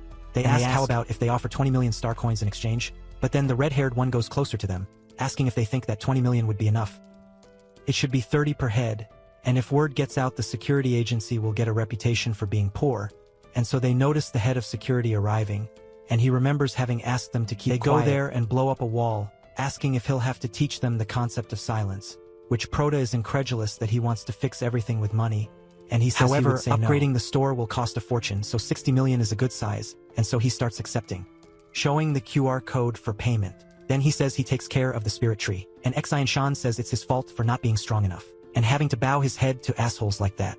Then Lu says that if they were stronger, he wouldn't have to bother Maestro Sua. However, Proda says it wasn't their fault, and he's the one who underestimated the power and says he decided to plant it when he gets back, and that way he'll have enough for the captain's daughter and for his store's mascot food. And when they reach rank 8, he'll give each of them a cheat, so they'll get straight to rank 9. And Lo gives that instant blush, and Cece asks if he's gonna start training people as if he were a mascot, and so he leaves with the shitting dog, arriving at the continent of Dragon Scales number 98, asking the dragon dog to stay there and hide, and he says he will. And if anything happens, he can call him with his mind. And so Proda enters that sea and says that he remembers having a treasure there, with the power to move mountains and open seas. And he says that it is very well hidden, because if he hadn't revived in a random place in the Dragon King's legacy, he would never have found that place. And so he notices that he is with that skeleton, and takes it, saying that that scroll creates a dimension with its stellar power. Similar to the system storage, and even though it can't store anything it touches, as the system allows it to store living beings, and the space grows the greater the user's star power, and with his current ranking power, yes, he can create a space of 1.5 square kilometers, which says that the spiritual tree will be planted in it. But then the Konkeigo calls him and asks what happened, and a bird flies over there, doing what seems to be a reconnaissance, and the protagonist notices that that ability shares the mascot's vision with its trainer. He wonders if other explorers have already arrived there, saying that he remembers that that continent also has another secret treasure, the undead demon fruit, and it allows undead or demon-type mascots to ignore fatal wounds once. Perfect for the skeleton that is focused on attack, and he talks to the dragon dog asking to track the location of that bird's trainer, because he needs to confirm if they got the undead demon fruit. And so, in the Forest of Death, 2 rank 8 trainers are there, and one of them thinks that that bird won't go away, realizing that it must be keeping an eye on them, and they keep running away until they are attacked by an astral cut, and they wonder who it was. And that old man from the Tang family says that they are in a big hurry. However, he says that they have something that belongs to him, so they ask what the Tang family wants. And the other old man says that they have been after the undead demon fruit for a long time, but they were late because of this. Because of the dragon tower, but then the guys run away saying that they were the ones who found it first. And they think and use the 36 tactic, but a hand of energy comes over them stopping it, and they notice that it is the condensation of stellar energy and the old man. A demon-like guy asks if they dare to run away, saying that they shouldn't go against someone who is in rank 9, and so he crushes the 2 down there, and the guy almost dies but still holding the box, asking if they will ruin his reputation. Grabs it and tells him to keep it, and it disappears right in front of the old man's face, and they wonder where the box went. Yeah, buddy, a thief who steals from a thief has 100 years of forgiveness, 1,000, I don't know, but something like that. And the box that had disappeared is now flying, running away from them, and so they notice that it is the condensation of star power, wondering if there is someone of Nova rank there, asking Hu Yen to be careful, and the other old man sends to bring the head of that fool who dares to take something from the Tang family, and the monster goes after the box. But in this the Proda is calm, asking Kondraconic to use the draconic armor, the wind armor, and the earthly armor of the Purgatory Dragon. And he asks the Purgatory Dragon to use the stone and vine armor and the hardening, the ice armor, and also the mantle of flames, and he makes a gigantic megazord of power, saying that the damage increases the higher its defense is, and he asks the monster to show. How is it done? And the old man realizes that the Dark Asura has been eliminated, but says that it's not over yet, wanting to summon even more things, but the other asks him to wait, saying that if that person eliminated a rank 9 Asura in a few moments, he has enormous power. If he attacks like that, he'll fall into his trap. So he asks the old demon what they do, asking if he wants to let the guy escape, but he says no, saying that they just have to make him leave wherever he is, summoning that huge hand in the direction of Proda, but he just calls the Brabo, who cuts that hand in half, making a path and letting them see Proda, and Supim says that he didn't think they would travel so fast, saying that the game is over, and so they realize that it's the guy who got in front of them, and they think that if he reached rank 9 being so young, then he will be a huge danger in the future, and he says that he can't let him leave there. I'm going to tell you a secret. Maybe he's already a huge danger, and so another old man says that he's going to kill for having killed his Asura, saying that he didn't get rid of him at the Dragon Tower, but now he won't have anywhere to run, calling the Spirit Ent of Storms, ordering the devouring demon to the scene, but the goat appears next to him, using the cut of the 7 spirits, making an advanced fencing in the old man's face, and with that calamitous attack, the old demon only manages to save Rue Yen, gigantic attack completely changing the geography of the place, and Hu Yen doesn't believe it because that destructive power of that size was made by a little skeleton. So the old demon asks how he dares to attack his lady, telling Prota to die because his swords will end that. Then, the swords go towards Prota, but he just closes his fist, saying that he didn't have the opportunity to test that attack in the Dragon Tower, but now he doesn't need to hold back. He uses the Golden Crow attack. Then the old demon wonders what technique is that, because a divine aura appeared behind him and the boy uses demonic suppression. The first stance of the Demon King's fist attacking the old demon, and he instantly activates the 9-layered star shield to protect himself, but Prota's attack pierces him as if he were Toji fighting Gojo, and Huyang shouts to Feng Lao. He's already all screwed up, and the only words he can say are licking Prota's balls, saying that that guy is very strong, so he calls the Lombrian dragon, telling him to take the young lady and get out of there immediately. Then, she is placed in the dragon's mouth and he asks it to run away. Then, Prota asks if this is their plan, telling the Purgatory Dragon with the Draconic to go after her. But then, the old demon tells Prota that it's not over yet, saying that this old man still has a line to burn, and he starts to glow purple, invoking a secret art of the Tang family, mind-taking, and he turns into a mist, going after Prota, and Huin says that mind-taking is a spiritual technique. It takes over another person's body, sacrificing their life. It's the last resort to even be considered. I'm being swallowed. Did you like it? Asking how someone managed to trap Fin Lao at this point. And so the old demon told Oda that his life is his. But then the little skeleton, the Kankeigo, and the dragon go after him, attacking him, but Nelva gets past them all, saying that physical attacks can't stop him, saying that he shouldn't have picked a fight with the Tang family, and says that even if his body is torn to pieces, he'll still take him with him, saying that Prota's body is.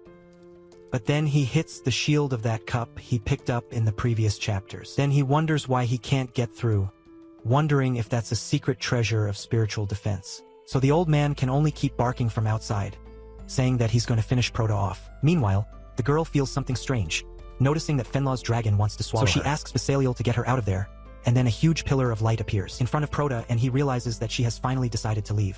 And here he is, Basaliel, the fallen archangel of rank 9 and intermediate stage. And she tells him not to call her young master, because he has no right to do so. But then she wonders why she is not feeling Fenlao's power, asking herself if even Fenlao, who was an intermediate stage of rank 9, died.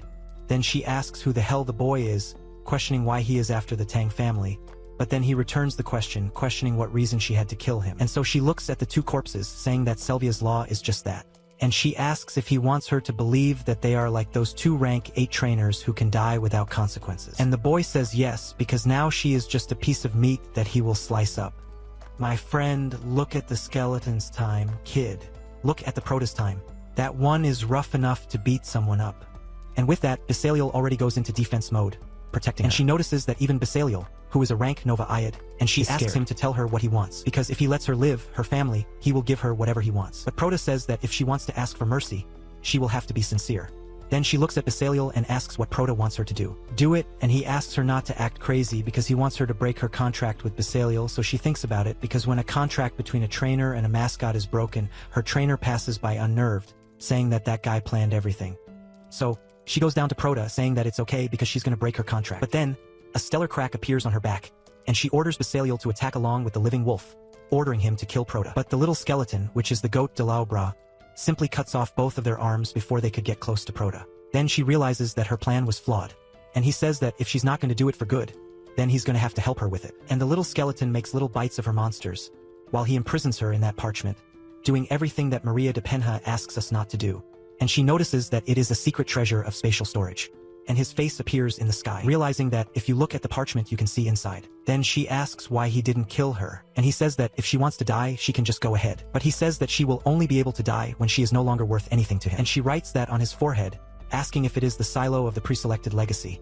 Then she says that the person who crossed the 9th floor that day was him, and starts to laugh. And he asks what's funny, and she says that he is about to die and doesn't know it, saying that he can kill you, because soon the greatest legend in all of Asia will kill you. And he can only ask if the girl drank, telling her to spill the beans. And she says she's going to die anyway, asking why she should obey. And he realizes that even in this situation, she still doesn't intend to cooperate, telling her that her death will be very creative. But before that, several photos of her end up on the internet, saying that she doesn't need to rush. So she thinks he wouldn't do that, and he asks if she wants to pay to see if he would. And she says that the person who will come after him is the legendary master, and says that he's decided that the position of heir to the dragon would go to his granddaughter. So he hunts down all the people selected as candidates. And at that, Proto asks if those of the 4 families who were challenging the tower weren't afraid of becoming targets. But she tells him not to be ridiculous, because the 9th floor of the Dragon Tower isn't something easy to finish, and besides, they all promised Master Yuan that if they managed to finish the tower, they would renounce their title of candidates so as not to be eliminated. And the boy begins to understand, saying that all the secret land is in the hands of the legendary Master Yuan, saying that this is why the federal government limits access to the inner zone and regulates how much time one can spend in the outer areas, saying that it is all a pretext for Wan Tianshang to have a monopoly, and he gathers everyone who is there and starts to burn them, telling the Dragon of Purgatory not to leave any trace. And he thinks that even the 4 families that could have the moon would do it. They are nothing more than a bunch of puppets dancing in the hands of someone bigger. And he thinks that even though he defeated several beast kings, he only achieved this with many deaths and trial and error. So he says that this time his opponent is a legendary trainer that he has never even seen before, and he cannot underestimate him. And even though no one saw him cross the Dragon Tower, it is only a matter of time until Yuan Tianxian investigates this. And first he has to upgrade the shop to level 3 so that he can shelter his mother and sister. And he cannot have any weaknesses that he can exploit. And when he returns to the shop, everyone is happy, because he was more expected than lunch at a fat man's house. So they ask him to train on his mascot, and Proto orders them to form a line, and they find a way. So he thinks that so far everything is fine. And the shop says that the shop's income has been converted into energy. He has a total of 11,035 points. He says that the store's average profit is 10,000 energy points per day. It will take 10 days to expand. In the meantime, he worries about finding a broker to buy the land and goes to the Pioneers Network. And he says that the Pioneers Network is an organization that offers specialized services to explorers. And if he has money, they will offer him anything he wants in a single click. And so they speak to him through a hologram, and the woman asks how she can help him, and he says that he wants to expand his store and buy nearby land. She soon locates his store, asking how big the area he wants to buy is. He says that it is 3,000 square meters, and she calculates the price of the surrounding areas, saying that a deposit of 200 million star coins will be needed, and the remaining 100 million can be paid at the end of the service. And he is surprised that it is 300 million, wondering when it doubled in price. And the woman says that, unfortunately, with the beginning of the Elite World League, the cost of pet breeding and training stores has gone up, and, as a result, the search for properties has grown a lot, and he is pissed that this has happened now. But he still thinks that he has the scaled flood dragon with him, asking for what price he could sell that beast. She realizes that it is a higher stage pet, asking for a moment, and says that the average price of that pet is around 400 million star coins, and the price of a wild one is much lower, saying that even so, live beasts of rank 9 and higher stage are extremely rare on the market, and his is the only one available on the market at the moment, saying that people would be willing to pay 200 million coins, and she asks if he wants to sell it now because if he leaves the ad, the price will certainly go up. And he says he's sure, saying he can sell it, because when he sends the mascot, she must transfer the money. And so, she says she will continue the progress, and she will get in touch soon. He thinks that adding those 250 million, about 60 that he already had, is enough, and he thinks that what he has to do now is use the next discs to strengthen himself as much as he can, and he tells the system to look for a cultivation place more difficult than the legacy of the Dragon King. So he shows the realm of the Supreme God along with the realm of the fallen demigods. And looking at that realm, he wonders if there was a cultivation place that costs 10,000, saying that the period of assistance to newbies has already ended. And now every time he revives, it will cost 10% of his energy, saying that he can't burn it all. But he thinks that demigods are almost gods, and that's fine with him, saying that his golden body of the divine demon has already reached the 2nd level, but he still needs the heart of a divine beast, Yangjin, as material. And he thinks that this beast has fire and divine attributes, and maybe he will find it in that place. And if he can improve his divine crow body to the 2nd level, his physical defense will rise to rank 9, and his survival, consequently, will increase greatly. He is inside the place, heading to the realm of the fallen demigods. And there he notices that that place is very different from the previous cultivation sites. And it's like comparing a wild place with civilized society, wondering if the gods built this. And the system says that the host has entered the realm of the gods, asking if he wants to buy a language translator, and it says that the price is 500 energy points. And he is happy with this new translation service, saying that that place really is very different from the chaotic world of the spirit of death and the maritime world of thunderclouds. And he says that if it's possible to talk, maybe it'll be possible to avoid some senseless deaths during the exploration. And so he buys it, and the divine translator is installed in him, but in that, as he walks, someone starts talking and he looks to the side, noticing that there's a woman there who, yeah, nothing, right? And with elf ears, while she takes a bath, she continues singing and Prada gets scared, saying that now is not the best time to start a conversation with someone. Then she wonders where that energy is coming from, wondering if there is anyone there, and says that there won't be any more attacks. Then he asks the little skeleton and the purgatory dragon to come out and take that attack. But they are quickly cut in half. The boy thinks that that force is too high, but the little skeleton hasn't fallen yet. And so the effect of the demonic fruit of the dead activates, and he becomes immune to fatal blows. As he recovers, he throws his saber, stopping the attack that was going to Prota, and so he asks the Purgatory Dragon to come back, saying that he doesn't have any energy left to keep reviving, so it's better for him not to fight for nothing, and he tries to talk to the girl who doesn't want to hurt him and that she can explain. But she says that she has nothing to explain and knows that he came from another world. So he is surprised by this. And he questions how she knows that he came from another world. And she says that he is small and similar to them. But he is nothing more than a human king, and she seems to be quite a woman. And she says that that is the realm of the gods, a place of supreme power, and questions how the stranger would get there if he wasn't from another world. And he asks if she wasn't surprised to see a human. But she says that it's not uncommon for human gods to have sex and have children, asking if he's ever heard of a guy named Zeus because he did that a lot. Oh, married. I can remember that when I hear the name Zeus, and so Prota begins to understand, stating that he didn't know that humans had already traveled so far, to the point of establishing contact with the gods. But he asks why they didn't mention this on the planet. And the girl thinks that that commoner is at the strength level of an apprentice, but controls beasts from the marine kingdom and also revived her dragon with ease. Meanwhile, the little skeleton covered up, and she thinks that the strangest thing about him is that he has an aura of something terrifying running through his veins and wonders if he isn't human or if he has some supreme supporting him. But then she thinks about putting an end to this kindness, asking what he came to do in the central land of the gods, and who is his patron, saying that Prota has 10 seconds to tell her everything. But then he doesn't even know about this central land, asking if this isn't the land of the fallen demigods. But hearing that, she apparently doesn't like it at all, killing Prota. Then he thinks that by the look on her face, he thinks that the land of the fallen demigods offended her and says that the purpose of this passage is to become stronger. Leaving this girl aside, he revives in another place and ends up in the middle of a desert with 5,000 points left. Then he thinks that that place is strange, noticing that there is a mouth there, but that mouth turns into a monster and almost eats him, and he says that it's tasty but it's not a snack, so he gives the monster a beating, but he only loses some damage. Then he notices that the monster is very strong, opening the status window, and the level is not even possible to be seen, and the combat power is 9th rank of the upper stage. And the skills are not even possible to be seen, so he thinks he is a rank 9 insect, and realizes that that really is the land of the gods. And with that he summons the attack gang, as well as his murderous intent, telling Kankeigo to protect the Purgatory Dragon to use the Purgatory sword, flame, telling the dragon to go ahead using the shield, and so the skeleton will take advantage of the gap and kill it with advanced fencing. But he realizes that the monster has not fallen yet, telling the skeleton or dog to attack its eyes. But then the beast uses the petrifying gaze, and the draconic dog is killed. But the Akuma effect on the skeleton starch is activated, and the fatal wound is resisted. Then he pierces the eye of that thing, and the protagonist thinks that in the rotation sites, every time he revives the little skeleton, the effect of the immortal demon fruit is activated, and he thinks that he has infinite resistance to mortal damage. And he calls the little skeleton again, asking the little skeleton not to let him recover. And they keep attacking, and Protamus attacks him while his guard is down, and he asks the Purgatory Dragon to cover him with the Purgatory Chiva, giving the Purgatory Demon fist punch in the monster's mouth and finally killing it. Imagine this with a big old shitter shining and falling from inside the monster, and catching that, and the protagonist realizes that it turned out to be a divine crystal, and they are energy crystals by the exploring insects after devouring goddesses. And it is said that it can be used by star pets to transform them into divine beasts. Then he asks for details, and the system says that the power of a divine skill is 5 to 10 times greater than a skill of the same rank. And he is surprised that it is that strong, saying that this is another way to become stronger. And since the shitty dog found the crystal, it is his. But at that, the little skeleton gets all envious because he is thinking about the dog with wings, and Prota talks to him, saying that he is already of noble bloodline, telling him to stop being greedy, and tells him to follow the example of the Dragon of Purgatory, because he didn't even want to know about the divine crystal. Then the dog starts to glow golden, and the draconic dog is now in the process of transforming into a beast. However, it still doesn't change anything in his status. Only a divinity bar appears, and he realizes that to become a divine beast he has to reach the maximum, and thinks he will hunt more insects. And so someone calls for help, and he notices that there is a noise coming from there, and hears 2 people in trouble with those same monsters he just faced, and he notices that they are 2 gods. And with Shueisha being attacked, he starts to ask the monsters not to eat him.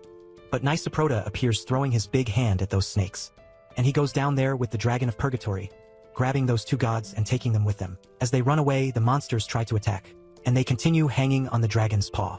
And so, Shueisha thanks Prota, and he asks him not to thank him, because he only saved them because he wanted to understand the circumstances. Then he asks what they were doing and how they ended up in such a dangerous place. And Reizinho says that the explorer worms are always invading his territory, and they move around the territory, time and space, and they are in charge of destroying their nests. And a little while ago, his team was attacked by a high-level worm, and they ended up being attacked by those 3. Then Prota asks about them having to clean the worm's nest, and they say yes, but ask why the human went there. But Prota says there is no reason and he is just passing through. and he realizes that it is not only his planet that has stellar cracks, but he notices that the gods are in a worse predicament, because these worms are serious. Then he asks if the gods don't have wings, saying that if they can't defeat the incendiaries, they can just run away, because no matter how injured they are, they should still be able to fly. But then the regime asks how they would dare use their wings to escape, saying that dying in battle, fighting against these invading insects, is the greatest honor a god can have. And Shuedo says that, unfortunately, only a few pure-blood gods in that entire kingdom have divine wings, and they, the demigods, train in a completely different technique than them, so they don't fly. And so he remembers those divine wings with that girl he killed. And he notices that that crazy woman he met by chance was a pureblood. And he thinks that's why there's such a big difference in power between the gods and the demigods. And that's also why she managed to destroy the little skeleton and kill him. And he thinks that now everything makes more sense and he wants to have a divine pet even more. Then he asks them what they know about the land of the fallen demigods. And Shutu asks what that is, because they have lived there since they were little. But they have never heard of a demigod falling. But Shutu tells him that his land has a legend about the land of the supreme gods, asking if the Proto would like to hear it. And Hygiene is already bored because the kid is going to start again, saying that only idiots believe in the existence of a land of the supreme god, which would be the supposed birthplace of the pure-blooded gods, where a day of training would be equivalent to a year in the normal world. And it is nothing more than a story for children. And the Proto thinks about the realm of the Supremes, wondering why they call it a legend and why they talk as if the realm of the Supremes had disappeared. Then Shuedo says that even though the pure-blood gods have been exploring the central lands for many years in search of a way to end the exploring insects, they haven't found the entrance to the supreme god's realm, and he says that if he could train there it would be great, even if just a little, and Hygiene says that he himself is admitting it because after so many years they haven't found anything, not even a clue or a proof. Instead of dreaming about places that don't exist, he should train to become stronger. While they talk, someone attacks both the Purgatory Dragon and them, making them both fall. And so they fall back into the sand, looking back and noticing that the insects are still behind him.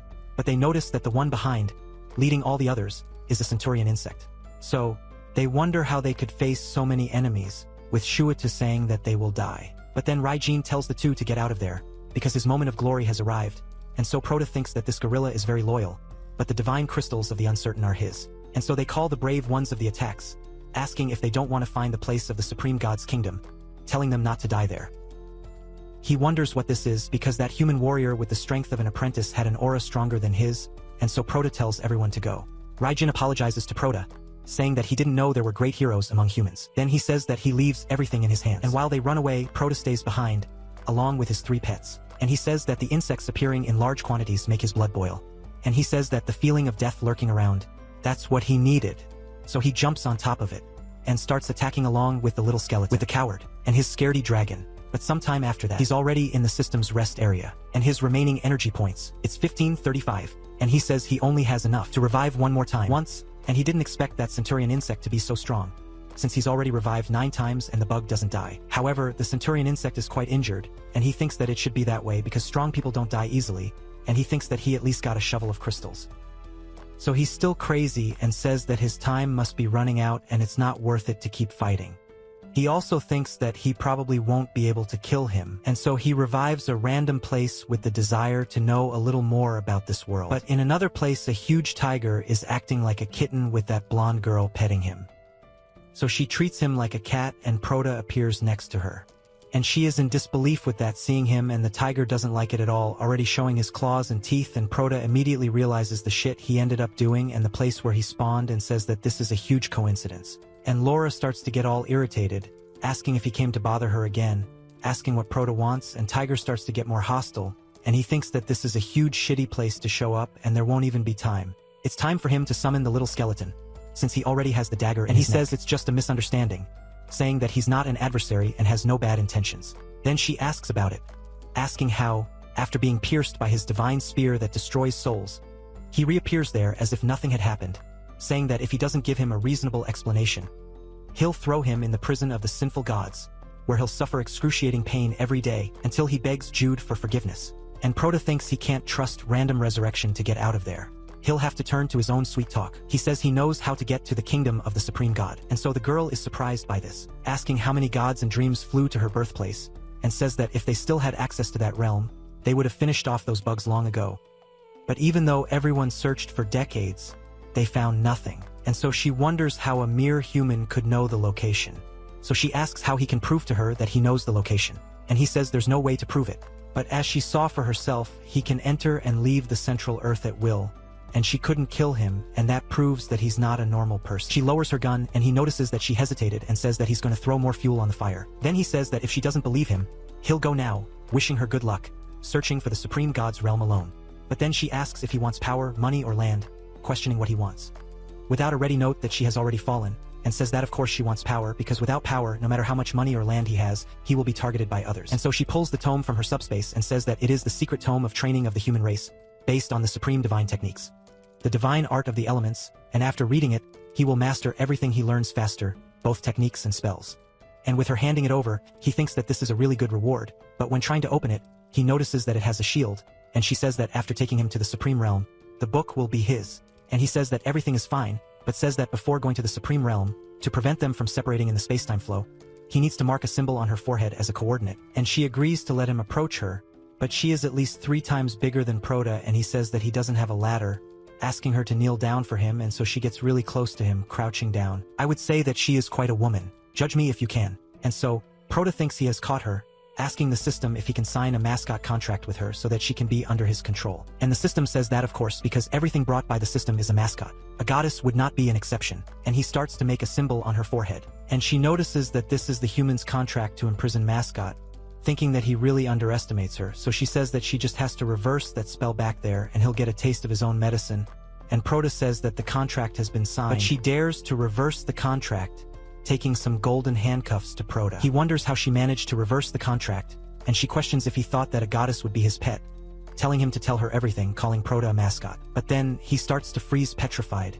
Then everything goes dark around her and she wonders what the hell happened, and her chains start to break. And she realizes that time has stopped and 2 huge, closed eyes appear in front of the girl. And she is quickly suppressed, having her face glued to the ground, without understanding anything, and those eyes open. And in them there are 3 different pupils, looking at the girl, and she notices that it managed to suppress a pure-blood goddess with just 1 look, asking if this is the hidden power of that human's bloodline.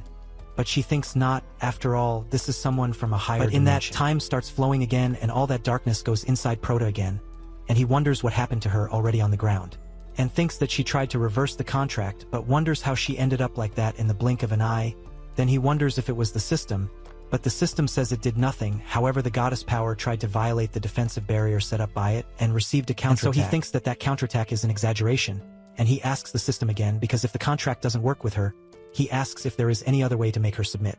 And so the system says that in the case of beings of great intelligence and spiritual power, a personal contract can be used and make her an employee of the store. And so Proto says that he just wanted her to come along and didn't expect an employee, saying and he says that it was a test, saying that she passed. And he says that this is the official contract, saying that she can read it, and she reads the entire contract, saying that good employees get a week's vacation anywhere, telling her that he really wasn't lying, and she realizes that that contract emanates an aura of celestial legality, saying that once signed, both parties are bound by its terms. And she can't disobey him, but she's unhappy about spending a year taking orders from him. So he says it's okay. If she doesn't want to, he'll leave and say that the offer won't be repeated. But she thinks that she can't trust a single word that human says, but the power of that contract will force him to fulfill his promises. So she says that for the sake of the future of the gods, she'll make this sacrifice, but if he doesn't fulfill what he promised, he'll pay 1,000 times more. So Shaowan signs that contract, and so the employee's information is recorded, and he receives the girl's entire file. And the system tells her her score, which is at 100. And when it reaches 200, she'll be considered an excellent employee. And if it drops below 60, she'll be deprived of everything and turned into a beast. And then he thinks he can see other people's information, and he wonders if that is the authority of the shop owner's power. And he thinks about the divine order and the conferred divine realm, wondering what kind of realm this is. And the shop says that in the blue star there are 3 types of realm: the vast sea, the void cave, and the heavenly fate, which often come together to form a legendary realm. And above these 3 realms, there are 2 others called the conferred divine realms. He says that, in sum, he is a person with enough power to conquer an entire galaxy. So he is shocked by this and thinks that this is why the contract didn't work, and it was easier to put a leash on the sun and take it for a walk. But he notices that the system gave her a shoe-in as if it were nothing, saying that this is even scarier, wondering what the origin of this system is. But the system gets all sensitive, noticing that now the boy wants to suck up, and says that his time there is over, taking the boy back. And he wonders since when the system uses emotes. So he goes back to the store with her. She asks if that is his territory, but then, seeing her, he asks what happened to her body, and she says that her real size is not consistent with that of his world, asking what's wrong. But he says that, in fact, she is the size of a child, saying that child labor there is illegal. Then she tells him that he doesn't need to worry, because she has neighbors that are thousands of years old. He simply ignores this, telling her to get ready, as he is going to open the store to serve customers. Then she is in doubt about it and uses her special vision to see what is outside, noticing several Tokaya men around the store, and Prota, noticing those people, wonders if it is someone sent by Yuan, being surprised that it was so fast and he thought he would be able to hold out until he finishes updating his store, and he thinks that he underestimated the living legend, and he starts calling his mother, and thinks that the main thing is to find a way to bring his sister and mother there. So he says that even with her by his side, it would be a problem to enter cultivation places, and he thinks that he has no control over that. So they call him on a video call. He asks who it is, and the man starts telling him all his information, and he notices the background of that call, realizing that he is in his house, but he still doesn't know what happened to his mother and sister, asking what that man wants. And he continues talking now about Prota's family, about his mother, his father, and his sister. Then Prota says that he knows that he is not a kidnapper, asking what the man wants, and he says that the boy is very smart, saying that Yuan wants to see him, and says that if he obeys properly, they won't be in danger. And so Prota tries to calm down, thinking that they want him, and he says that he is in his store, and if they want to talk to him, they can see him, but they have to bring them together, otherwise it'll be the end of the conversation. And so the man agrees and hangs up the call, wondering what the boy thinks he would send, asking if he thinks he would escape the legendary minister. And he talks to the old man, saying that he saw Supim's location, and he says that's great, wanting to see who dared to get involved with the Dragon Mountain inheritance. So they fly there, and the city's people notice that they are rank 9 people, and they get off near Prota's shop, and everyone who is watching is surprised by those guys, that 4 of the servants start asking if the person who overcame the Dragon Tower lives in that guy. And the servant of the Mugia family asks if he is doubting Yuan's information. And the guy from the Lu family says that maybe it was a purposeful choice. And the one from the Tang family says that it doesn't matter, because whoever covets what belongs to Mr. Yuan will die. And Wan gets there, and he's in the kingdom of the immense together with Daozong, who is at rank 9, upper stadium. And he says that enough of this, if they are going to end this already and stop wasting time. And the students around notice that it is Dawson, and besides the guy who is at the legendary level. And the boy feels that just one look from him could kill someone. So they ask those kids to disappear because this is none of their business. And then he starts to lift the door of Prota's store, saying that Yuan has arrived, telling him to get out of there right away. Then he says that if he doesn't leave, he'll destroy the entire store. He can't lift the thing at all, and they start to wonder if there's any high-level defense on that door.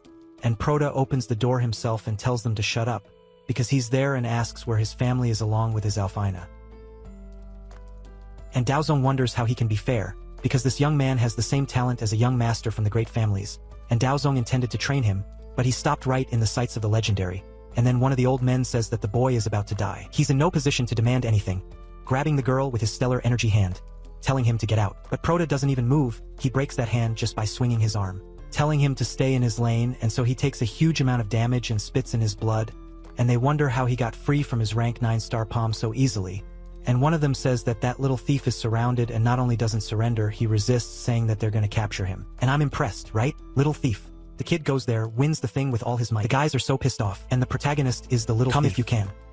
The museum pieces are putting on a show, they feel a huge fear, and Yuan starts to release his power. And the museum relics ask Yuan to leave it to them, because they'll solve it.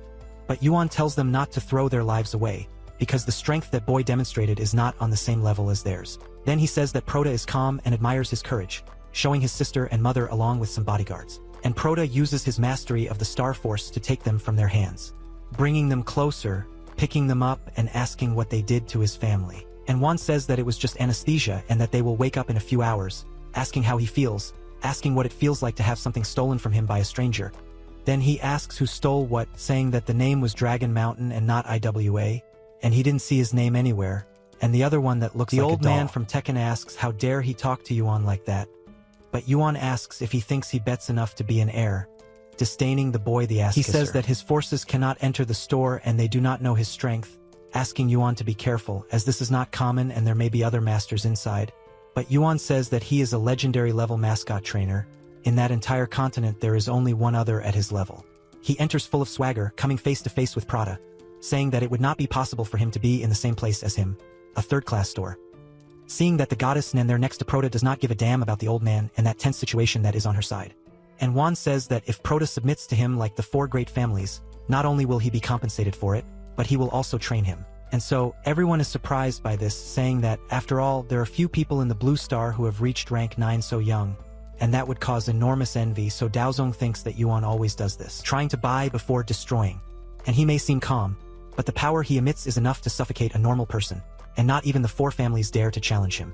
And Yuan says that it is a waste for the Secret Kingdom's resource to fall into the hands of mediocre people, saying that the best thing to do is to hand it over to the most qualified, and Proto thinks about the best, wondering if one doesn't also want him to make his shoes look nice, and he says that he hates people who call themselves better than others, and thinks that everything in that world belongs to them, and since they have such a big ego, if anyone tries to complain they will be killed for it.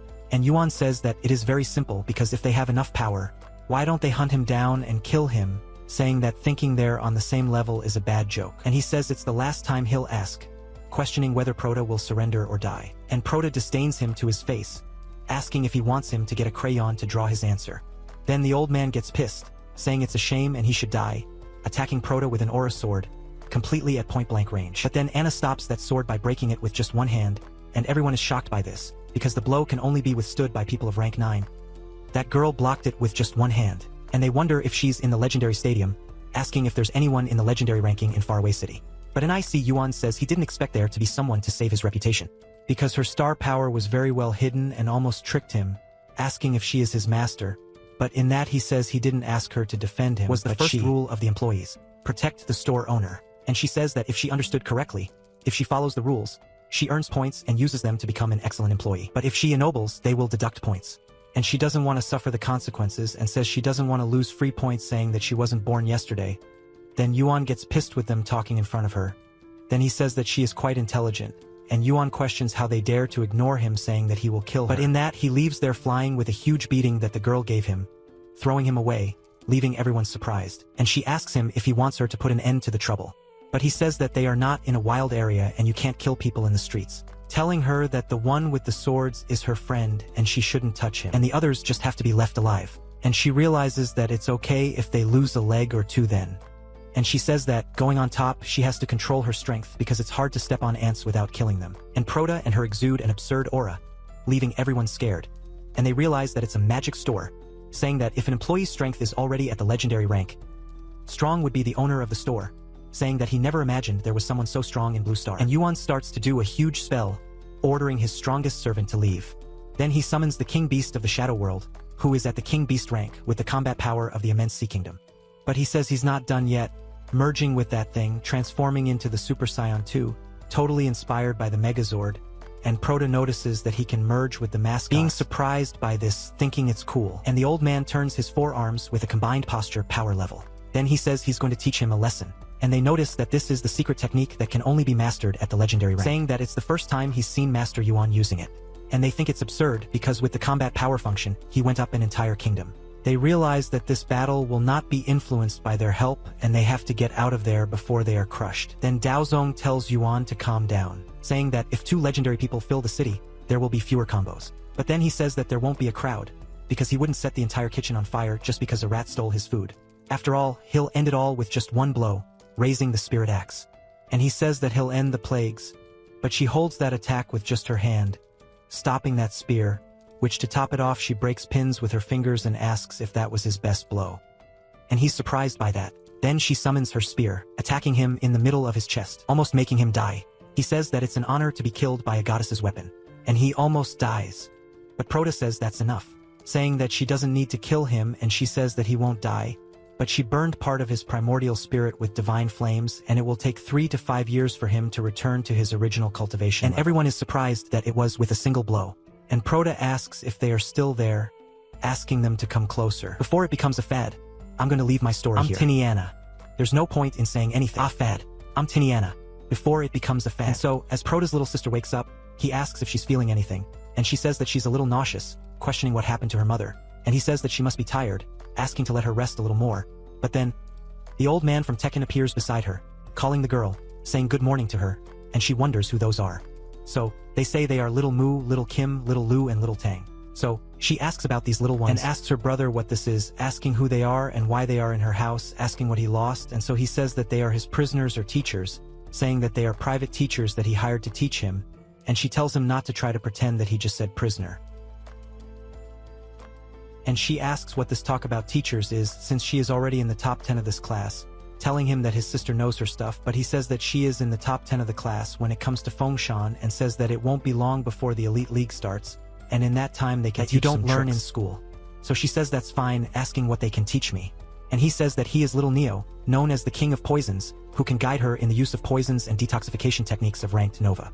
And the other says that he is Little King, known as the Shipwreck Reverser, who can teach her rank 9 healing and strengthening techniques, while the other from Tang is Serpent Heart, who can teach her techniques on rank 9 weapons and hidden techniques, and Little Mu is known as the Emperor of Beasts, and can teach her controls of some rank 9 star pets, and also brought a Frost Moonstar Silver Draco for her.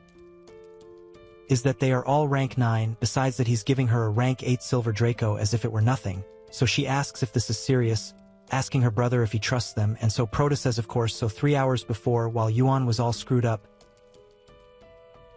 they say they were sorry, saying they didn't know who they were messing with and asked to spare their lives. And so he asks Anna if she knows any curses or something like that, and she questions if he's joking, since she's a goddess. Why would he dare something so low? Then he says he'll give her 2 employee points, and so she agrees right away, asking if he wants to stay in control, and he says yes. So she says she'll do it just for the points, asking them to feel honored and receive a blessing from the goddess. And they begin to be marked as slaves. And Dawson is surprised by that kid who already has such a power under his control, saying that he has never seen such a scary spell in the Blue Star, wondering if it is from another galaxy, and says that if so, the person behind that store must be far above the legendary ranking. And so, the pirate asks her what she did, and Anna says that she cast the Seal of Blessing, a miracle that can only be used on those who have lost something important and whose hearts are in shock. That you establish the object of faith and it develops in the person's heart. And if they do something that disobeys or desecrates the faith, they will be engulfed in divine fire that will burn for 10 days and 10 nights without going out. And he thinks that's pretty ruthless. And Proto starts the brainwashing, saying that then they will believe that the Su family is sacred and inviolable. And they all agree with this. Then he talks to Daozong, saying that since he came all the way there, asking if he would be interested in teaching me some sword techniques. But Daozong says he's sorry, saying that even if he's serious about the boy's strength, he could learn from him. And Sofim promises that he'll be a good student, but Daozong says that if he insists, he won't deny. But he means 2 things. The first is that his sword technique is extremely destructive and they'll need a proper place to train. And the second is a question. He asking if he uses swords to fight because from what he's observed, his combat style involves more fists. But the boy tells Daozong not to worry, because he just needs to leave his contact number and in a few days he will have a training place ready, and he will let him know when everything is ready. And now in the present, the boy tells his sister that they will teach him a lot and that she can trust them. Then, he receives a message notifying him that it is time for him to return to the store. That woman from before who was buying territory for him says that his order from before has been completed. And the person who was willing to buy the Flood Dragon walks over and is ready to finalize the transaction. His protagonist asks, "Can you take care of this now?" And he says of course, saying that he just needs to come by his store and he will deliver. And so, 10 days later, the day's profit is converted and he is left with 125,000 energy points, and opens the update window. He notices that the level 3 shop unlocks the permission to create rank 7 to 9 pets. He will be able to accept orders from people like Yi Hao and charge $1 million for each one. He says that the profits will increase exponentially, and he will also have enough space to display and sell pets. And now his shop will be complete, and he moves forward with everything to improve it. While Proto is at the counter, Anna continues cultivating. And the system says that 100,000 energy points have been used, and so the nearby commercial streets are included in the protection area, and the system asks if he wants to define the zones, saying that after dividing the rooms and areas, the necessary items will be generated automatically. And he notices that this will save him a ton of work to decorate and arrange. And so he thinks that first he has to protect his mother and sister. And he will use 300 square meters as a housing area, and he begins to create a house inside the place. And so, Anna notices that the mysterious force is creating objects out of nothing and says that this is different from creations that need energy to maintain themselves. And she says that these are real objects that can exist forever and thinks that not even the Supreme God could reach this level. And this level of power is really scary. He says that of the remaining area, 1/10 will go to the reception and offices, so everything is created, and he says that 1/5 will be a food storage for the mascot, and the rest will be the breeding, training, and experimentation area. And the system says that the division is complete. The maximum breeding space has gone up from 25 to 50, and so Proto thinks he now has 25 level 2 tanks and asks the system what authorizations the employees have. And so the system gives him a whole list asking if he wants to grant them, and the boy says yes, saying that these authorizations are enough to keep the store running. And a while later, the little sister is shocked, asking her mother if that is the right place. So she says it was supposed to be. And they say the name is the same, but they wonder if it is right. And Proto notices that they have arrived, asking if they brought everything. And the gang of lackeys say yes, saying that everything was packed and put in the truck like he ordered. And if they don't need anything else, they will go for now. And he says they can go, asking everyone to bring their things. And her sister says that the doctors arrived with a bunch of people to move and emptied the whole house. Then she asks why that is, since she still has to go to school. And her mother also asks why he moved the store. And he says it's a long story, but he already told the school. And he says that anyway they should go with him since he'll explain on the way. Meanwhile, Anna takes care of the customers, some of whom want to leave their mascot and others sing to her. And she tells the bugs not to cut in line, and Proto tells her not to call the customers bugs, and she asks why not because they are insignificant, asking why he needs so many customers, and he even dressed the girl like a maid and told her to become an adult so she wouldn't look like a child, and he says that there's something to do, telling her to open the store. And then his sister notices that they have a private pool, and he tells her to wait because she hasn't seen anything yet, and they go to her room, with them all being happy, and ask her what they thought, and she says that her old bed was a rock.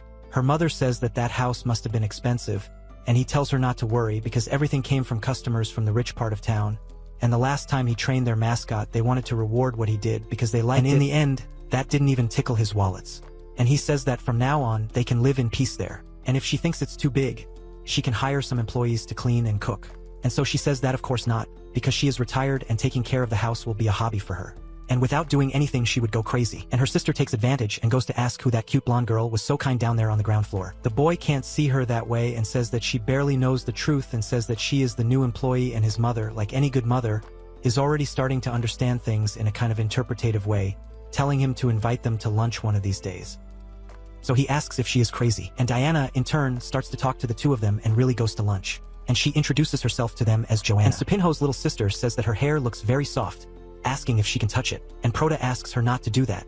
The girl ends up letting her little sister fall into her hair. Then his mother asks where she came from, asking how old she is and if she has a boyfriend. And she says she's from another city, she'll be 18 that year, and she still hasn't thought about boyfriend. And Proto's mother says that's a shame. So he asks if she hit her head, asking why she's acting normal in front of them. She asks if that will earn her points because if it doesn't, she'll go back to being weird in an instant. So he says that it's worth the points, thinking that the girl is really a mercenary and a point farming machine.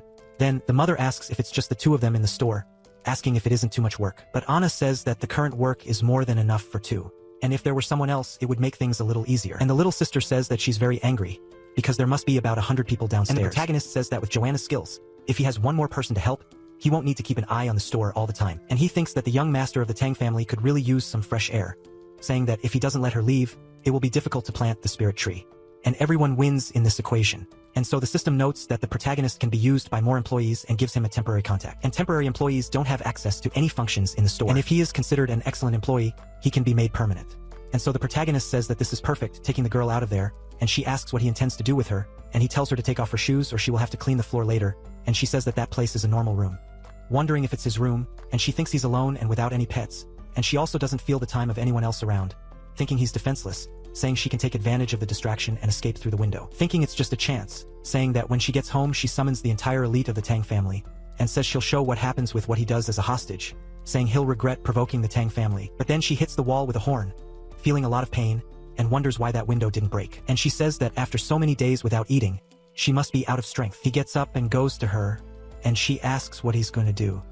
He says he was thinking about the best way to make her earn him money, and she tells him not to even dream about it. Then he uses his hand, fully characterized for evil, to get close to her, and she says he'll never have that from her. But then she hands him something to eat, and she asks if he wants her to humble herself, saying that all the members of the Tang family are well trained, and even though they go hungry, she ends up eating quietly. Then she says he's gonna die, saying she only accepted because, and he says of course he did.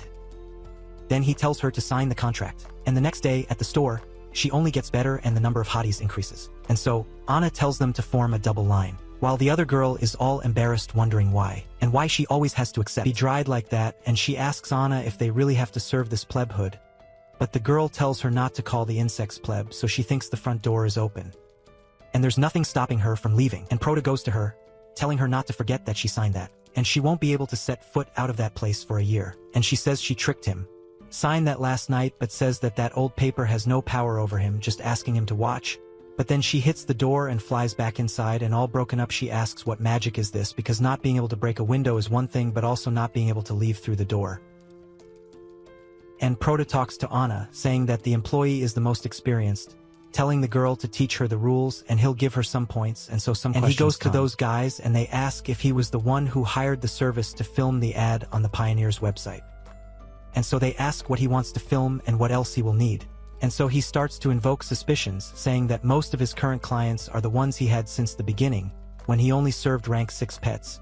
And now he has to attract the fat cows who want to train those of rank 7 or above, so he pulls the dragon from purgatory and everyone feels the pressure of the beast, and the recording man asks what the slogan of the ad will be, and he says that there is no need for a slogan, saying that he just needs to include the dragon and the name in the store of the image, and says that so his sister goes dragon in, calling Proto, and he questions what happened, asking if she doesn't have classes.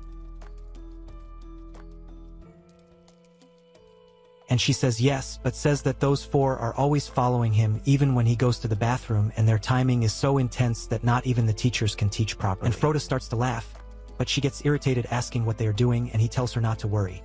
Because they won't hurt him, he just asked for them to protect him. And so, Hu Yen, from inside, notices that that is Master Snakeheart, thinking that this is wonderful. Questioning his protagonist, he said that shooting his communicator would be enough to prevent him from talking to his family, saying that he is naive, saying that Feng Lao, who he defeated, was only the 8th strongest in the Tang family. But Master Snakeheart is the 3rd strongest. His hidden weapons are so powerful that he can kill a person from 160 kilometers away. She tends to talk to Coral, and he notices that it is a message with stellar energy, but notices that that voice is Hu Yen, and he asks what she is doing there, since the Tang family sent hundreds of people to look for her in the secret land a long time ago. And she says that it is a long story, and she was captured by a villain and imprisoned there, but then he asks him if she was also captured, and she is surprised by this one too, and the Proto just looks at her with a big mischievous smile, and she realizes what she got herself into. Yes, at that moment Hu Yen knew true terror, and she thinks that he almost saw her, wondering what Master Serpent Heart meant by also just now, and she looks again, noticing that the Proto is talking to the 2 of them giving orders, and he says that it's not just the snake-hearted medium of his family, but also the Poison King of the Lu family, saying that the biggest mediums in the city are all bowing their heads to Supence, questioning what's going on there. And so the employee Anna received another point, and she has 104 at the moment, and he says that Anna's points went up. This means that she's not messing around.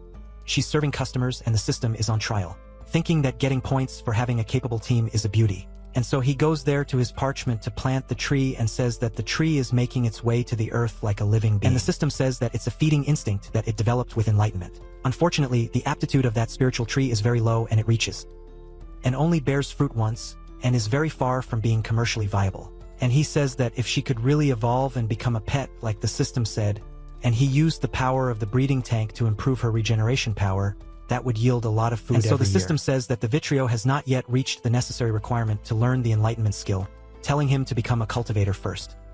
It says that then, after becoming a pet trainer, now he needs to become a cultivator. But he thinks that even with everything he has so far, he has no knowledge about true cultivation. And he says that he really had to rely too much on the power of the system until now. He needs to improve a lot to be a cultivator.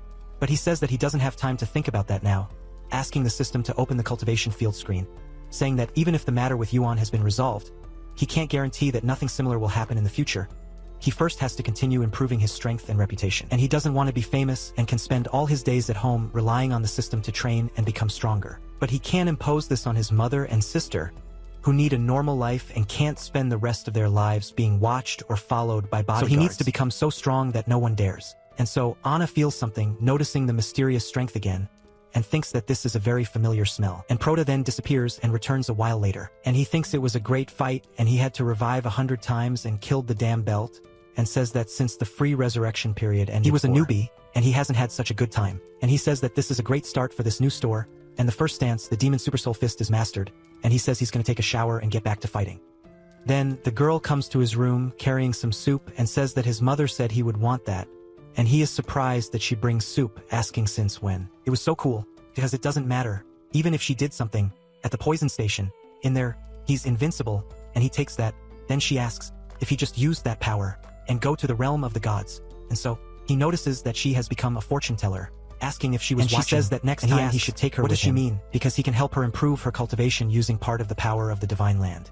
And he thinks that when the alms are too much, the saint gets suspicious and this girl must have some problem. And she tells him not to worry because she won't ask for an employee point and only wants to be able to take care of some matters alone. And he wonders if she is testing the limits of the contract, seeing what she can do or not, but considering the terms, she shouldn't be capable of much. And even so, the offer is very lucrative and he takes the opportunity to ask about Tang Huiyan, saying that if she goes with him, she would be alone in the store. And that 3x4 look from Proto pumped up on Trombolone, and her two all cocky look. Tension. There's a little tension between these two. Look. Cicero turns off the light, but Anna tells him not to worry, because she fixed it up, and she worked hard all day, she's a wreck. And to make sure, he cast a sleep spell on her. And she says that unless there's an earthquake, she won't wake up that day, so he thinks she caused pain, pulling her by the arm, and tells her to go with him. Then she is surprised that it is from that moment, and she says that she has to strike while it is still hot. And they go to the kingdom of the demidoses that fell on the world tree. And she notices that she thinks that she really came back, because she was just seeing if she could get some clue from him and did not expect that he would change the entire world with a gesture of his hand. This human has the ability to travel between the Great Plains, thinking that it is really possible for them to return to the kingdom of the Supreme God, and he tells her not to get too excited because she still has a long way to go to become an excellent employee, asking where they are going to train because she is the one who knows the way.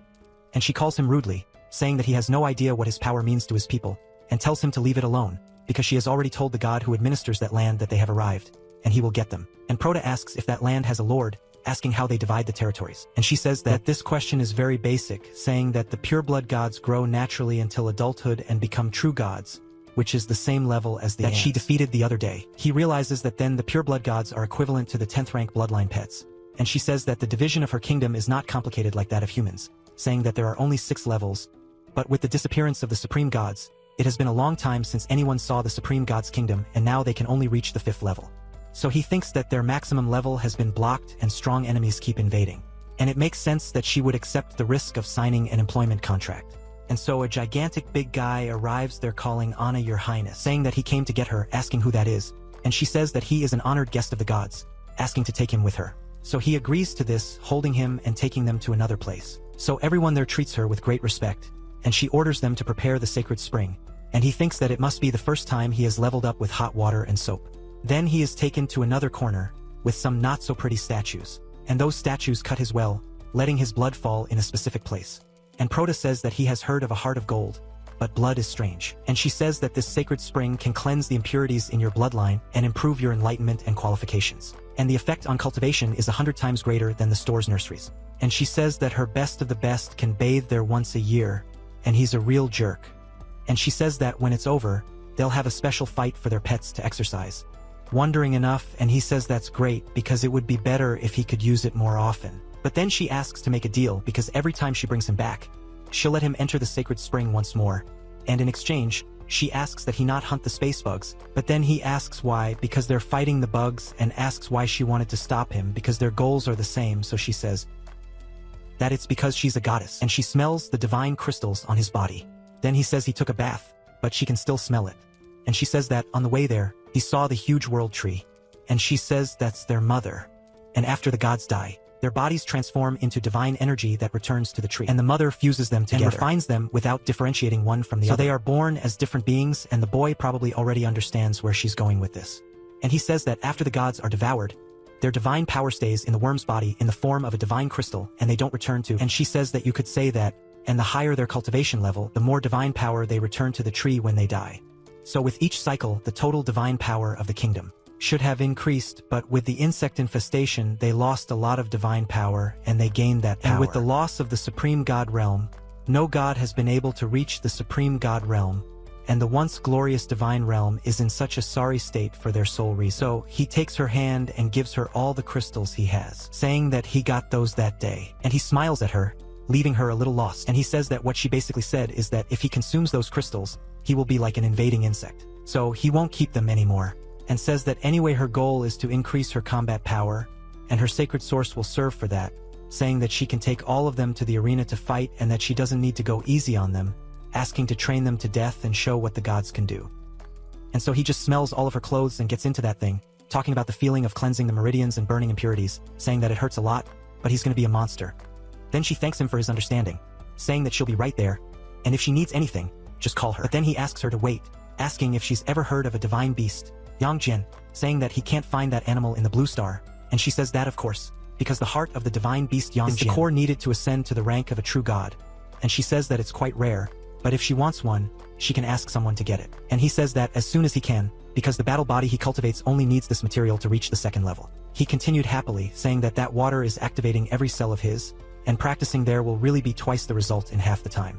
Then she leaves, leaving with the crystal. She leaves taking the little skeleton of a change, leaving him all silly, saying that the arena is over there, and thinks that he didn't expect to get so many divine crystals in a few hours. After all, a normal warrior of the true god level would take 2 or 3 days to get all that, and he gave it without even hesitating. She says that it seems that this deal will yield very good results, and she says that for the good of her kingdom she has to get along with him, and so he opens up storage space with several crystals that he didn't give her, and he thinks that he will have to keep that in a safe place to keep it well away from his nose.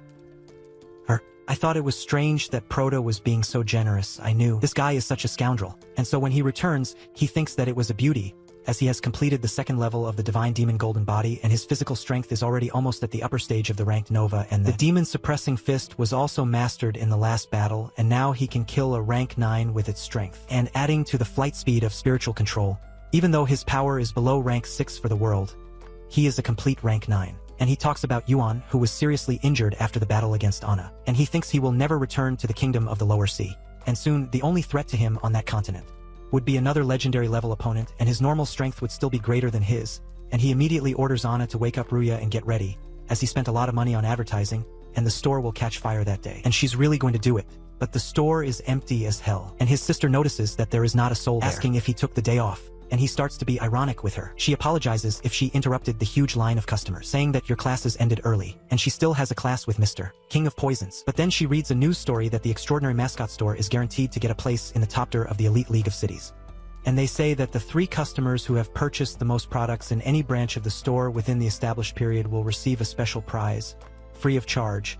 And she says that this is really dirty, because there are dozens of branches spread throughout the city, and just from the flow of customers they can selling at a bargain price. And Proto starts to laugh, and she asks what he's laughing at, and he says he liked her indignation, saying that he found it cute, and she asks what all this talk is about out of nowhere, saying that she just thinks it's unfair. And she gets angry with injustices and nothing more. However, Proto says that what they're doing isn't unfair, but it's more complicated than that, and they called last year's champion to do advertising for them. And since most people follow the crowd and believe in the propaganda, they must get all the customers in town. Then the little sister says that they can't let him leave on his best foot, asking why he doesn't promise a top 10 finish too. But Proto says that if he's going to announce it, it should be something big, and he's simply going to guarantee the champion. And so Proto really announces to everyone that he's going to make them the champion, and everyone who was in that huge line goes to Proto's store, and the executives start to get pissed because he's guaranteed to get a first place. It's clearly a direct challenge to their store, so they complain that their leader, the store owner, asks everyone to sit down, telling them not to wear themselves out because of a loudmouth kid, saying that they just want to be famous, asking the public relations people to force them to reveal who the chosen ones are. And he says that they just have to exaggerate the stories of the store and the power of the chosen ones until they explode, and the more they offend, the better it will be. And they won't be able to handle the floor of public opinion. Meanwhile, Su Kwang goes to Proto asking if it's a joke, so he asks if it seems like he's joking, but asks about the candidates, and his little sister asks if he's really going to do what's in the ad and choose a client who's on the list of biggest spenders. He says no, saying that it was just to get attention. He says that it's too uncertain to say that an unknown would win. This matter will directly affect the future of the store, and there can be no room for error. Then he says that he has to choose someone trustworthy, looking at those two. Then Shukong asks if false advertising won't cause a big problem. But he asks how it would, because if he chose, the boy would invest heavily, so that would take him to the top. And Shukwang says yes, but then the little sister says that she wants to be the representative, saying that she accepts any training, even the hardest ones, asking to be trained. Then he tells her not to mess around, because the training to become a champion is tough, and with the 4 elders training her and the Silver Draco, she would already enter the top 10 by herself. But she says she doesn't want to get into the top 10. She wants to get stronger as soon as possible, because she wants to catch up with him. And she says she doesn't know why, but he must have trained like hell to get to his current level. So she knows she'll never be as strong if she keeps living in his shadow. And he says that it's just her first year at the academy closing, and getting into the elite top 10 is already a huge feat, asking why she's so anxious, because if he chooses the entire city, he'll target her, and not to mention the Vipers from the 4 main families. And the rival store will also play dirty, and says that everyone on the streets, even her old friends, will start looking at her sideways, saying that this whole game is a life or death bet. But the girl says she'd already thought about that, since the moment she decided to become a trainer. And when she and her mother blacked out, she should have realized this kind of crisis. That mascot master's skills were very strong, and he was the one who protected them from behind the scenes. And she says that she's not someone who will take more than she can chew, saying that she also wants to protect everyone around her. Then he says that he should have thought about that, but they notice someone screaming for money back, and the system issues a mission, saying that someone is trying to defame the store and he must save his reputation by killing that person. So he thinks that this is the first time he's seen such a violent reaction from the system, asking what's going on. And outside, a guy says that the store damaged his mascot, saying that not only did it lose its power, but it will also die very soon, and says that he has a contract in his hands, telling him not to try to deny it. So everyone starts to focus on this, but then Anna tells them to be quiet, throwing everyone to the ground, and he asks if they are going to use force against him, saying that he is going to call the police and close that store, and then Proto arrives asking Anna to stop, saying that he is the owner of the store, asking what happened. And at that, the man says that he can prove it himself, pulling out a wolf and saying that he was the one who did that. So, Proto confirms his name and says that the mascot was taken to the store the day before yesterday and taken home yesterday. And there is also his signature saying that he checked the mascot and was taking it home. When asked about his signature, he does not deny that it is, but says that it does not change the fact that she is feeling unwell that day and her fox started to feel unwell after she got home. And Proto asks him not to worry, because he's going to take a look. And so he looks at it, noticing that her combat power really dropped and not a little, saying that those marks don't look like a disease, and on the contrary, they look like poison. Then he asks Anna if she knows how to cure it, and she says yes, but the guy starts saying that she went to the pet hospital. So the doctor there said that it was a mutation caused by rush training and drug use, and if she could have been cured, she would have been already. But then, Anna slaps him, telling him to talk less and get out of the way, and he starts trying to talk to everyone she attacked him. And the girl uses her power to cure the animal, removing that poisoning, and she becomes calm again. Then everyone is surprised because the girl is very good, and they say that the fox was so weak, but it's already back on its feet. And her power returns to ranked set. And he says that not only did he cure the poison, but he also leveled her up. And she starts licking that idiot's face and he wonders how this is happening. Then Proto notices that something is wrong and he says that since she was cured, he won't get involved in the process and this time he'll accept it. But he says that this shouldn't happen again, telling him to leave, but Proto holds him back, asking him to wait, saying that his store will do a complete check on her, and he should go with him for a minute. And he's taken to prison. And Proto says that he didn't relax when the fox was cured, and on the contrary he got nervous, asking if his purpose was not to talk about the mascot. Also asking who sent him, and the guy asks what Proto is talking about, asking if he's gone crazy, telling him to let him go or else he'll call the police. Then Proto asks if he wants to play the badass, lifting him up with his stellar aura, saying he'll pay to see. And then he notices that that's the power of a rank 9, and he asks if he knows what happens to those who mess with a rank 9, asking if he's really going to keep playing innocent, saying that they haven't even started yet. Then he starts talking about, saying it was the Lu family, and Proto realizes that it's from the rival store. So he tells the kid to continue, and he says that his mascot got badly injured while it was in a fight, and healing a mascot before the Elite League costs a fortune. Some employees of the Lu family showed up and said they would take care of her for free if he blamed it on him. Then he asks the name of the person who sent this and what he looks like, and he says he doesn't know, because they were all wearing masks and he couldn't see their faces. Then he asks Anna if she has something to read minds, but she says that gods don't use something so low. And he says he gives her 2 points. She says he already confessed, asking if she thinks he's lying, but he says yes, because he explained everything too calmly, and he had an answer for everything, saying he looks like a ready-made story, and if the rival store stooped that low, if they put them in, there's going to be a beating, and so she uses that power. The wolf tries to attack her, but she easily stops his power with one hand, and tells him to open his soul to her, and she sees every step he takes in the store being beaten by the guys, and receiving a completely fantastical cure. And he says he heard that that poison destroys the body and causes an agonizing death, saying that there is no antidote. But that guy says that if he can blame the store, he will give him a rank 8. And he gets totally greedy, while his fox starts crying, and he asks her for forgiveness. Then Pronto gets really pissed, and he says he was desperately asking them to let him go. And so the fox starts biting Proto, protecting its owner, and he says that for the fox's sake, he will disappear into the world, and will treat her super well from now on, saying that she cannot be without him, and so he calls Anna, saying that he will give her 2 more points, telling her to break their bond for him. And she quickly takes her spear and breaks that bond. Then the fox stops biting him. So he tells the fox to come back there, saying that he is its master, asking it to defend him now. Then Proto says that he is not worthy of owning even a bacteria, calling him shit. And so the kid starts asking him not to kill him, but Proto talks about killing, saying that he doesn't dirty his hands with shit. So he goes to the Zo mansion, and they notice him and Rankinobis arriving with the Bravos. And Proto tells them to tell his patriarch to go there, because the owner of the rival store wants to have a word with him, so they ask him to wait. But Proto says that his patience is short, making his dragon almost spit fire, and he goes towards the place, and crashes head-on into a barrier. And they say that the clan members are not allowed to enter. And Proto says he came to see the clan leader, asking if they didn't hear him. Then the commander of the troops starts talking about how he has a lot of swagger, asking who he thinks he is to look like that, saying that the marked lady can't whether enter, she's rank 9 or not. Then Proto says that if they refuse to listen to him, he'll have to enter by force, gathering the second form of his divine fist and throwing a punch at that barrier, breaking it. And so, they wonder what kind of attack this is, and send Zarya with all her strength to resist. But while they do this, they start to bleed. The commander doesn't believe he can break that formation, so 2 guardians arrive and stop the boy, saying that it's better for the formation to dissipate before it's destroyed. So they use the Shuangwu explosion, and the commander thanks them for helping him, and the patriarch arrives saying that the minimum requirement to join that troop is rank 7. Then he wonders when they became so incompetent, saying that they couldn't even resist a rank 9 youth. And he says that's why he had to send 2 of his guardians. Then the commander says that it's his fault, saying that he couldn't stop the melee. Then, Proto asks if that's the head of the Zo family, saying that it'll make things a lot easier, since their employees just plotted against his store, asking to hand them over. But then the first guardian starts barking, saying that he went there alone and they expect him to hand over something. And so they begin to summon their pets to fight against Prota. But he says that they protect themselves with ants and think that would be enough. But then the patriarch says that he is the frog at the bottom of the well, making a weird formation with everyone around. And the immortal green dragon's punishment formation stops on top of him. And he says that he is just a dragon, telling him to fight and get married.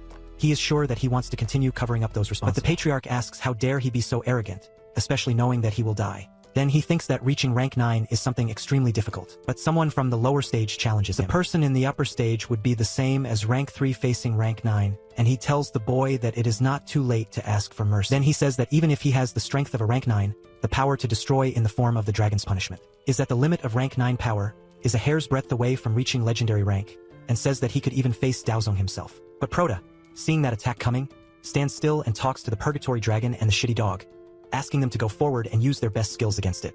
And so they stop that attack, and the guy who was setting Prota up keeps asking for help. Then they notice that they managed to resist a supreme attack that borders on legendary, who wonders what kind of absurd defense is that. But Prota says that it doesn't matter, because he didn't go there to talk. Then he sends the little skeleton, which they notice is just a little skeleton. But the brat simply summons the aura of the Demon King, showing who the owner of this work is using the dragon's cut. And the patriarch is shocked by that dragon slayer, saying that it is a rare attack that is extremely strong against dragon types. And he says that that little skeleton cannot be underestimated, so he fuses Suzaku's armor together with the dragon, but Prota then asks if he will morph, saying that it is too late and the little skeleton manages to cut that slobber. And the patriarch starts to spit blood while being scared that it was in just one blow, and they ask if they are okay. And so I think that this is a curse because he wanted to lure that brat to strike the Lu family in the back. But he wonders how it all ended like this, because he used his star power to erase the key memories of everyone involved and left no recording or evidence.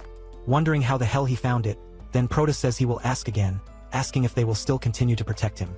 Them, and the patriarch says he's going to hand them over, telling someone to bring those responsible, and he says he didn't even use a weapon to attack them, saying that his sword must have a frightening power. And he starts to think that he expects him to calm down or catch those responsible, saying that more than half of Zhou Wang and Jun's army died, and the ancestral home was destroyed and 4 of the strongest soldiers were injured, so the damage was much greater, saying it's time to change strategy. And so they bring the men he asked for. Then everyone keeps asking them not to kill him, and the patriarch says that those are the reckless ones who did that. Then he asks if anyone is missing, and that scaredy cat guy who went to mess with Prota says he doesn't know them. And they've never seen that guy either, and Prota is in doubt about this, saying that they are the same people who appeared in his memory of Suking, wondering if the memories were altered. And the elder back there says that this is why he always sends several groups for a single mission, and their duty is to erase the memory with the appearance of the person who sent them. And it seems that he couldn't decipher this, saying that that boy reached his family and probably must have used some secret treasure to search Sun's mind and saw memory residues. But he thinks that no matter how powerful these treasures are, they use a lot of energy or have a limited number of dares, saying that he will never find. But then Prota connects a line to him, talking to the patriarch who is so sad that he loses his patience, asking him not to try to deceive him, saying that the last time he told him to hand it over to him. Whoever planned it executed it all, because if his store is defamed once more, the price to be paid will be in blood. And so the patriarch becomes afraid, asking how he can be so sure. And so he says that in fact there are more people being brought, asking them to hurry up, so everyone who is involved goes there, and they continue asking Prota to spare them. And so the patriarch says that these are all the people responsible, and Prota says that to tell the truth, even if the main culprit is not there, what they did does not deserve death. But more important than the system's mission, his purpose there is greater than that, to demonstrate his authority. And so that this does not happen again in the future, so he cannot be soft-hearted. And so he kills everyone involved, and the human first of all thinks that after killing so many people he must have calmed down, saying that they will finally get rid of that ruthless killer. But then the system says that everyone involved was killed and the one responsible is still alive. And then the boy tells the little skeleton to do his part, and so he jumps on top of that house and breaks it in half, and so the elder says that everyone involved has been handed over. Asking why he keeps destroying his family's home, saying that this is unreasonable. And Prota asks if he is being unreasonable, saying that they still haven't given him the creator of the plan, so he will keep eliminating them one by one until he finds them, saying that they will start with the patriarch. Patriarch starts to fart, saying that if he loses one of the guardians, it would be like the family losing an arm, and his whole body is paralyzed trying to save that arm, and he asks Zoji to go there. He gets scared of this, and Prota realizes that he was the one who planned everything, asking if he has anything to say, and he starts to laugh, saying that because of a store in the backyard, an entire family is being destroyed. Then he looks at that guy who made the theater. His plan is being discovered, saying that he dies but takes him with him, so he punches the kid that makes him spit blood. But the little skeleton comes from behind and kills him quickly, and Proto just asks the Purgatory Dragon to incinerate him, killing him completely. And everyone thinks at the same time that it was very good that he didn't participate in this. And the Patriarch says that from now on, the entire street where his store is located is forbidden ground for the Zal family, and they will never mess with that man again. And so the system says that the one responsible was more. And after barbecuing the two jerks, the Patriarch lowers his head, saying that everyone involved in the honor of his store has been handed over to him. He hopes that this has calmed Prota's anger, but he says that it is not over yet, because he only punished those responsible. However, the damage caused by the defamation still continues. Then he says that the Zhou family has to broadcast an announcement throughout the city admitting that they did something against his store and Innocentando. And in addition, they will compensate him for the money he lost by coming there. The Patriarch agrees to this, saying that he will personally take care of the apology announcement, but inside he is very angry, saying that there were rumors going around on the internet that the store owner was a very powerful man who had already defeated many legendary fighters. And it was not a rumor, if he finds out it was published that, the Patriarch himself will kill him. And he asks Proto what he wants in compensation. Money, properties, or treasures. But he says that he will not ask for anything too much, as only a set of celestial treasures, some materials and a treasure for cultivating battle pets will be enough. But he says that he wants what his young master dares. And the Patriarch is shocked, as the young master is the first successor of the family. And in order to raise his qualifications to at least get close to the previous Patriarch, they have exhausted all the best quality resources that the family controlled. Then he asks how he can ask them to hand over these resources, as that would make the Zhou family never rise again, saying that he is treating them like pigs. So, Proto says that maybe he really is, because he didn't think about a little detail that he can even make a dog become the next Patriarch if he wants. Didn't you just see that he literally X1'd all of you in one? Like this, you guys are butting heads. The guy could kill everyone there without realizing it. And they begin to ask how he dares to compare their Patriarch to animals, saying that he can even kill a man, but not defame his honor, saying that if Proto wants to fight, they will fight. Then the Patriarch tells them all to shut up. They don't understand anything, so he asks if they've already forgotten, because that guy's little skeleton might have a strange appearance. And even though he is only the first rank star pet, he has shown to have some tricks up his sleeve and has the aura and strength of a river beast. Talk about the little skeleton, son. Talk about the little skeleton. Simply my brother, comrade, I like it a lot. And the Patriarch says that people say that even pigs can be trained to rank 9, and from what they've seen, he doesn't think it's a metaphor. So everyone gets scared, and Supim says that his attitude is worthy of a Patriarch, and if he wants to work with him, he can train them super powerful pets and provide rare pet food at well below market price. And he says that he has been coveting a position in the 4 main families for a long time and says that to challenge in battle against the 4 families must have a well-armed army, and he is the arms supplier who can turn a man into a nuclear bomb. And so the Patriarch asks if by chance his goal is the 4 families, but Proto tells him to aim higher and says that the entire city will be his store. My friend, there is no table. There is no table. There is no table that can be measured. There is none. There is none. There is none. You can put down a red carpet. And so, the next day, everyone finds out that it was the blue family's work. So I ask if they changed their minds, because a minute ago everyone was beating up Boss Zoe's store. Then they say it was just a joke and go back to gossip saying that Supinho went to the Zoe family's house in a fit of rage, cut the entire mansion into 4, and they start saying that they didn't think that.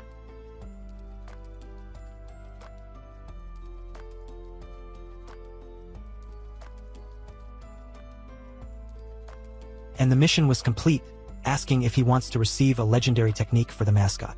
And when she accepts that, a golden sphere appears in front of her. And it is the Soul Cloak technique that grants the mascot the ability to merge with its master for a short time. And he is surprised by this because it is the ability that only legendary masters can master, besides that it can now be learned directly by stellar mascots.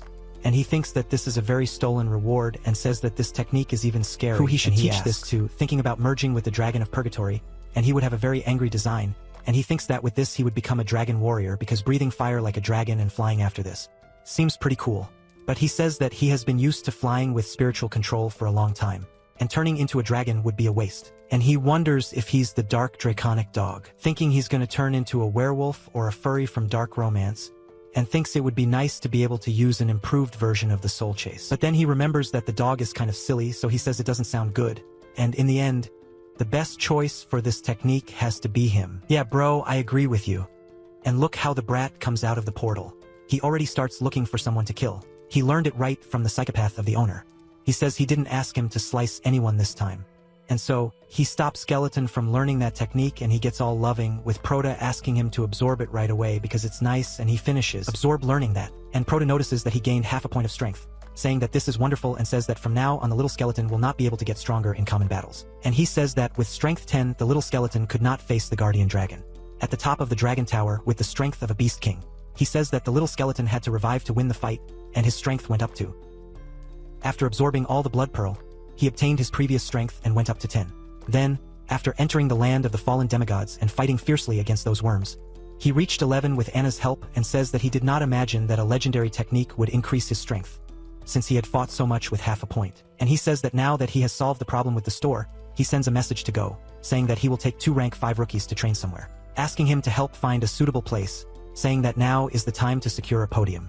And so, already in another place, Frende says that the strong man that Proto is talking to must be that guy with the sword technique, who can kill countless 9th Order mascots with just his own strength. And Proto asks him to come, and he says that he hasn't been there for just a few days, and he doesn't recognize her anymore, saying that he must be ready to learn the art of the sword, since he contacted him like that all of a sudden, and he says yes, saying that he wonders what kind of stage he would like to teach him. And Dawson says that his swordsmanship style is very open. Preferably, they should be mountains and seas. Then Proto starts messing with his bookshelf and opens another world. For all 3 of them, Idalzan wonders how this hologram can be so realistic, since he can even smell the sea. And he says that it's not a great technique, and he can use this testing field without worry, because even if he damages it, it will be restored immediately. And Dawson then goes straight to the confrontation, saying that many people have wanted to learn his sword skills, but they are either not good enough or their understanding is too low. But he should be able to handle it, so he asks him to draw his sword.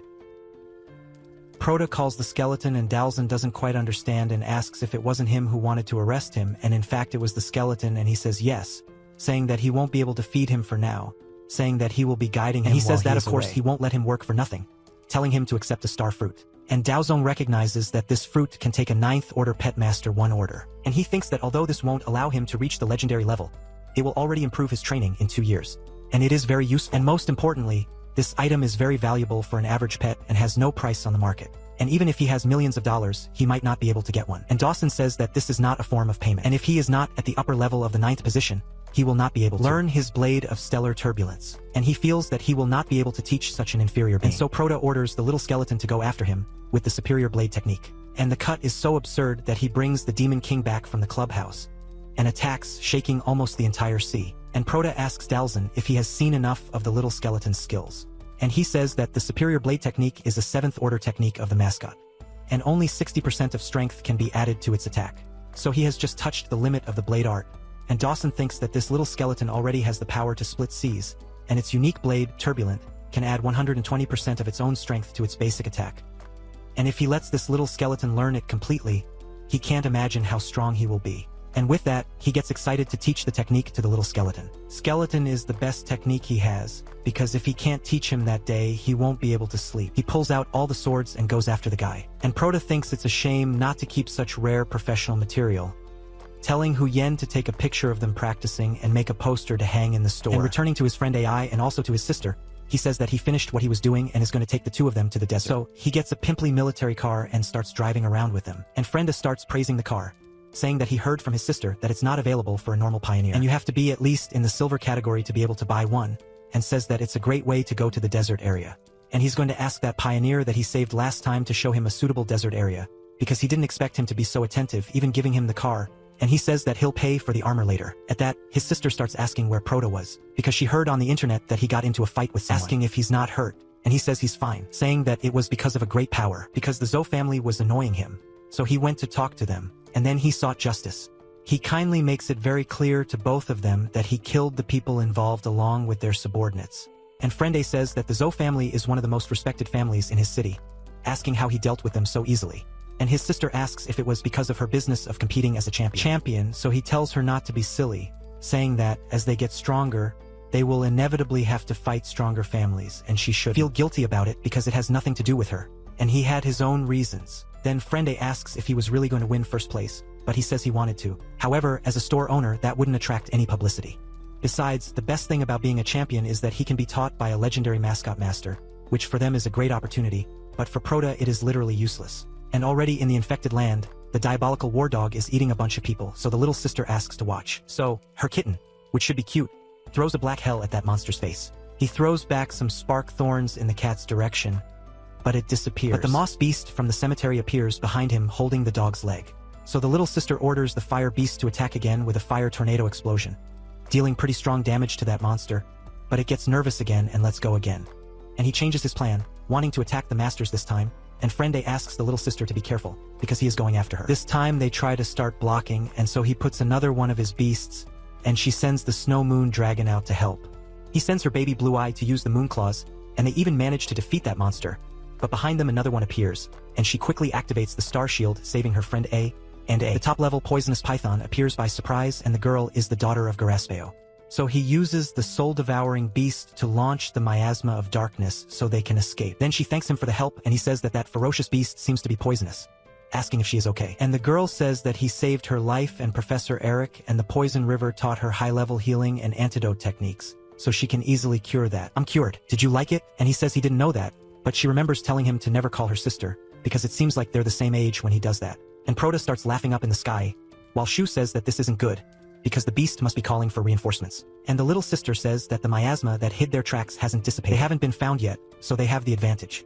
And she tells them to combine their mascot attacks and crowd together. And Proto thinks that that was a good training place, but what it looks like, it seems that he underestimated that desert. And he says that in no way is his sister inferior to the young promises. He claims to have thought that by asking his brother Shu for help to take some of the pressure off her, he would help her. Was wrong, so he says that Sumin can really seize the chance to win the Elite League, and she won't have to worry about her safety every day. He heard that the pet industry is flourishing in the neighboring continent's sacred city of light, wondering what it's like. And so, after defeating all those monsters, he goes to them, saying that it's time to rest. And neither of them wants to stop, saying that they're not tired and that they want to fight more ferocious beasts. With Sun Min saying that he's never had a fight as good as this one, and she wants to save more money to improve the lunar dragon in the store. And he says that's fine, telling her to do it at her own pace. Meanwhile, at the explorer's base in the hunting authorization camera, he starts to calculate some points. The next one is asking how many points he got, and they say that his total points were 1,280. And he's shocked by this because he hunted a lot of animals but still got a very low score. And the agent says that the points obtained by hunting are clearly listed, and beasts of a rank are worth 10 points. Those of rank 2 are worth 50, those of 3 are worth 100, those of 4th rank are worth 1,000, 10,000 for the 5th and 100,000 for the 6th. Also, rank 7 is worth 500,000. And the guys start laughing because the strongest beast he hunted was a rank 4. But even laughing at him, they try to encourage him because being a solid hunter and coming back alive is already a huge advantage.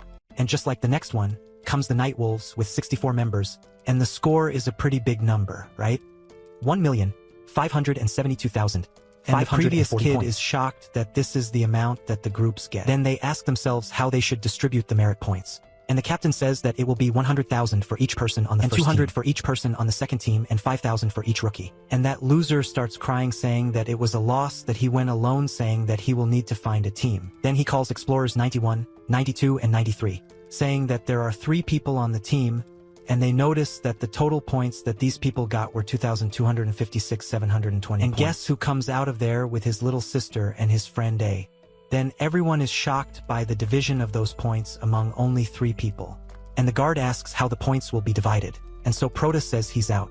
It's all those 2. He asks them how they intend to divide it, if it's going to be half for each one, but just says that his little sister saved his skin over and over again, so he should leave more points for her.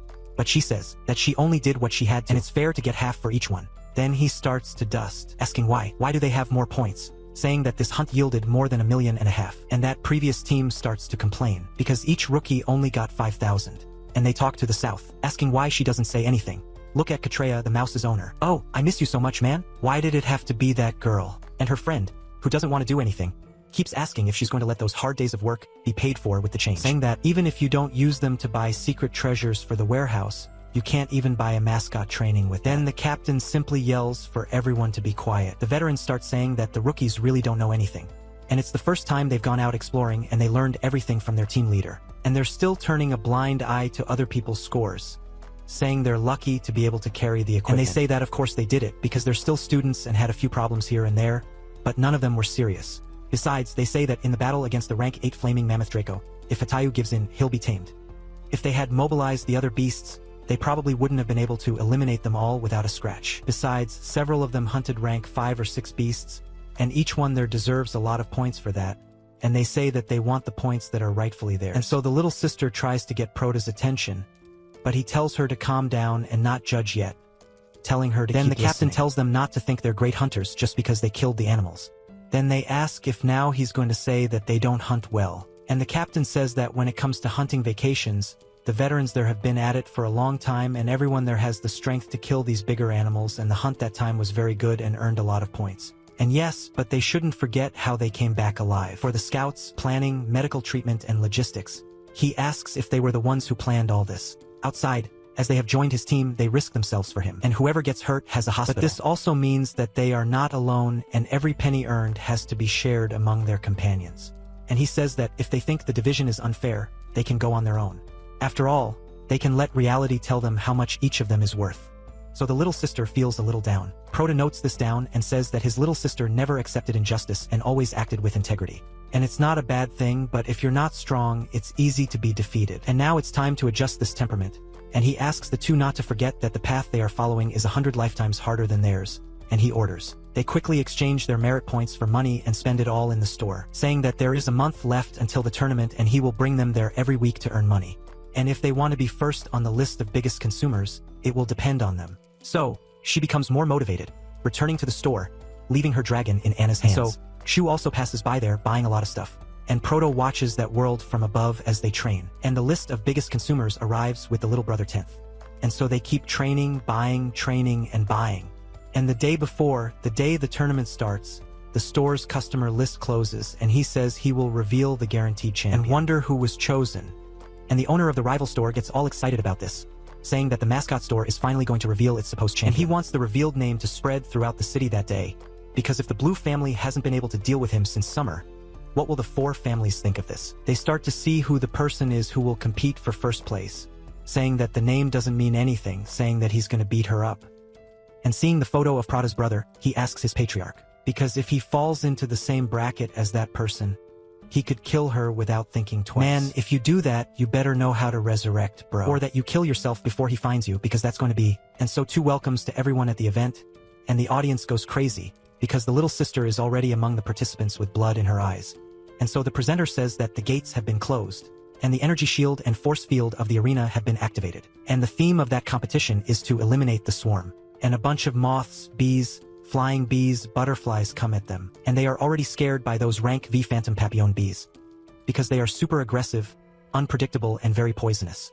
And yes, they say that is exactly it, because the rule of the competition to eliminate the swarm is to survive the swarm of bees that can paralyze or faint their targets with a single sting.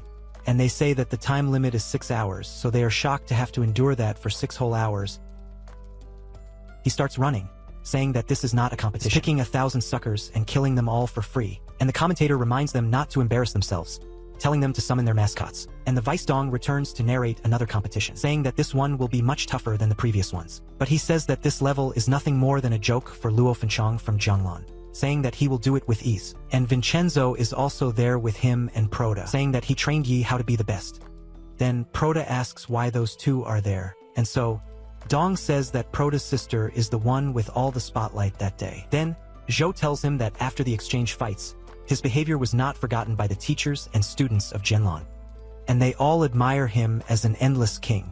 And with that, he asks if Proto would like to join his academy with a gold medal teacher, saying that they pay 5 times more than what Fengshan offers him. Then Donk starts to get pissed, asking if he wants to steal his teacher outright. And Sol says that teacher Su has cosmic and phenomenal powers, and the Finchon Academy is just a little lamp.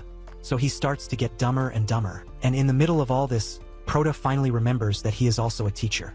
And he says that's right, that he hasn't been teaching classes lately. And he also used the academy's connections to get training material. And his teacher ranking must be way down there. But Dong says that as long as they are there, that won't happen. And he found out that Proto beat up the Blue family all by himself. And even though he's not teaching, he's still a treasure of Fenshin. And besides, many students who have come to his shop have said that their mascots have gotten much stronger. And thanks to his shop, the key growth indicators for his teachers are much easier to meet. And he says that's why he's going to promote Supim to the position of director of Fengshan's training department. And he says that even though it's a new department, he'll receive half of the school's jiu-jitsu fund. He won't have to teach during the week. He'll only be in charge of the academy's training, asking what Proto tells him. Then he says he'll milk this cow, saying that they'll talk about it later, because right now he only wants to know about the competition. The Vice Zoo is rotten because that old fox, in order to keep his pin as his teacher, open the world to half of the Academy's resources, asking where the Ethics Council is because he should have done this before. Then the presenter asks again if the trainers are ready, because those who don't fight or can't fight anymore will be removed from the arena. And man, isn't this some kind of Pokemon or some other game of Plants vs. Zombies? Oh, I'm starting to feel like you guys are trying to sue. And he also says that if anyone attacks these flowers with opaque petals, they will also be disqualified from the competition. And so he starts again with those bees, and the others are attacked one by one. And so several start to fall right away, and the round keeps promising. PVZ plant that was left without work after the end of the zombie and is collecting everyone. And so the wasps go after their little sister and say that another participant unfortunately didn't see him and the swarm is approaching. But she dodges them very easily. She thinks that this swarm is too big, and it's likely that there's no trainer controlling it.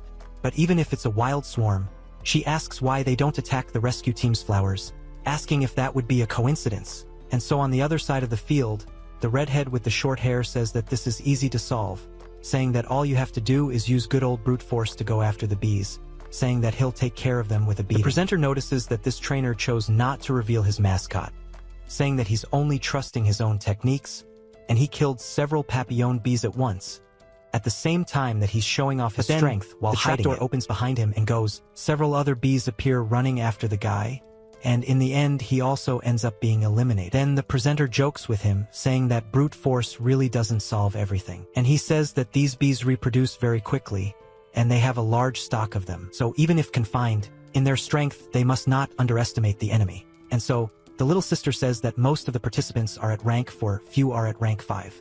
And only a handful have reached rank 6. But even if everyone was at rank set, it is not possible to resist 6 hours under such an intense attack, not to mention that it is not possible to deal with a swarm using only force.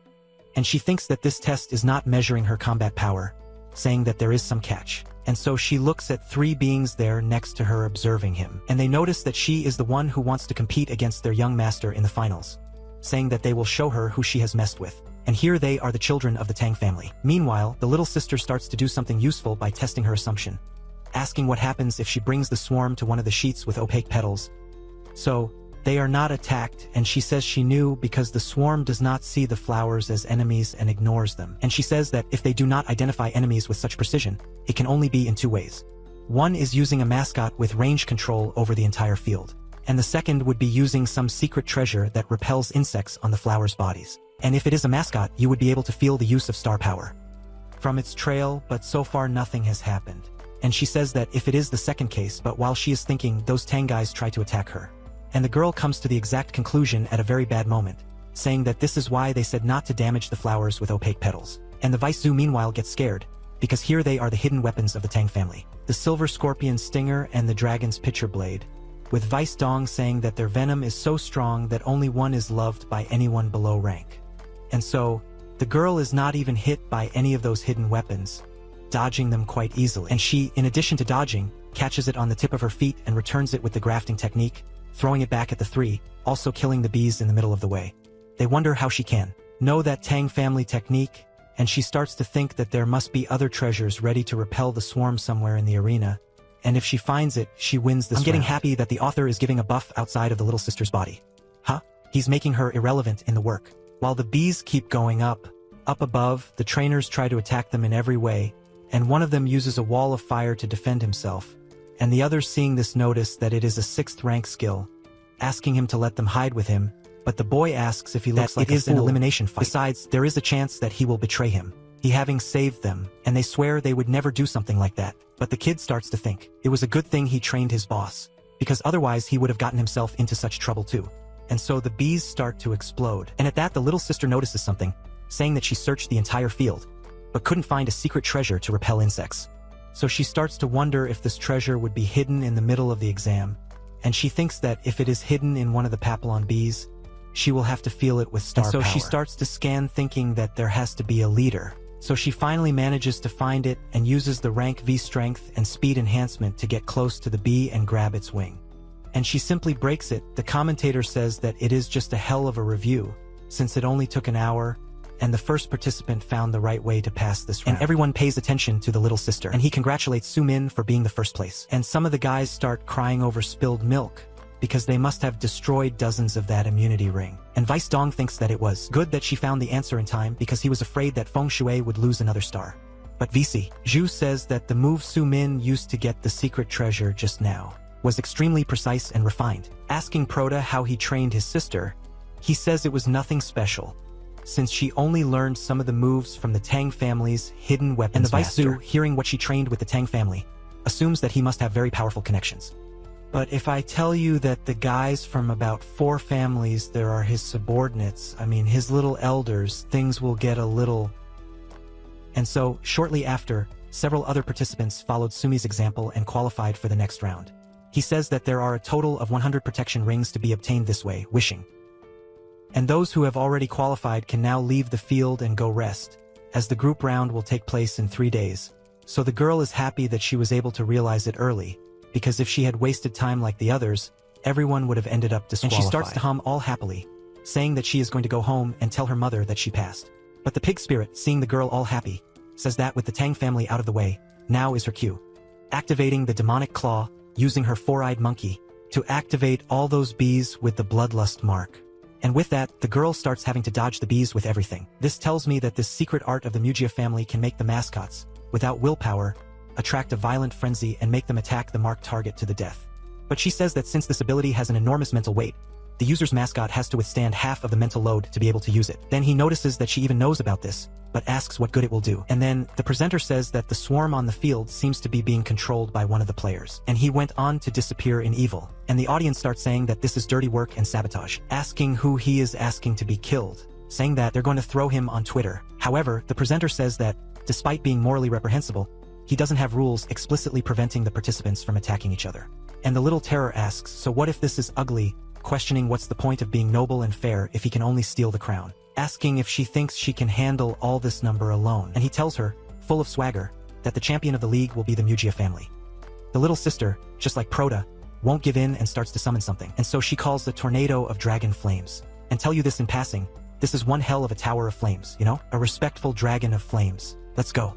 And so her black cat appears along with the girl.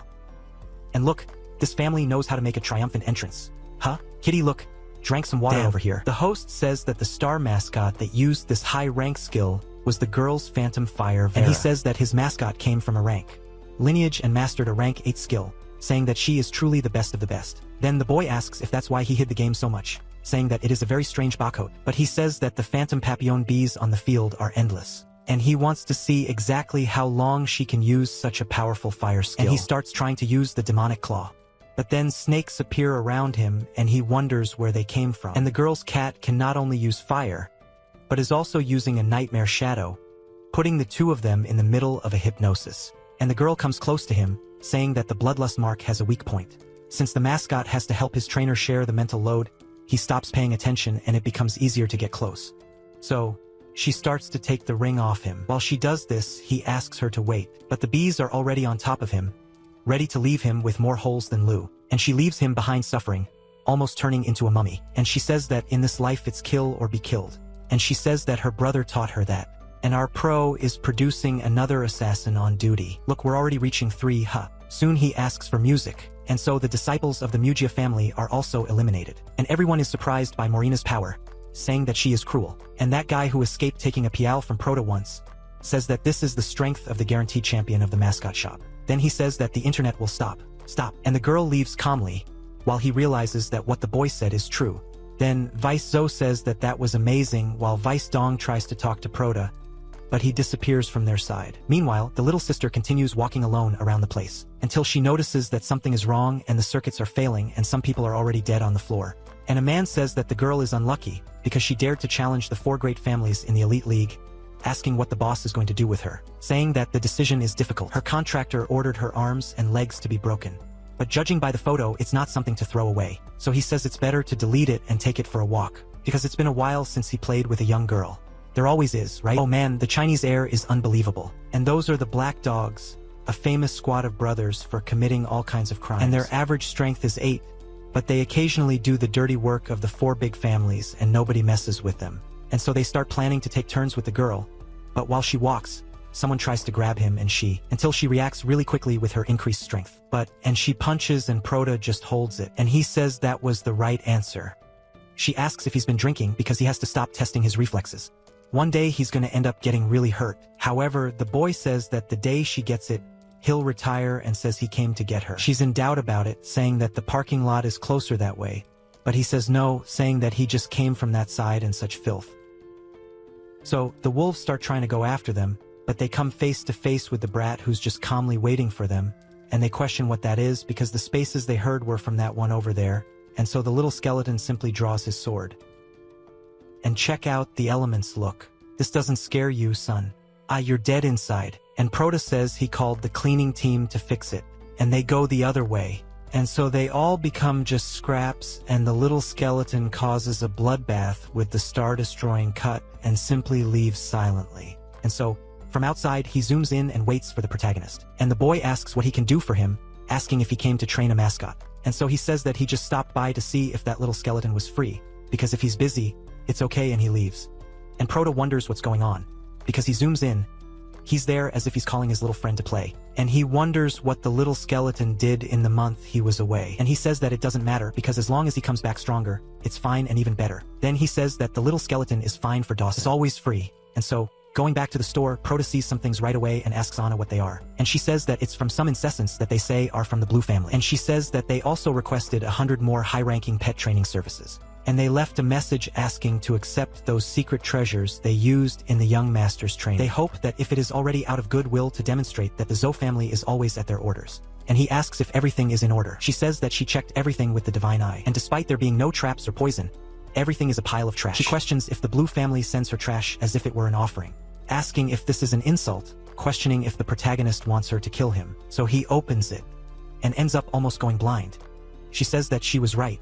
However, he is shocked by her calling it trash, because it is trash. What is supposed to be good? And the little sister is shocked by that pile of secret treasures, asking what her brother is going to do with all this, and he says that of course it's all for her cultivation, since she must take those 3 days of rest to absorb all those treasures. However, she is shocked by this, since she has only seen things like that in books, and she doesn't even know how to use them.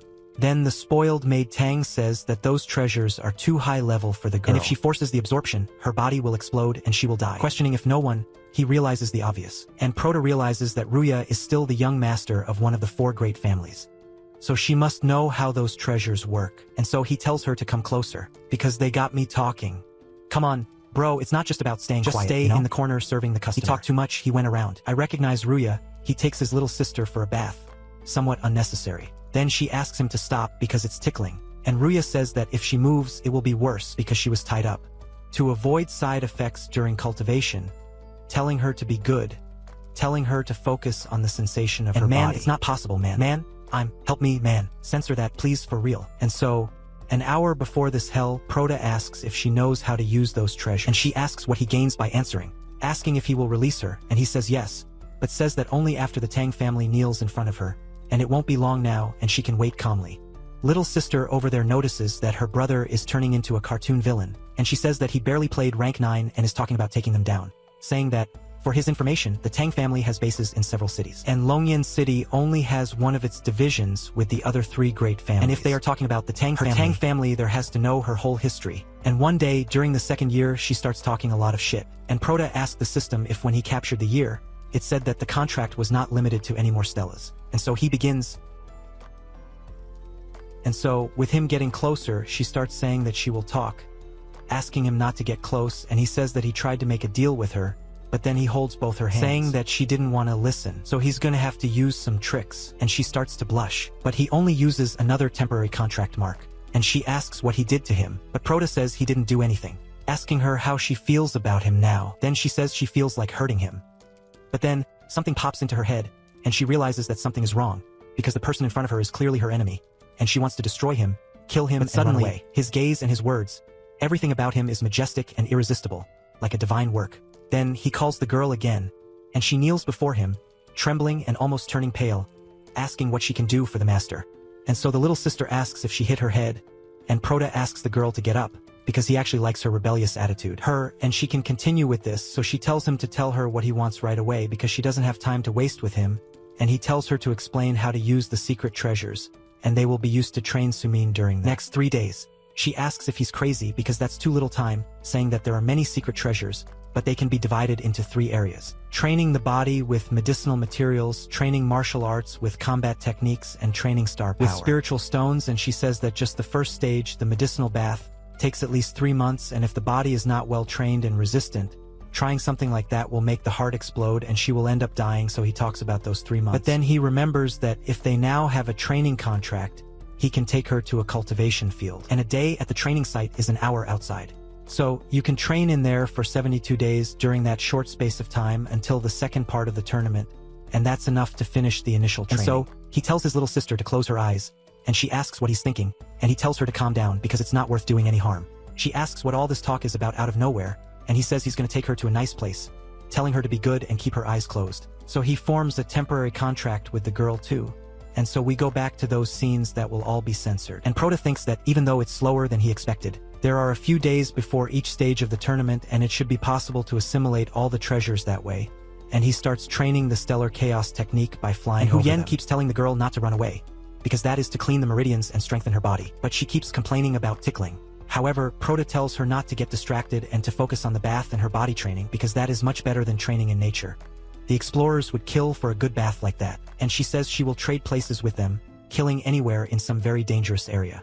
And so, in the Muja family, they send to inform the patriarchs that the black dogs were attacked, and ask what the result was, and the entire team was annihilated and the target disappeared safely. So they are shocked that everyone died, asking who killed the black dogs, saying that it couldn't have been the little girl. Then they say that unfortunately they can't confirm this, since the cameras were all destroyed by the hams themselves so as not to leave any evidence. Then they ask about the bodies because through the experiments, they can know what weapons were used. But then the informant apologizes again because there were no bodies at the scene, and the black dogs were massacred, and there was only blood at the scene. And the 3 there almost don't believe it, and they say that an entire team of rank 8 masters turned into a bloody mess. And they must have asked for help from some rank 9 expert. And they think that since they couldn't deal with her quietly, they will deal with her inside the field. They can't let her reach the finals and get in the way of their young master. And he asks all his minions to listen, saying that he will give as a reward an adult demon fire prison dragon, plus 2 secret treasures from ranked set, to anyone who helps them win the tournament in 3 days. And everyone keeps their eyes on the dragon that is the 5th most powerful and says that they will do as he orders. And in the Kim family, they swear that they will follow the patriarch's orders with their lives. And in the Tang family, they say that the girl will die on the field and her blood will be spilled to show the power of their family. If you knew what happened to the young master, one of your elders, oh my god. And so already in the stadium, once again they say that another test is going to begin. And it is said that it is a preliminary round, because the test is the speed and observation ability of the participants. But in this one, they will put the competitors' foreheads, combat strength and judgment ability to the test. And the battle in the arena will take place in a limited area, and each competitor can only take one of the secret treasures. And those who surrender, become conscious or fall from the arena will be eliminated. Only 1 in every 5 competitors will be able to advance. In addition, it is also forbidden to destroy the arena, so they must think carefully beforehand and use very powerful attacks. With that, he orders all the students who will participate to enter, because the battle in the arena is about to begin. And so Vice Dong says that this year's competitors have a good presence and it seems like it will be interesting to watch. Then Vice Zhou asks if they heard, because the members of the Stellar Sky came to his city. I saw that Dong is surprised by this, asking if he means the strongest organization in the region, saying that he heard that its founder was a legendary ranked mascot medium, asking what they came to do there. Then Zhou says he doesn't know, but where the Stellar Sky is never a good sign. And he heard that last month, one of the big families from another base city was eliminated because they meddled with secret treasures that the Stellar Sky wanted. He says that even the city walls were damaged during that attack of theirs, and almost caused a wave of beasts to attack the city. And they say this in front of Prota, who pays attention to everything. And Vice Dong asks if they are crazy, since all this is because of treasures. Then Zhou says that he can only hope that they are not targeting anything that is theirs. Then the girl enters the arena. The battle narrator tells them to begin. Then Zansu, almost a 5th-rate cosplay of Orochimaru, asks if she is the woman who dared to say she will win the championship. And Mazong says she was unlucky to meet him. Then Gashui says that if she surrenders right now, she will avoid suffering. However, the girl does not seem at all willing to give up, and so the little boy gets close to her, saying that her look is very scary. Then she tells him not to talk to him, saying that they are rivals there, and tells him not to call her big sister. But then the little boy uses tactics and logic, saying that if they unite to defeat her, the next target will be him. Then he asks if they can unite for now, and she says she didn't expect him to have already thought of this cool thing, just to be with him. And the kid soon extends his big hand and she even thinks about shaking it, but the kid is all malicious, saying he's lost count of how many girls have fallen for his innocent little face. He starts to think the girl will fall for him, because he's using the Moon family's rank 7 secret treasure, a star-devouring lock, which seals all the star power of the target of rank 6 or below. When he takes the girl's hand, the kid's face completely deforms. He turns into the goblin that he is, and he tries to use that thing on the girl, and says that without the star power, he won't even be able to call her mascot. And the fate of an ordinary woman like her is to be humiliated in the arena. But then, she herself gives the kid the shock, making him simply fall down stinking, and throw that old thing he was holding on the floor. Then they ask what happened there. And the boy realizes that she used a paralyzing toxin, asking how dare she poison him. And she says it's his fault for squeezing so hard, saying that she'll accept his little gift. Then, the dumb blonde on the other side asks what makes her believe that he was the enemy, asking what will happen if she's wrong and has eliminated an ally by doing that. Then she says that she would never be wrong because he's also from the Mu family just like him. Besides, she knows who they all are because the one on the right and left. And she says that from the moment they got into that arena, the way they breathe and walk revealed their identities. And she says that her brother says that none of the 4 families deserve mercy. And so they start trying to defend themselves because their cultivation technique is not something easy to recognize like an open book. And the girl next to him tells him to talk less and attack more because she has to be eliminated. And he calls the Sonic Bee and the Prasa Wolf. And the girl tells the guy from the Mu family to summon his mascots. But the blonde tells her not to give him orders because the Mu family had its member eliminated without any effort. And he doesn't know what cards up her sleeve this girl has and doesn't intend to be reckless. Then the 2 fools realize that they are being used as fools. And he says that if he has time to argue, he will pay attention to the field. Because his mascots are not doing well at all. And he wondered how come, because it's been less than a minute since they started arguing. So how about Sonic, the Bee, and Storm? They would have been defeated so easily. Then they say they're going to use the family treasure. And she talks to the boy, Tang, asking him to find a way to hold her back. Because if it continues like this, they'll lose and the Mugia family will only go crazy. And Orochimaru from Shopee says she doesn't even need to talk. Summoning the secret rank C treasure of the Tango family, Serpent Puppeteer orders them to surround him. And so they all go after the hottie. But the girl tells them to mess with her, but not to mess with a snowflake, telling them to fight with someone their own size. Then she summons the secret technique of the Beast King, activating the blood sharing, turning half cat, and says that now they're together. Guys, I'm missing something. When did the little sister start using the Beast King technique? What level is Proto at? Because something's unbalanced here. And so, when trying to miss the girl's face, both she and the cat leave only a residual illusion and appear on top of them, and I see them there. The woman tells them not to worry about the Phantom Beast and the penalty of killing the girl. I try to hit her. She dodges very easily and says that she has to hit her to kill her. And she takes the opportunity to pass the Umber Flame Claw on both of their animals. Then the girl thinks that technique is bizarre, asking how she can be as agile and fierce as a wild beast, since she can't land any blows. And the other says that they have a frightening level and not even the 6th rank mascot is a match for her, and the gold one stands from afar watching all that confusion while they are facing each other and thinks that the girl's techniques are, if he is not mistaken, they are the secret arts that only the high-ranking disciple of the Mugia family can learn. And so the other one uses the Sonic Bee to attack from the blind spot. And the blonde one thinks that common battle masters control their mascots by giving orders, and their synchronization rate is between 40 and 60%. And some masters have a deep bond from years of dealing with their mascots, and a thought, a look, is enough for them to understand each other. But at a point where the girl finds herself at the moment, the synchronization rate is close to 90%. But a trainer and his mascot are still distinct beings, and the 100% synchronization rate is just theory. And the only way to reach full potential is the Mugia family technique, because it makes the consciousness of the star mascot and its trainer merge, and one feels what the other is thinking. And so they go to 200% synchronization. And the girl goes after everyone, cleaning up, saying that they only attack hidden from afar and that this is already getting annoying. So they say that they will take care of him soon.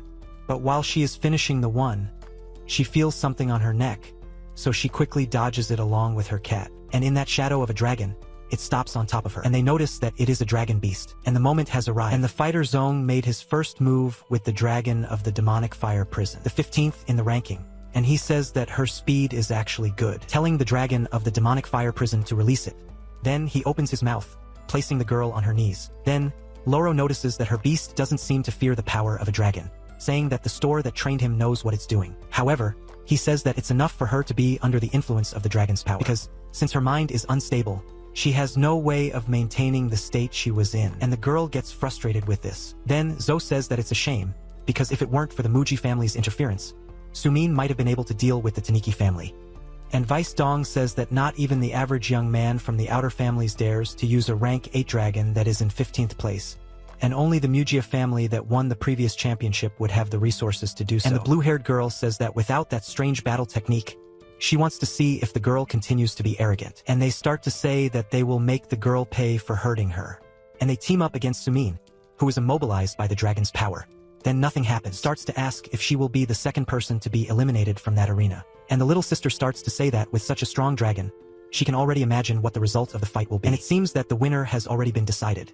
Then the blonde says that she knows her stuff well. But the girl says that it's a shame that the Tang and Qin families are useless, because after working hard for so long, their secret treasures have also run out. And the blonde asks what she's talking about, and the girl asks if she's wrong, because in a single minute, most of her physical strength was exhausted. And if the three of them work together to defeat the Manga family, the chance of victory would be equal for all of them. But she says that if they continue helping the Manga family, if she loses, even if the two of them join forces, they won't be able to defeat Loro. And she asks if the two of them will hand over the throne on a silver platter after being used. And the brat from the Kintis family hates to admit it, but at this rate they're working for the Mugia family for free, asking why they don't join forces to weaken him. But then the girl from the Tang family stops him, saying that that girl is stronger than the two of them, that she must still have some trick up her sleeve, ordering to let the girl fight alone against the Manga family, because they can wait for the Manga family and finish her off. And then they go there and finish off the Magi family, telling them to let them become stepping stones for the two of them. Then the blonde guy asks what the hell. Well, he kills each one of them before something like that happens. However, the Tang girl says that if he comes at them, they'll beat him up just like they did with the girl. But that didn't go very well, did it? I think she has a very short memory. So she tells them to behave and finish her off right away while using the elemental recovery technique. And the Kim kid says that now he sees an advantage because they'll make sure that the girl loses and they'll also have a chance to win. However, the blonde guy doesn't like that at all, saying that if the dragon's attacks in the demon fire prison couldn't destroy the arena so easily, the lava breaths and the meteor shower could kill all three of them in seconds. And the longer this battle takes, the more the two will recover and it will be worse for them. So he leaves with the dragon.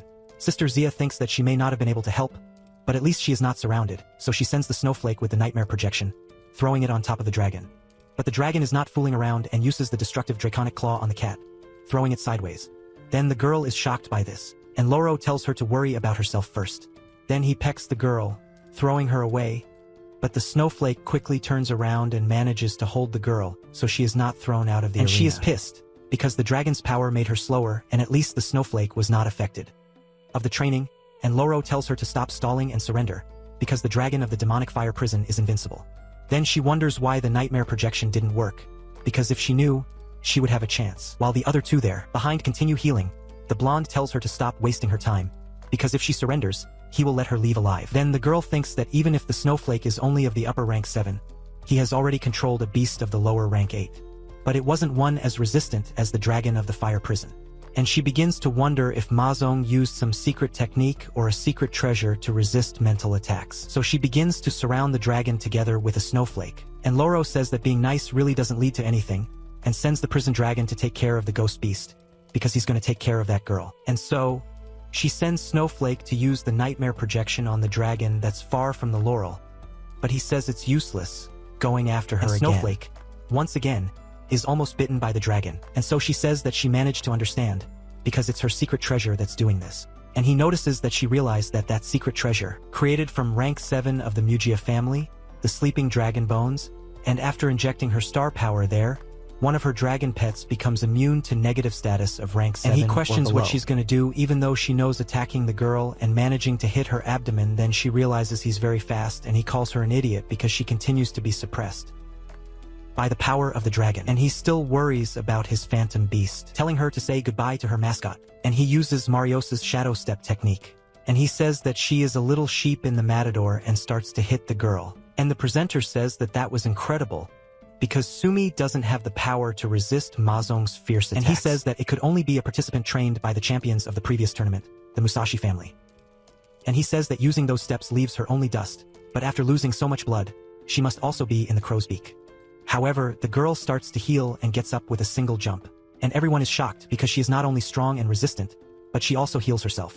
And she tells him to do it again because she wants to see. And he notices that this is an advanced color technique, saying that this will be a problem. And now he's gonna have to rip out her heart, So he uses the moth shadow step once again, surrounding the girl with several ugly ones like him, telling her to get the children out of the room because another violent attack is coming.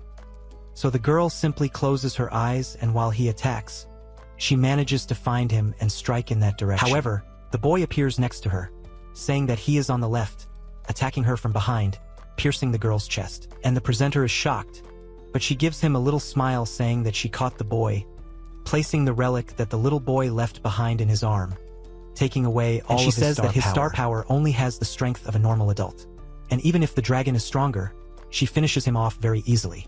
So he starts asking her to go and let the dragon do something, but there isn't enough time, because the treasure that stopped the snowflake from doing anything doesn't work anymore, and he uses his slow heavy projection.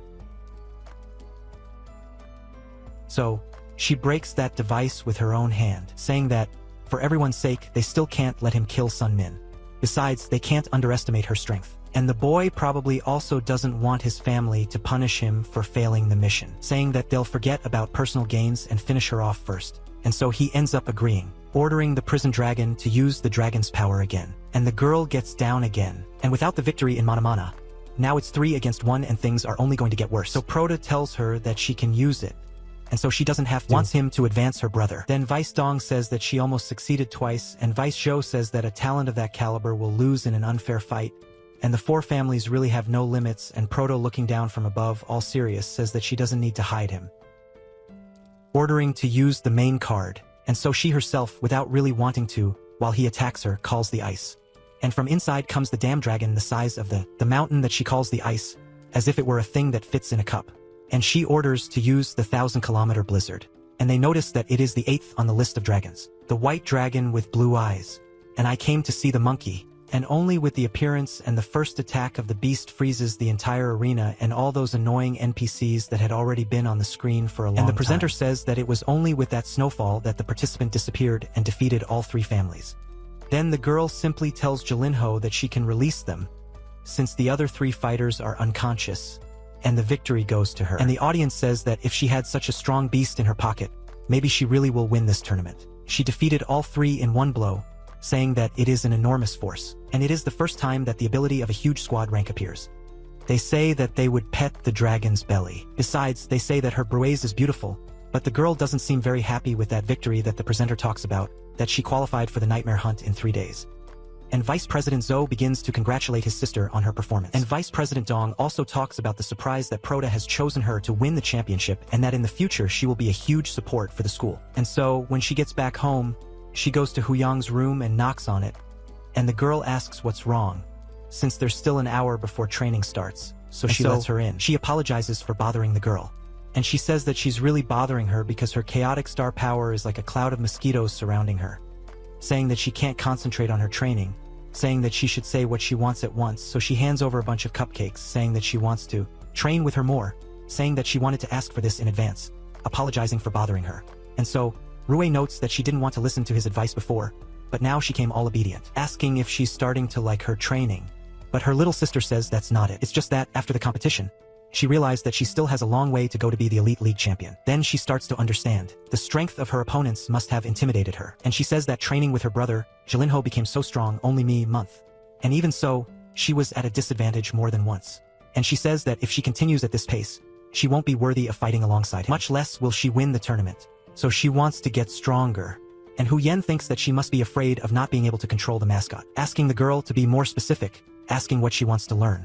And she says that during the tournament, she was affected by the power of the rank 8 Demon Fire Prison Dragon, and this left her cornered, saying that she first wants to improve her mental strength. Rue is loving her and dreaming because mental power is the most difficult attribute to improve for a pet trainer. And there are very few techniques that strengthen mental power, and people usually compensate for this with secret treasures. She asks why even rank 8 trainers can usually only have 4 or 5 pets at most, but also says that, however, the Tang family has a secret technique that is only passed on to women, never to men, telling her to summon her dragon. But she asks if it is there, saying that there is no space, but she tells him to stop messing around, telling him to summon only his head, just to make him use the power of the dragon, asking if her academy didn't teach her how to do a partial summoning, because after opening the portal, she shouldn't release the star power immediately, telling her to hold it without releasing everything. And she says she'll do the best she can, calling the little ice, and so only his face appears in front of Hu Yen, and she notices that that's the silver Draco, who says he spent so much time locked up in that store that he missed fighting.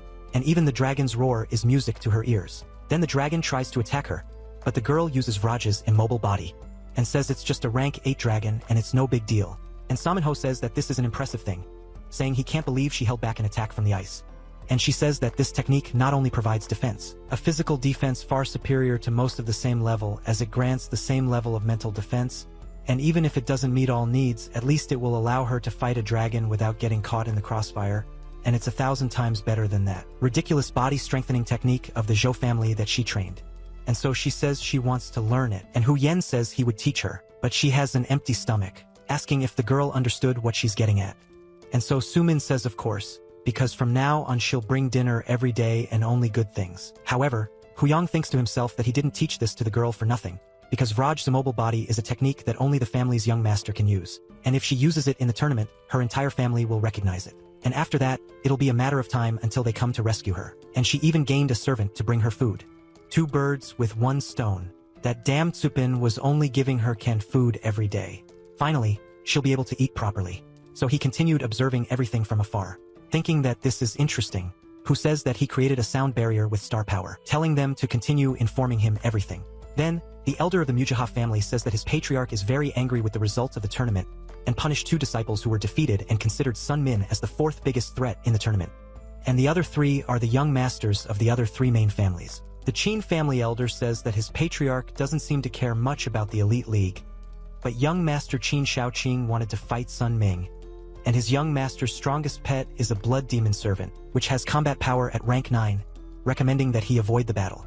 And as for the tank guy, saying that his patriarch's focus is still on the young master's disappearance, and he still doesn't know that she was captured by Supim, saying that he then sent more people to explore the dragon's secret land. While Lil's elder says that his patriarch decided to remain neutral, and he won't provoke anyone, and he keeps laughing, drunk.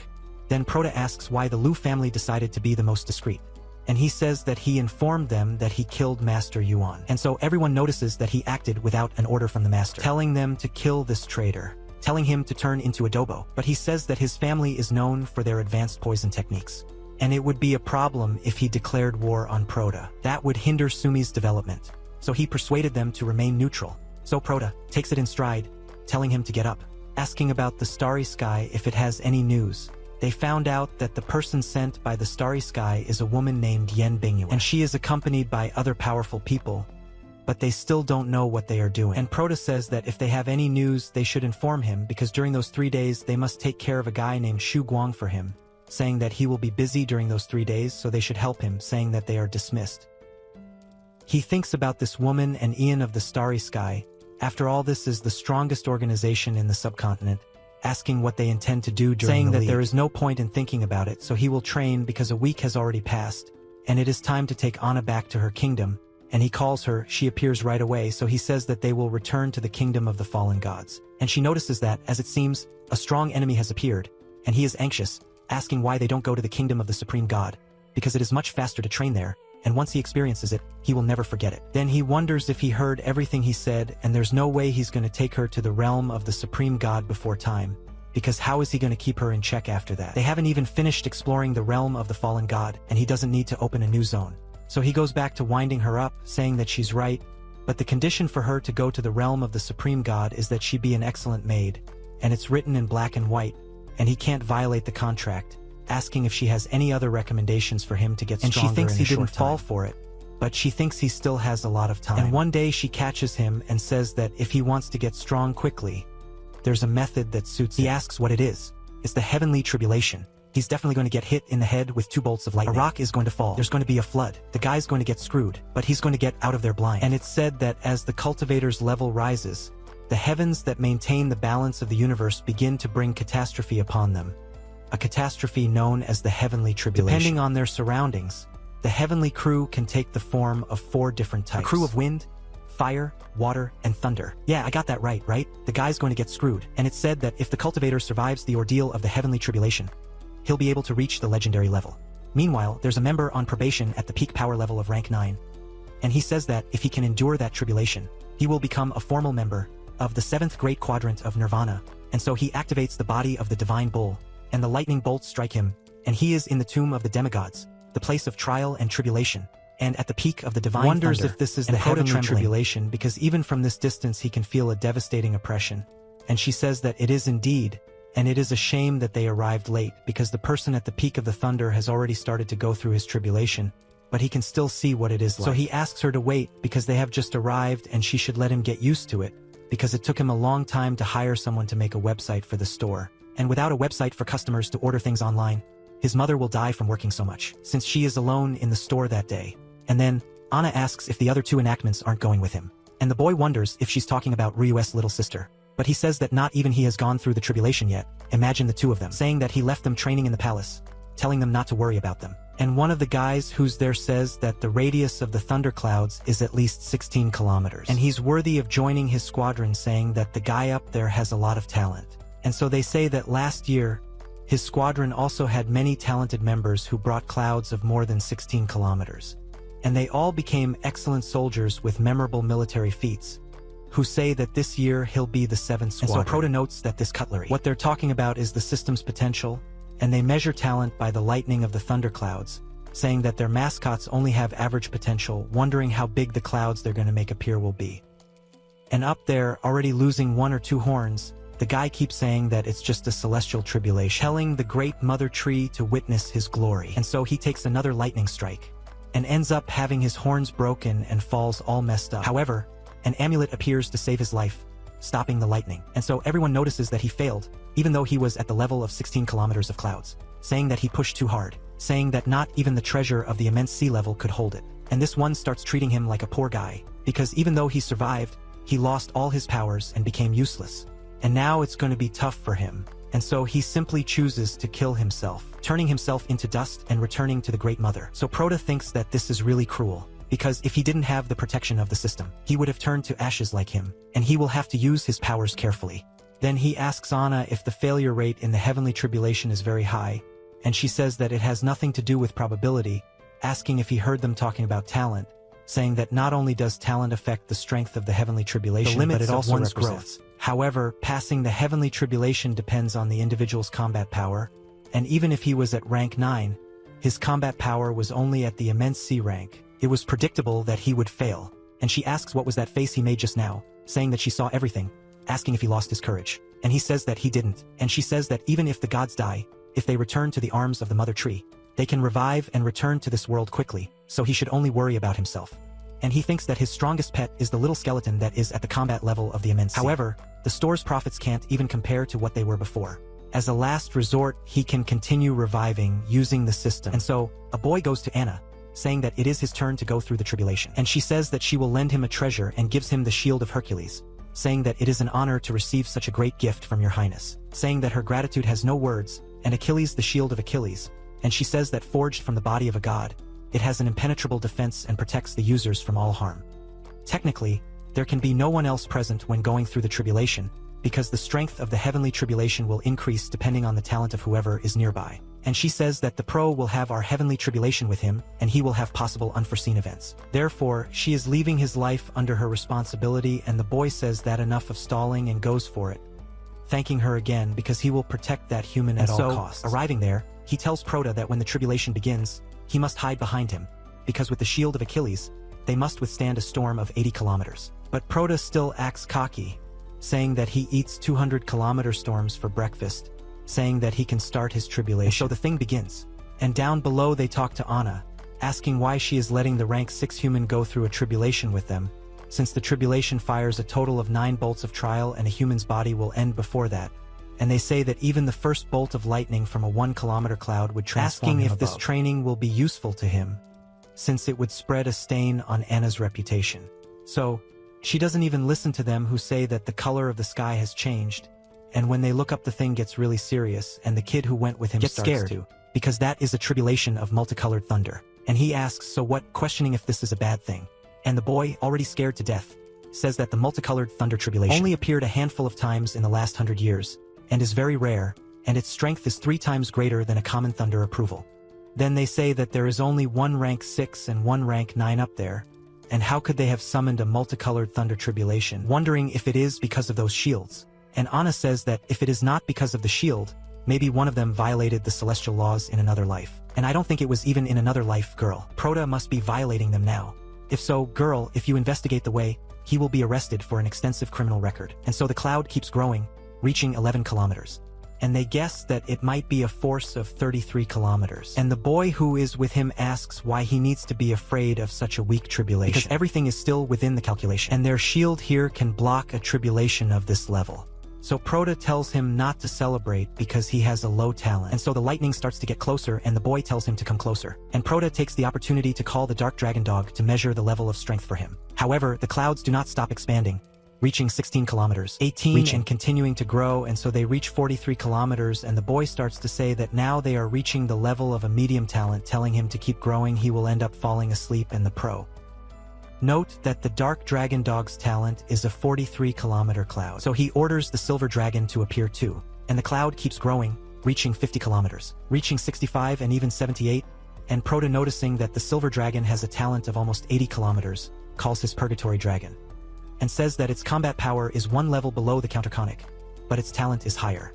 He notices that the beast is really worthy of being among the top 10 strongest dragons.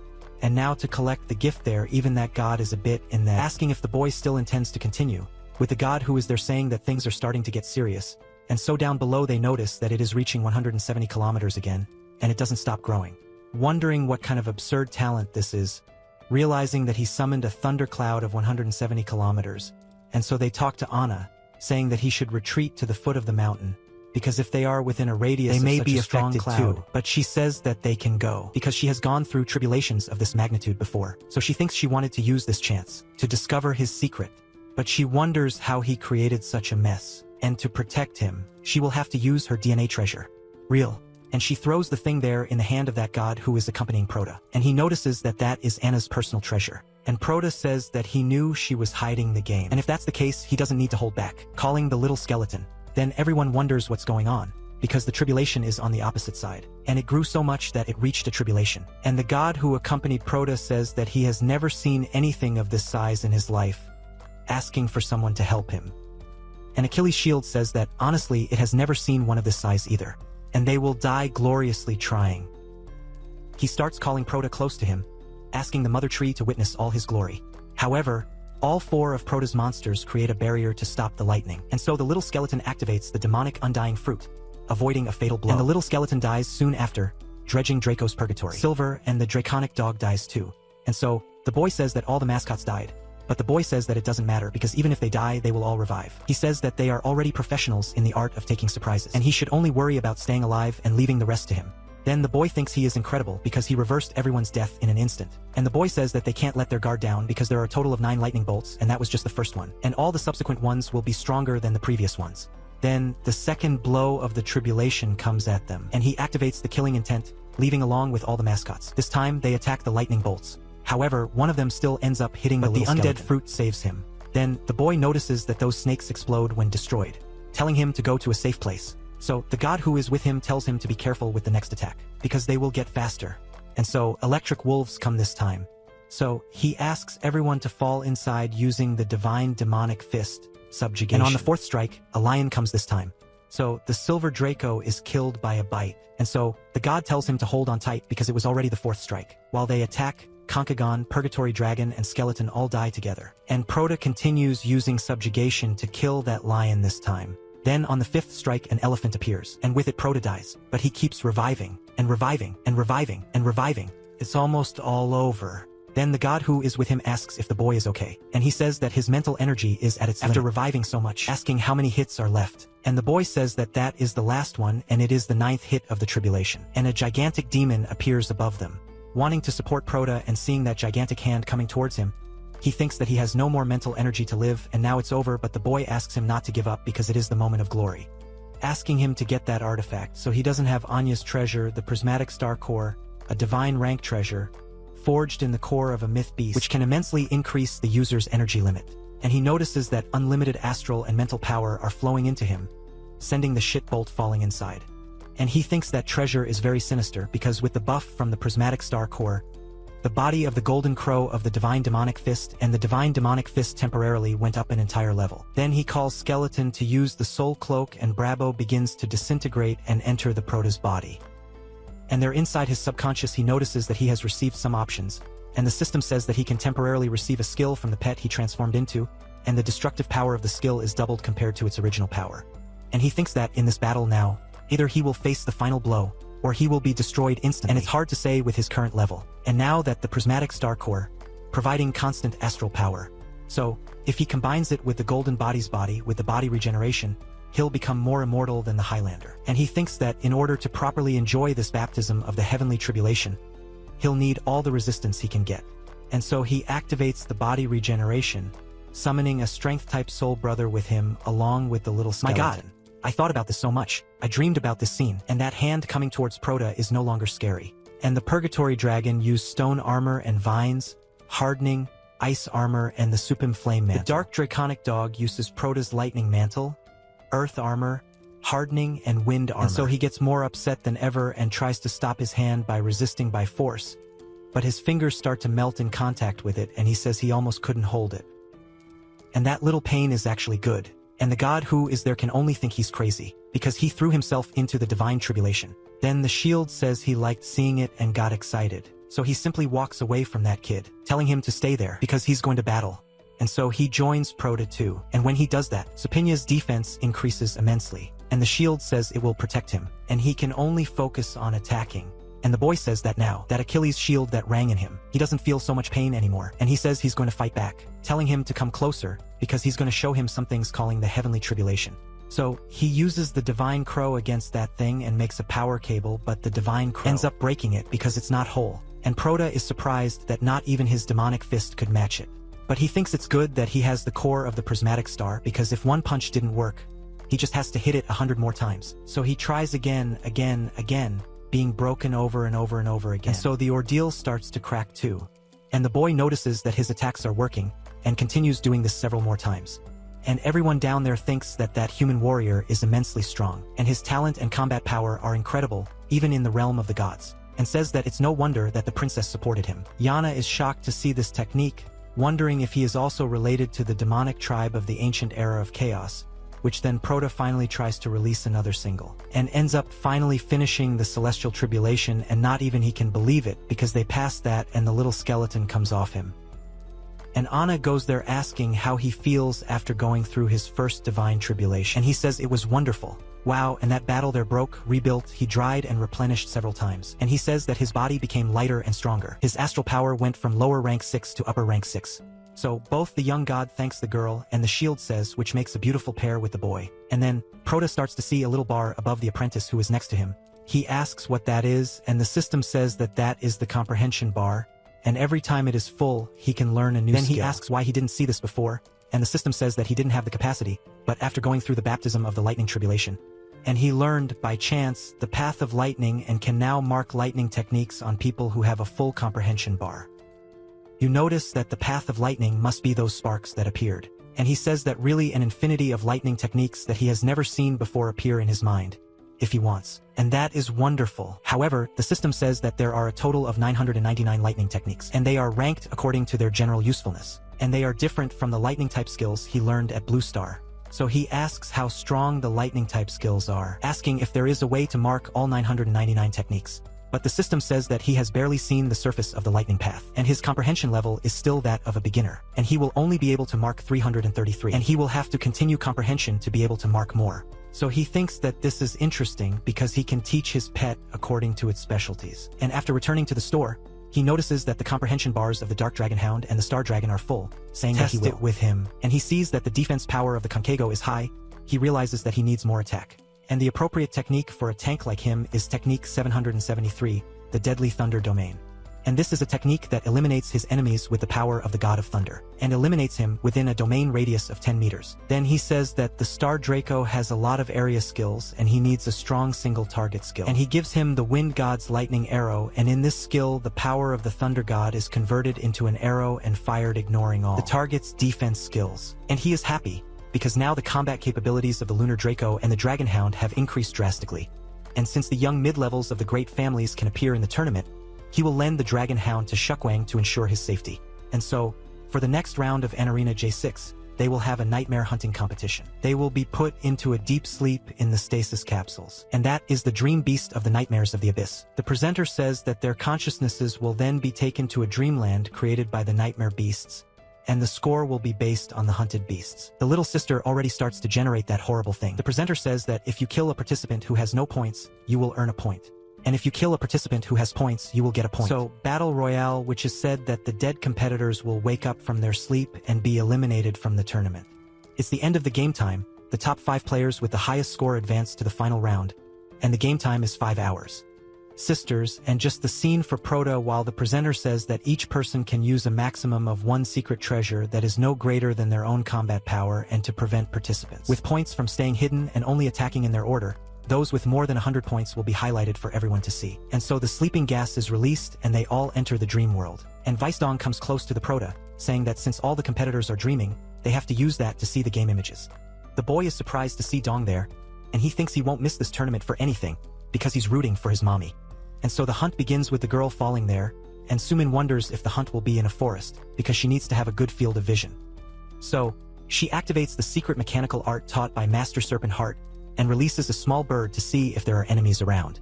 And the puppet owl's 6th order secret treasure moves quickly and cannot be detected by star power. And it detects things within a 30-kilometer radius, and looking from above there comes an explosion of star power, thinking he's fighting, and 2 of them already send suspects falling into a fight wanting to finish quickly. But another one from afar starts wanting to shoot with a snipe, saying that those idiots are making such a racket and are asking to become a target. This little demoness appears behind them, upside down, asking who he's aiming at.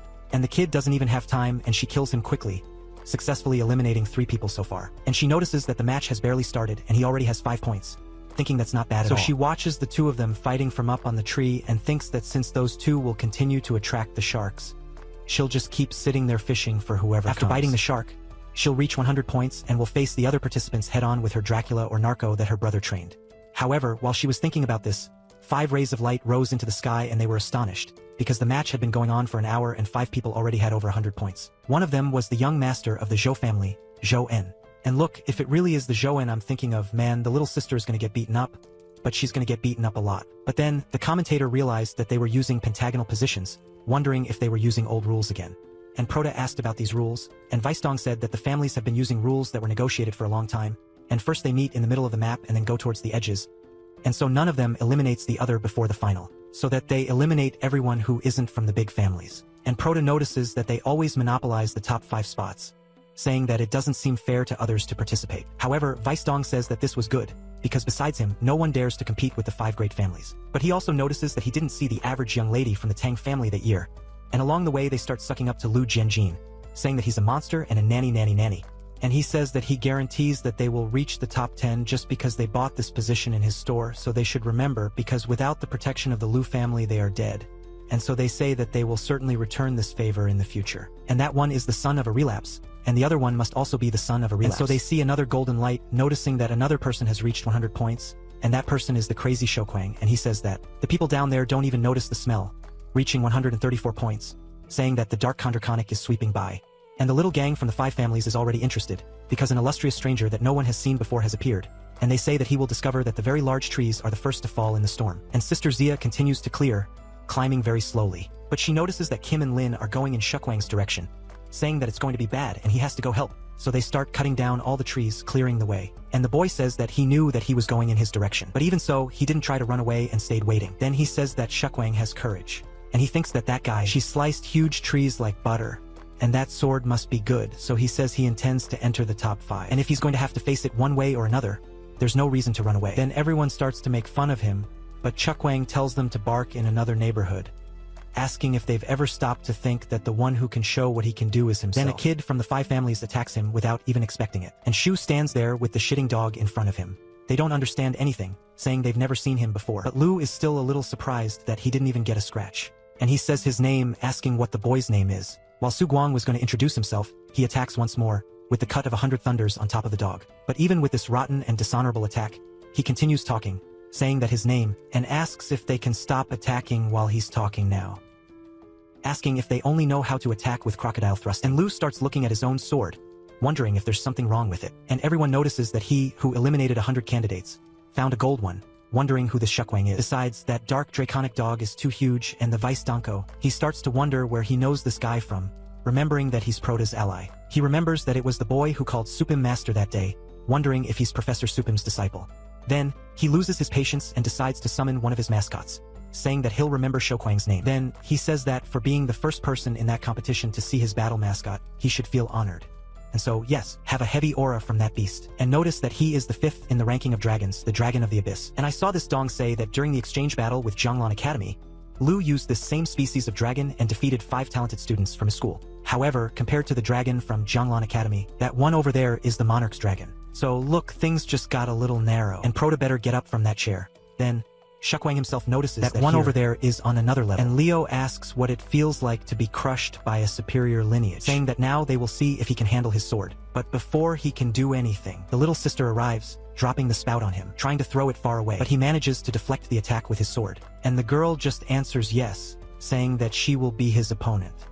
Then, they wonder how she is not affected by the dragon's aura. But then, the Geo brat notices that she just used the immobile glazed body. The little sister asks how he knew that, and the young master of the Kim family says that he has fought the master of the Tang family several times. And of course he recognizes her. However, from what they know, only the young master can learn this technique, questioning how the girl there learned it. But then they notice that the young master of the Tang family is not put off this year's elite tournament, wondering if that is why her father is taking that mascot shop so seriously, and also why the owner said he would guarantee the podium in this tournament. He starts laughing, saying that no one could have predicted that they are with the young master of the Tang family. Then the other asks what he is laughing at like that. He tells him that it is nothing because he heard that brother Kim wants to face the girl, asking how about he participate and see who is the best. He tells him that if the Kim family becomes an enemy, they will suffer great damage. He also thinks that the Lu family will take advantage of the situation and step on them. And Su Guang says that is exactly what he wants, calling Lu to fight again. But Ian says that he will deal with Kim, telling the boy to be careful. And so he says that it is great, asking to see the strength of the one who calls herself the champion. And he summons 2 big beasts, the Earth Dragon and the Lightning Flame Dragon. Earth recognizes that the Earth Dragon is super armored, and the Lightning Flame Dragon is 7th in the dragon rankings. And they say that he is rich enough to have 2 dragons, and just having 1 dragon is the same as a normal person having a private jet, and with he has a private jet and a yacht. And he says that he already knows that she also has a dragon, saying that there is no need to hide it, telling the girl to bring it. And she thinks that Icy can't handle the 2 of them alone, calling him the same way. But then, when they clash head-on, they start to roar. The Lu Brat, in turn, orders the dragon to create a Genkidama, asking Shu Kuang if he dares to face him. And so he tells the scaredy cat to get inside, and he actually manages to calmly stop that attack. And Lu gets totally frustrated because that attack is one of the strongest techniques and has the power to vaporize bones without even leaving dust behind. And he is shocked with that thing receiving an attack from the front. And Shu Kong says that an attack of that caliber doesn't even mess with the Dark Dog's pill. So he asks the dragon to just take care of the dog because he will resolve this with the trainer. And he says that the dragon hour is suppressing his movements, asking how he will dodge it.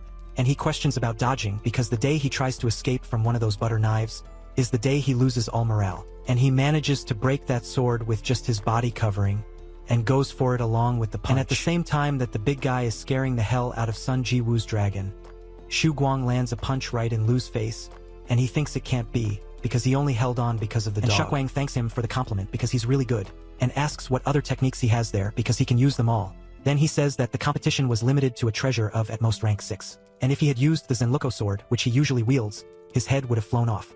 So, he calls the dragon from purgatory, and the dragon quickly lines him up, while the big guy goes near Shukwang again. And so, Lu just takes flight, leaving, telling the boy not to celebrate yet. So, he uses the annihilation sphere from up there with full power this time to make the dragon turn blue, and he asks Shu Kuang if he thinks he's tough, telling him to try to block that. And the little sister asks if that's a rank 9 technique, and the skin kid asks if she's scared, because her earth dragon can block it. However, she says that his dragons already have enough to do in their lives, and soon they'll turn into ice statues. But he says that his mascot will become a chew toy for his dragons. And the crowd in the stands starts to notice that the annihilation sphere is almost ready, and a third of the island goes to hell. Then the boy throws that Shinra Tensei on top of Kankageo, and Shukwang tells him to use that technique to counter that.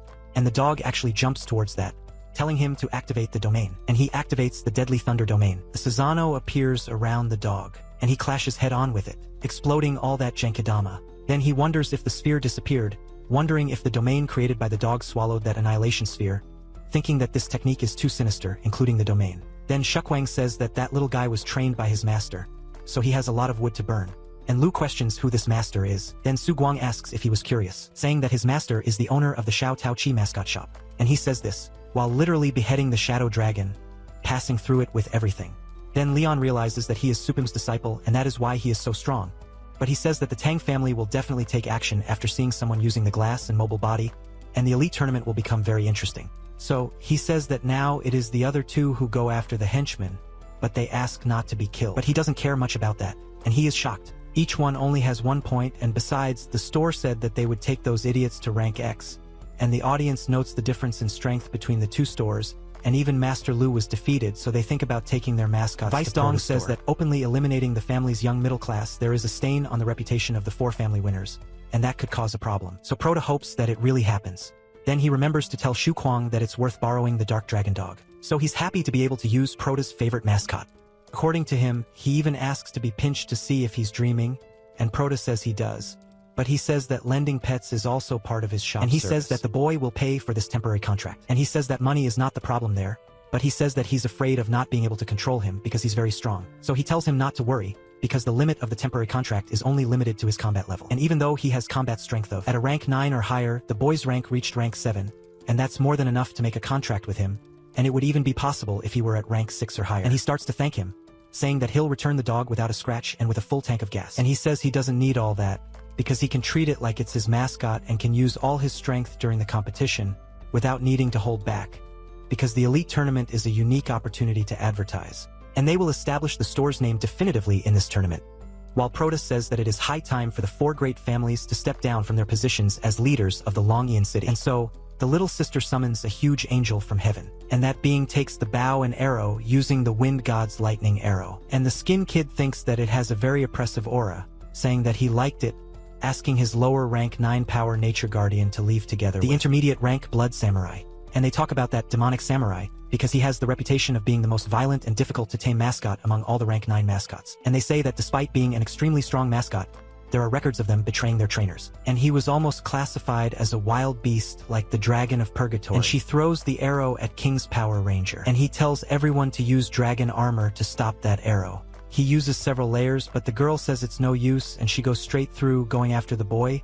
But he wonders how and why his defense techniques didn't work, so he calls the samurai with demonic blood to defend him, and attacks him from the front, holding back most of the attack.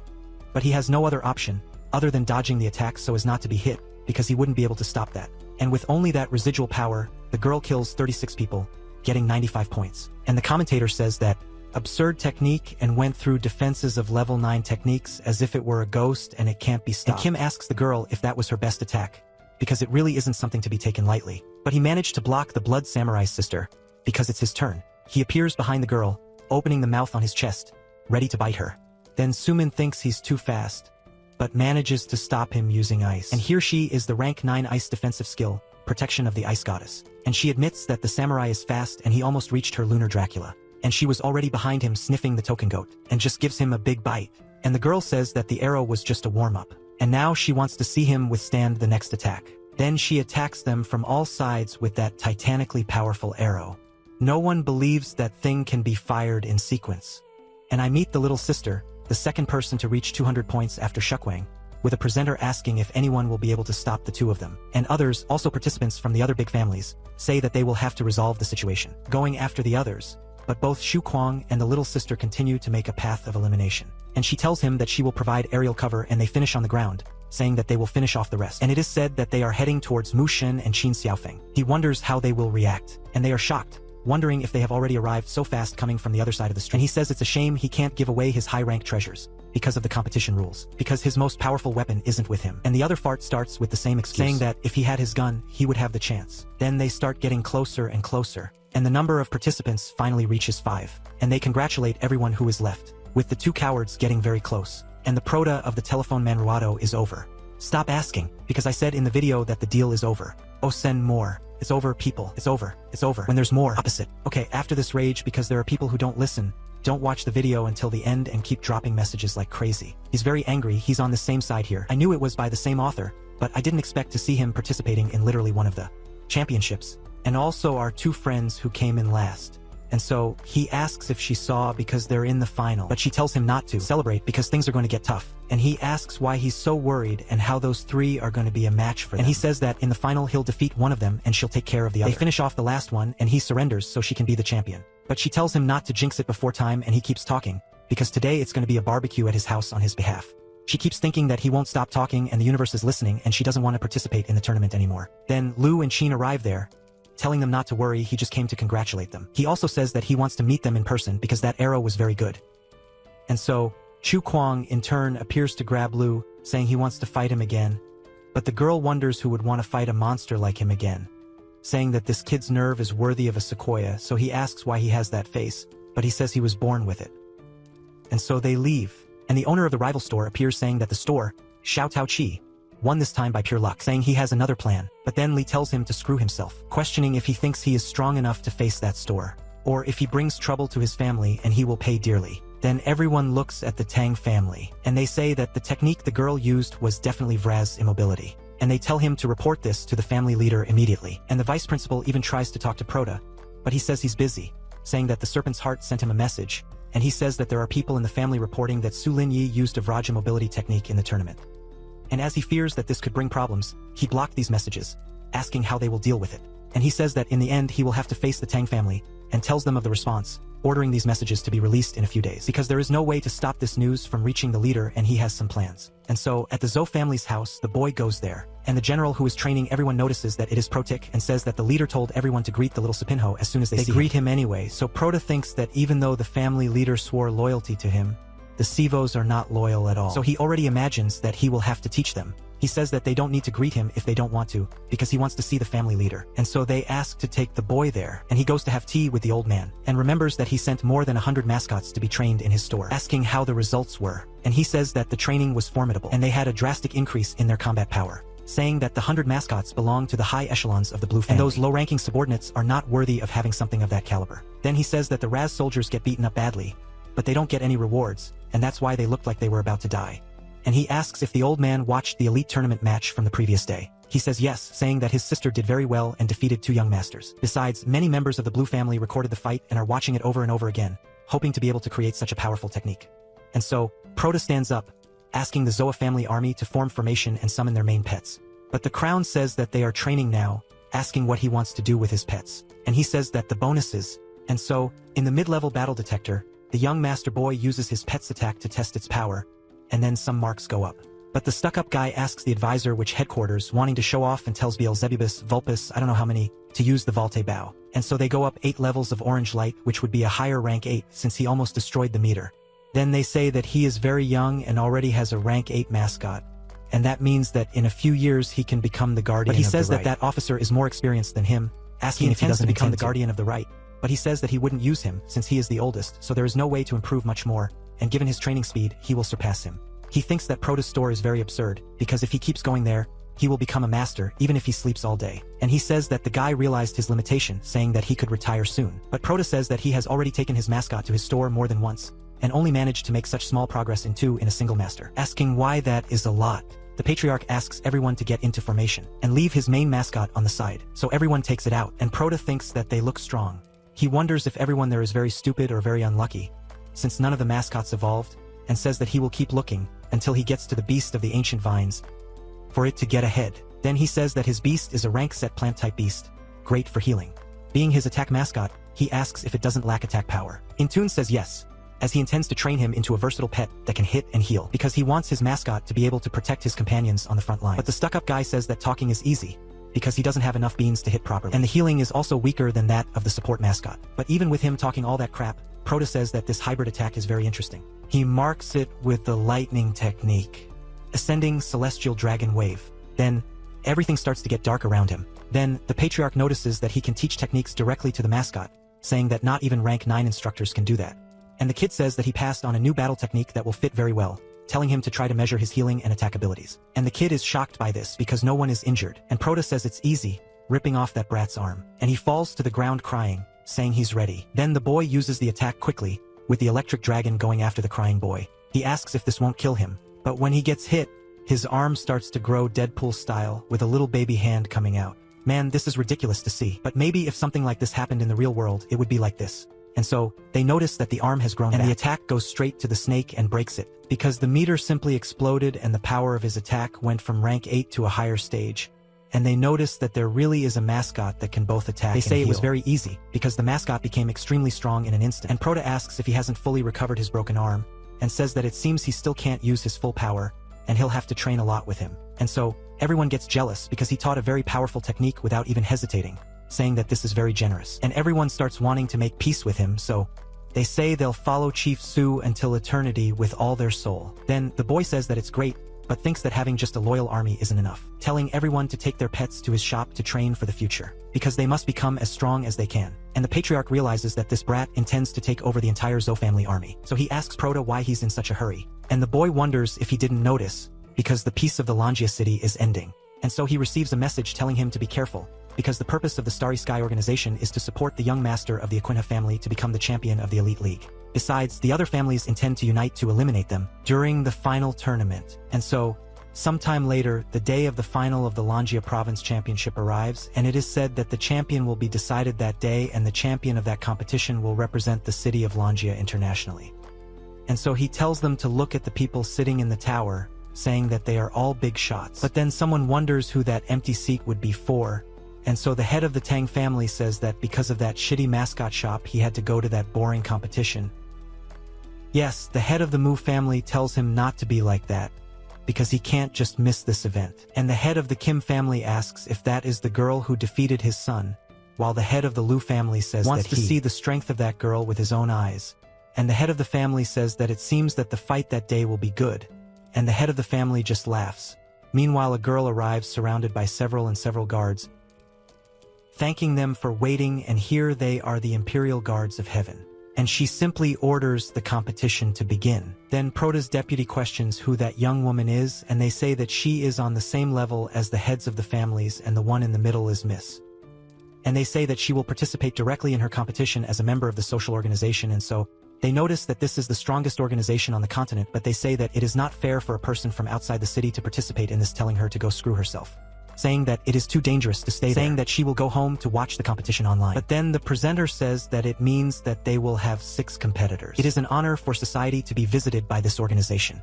And due to these changes in the number of participants, the rules will change accordingly, and they will be divided into groups of 3, being Group A and Group B. And it is said that the one who defeats the other 2 present in their group will move on to the next phase, and the champion will be determined in a battle between the 2 winners. And the other 4 will receive rewards for having reached the top 6. And this little sister is shocked seeing the groups that were formed, and she ended up falling into Proto-Do Telephone's group, which she also notices that she will have to fight her only ally in the first fight before the finals. And so, the family gang starts to smile because it was all their plan. Then, the presenter says that now they will start with the first fight of Group A, Moon versus Emotion, but then the leader of the Moon family raises his hand saying that she surrenders, but then asks why, after all the Moon family was last year's champion. She gave up so easily, and they wonder if it's because of the sky, saying that not even the big families dare to challenge the sky.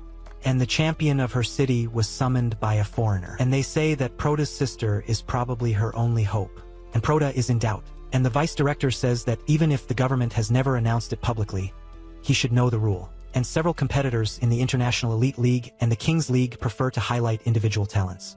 And for that, it is important that they are recognized and obtain a good position in the ranking.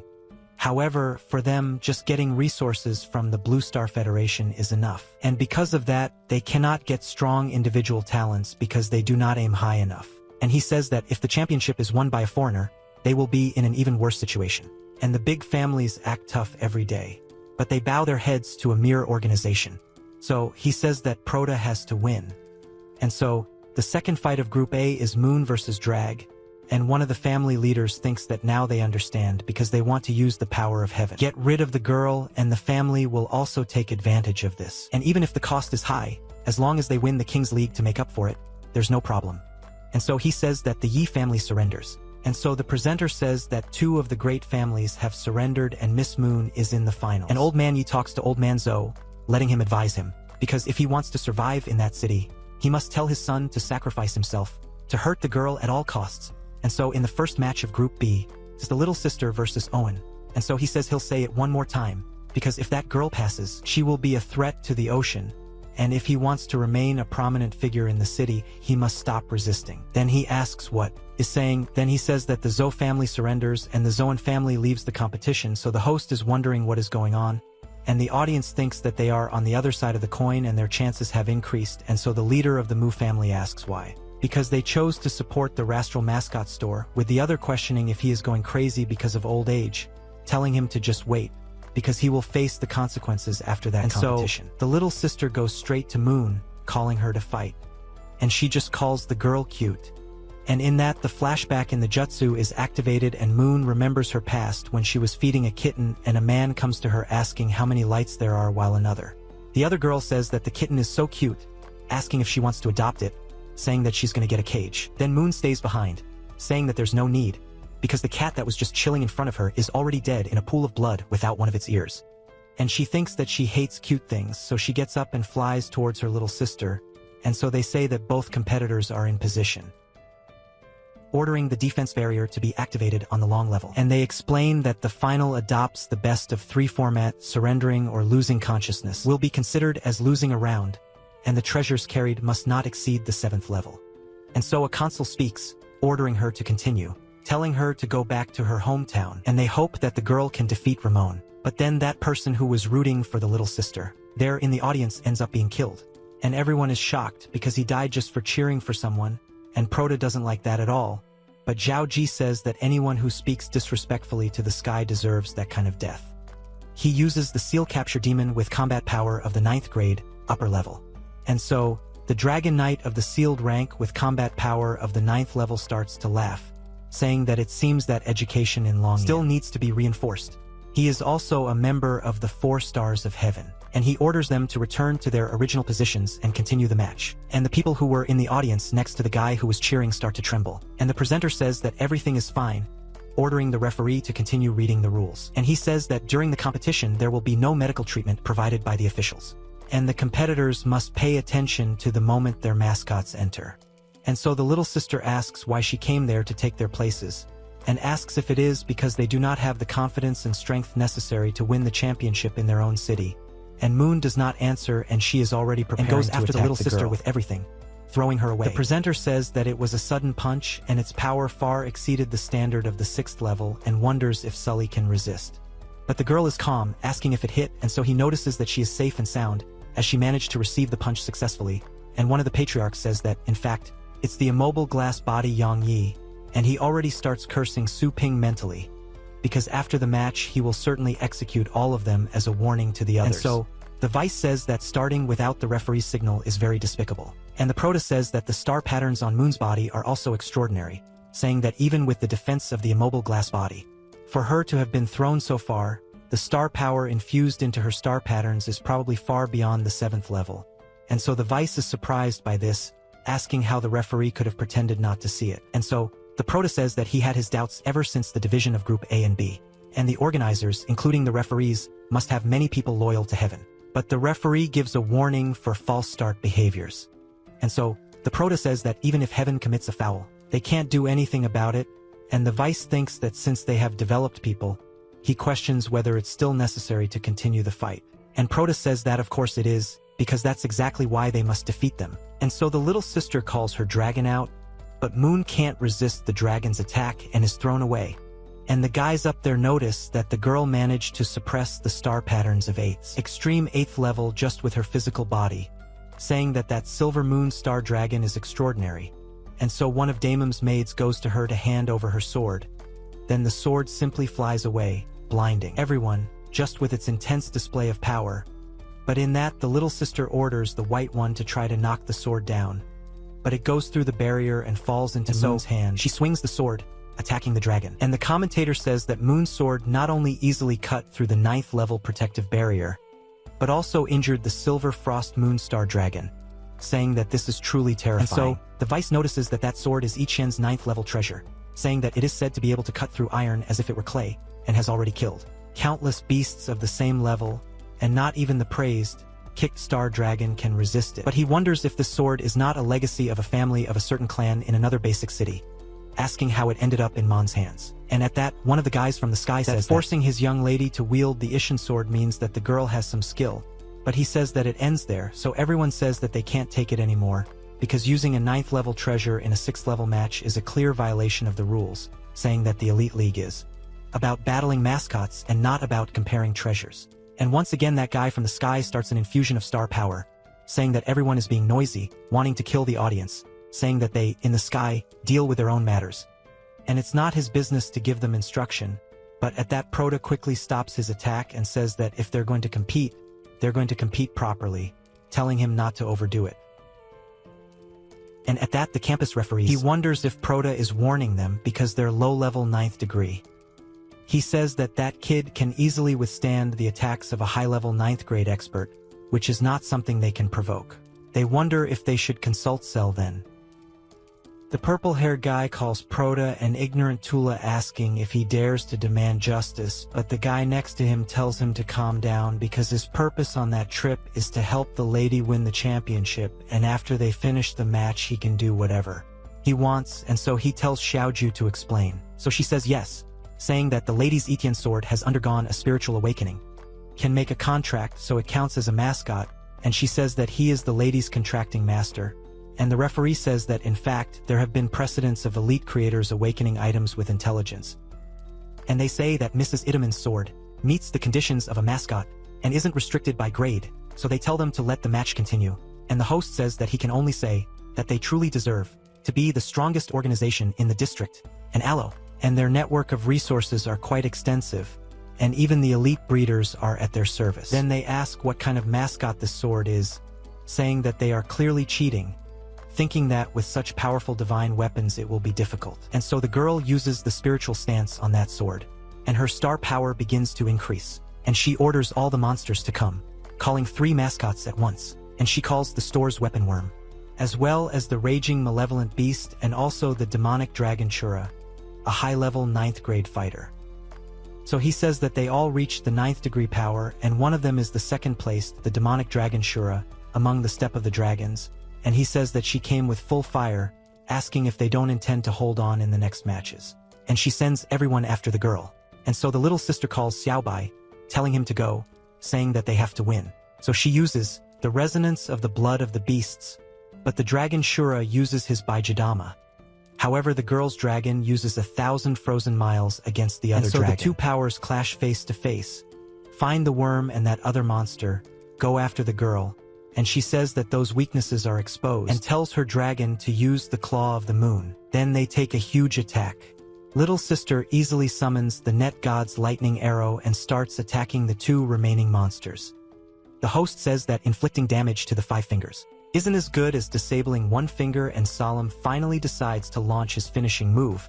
But as her attack goes up, something happens stopping it, and the host is left wondering what happened, because Solemn's finishing move is blocked. Then, one says that this Thunder Arrow move ignores defensive techniques with an incredibly sinister characteristic, but the more you channel star power into defense, the more vulnerable you become. He says that if it weren't for her previous demonstration in the competition, it would be really hard to think of using an attack to destroy the arrows themselves. And she says that an ambush will always be an ambush, and she shouldn't expect it to work every time. And so she goes after her little sister along with her 3 pets. And they start a close-quarters one-on-one fight, and the little sister actually manages to stand up to Moon.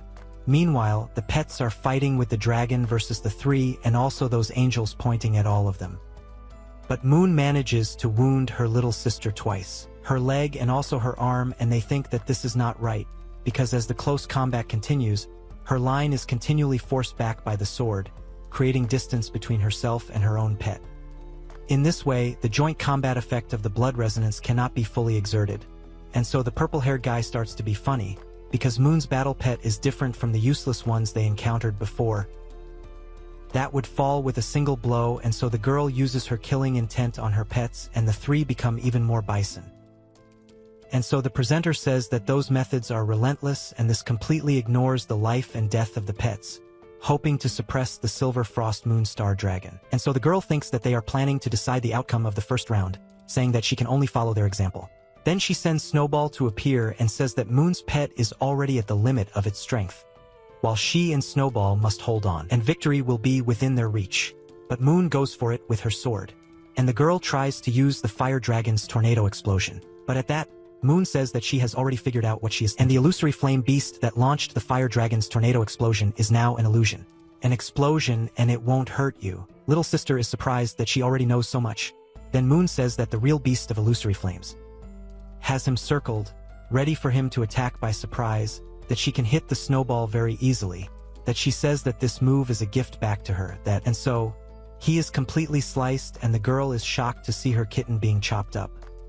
Look, I didn't want to say anything, but I only see two options for little sister to win. Either she has the skeleton in her pocket, or she will have to ask Proto for help, because otherwise things will get very, very difficult. And Moon says that the girl is finally showing a good expression, and now she asks who else can come and save her. Her speed, going all out towards her little sister, almost hitting her with her sword, and the commentator says it's Shunsan, saying that that's incredible speed, asking if Solemn will be able to escape. But then, while that attack happens, a huge explosion appears, then the Ice Guardian blocks the sword, and the commentator says that the Ice Guardian blocked the deadly and bloodthirsty attack of the demonic servant, thinking that it was a perfect team. And so Soli calls Moon cursed for this separate and extremely unfavorable situation for her, and Moon's power is far above hers, and now only Xiaobai can face her. And so, the Frost Dragon continues fighting the four together, trying to bite Moon, who manages to dodge quickly. And Suilin tells Broyes to take advantage of the opportunity. And so, all those angels appear again aiming at Moon. And the girl who is protected by the ice stays back there, but Moon quickly manages to appear behind her, then says that her Ice Guardian may be impregnable, but the Wind God's lightning spear can ignore defenses, saying that it would be like attacking a shield with a spear, asking what the dragon will do. And so, the Frost Dragon begins to hesitate, and the other three attack him, and he doesn't have much to do other than endure all the bites. So he begins to use the Frozen for 1,000 miles, but Moon activates his divine sword from the cliff attacking the dragon, making a cut in it, and he gives a roar of pain. All those angels around that he was projecting begin to fall apart, and the girl notices that the dragon is beginning to be injured, and his transformation is also falling apart. But while she is worried about Broa, the tentacles go to her and start covering the girl's mouth, holding her hand, and she can't speak or move. The presenter says that Sulam's two stellar feet are seriously injured. She herself is restricted, asking if it wouldn't be time for the round to be declared lost. Then the referees look at the crowd in the sky, and that guy with purple hair says no. And so it is said that the competitor Sulam has not yet surrendered and still has the ability to resist, and he says that the match continues, but the crowd in the audience starts to say that she clearly wants to admit defeat, but they are silencing her and say that this is too much to intimidate people, and the guy with purple hair asks, so what if they intimidate after all? The strong must humiliate the weak, otherwise there will always be fools who will rise up against them. And he tells the young lady to start educating the girl now. And so the little sister begins to tremble while she is all wrapped up in tentacles, looking very much like something from Japanese culture. And the crowd in the audience says that they are doing this in full lordagy, asking what they think about it.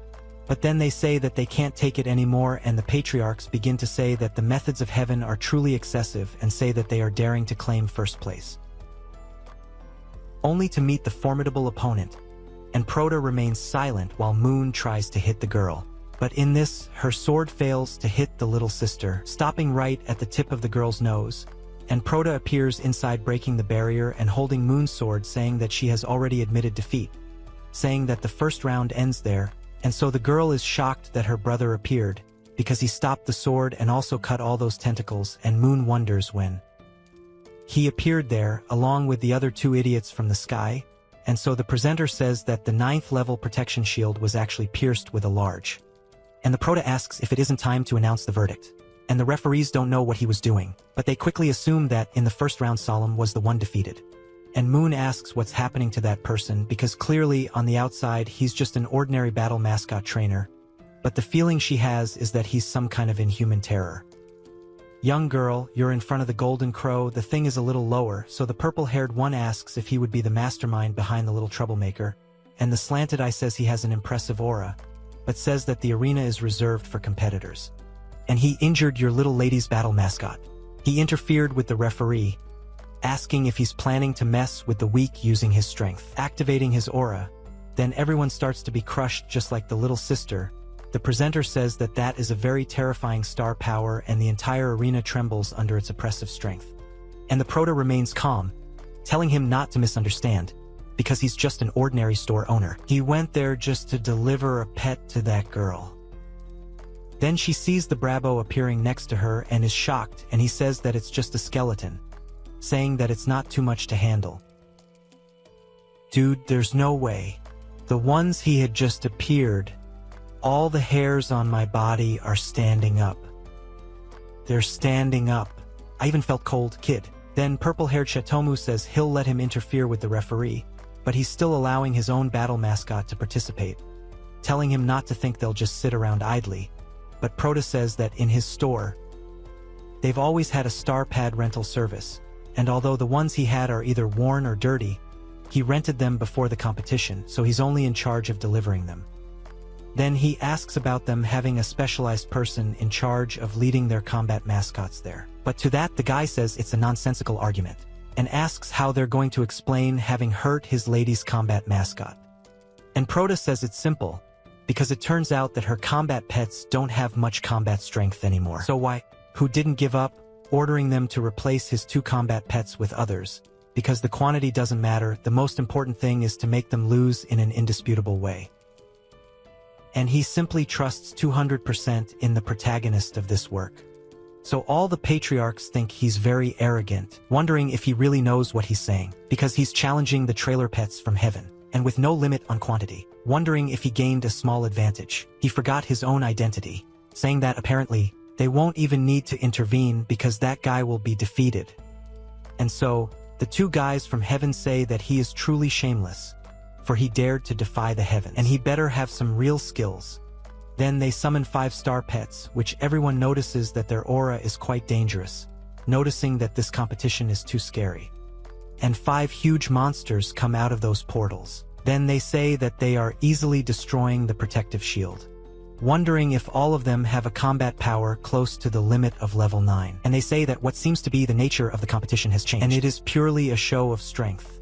And Prota remains calm in front of those 5 huge monsters. And Moon thanks Isel for taking action, saying that he will certainly not disappoint them, making the blood of the evildoers splash 3 meters away and bones break and ash rise. Little sister is shocked that there are 5 combat pets stronger. Then the demon dragon assures. However, both Skeleton and Prota are super calm, and he says that only in this way will there be qualification for the battle, ordering to use that temporary contract and sign with Skeleton. But in that, she notices that the difference between her and Skeleton is very big. And if she signs by force, she fears that he is not worth listening to. But in that, Gold simply gets on his knees, extending his hand to the girl. And Prota tells her to trust him. And so she extends her hand to Skeleton's hand, that small hand, covered in battle marks, and she says that although it is not warm yet, it does not seem cold. So the temporary contract is established, and she notices that it's the consciousness of the Ice Moon Dragon and the Illusory Flame Beast, and she thinks that's great because although they're weak, they're still alive, and she thinks that they need to find an opportunity to treat them later. But then she notices that it's strange, wondering why she can't see the little skeleton's consciousness. But then she notices that there's something wrong there, looking ahead, and there's literally a gigantic skeleton looking at her. Dude, it's not possible. I'm gonna have to get a tattoo of the little skeleton somewhere on my body, because this is absurd. And she gets scared by that, and the temporary contract is signed. So she thinks that Killy is the battle mascot that accompanies her older brother's conquest. And so the presenter says that now it's time for the second game of the final, and he says that if Solemn loses again in this round, then Moon will directly obtain the Elite League Championship. Little sister thinks that each battle mascot on Moon's side is incredibly powerful too, wondering if they can really defeat them. And so Moon prepares for the fight, and Prota tells her not to worry, because she only needs to give the orders and the other matters that he had in mind. Take care, and so Moon orders the battle to begin, telling them to all advance together and destroy with all their strength, and all 5 of them. Towards the girl and the little skeleton, which I don't think there are even 5 because there seem to be more, and the little skeleton remains calm until he makes the first move with his dagger, cutting off the hands of 2 of those mascots. Then he launches his chaotic stellar reincarnation, licking most of them. Then one of the pets there uses the 9th level quick art, the demon's illusory eternal abyss, wanting to hit the little skeleton, but he quickly uses the corpse's roar, summoning that demon king from which he stole the pearl, and destroys that monster that was attacking him. And so the presenter is shocked that the 9th level battle mascot was killed by a single with Rojito wondering who exactly this little skeleton is, and Moon seeing that scene locks everything she had to lock in her body, and the Bravo appears behind her, and she notices him there, and the purple-haired guy gets desperate, telling the little skeleton not to do that and to wait. But he goes after the girl, breaking the artifact and cutting the girl, and she remembers those last moments, saying that in the natural world, dangerous things are generally divided into two types. The first type adorns itself with vibrant colors to warn others, while the second type hides its own existence, blending in with the environment, and she remembers Proto a lot, who was calm in the middle of the entire common audience. But she thinks that the small skull in front of her eyes doesn't belong to any of the types, like the pure black, extremely disharmonious, and she turns around moving and hits her. Then something breaks when the girl is hit, and so the little sister notices that it is a protective treasure, thinking that it is impressive, because the person who managed to bring Bruaze to the edge of the cliff now seems to have no power of resistance. And at that, the patriarchs wonder what is happening, because the people in heaven are like meat on a cutting board at that moment, so they wonder if they overestimated their strength or Supim's true power. It is really beyond imagination, and Koru, who looks more like a mummy, thinks that just like the Poison King said, it seems that what the original adult said is true. So they think that it can't be, and old Zalkin already knew everything that was going to happen and supported Prota's brother like that. They notice that he already knew Zhao's true power from the beginning, and he says yes. Then they ask how he found out. He says that he almost lost his life, and the other doesn't even believe it, and the oppressive macho skeleton pulls her hand by her hair while she is already completely defeated, and in Exal they go after Goltz, ordering him to spare her, saying that they surrender in despair, calling the skeleton to talk, saying that they surrender once again, and so the presenter says that this is very exaggerated, and he can't believe what he's seeing, and in an instant at least 5 mascots of at least 9th degree power level were killed by that skeleton's blade, and he says that Miss Moon surrendered directly, but at that Prota flies over there, asking about surrendering, questioning where all that relentless determination he showed a moment ago went, and so every hole that was in the bodies of those two that could be locked was locked up hearing Prota's voice. He questions if they are willing to give up the championship now, after coming this far, and so the patriarchs realize that that guy must be crazy, because at this point, who cares the most about the championship, and if he really kills Moon, it is in the sky that true relentless determination is found. And so they say that they will give up the championship while trying to heal the girl, and says that as long as he does not hurt the lady, they will not hold the grudge of the past. But at that Prota starts to cough, asking if they are insinuating that he was wrong to provoke them. But now that they are facing death, he decided to forgive them generously. And so he orders the boy to neutralize the poison, for he dared to let his stars fall. His base city will be buried with them, and Zal orders to spare the defeated one, for they are the people of the sky and he cannot afford to offend them. But the protagonist says that when he intimidates the weak, they have many justifications, but when it falls into the hands of someone else, they want to back down, and the protagonist says that keeping them around will only bring harm to one side, and without him even needing to give a strict order, the little skeleton took the action of cutting off his arm to leave. Then he asks if he dares to do that, and the little skeleton goes after Zhao, attacking him, but he stops the little skeleton's dagger, noticing that it has finally arrived, saying that he is doomed for daring to attack. Several people of apparently rank 9, since they are flying, appear in the arena, and that spear that defended the two from the little skeleton's saber is that of the central person who has the heavens.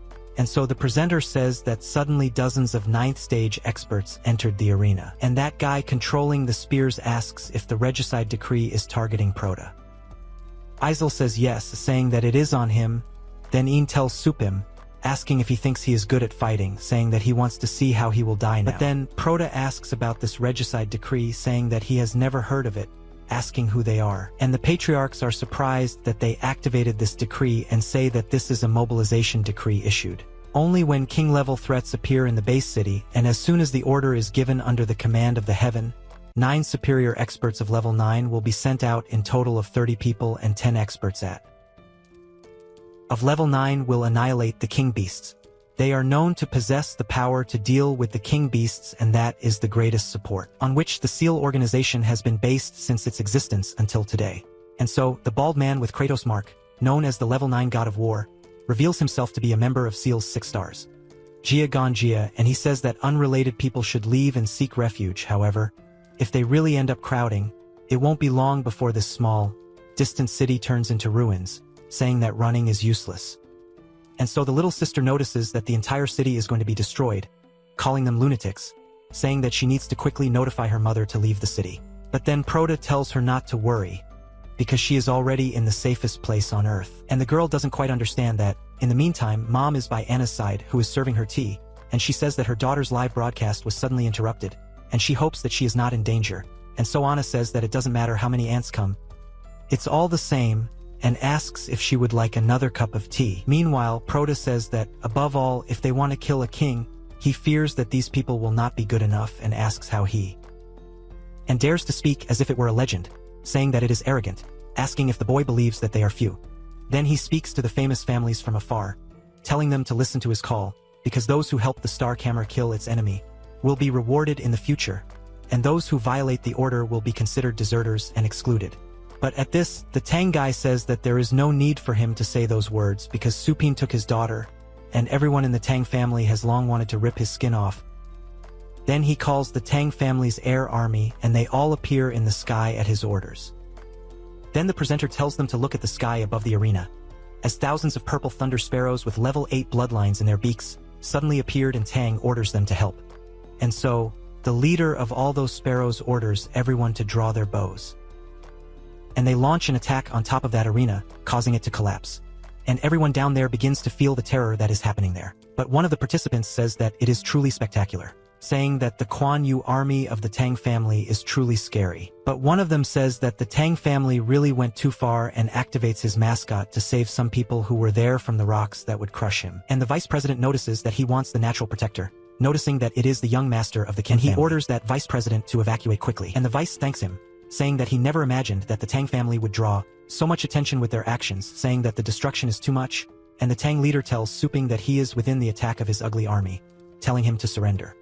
Because that is like being attacked by a wave of beasts. Isel asks about the leaders of the other clans, and Manita tells them not to try to pass themselves off as neutral, telling them that if they try to act wisely, to protect themselves, they will also be considered for defying the will of the stars. Then, Zoe says that, naturally, he is on the side of Supim's faction, saying that they can think about it calmly. And so, everyone wonders whether they should support Supim or the stars.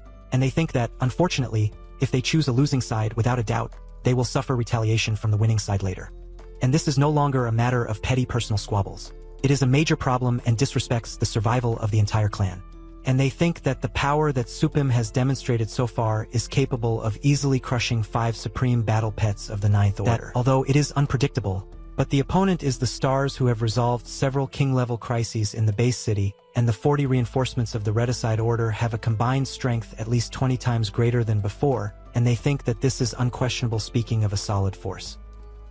And on top of that, they have already caused trouble for the troublemaker before, and they are still in a hostile relationship. And even if they help Supim, there is no guarantee that they will benefit afterwards. And on the other hand, the heavens have promised generous rewards. They say that what seems like the question of which side to choose is already clear at first glance. But then, as the patriarchs act, the young master of the Kim family calls his father. But he tells Xiao Tian that it is too dangerous there. And soon they have joined the stars to fight against Supim, and he must quickly seek shelter. But then he asks his father to change his mind. Then he questions what his son means, and he says that his starry sky does not care whether they live or die, and even if they win, he asks what does it matter. And so his father asks if he really wants to side with Supim, saying that this is no joke, but he asks his father to understand, saying that the resources required by the starry sky increase every year, and for now they have taken 5 cities. But tomorrow they might take 10, and they can't sleep in peace, and trying to please the starry sky is like stoking the fire, and the wood is inexhaustible, and so the fire doesn't go out, and so he thinks about the starry sky, and the other patriarchs notice that the Kim family hasn't arrived yet, and begins to notice that he's changing sides, and Een says that that's a young child with a confused mind talking nonsense, like the leader of the family. He questions if Kim Du Huang's brain has also gone bad, and so he goes to the right side of the crowd, and Tang says that they're getting older, but they still act impulsively, telling him to stop ruining his good fortune. Then he orders everyone to release their arrow, and Kim says that he is indeed getting old, and the family's trivial tasks have worn out his ferocity, and that is why he remains silent about the things that the starry sky does, but his title is the God of Wrath. He starts acting like a berserker and says that he will never bow down to mediocrity. He uses the full counter type, returning all those arrows to those soldiers in the sky, killing most of them. And one of the patriarchs says that that is the dominating roar, and says that his power has not diminished, but rather increased, and says that he did not expect the Kim family's god of wrath to remain silent for so many years. Meanwhile, the Feather Army begins to reorganize, and the Tang guy says that no one has ever gained an advantage over the Tang family's troops. And he speaks to the god of wrath that even if it is him, it is the same thing, saying that he will meet his death. And Kim asks if it is really so, saying that he is willing to accompany them. But Proto talks to the god of wrath, telling him not to worry about these small fry, and he calls King Zhou's army, ordering them to advance. Thus, several feathered men who were in the sky begin to fall, and Tang wonders what is happening. And the Zhou family's army appears, along with several very well-trained beasts, and Frende orders them to surround the competition field and not let anyone escape. And so he says that it is finally his turn to enter the scene, speaking to the master, saying that those birdmen in the sky are about to disappear. And Tang is surprised by this army of King Zhou, asking if they are not those mediocre Zhou clan men of levels between 7th and 8th, asking how they can compare to the elite army of the Tang clan at the limit of the 8th level. But then Proto remembers to train each of them as well as their pets and asks if they have forgotten what their shop is for, and tells Shu Kuang not to leave anyone alive. He agrees with Proto, ordering the anti-aircraft troops to use the lightning, and so the lightning occupies the 982nd post of the path to the throne, and when it hits in a chain, automatically the nearby enemies with the damage at most 12, they begin to take down the entire Tang family army of them. And the patriarchs think that this is very absurd, because that Tang family covering several basic cities really suffered that kind of defeat at the hands of the Zhou clan that was subjugated by Supine not long ago. And so the aerial army begins to give orders for everyone to spread out and not stay together. But they complain that there is nowhere to hide and they start to fall one by one, and Su Kuang speaks to the frontline troops, ordering them to assume defensive positions, and orders the anti-aircraft units to continue the attack, and they are living targets up there. And so Tang starts to get pissed off because the Flying Feather Army, known for its stealth and agility, is being defeated and wonders how the enemy army's automatic thunder technique managed to counter them so effectively, and wonders if Proto already knew in advance about the ambush against the Flying Feather Army and thinks he is a damned one, because if they continue fighting without hurting Soper even a little, his entire army will be annihilated. And he wonders when it was with the Flying Feather Army of his tank family, he suffered such a great loss, and he orders the Flying Feather Army to retreat and kick. Kuang asks if they want to leave, saying that the enemy army's morale is falling, and orders them to annihilate them all, and not let a single feather escape, shaking the nests until all the bird eggs scatter in Kevin. But then the god of war of the sky opens his mouth to speak, calling the celestial hunter seat, giving the coordinates of where they are.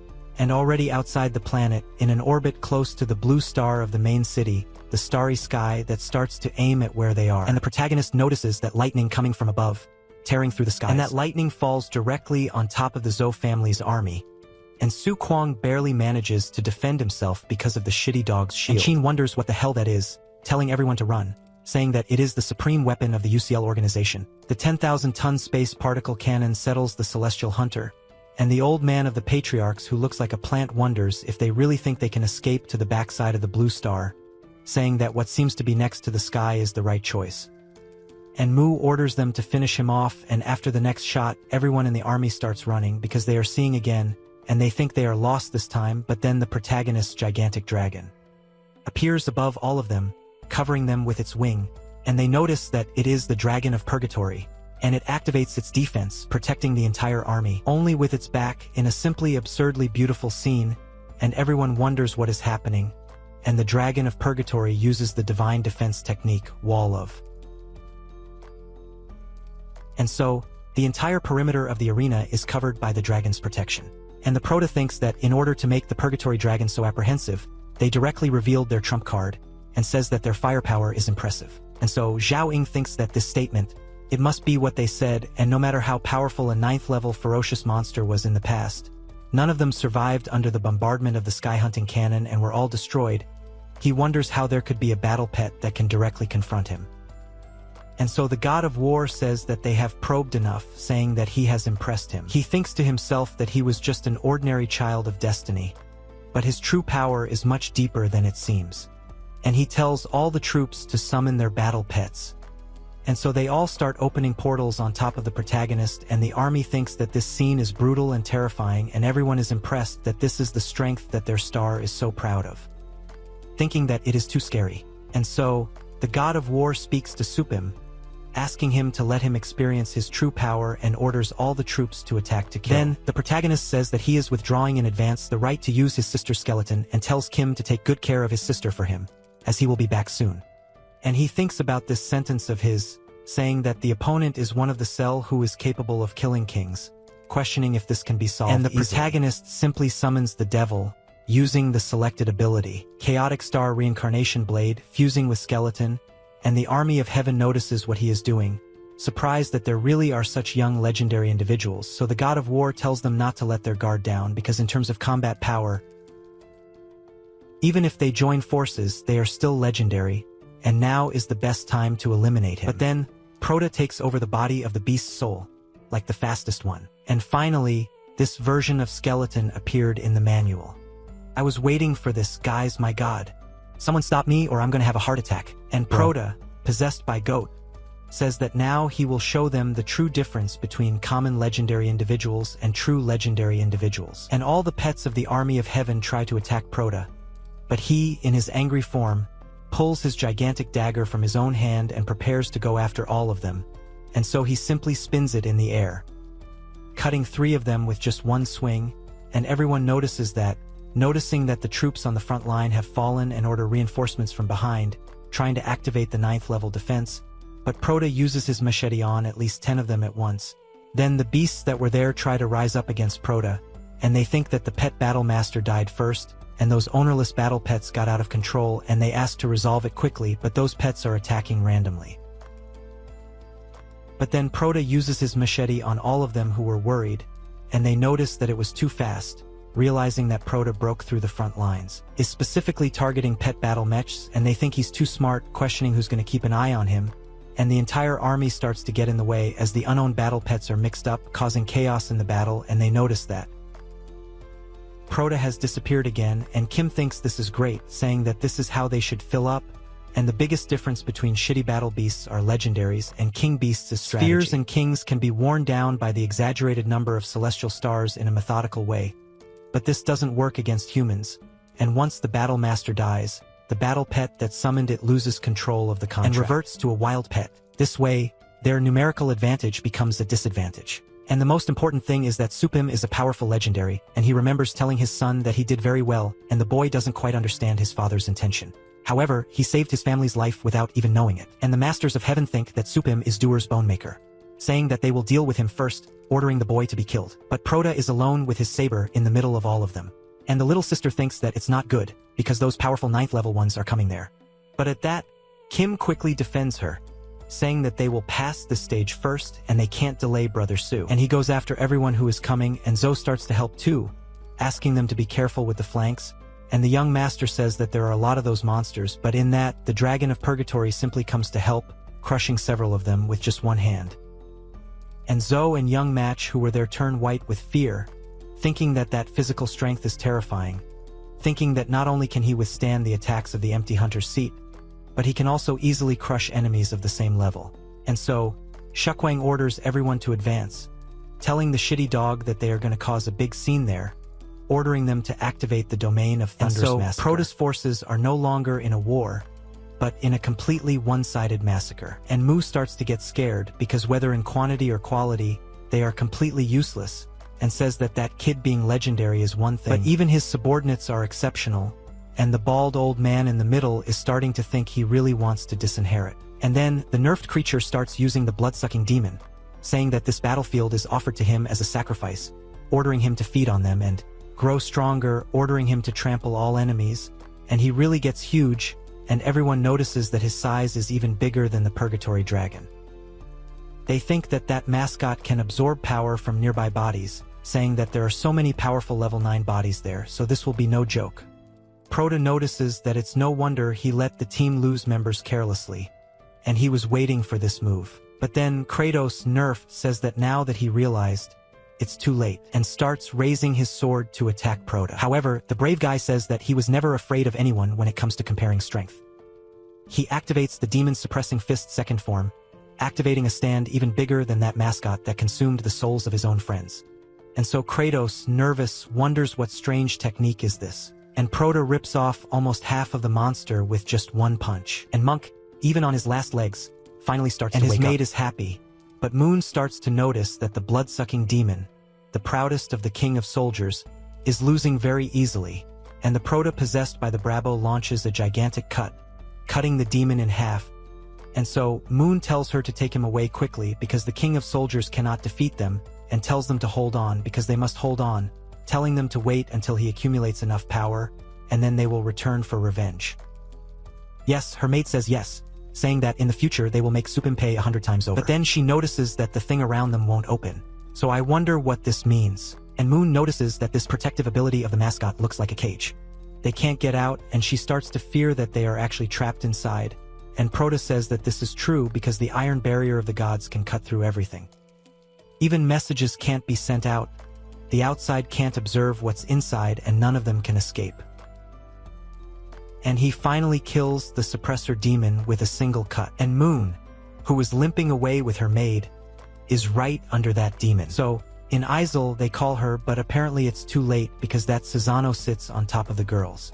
Meanwhile, on that ship that attacked Prota, it's orbiting the planet. They talk to President Zhou, saying that with the exception of Soldier King Xiegang, all the members of the Star Chamber are there, and he's happy about that, so they ask him why he called in such a hurry, with the advisor wondering if the seal of the abyss has loosened again. But President Zhou says that it's not that serious, and says that the Dragon Knight and the Weapon Master were listening to a constellation to train in that city far from Yen. But he says that apparently someone with much greater strength than them wants to kill him. So they sent out a distress signal. But the senator is shocked that something like that happened in that remote area of Longyan, even more so since it seems like someone that not even the Dragon Knight and the Weapon Master could defeat. And Zhou says yes, so he authorized the Royal Killer's Edict. And the War King will lead a team to resolve the situation. So they say that although cultivating a qualified Stardust, be quite demanding of resources, and asks them if it is really necessary to gather all the members of the council, and tells them that he is right, because with the strength of the War King, together with the other 39 Ninth Order powerhouses and authorization to use the Heaven Hunter seat with Edict, they can easily suppress any kind of enemy. But let them watch a recording and they will understand. And so they see their entire army dead and the War King on his knees along with Tang and 4 other patriarchs. And just as Prota is sitting on a huge pile of corpses. And the senators are surprised that the War King was captured alive. Besides, the team was almost completely annihilated, wondering who the hell did this. And so the Zhou zooms in on Prota, who is on top of that pile, saying that the author is called Subin, saying that he is the man sitting on the corpses. And Prota is very angry indeed, and says that the information has already been sent to his communicators, and they say he's an 18-year-old Superim, a morning after awakener, and he's demonstrated title-level strength in places like the Secret Realm and the city, and he owns a Starfoot shop. But he is shocked that he has a title level at such a young age, and Zhou says yes, saying that he was also curious about it, so he says that he wanted to see his skills, but unfortunately he was obstructed by a technique. Secret visual blocking. Then, the senators ask if Zhou is saying that he intentionally hides his strength. But Zhou says no, saying that he is suspecting someone behind him, saying that it is a high-level legendary behind the boy. But they start to think that someone of legendary level is hard to believe. Because in a small and remote city like this, if there were no courses to be acquired, they wouldn't even worry about home at all, and they start to wonder how they could attract the protection of a legendary level. But Zhou says that according to the investigation of his intelligence network, under Yuan Shanshan's command, there is a trustworthy and capable follower, the Blade Venerable, and he is very close to Supim, and his shop even openly displays a picture of him together with the Blade Venerable, and they wonder if he is talking about of the one known as the number 1 below the legendaries, and they say yes because unless there is a certain relationship in the background, no one would dare to use the name of the Venerable of the Blade to make money, as they would run the risk of ending up dead in the street the next day, and they begin to conveniently think that this makes sense because then if he could infer that the anti-flood served to save Supin, and this could begin to be plausible. They deliberately assume that Anshanshan was the one who saved Supin, and so they speak to Zhou, saying that the War King is currently in Supin's hands, and in that case, he asks how they should respond, asking if they should gather reinforcements from elsewhere, but Zhou says that it's not necessary, although their legendary levels from the Starry Sky are gone. Because of their connections, power, and the ability to kill kings, they are still classified as a legendary level organization, just like Yuan Chongqing's group. And fighting between legends against each other only devalues the other organizations in the mainland area. And this is a huge taboo. Presumably, the original Chongqing is also well aware of this, which is why the soldiers were not killed, leaving room for negotiation. And besides, it was their subordinate Stella who caused trouble in the first place. And if this continues to escalate, the authorities will step in and rectify the situation. They can't save face. They mustn't let a few youngsters affect the public image of the starry sky, and orders the news to be suppressed. And as usual, they must claim that during the competition they were attacked by a wave of beasts, and their seal promptly intervened to save the day. But unfortunately, several agents and civilians lost their lives, and everyone agrees with this lame excuse and wonders whether they should apologize to the original Tianxin or Suping and ask for the soldiers' return. But Zeus wonders about apologizing, saying that they killed an important member of their team, and no matter what, it's too much, asking why. Be so humble, saying that he personally will handle this matter. After all, their seal is the top organization in the Asia Land region, and he says that they shouldn't speak so lightly of someone like Suping, and even the original Changshin should show respect. Meanwhile, Xu Kuang finds Moon and her maid cosplaying as Death, and he thinks this is cruel, since she was completely crushed, and so some people start to descend from the sky, and Xu Kuang tells his master that they didn't find another survivor.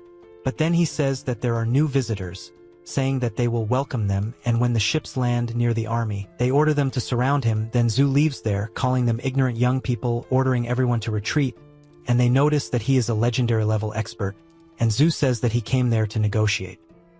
And Kratos from Chopik is already toothless after being beaten up a lot. Note that here he is a patriarchal elder, and all the patriarchs get excited noticing that here they are reinforcements from heaven, ordering them to save him, and Proto just watches, and Zoe says they're too chatty, questioning if he allowed them to talk, and uses the stellar energy throat seal to shut everyone up. And so the guys who went with the zoo tell them not to be so executive, and he asks what the conditions are because some of his subordinates have no manners and offended them, asking Proto if he could be more lenient. But then, down there, Chico Ong calls Azul an old man, asking who he's calling a young man, because he went there to beg for mercy. And still he's acting so arrogant, saying he's going to pull out his dentures, believe it or not. Then one of the guys who went with Zoe wonders how dare he talk like that to a patriarchal elder. But Zhu tells him to leave it alone, saying there's no need to get angry with such a young man. Then he says that he didn't feel the presence of the original Tianxin or the Knife Sovereign, wondering if Supin's supporters have already withdrawn. But he thinks that with just Supin alone, they can't cause any storm. Aizu says that they killed 9 9th-level experts from his team, asking how they want to resolve this, ordering a Battle King to be handed over. He can spare their lives, and Froda starts laughing, wondering what he's going to do if he doesn't hand them over. And one of the sycophants tells him not to think that having a legendary level supporter gives them the right to bully them, saying that even the original Tianxin would show respect to his Star Master. And the other sycophant says that's right, advising them not to overstep their bounds. Then, Prompt asks if they are too confident in their own strength, asking how about making a bet with him. And so Kratos, after being run over, tries to say something, but then Zhu tells him not to worry, because he will get justice for him. But then Zhu asks what kind of bet the boy wants to make. So he says it's simple, because if he can withstand his attacks for 3 seconds, they can take him, and if he can't, they will have to obey him and submit to him. And Azul says that this is ridiculous, saying that he, a young man of legendary level, thinks he can defeat him in 3 seconds, saying that it is simply a foolish dream, then asks what will happen if he agrees. But in this, the god of war is down there having almost a heart attack, saying that the elder chief cannot agree, and tries to redeem him in any way because that kid is legendary level. Then Zeus says that the kid is very arrogant for asking for only 3 seconds, because if he defends himself with all his strength, what could the kid do? But then Proto questions if it's just those guys over there, and Zhu almost doesn't believe what he's saying because those 5 are all exceptional beastly dragons with 9th degree bloodline, and each of them has gone through countless trials capable of shaking mountains and seas, and he wonders how the kid not only doesn't fear him, but he even feels a certain contempt. And Proto obviously starts calling golds, and so Zhu asks how he dares not take him seriously, and so he assumes another posture by tearing all his clothes. And his dragons come down to him, and he goes to the ground with his superior instinct hair, asking to show the boy his posture from 70 years ago, saying that the protagonist dares to play with words, telling him to prepare to face the wrath of Star-Lord. And so, the sycophants say that Kelly is a forbidden technique and sacrifices one's life to increase physical strength. And it seems that the Elder Chief is getting serious. But then the god of war keeps trying to speak, warning him. But the protagonist says that it's no problem, because he guarantees that he will be convinced. And so he begins to absorb the little skeleton, activating the possession of the beast's soul. Then Zhu wonders what this is. And the protagonist starts to choose what he's going to use, and he looks at each of these options, but notices that if he chooses the position of the beast soul, the skill itself, that means he can merge with another combat pet. And the effect of the chosen skill, the possession of the beast soul, is twice as strong as before. This means that after fusing, in addition to temporarily acquiring the strength of the skeleton, he can also acquire twice the strength of another pet. Then he says that he has a good test dummy in front of him, and it came all the way there, and if he doesn't try it now, it would be rude, so he activates it, fusing with another animal, and says that as expected it works. My friend, if this isn't at the level of a deity or something above that,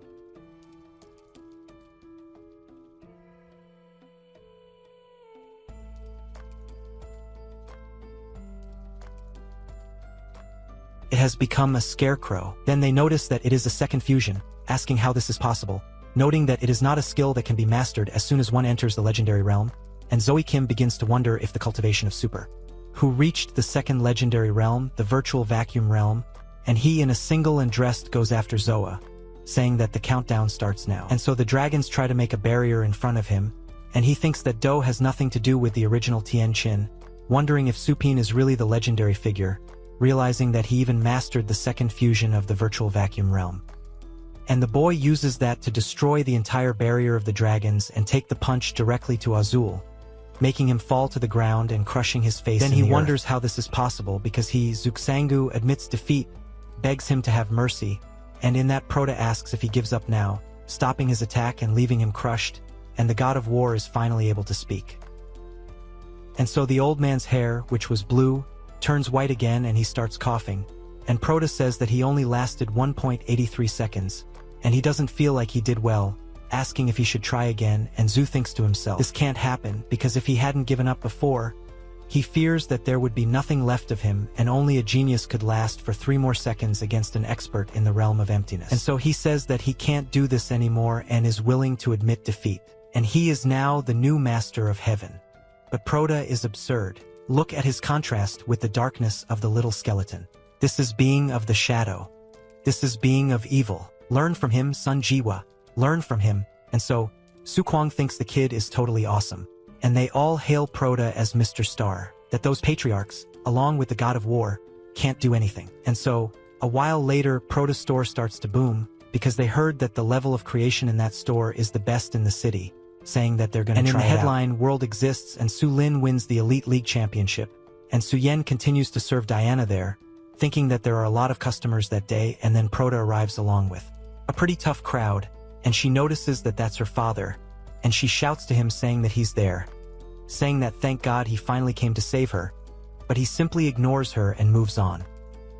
She is in doubt, telling him not to look back, and she notices that her father looks serious and wonders what is happening, and why the leaders of the other families are also there, and she thinks that it is just that, because it is a joint attack and her father must have gathered the other families to surround the Supim. And she thinks that the Supim is finally over. And she thinks that she will make him witness the power of her Tang family feather army. Look, I have something to tell you. Your feather army by now has turned into a little bird a long time ago.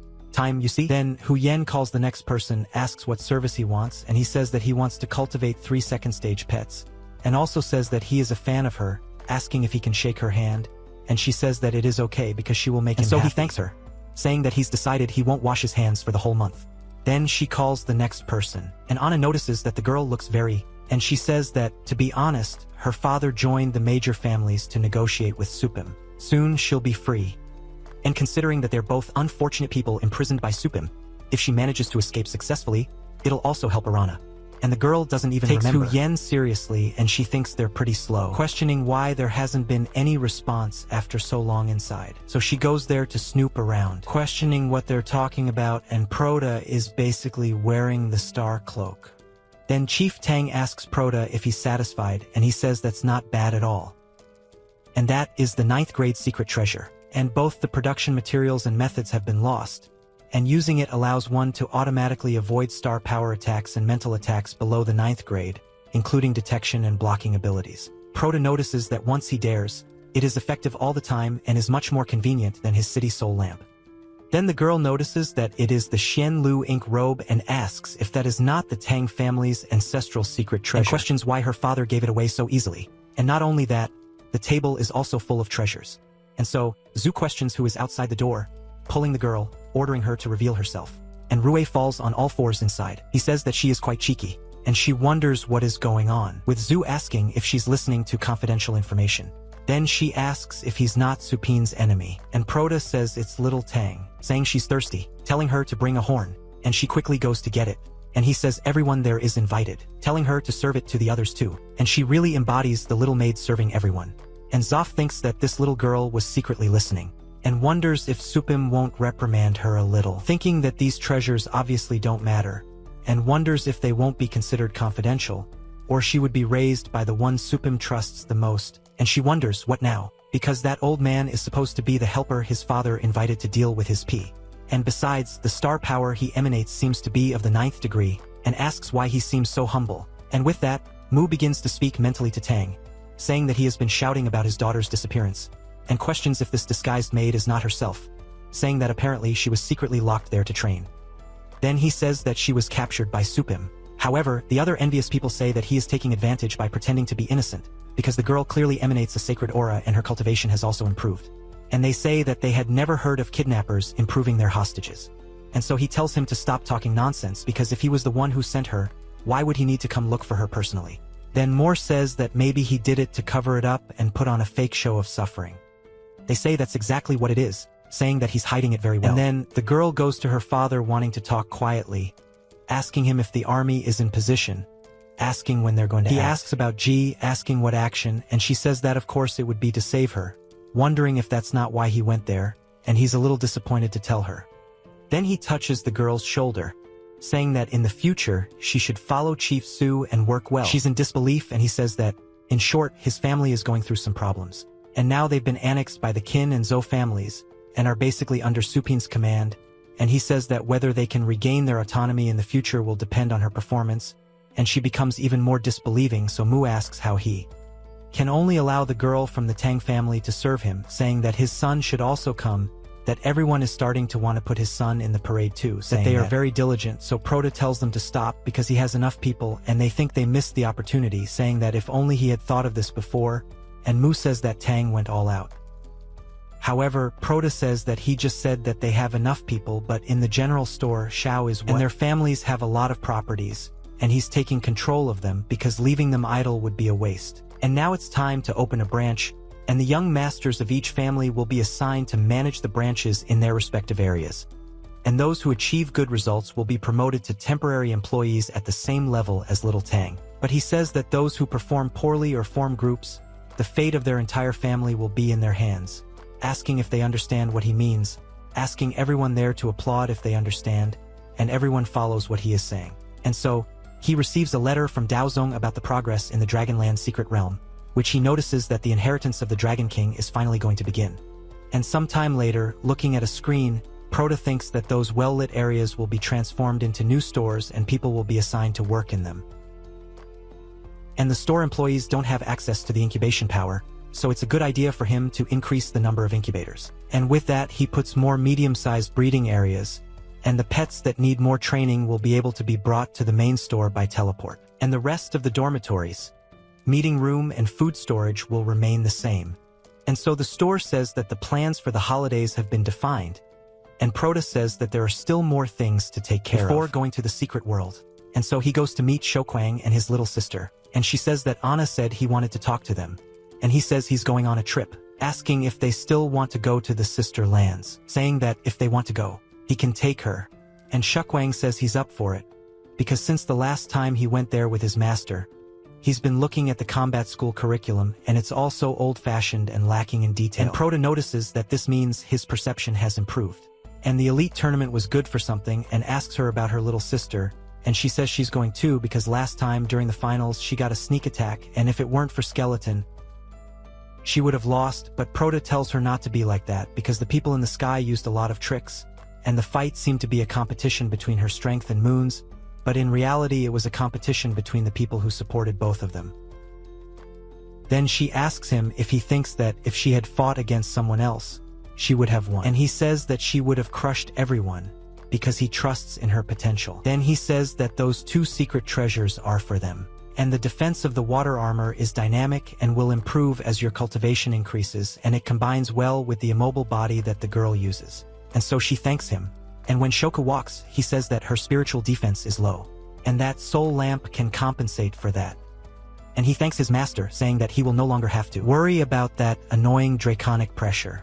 Then he says that secret treasures are just palliatives, telling him not to waste his cultivation. He tells Anna that he will be away for a few days, and they tell them to remember to check all the mascots that come from the branches, inspect them properly, and also keep an eye on the children of the big families, because if they slack off, he can beat them up, and says that he gave them access to the store's new advantages. And the girl just says she understands. And so, at the Pioneers base number 7, a huge monster is dead being chopped up, and they start to divide everything that the monster has to offer. Then, Yeshin-chan starts giving orders to everyone indicating what they should do. Little sister says that that team is very synchronized, while Shukwang says that they have never faced such a big beast. And then Prota talks to Shin-chan, saying that he hasn't seen him in a long time. And he is surprised by Supine, asking if those are the newbies he mentioned. And he says that they are the same ones, saying that that one there is his sister and Shukwang. And he introduces Shunshan as the current captain of the Battle of the North Star Group, and so he says that from now on they will train with him. Surprised by this, because the little sister heard about them at school, saying that they only recruit from the best schools in the city. Then Shukong says that it is an honor to train with one of the best teams. But Amanda, don't exaggerate, because it was Prota who saved you from one of the tight spots last time, saying that he will take care of their rappel, saying that they are welcome to the team, and tells you that he will show you around, everything so that they can get to know the place. And the team, and they both thank him. Then Prota asks how the captain's daughter is, and Shinshan says that she is fine thanks to him, because she regained her strength the same day she ate the fruit he sent her. But it will still take her a while to process the loss of her father. He thanks them for fulfilling the captain's last request, and so Prota gets down, saying it was for a good cause. Then he says he has things to do, saying he's going to leave them with Zanzan. Then he asks if it's that urgent, since he was going to invite him to dinner with the team.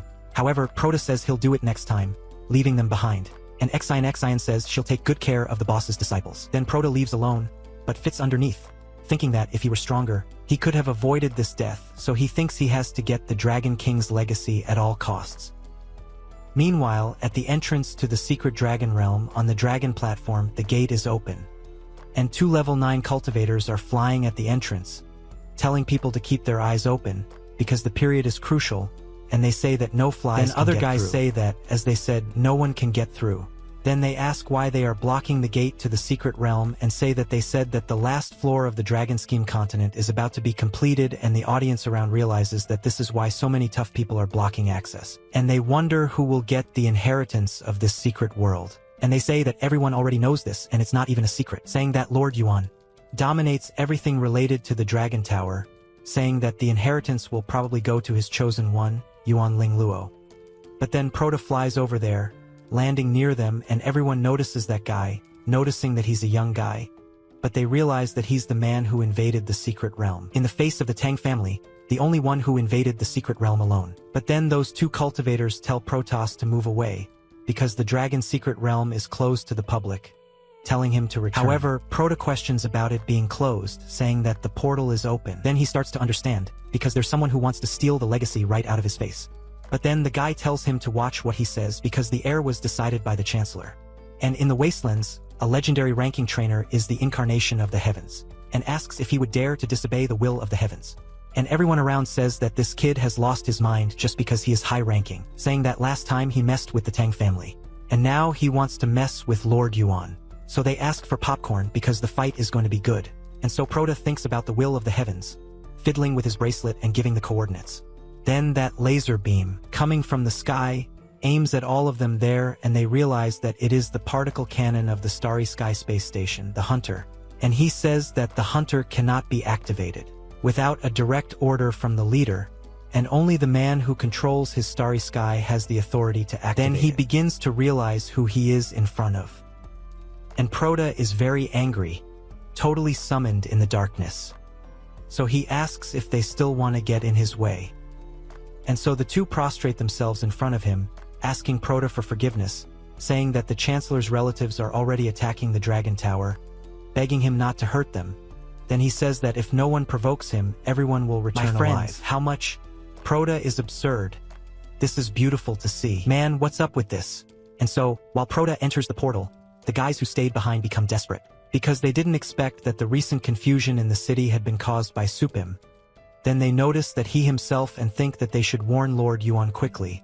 So one of the subordinates goes to T-Lord, who is cultivating this Kurano, saying that they received a call from the Guardians of the Dragon Kingdom, and he says that he spent the whole day feeling sorry for the rest of the divine flames in his chest, and it took him a lot of work to suppress them, asking if he dares to come and bother him while he is medicating, trying to heal the damage he suffered in his soul, and tells him that it is too bold. And the girl starts to lower herself, saying that she wouldn't dare if it wasn't something important.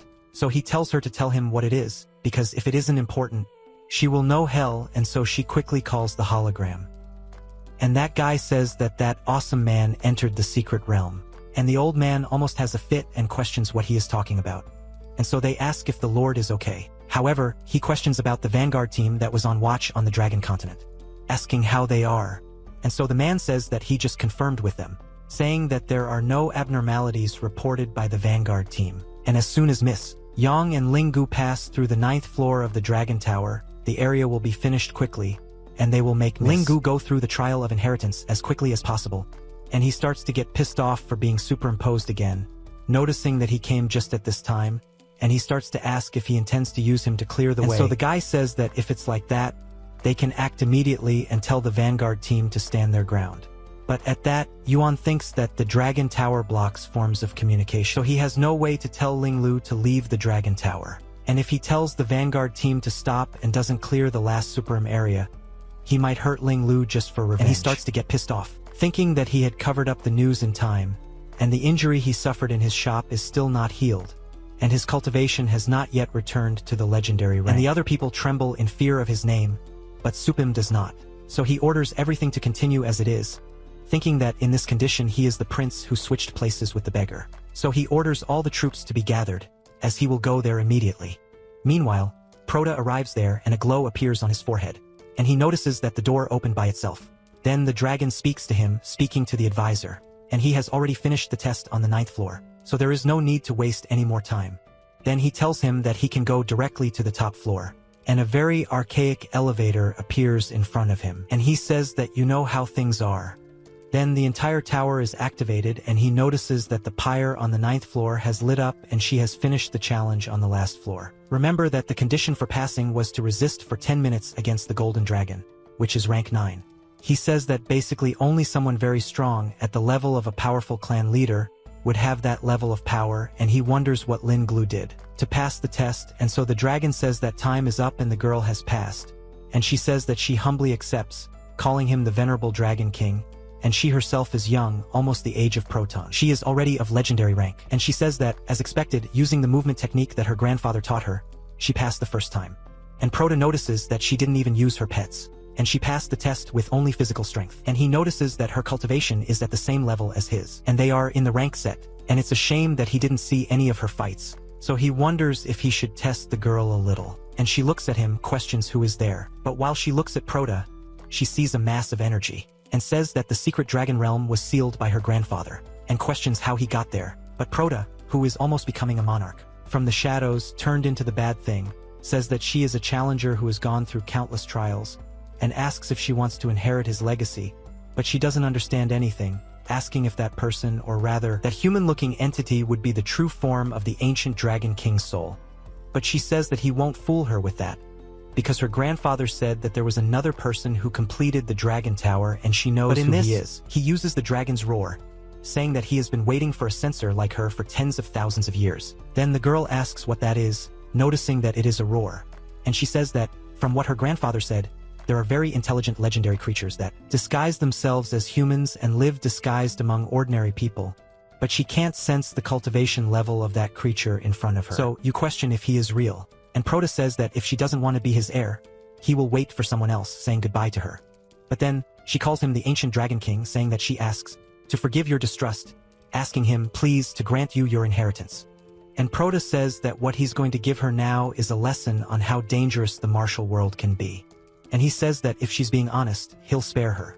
This place isn't her real tomb, it's a tomb of doubts, and she doesn't quite understand what he's talking about, asking if he means that her true legacy is hidden somewhere else. Then he tells her that she's right, saying that his advisor is smart, and she blushes all over. He says that her real tomb is 115 kilometers south of the Dragon Tower. Then she says it's no problem, saying that she'll go there right now, but he asks her to wait, saying that her tomb is protected by a barrier that kills anyone who enters with weapons to keep out people of bad character. Then she realizes that she can't take her equipment, and he tells her to remove all her equipment and treasures, as he'll keep them for her, and she thanks him, saying that it's very kind of you, thanking you for taking care of his things. Meanwhile, her grandfather enters that place and says that the last area of the Dragon Tower has been finished. This means that Miss Linglu has completed the last floor. And he starts to get worried, thinking that the hope of returning to her glory is all in that inheritance, so she has to do her best. But then the tower starts to shine, with the dragon appearing around it, saying that the soul of its king has finally been fully recovered, and he tells Prota that he spent tens of thousands of years waiting for him, and the girl was still taking off her clothes in front of Prota, and she turns all red. So he asks the successor what she's doing. Man, what a crazy scoundrel, for the love of God, poor girl. And she gets all red, mad at Prota, asking how he dares to trick her. So the dragon just watches, and so she keeps calling Prota a scoundrel, but he says that she's hearing things. So she tells him not to act innocent because he heard perfectly. And the dragon starts to notice that one of the successors is too innocent, that she was deprived because she went through hardship. And she's a very crude person. So the girl tells him to look at her because she's talking to him, but Prota says that he doesn't want to look at her so he doesn't get caught in his Sharingan.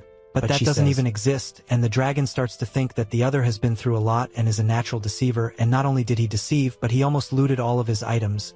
And the dragon thinks that it doesn't matter who it is, for he has the impression that his inheritance will not be well used. He also thinks that there are no other candidates. But with that, Prota tells him to start right away, because his approval was blocked by that girl's guard. So there won't be any other candidates. And like it or not, there are only the two of them. So the dragon thinks that he's tired of dealing with people with that attitude, saying that that candidate is very annoying, and he doesn't fear his supreme power as the great leader of the dragons. But he even thinks that this is good because he has to have at least that level of courage to be worthy of inheriting his legacy. And so he says that they both passed the initial test and now it's time for the final test. And so they appear in the starry sky, floating, and he tells them to do their best to climb that dragon's bone. And so the girl thinks that it is huge, wondering if that is the last test, and Prota begins to feel the stellar power there, and thinks that the astral power in that place is being suppressed by some unknown very powerful force, and is making it difficult to condense the power on a large scale. He thinks that he cannot use spiritual flight, and he also cannot open a portal and summon the dragon of purgatory that flies. And the girl wonders if she just needs to go up, climb, putting her foot forward, saying that she will see Prota later, and calling him a scoundrel. So she tells him to apply his lies in another and starts to jump over it, and he says that he will have to go up the hard way, simply putting his foot down and running. When he stops in a place, skeletal hands start coming out of the ground trying to grab him, and he just punches them, but the skeletons start coming out, and wanting to arrest him. He thinks that facing an endless horde of skeletons is bad, and it seems that the effect of the knight armor doesn't work there. And so he just activates his aura, ordering everyone to move away, breaking them all. And he notices that they disappeared with the dragon's roar, thinking that they are just illusions, but he thinks that they seem much more real than the ones from the Dragon Tower. Because they are such real illusions, they make the defense style activate to make him attack. But attacking those illusions is a waste of time, and suppressing the defense instinct also requires a lot of concentration and mental power, and he says that this test measures the limits of both physical and mental strength, thinking that it is interesting, and he simply passes through those skeletons while they try to catch him. And he says that he will see who can hold out the longest. And so, a dragon from purgatory appears in front of the girl, on the 9th floor of the dragon's spine. And she thinks that compared to her grandfather's special training, those illusions are nothing. And she thinks to herself that she has been fighting strong monsters since she was 10 years old. And if it was the enemy that her grandfather wanted her to defeat, she would face it with everything. Without thinking about essence, she must only think about what her grandfather taught her, and that way she will succeed. And it has always been like this and will continue to be. So she thinks that her grandfather is always right, imagining that the one who will get the inheritance will be her. And so, she sees her grandfather in front of her, thinking that she did well, and she starts to get excited, but the one who was pretending to be her grandfather looks almost dying in front of the girl, asking if she thinks that this is enough, calling her a bastard who doesn't even have a father, telling the girl to die. But in that, she manages to get rid of that illusion, saying that her grandfather would never say such things, calling him a fake thing. However, she starts to get quite worn out and falls to the ground, thinking that even if they are just illusions, they cause damage to the body. Then, on the 17th floor of the dragon's spine, she wonders how many levels that guy climbed. But in that, Proto passes in front of her, and she is shocked, wondering how he passed so easily. And Proto passes through all the illusions just by running, telling them all to disappear. He says that after he got used to them, comparing them to a cycle of life and death in a training place, these illusions are soup and However, honey. The guy has dark circles under his eyes. And he says that counting on the spiritual power developed after thousands of resurrections and having passed through the celestial tribulation of the Crimson Ray, he wants to see how many floors he can climb. And he goes from 30 floors to 50 quickly, reaching 90. And so the dragon says that the approval is over, saying that the candidates can now stop. And at that, Silver asks why he stopped. And he says that the other candidate lost consciousness on the 33rd floor. Then he says that she climbed 33 floors, even though she had the qualifications to reach the legendary ranking, asking which floor he is on. And so the dragon says that he reached the 130th, 4th floor. My friend, but you didn't need to show off so much. For the love of God, you climbed 101 floors more than the girl. And the dragon tells Proto that he healed all his wounds. And the girl ends up waking up, wondering if she fainted. And the dragon reveals to her that she did, saying that Supim won the first trial. And the first to win both trials will be the heir. And so she thinks she lost her chance, and she doesn't believe she lost to that despicable man. But the dragon tells her not to rush, because he is too indecent to talk about winners and losers, and gravity increases every 10 floors on the staircase of bones. As humans, being able to climb 10 floors is already enough to be worthy of your inheritance. And when she fainted, she was on the 33rd level, and her level of talent is already extremely rare. And he says that no matter the outcome of the succession, he will grant her a gift, so she must keep trying. But at that, Proto asks about him, and the dragon simply says that he doesn't need it, and the girl realizes that the gift is just for wondering if it's because the old Dragon King considers her worthy of being his heir. So she thinks she has a chance. So she calls the dragon to start the next approval right away. And so, he thinks that this is a huge waste of talent, because he doesn't want her to be massacred and will give her a consolation prize. And talents at Subin's level are extremely rare. The kind that appear once every 1,000 years, and it's even dangerous, thinking that he could be struck down by the heavens at any moment, and he needs to have a reserve so the second approval will be in combat, and they must defeat each other to win this challenge. And the girl says that everything is fine, saying that she will show him the level of her strength, and she summons the trail of her astral pets, and Proto notices that it is a purple phoenix with the bloodline of a beast king. He thinks that the statue in front of Fengshan was based on her, and thinks that combat pets with Beast King bloodline can reach rank X in strength, but it seems that her purple phoenix hasn't reached that level yet, and he confirms that her phoenix hasn't reached maturity yet, and she says that he is right, saying that Zizu is the most Scott who has been with her since she was a cub, and even though she is not an adult yet, she has already defeated several rank 9 enemies, and even Lord Atkin lost to her partnership. Then the boy starts laughing, saying that Yeti-Khan lost to them, saying that he must have stopped them from winning.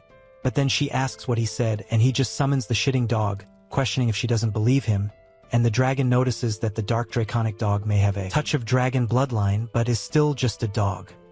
However, Supin's dog does not have the typical beast characteristics and seems to be very intelligent, and he begins to suppose that that dog has already gone through a heavenly tribulation. And so, the girl orders the great bird to use the blessing of the winds and leaves with him, and the phoenix, in turn, uses the flame of the phoenix goddess, attacking Supin along with shitting dog, and she begins to think that he hit, but the dog remains completely intact. She almost doesn't believe it, as he was hit in Shio by the flame of the phoenix purpura, asking how he can be unharmed, assuming that maybe he is an illusion, but the shitting dog only gives a touch. But when the girl throws it away, she notices that it's not an illusion and thinks that it hurt, wondering if he used some high-rank strengthening to withstand the flame of the phoenix goddess. But the protagonist wonders if that's all she has. And so she orders Zizu to use the inherited skill, Supreme Shining Flame, and so a huge flame appears around the protagonist, and he asks if Jessica is finished, wondering if she has something stronger there. And she says that even if she hasn't reached her peak to defeat that draconic dog, she must face his attack, ordering him to try the combination of the inherited skill of a Beast King, the flaming cut of the Supreme Shining Phoenix. She's bought with everything, and he thinks that was a good thing, taking back what he said, and says that to show respect, he's gonna make the Dark Dragon Dog use all his power to hold him back. And so the Dragon Dog uses the Deadly Thunder domain. Dragon armor, wind healing, hardening, and lightning cloaks. And he hits head-on with that ability. And outside the tower, everyone starts to feel what's going on inside. And they notice that there's a strong aura coming from the tower. And they think that this is incredible because it could only be Lord Jackin's granddaughter. And they say that her combat power is not behind any elite-level trainer, but Yuan himself remains quite apprehensive outside, and inside the fearful dog's barriers start to be broken one by one. The girl puts a lot of pressure on herself to break the barrier, but then the shitting dog remains unharmed and she wonders what happened, because she gave it her all and it still wasn't enough. Then the dragon says that the winner of the second approval was Supim again, and he announces that Supim has obtained 2 victories, becoming the heir to the dragon's legacy, asking if he accepts becoming the heir, while healing the girl, and she starts crying, thinking he lost to that built. Then she says that she couldn't touch him even once and starts to think about her grandfather saying that he shamed the family, getting ready to cut his own throat, and Proto starts to think that she can't accept it, thinking that of course with water and she's still very skilled, and he goes after her, giving the girl a peck in the middle of the stomach, making her drop her sword and roll away. Then she questions what he thinks he's doing, and the dragon gets pissed, because I had just cured her, and he says it's no big deal, and he just swore to use his power to do it. Do good, but she says she didn't understand anything, and he says he'll get straight to the point, saying that he has a pet shop and can't stand people who abandon their pets, and her dying isn't the problem. But if the phoenix were to lose control and turn into a wild beast, it would be a disaster for the city. She questions what he said, and he says that if she is not convinced, she can go train more. And your store offers training, first rate, saying that she will be well received, and the dragon can't even believe what is happening in front of her, and she starts to feel pain, saying that I'm just dreaming, saying that only an idiot would ask him for help. And he says that's enough talk, saying that those 3 drops are crystals of true dragon blood, and he grants those 3 drops to the girl, saying that dragon blood has 3 uses. And the first is that it can stop king beasts and help you escape from life or death situations. The second is that consuming them improves your physical structure and, finally, can serve as a substitute for rare recultivation materials. And she says that she will not forget the kindness of the Dragon King, saying that she will do her best to live up to his expectations. And now they will begin the true succession, telling the girl to step aside. And so she tells her stack to wait because in 5 years, maybe in 3, she will surpass him. Then he tells her to challenge him whenever she wants. And when she leaves, everything around the dragon begins to shine. He tells Supine to prepare to receive his inheritance. He says that just the little gift he gave her was already that strong. He can't even imagine the extent of the inheritance. Then, a golden coffin completely tied with golden chains appears in front of him. And he says that this is the original world of his dragon soul. And Proto, seeing all that stuff around him, says that it's just like they say, that dragons love to collect materials and treasures, and it really is a legacy of a dragon. And so he says that each of those secret treasures emits the power of rank 9 or even of a beast king. And there are for attacks, frontal, stealth, defense, cultivation, and riding. And a bunch more that he doesn't even know how to name, saying that there is something for everyone. But he says that those secret treasures are insignificant. If he wants any, he can take all he wants. After all, when the succession ends, they will turn to ash. And the boy is surprised by this, asking if even this amount of treasure is not an inheritance. Then he says that if he offered, he accepts, activating the design of the heavens and the earth, ordering everything to be collected. And he takes everything that was there, and so he orders to collect what is in his. Forward too, but he thinks it's weird, wondering why he can't absorb that coffin in the middle, and so the dragon just stays quiet. This is when Pin asks him if he will need that water from that lake, saying that he will take it too, but at that the dragon asks for a moment, telling him not to collect it yet, and, thus, everything around the coffin begins to catch fire, and he orders it to open up to the sea of knowledge. Then the coffin opens and he tells him to accept his inheritance, saying that he has made him great. The true Dragon King who has fought Gerd his entire life having only tasted defeat once. Now the coffin protecting his immortal body has broken and his immeasurable power will vanish in an instant, sending Proto closer to become the descendant of the great dragon Ian. But then the boy is surprised, telling him to wait, and if Nuno accepts it, the inheritance will transform his bloodline in a true dragon bloodline, and he questions if they are dissatisfied with their bloodline. But then a golden crow appears grabbing the dragon as if it were a worm, and the dragon notices that this is a Jinyu, a mystical body, asking how he got it. Descendant of the mystical beast Genjir. And so he becomes discredited, asking for help, asking for someone to help him. Then he looks at Contracone, ordering him not to move, since he has a trace of draconic lineage. And he says that then the responsibility of reviving the great Ian's dragon falls on him, ordering him to accept his inheritance. And so the ultra-prestigious and moral King Dragon ends up entering the shitty dog. And so Proto says he doesn't believe it. After all, the inheritance was simply for his dog. Meanwhile, the girl arrives from outside and goes to meet her grandmother, who asks if she received the inheritance. But she looks downcast, and Yuan quickly uses his astral power to block the sound, asking what happened, and she asks for forgiveness, saying that the inheritance was taken by Supin, saying that he can punish her, but then he orders her to get up, asking if Supim hurt her, and he says no, but due to her incompetence, he couldn't even get through Supim's mascot defense, and one thinks that the official reporter states that the Starry Sky lost many members due to a beast outbreak during the elite tournament, or that the employees said it was that even without that dangerous blonde employee, Supim defeated the alliance of the 4 great families and the Starry Sky, and then took control of the Starry Sky organization. And indeed, his strength has far surpassed the peak stage of rank 9. Yes, the girl talks to her grandfather, saying that the Dragon King gave her 3 secret treasures, and she says that she did well to keep it hidden from view, and she tells him to look, saying that they are 3 super rare dragon blood crystals, and says that they will go back and cultivate. And then, after a while, and she will finish off that villain. But he thinks that the little moon always gets angry when things don't go the way she wants. But this time, she faced the Supinho mascot and remains calm, saying that she has really grown a lot, and adding the crystals she received from the Dragon King. This inheritance experience was very worthwhile, and he says that she can go back in front, saying that Supim's strength has always been a threat, but if he obtains the inheritance, it will become immeasurable, and he has to stop him from accepting the inheritance, and the girl tells him to be careful. So he orders the guards to enter the tower. Meanwhile, inside, the shitty dragon remains inside that egg, and Proto questions what is happening down there, and why is there so much noise, and he thinks that the draconic dog has been sealed there for half a day, and his consciousness is completely erased, saying that he has no answer, and he hopes that the inheritance has gone well. So he thinks that time doesn't matter. He will stay there and wait for it to come out, whether it's a dog or a dragon, saying that he will be waiting for him. But then he notices that grass is growing around, and he notices that there is something nourishing the grass, asks if the essence of the raw draconic power is emanating through the astral power,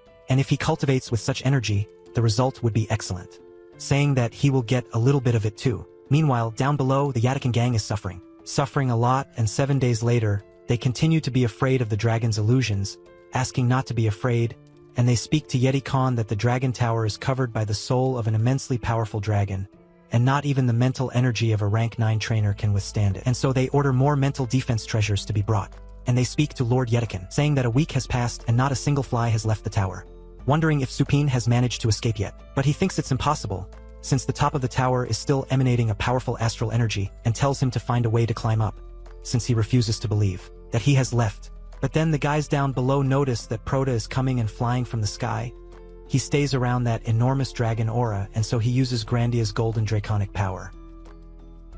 And everyone is suppressed by that powerful oppressive aura, wondering what kind of holiday this is, thinking that he looks like the 5-clawed golden dragon, the first in the ranking. And so Proto asks what he was refusing to believe, and Yeti Khan feels that weight on his back, wondering what the point of this is, since the golden dragon is just a bloodline of the peak of rank 9, and he starts asking Proto to spare him. And so he thinks that that giant dragon definitely has the power of a beast king. And just with Proto standing in front of them, they feel for a moment as if he were a deity. And he thinks about sparing him, saying that he hasn't even done anything yet, wondering if the legendary Yeti Khan is feeling all this pressure. And he says that even though he's speaking calmly, the time of draconic power is still being projected, and if his cultivation hadn't diminished he could endure this humiliation. And so Etikan asks what he wants. But Proto says that this question should be his, since he's still there. He thinks he was trying to eliminate before absorbing the inheritance, but Yeti Khan puts in that little trick, saying that the misunderstanding is nothing more than a misunderstanding. But Proto says that he didn't touch his family, so he didn't touch Yuan Linguo either. And now Long Yen is his, and their paths will no longer cross in the future. And he hopes that he doesn't do anything foolish. If he understood the situation, asking him if he was clear. And Taiken agrees with the boy very quickly, and Proto simply takes flight with the dragon, throwing everyone away. As he flies on top of that, the legendary technique dragon form art is released, and the shitting dog that is now shiny is all golden flying with Proto on top. And he completely changed, becoming the great celestial dragon dog. Several very brave skills learned, and Proto remembers the Dragon King telling him that in order to prevent the Contraconic from becoming too high a level for him to control, he sealed 90% of its powers with 3 seals, and just 1% of the inheritance has already made his combat power exceed the limit of rank 9, and he went straight to the intermediate stage of the immense sea. And with the release of the first seal, his level and combat power will reach the Void Realm, and the release of the second seal allows him to reach the Celestial Realm. When the last seal is made, he reaches the legendary level, entering the realm of the starry sky. And Prota is shocked that he can enter a realm above the legendary, thinking that it really had to be there. And so the dragon says yes, saying that these seals will only be removed when he has the ability to control them. And so he thanks the Dragon King. Then he tells him to go now as he doesn't have much time left, telling Prota to take care of himself. And so he becomes quite thoughtful as he returns home, and Hu Yen notices that he has finally returned, saying that a letter from another region of the continent has arrived for him, and he is surprised by this letter. And this is a letter sent from the Beast Trainer Association of the base city of the Sacred Light. And after receiving that letter, Prota thinks he knows very little about the Holy Light base city, and the only thing he knows is that the mascot training industry there is huge, and he thinks it's good to ask someone experienced about it, and calls his #1 employee. And just like that, an atmospheric reentry capsule falls in the middle of the city, and he notices that guy is quite flashy arriving. So he asks what Sue needs. He says he needs information about the Holy Light base city and its mascot training industry and everything. And he says of course, saying that the base city is divided into 3 levels, a B and C, based on how big and safe they are. And since rank C cities are the smallest and least safe, it can only defend itself against outbreaks of rank 9 beasts. But generally rank C cities are not busy and are usually located on the borders, serving as watch rank posts. B cities are of moderate size and are the most common, and they can hold their own against attacks from beast kings. And Chef Su's Farian city is a rank B city, and he says that rank A base cities excel in all aspects, and even the greatest beast kings would have difficulty entering there. And there are only 7 of these on each of the continents, and the Holy Light base city is one of them. He says that their pet trainers have mastered various methods of enhancing and raising battle pets, and just like blacksmiths, and they are responsible for forging them.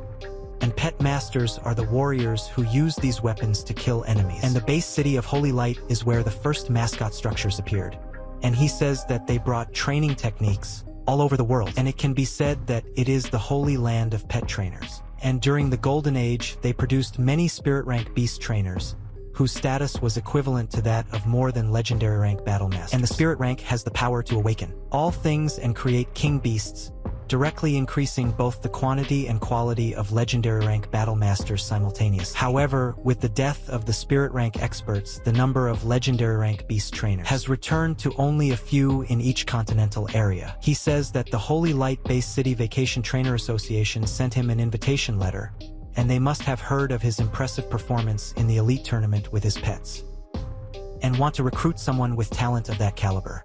So, Prota thinks that even though his combat power has reached the legendary level, the cultivation of the pets still relies entirely on the power of the system, and he thinks that if the system stops one day, the shop will go bankrupt. And thinks that it would be good to take advantage of the opportunity to gain his independence. He wonders how he gets there, and Zhu says that he will arrange a teleportation device for him, and he will arrive there in an hour, but at this the boy asks if what he is doing is not too much of a show-off. He says that now the boy is a person in the legendary rank, so of course he deserves the best treatment available, and the entire city will witness his brilliance. Then he says that he is going to train, and not to participate in a reality show, saying he doesn't need Bob, wondering if it's not possible to be a little discreet. And Zhu says there is a discreet option, because if he doesn't mind the slowness, he can take the long-distance train with ordinary people, and he says it takes him 2 days and 2 nights to get there, and if he wants, he'll buy him the ticket. And Supim agrees with this, saying he'll take the train. But when he gets to the place, he notices that there's absolutely nothing ordinary about that train. After all, there are even fish outside, and people having dinner at a place. He wonders what's discreet about that. So that's the first-class carriage of the long-distance train. And the ticket price is 1,699,699 astral coins. But while he's shocked by that reality, a completely strange animal starts to roar next to him, and when he looks, he notices that a dog was loose there, and they say that it looks like it's going to destroy everything asking for help. But its owner appears questioning what the girl gave his dog to eat, asking if she wants to die. And Prota starts to think to himself that Lucacom Draconic of the Scarlet Shadow gets really angry when he eats sugar. And walking with a mascot that loses control easily is dangerous. And then the mascot starts to attack a man who was there. However, quickly puts a chokehold on that thing, or a dog chokehold, and tells him to calm down and take a nap while he puts the dog to sleep. But then a girl arrives asking Prota to wait, saying that he can't grab a dragon dog by the neck when it's angry, and it'll only die struggling without air like that, and says that a trainer is on vacation asking to calm it down, and asks if he can let go now. Then she puts on a glove and puts her astral power on the monster's head, making it simply sleep, and she starts to pet it, while Proto thinks that she managed to hypnotize it for just an instant. And she asks if it's cool, saying that Kelly is the control glove of beast trainers who specialize in capturing, saying that it improves the control of astral power to give a hypnotic effect. And Sean Linton thanks him for holding the animal for her. Then the owner arrives asking what they did to his dog. And she says that she used a Tamer technique to make it sleep, saying that he'll wake up in noon, saying that he doesn't need to worry. But then the guy starts throwing a tantrum saying that his dog collapsed on the floor out of nowhere, asking how he won't worry, questioning how she'll make it up to him, but the girl asks him to calm down, saying that the dragon dog only consumed sugar, and at that he says he doesn't give a shit, telling the girl to wake him up now. But she says that he can't be woken up. However, Proto notices that you can't talk to that kind of person and grabs his hand, almost breaking it, then tells the guy to put his pet away. And he says that it hurts, telling Proto to let him go. However, Proto simply orders him to apologize and then leaves. And he sees that he won't be able to crow with this guy, thinks Proto is scary, his head, but just apologizes. And everyone says it's rude to let your dog make a mess around there. But then, the engineer talks to everyone, saying that the train is speeding up, asking them to return to their cabins and rest. Proto goes there. However, before getting on, a flight attendant comes up to him, giving him a strawberry cake, but he questions about this cake, telling her that she's giving it to the wrong person, saying that he didn't ask for it, but she says it's courtesy of Miss Zong at the end of the corridor.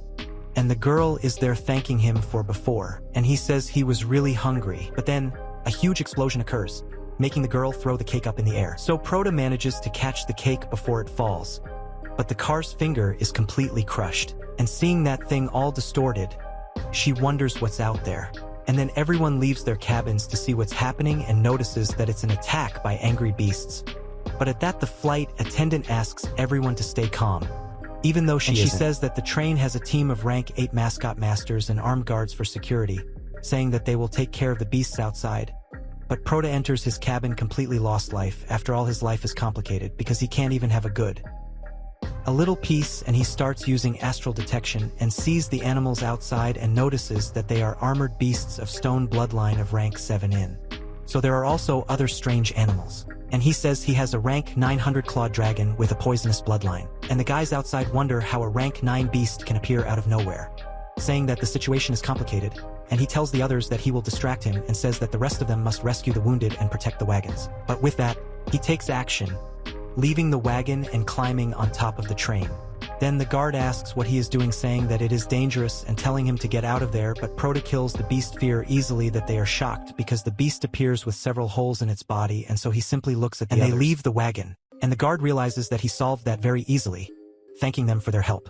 But the boy says that it was nothing, taking the opportunity to ask them if taking the train is always this dangerous. And he says that, in fact, it is usually quite safe, and the most common thing is for a rank 6 or 7 stone-type beast to appear.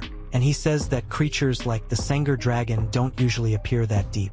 He asks if the guard usually says yes, saying that the deeper you go, the stronger the creatures are, and the Senghas dragon has enough rank 9 strength to cause chaos on the surface. If he went that far, there must be something even more dangerous down there. And he thinks about it, noticing that, apparently, the security level of Longian's transport isn't enough. And he says that it would be good for him to talk to the government after offering a contract to train his pets. And so, both the city's security increases, and he enters a new market niche and says that, after all, there is something out there that even rank 9 vacationers fear, thinking that Longian has to reach the level of a rank A base city. And a while later, the train conductor says that they have arrived at the base city of Sacred Light, telling the passengers that they can collect their luggage and disembark. And when he gets off, the girl says it's a coincidence approaching him again, asking if he's also going to the city of Sacred Light. And he says that he went there on business, asking if she knows how to get to the Beast Trainer Association. And she says that his question is actually quite funny, asking which beast trainer wouldn't know how to get there, just asking him to follow. And when they get there, the guard asks to see the school pin, or her trainer ID. And she says she's a trainer, showing him her ID, and he just asks her to continue. But he asks Proto to show his identification, and he says he doesn't have one, asking if that letter he has in his hands is any good. When he shows it to the guard, he is totally shocked, noticing that it is an invitation from the Association of Vacation Trainers, telling him to come in as he is an esteemed guest. And so the girl says that if he has an invitation from the association, he must be a big shot in the training world, asking if he is a master trainer traveling under the radar on the internet. But he just asks her to stop reading novels that are doing her harm, saying that he is not a hidden master and is not running away from anyone, and if he was, he would not have an identification. But then she says she does not believe that she would invite someone as dishonest as him to the Beast Trainer Academy. And he says that if she doesn't want to believe it, that's fine. But she says that anyway, there's going to be a friendly match in the arena, asking if he wants to go see. And he says, of course, saying that he wants to learn more. And so, already in the arena, the guys are having a cockfight against a green monkey. And the protagonist Jonah, if in the Beast Trainer fights, each of the trainers uses only one mascot, like in the mascot fights, then she says that they don't use mascots. They are wild beasts without a formed contract. In Beast Trainer fights, the first test is your control ability. They test who can tame their mascot and make it hold food in its mouth for 5 minutes without swallowing. And then comes an improvement test. And within the limit test, they use the special materials that are in the field to temporarily enhance some part of Eiffel's body. And then the battle begins. And the fighting really starts with the guinea fowl falling into the monkey. And they say that speed is insane and Bimmel can't keep up with the wind sparrow's attacks. However, while they think that Bimmel is cornered, he ends up bringing thorns on his back so he can attack the sparrow. And he just lowers his head, causing the sparrow to end up hurting itself. And Prota thinks that in Beast Trainer battles, they don't train pets. They focus on unlocking their potential, analyzing the situation, and making the most appropriate enhancements. However, when he's thinking, a guy comes talking to Zong asking when she got back. And she treats that man like her teacher, saying that she just arrived. And he says that it's good to expand her horizons by watching matches, of course. But he says that if her thesis isn't approved, her graduation could be at risk, and apparently, by the girl's face, she doesn't like that guy very much, while the blonde guy behind her asks what's the point of watching so many matches if she can't even tame a beast when it enters the arena, and the other guy starts telling her to stop bothering and get out of there right now. So, she just says she's going, and they say that she's a good girl. However, Prota steps in front saying that he saw her ability and didn't see any problem with the girl. And if they're done talking shit, they should get out. Because they're getting in the way and he wants to watch the match. So, the two question what he's talking about and ask who he thinks he is, asking if he wants to teach him. After all, he's a rank 6 vacation trainer. So, there you have it, the question is whether he's only rank 6. Speaking here the way they were bragging, he thought he was at least rank 9.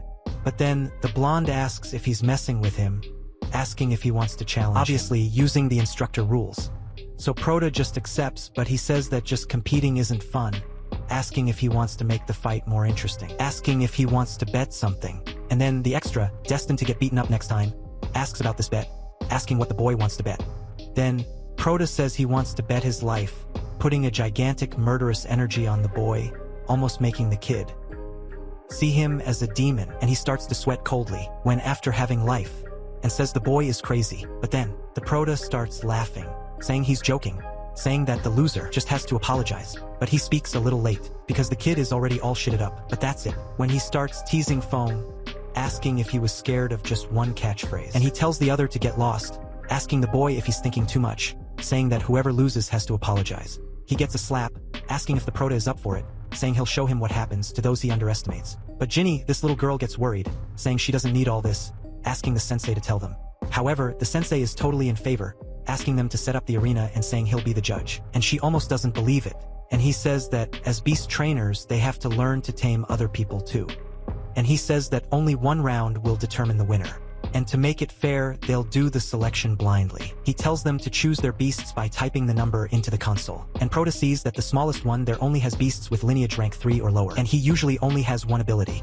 And he thinks that the distribution of those beasts is following the 5 elements: metal, wood, water, fire, and earth. And he wonders if the key to victory is among them, just choosing. Then the sensei says that they both chose their vacations. And Prota caught the Stormbolt Beetle with the metallic armor ability, while the other boy caught the Flaming Hound with the Flame Devour ability. And the little girl starts saying that the two beasts have strong personalities and are difficult to tame. But the Storm Beetle's metal armor ability can't withstand the Flaming Dog's Devour Flames. And with that, Blondie starts to get all cocky, asking if he already regrets having challenged him. But Prota, who has the horseshoe fully illustrated, tells the boy to talk less and fight more. And so it is said that the first phase is to tame the beast, and in front of the mascots are their favorite foods. And whoever tames the mascot first and makes it keep food in its mouth for 5 minutes without eating, wins. So Zong thinks he has 2 methods to achieve this. The first is to teach by rewarding good deeds and punishing bad ones, making the mascot understand that if he doesn't eat now, he'll get more food later.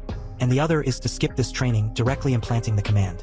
Just hold the food directly in his mind using astral power. However, she notices that Prota isn't moving. thinking that he must be thinking about what method to use. And so, the blonde says that he acted like a good guy, but didn't do anything, saying that he's just an amateur in the end. And with his precise power control, the implantation is almost complete.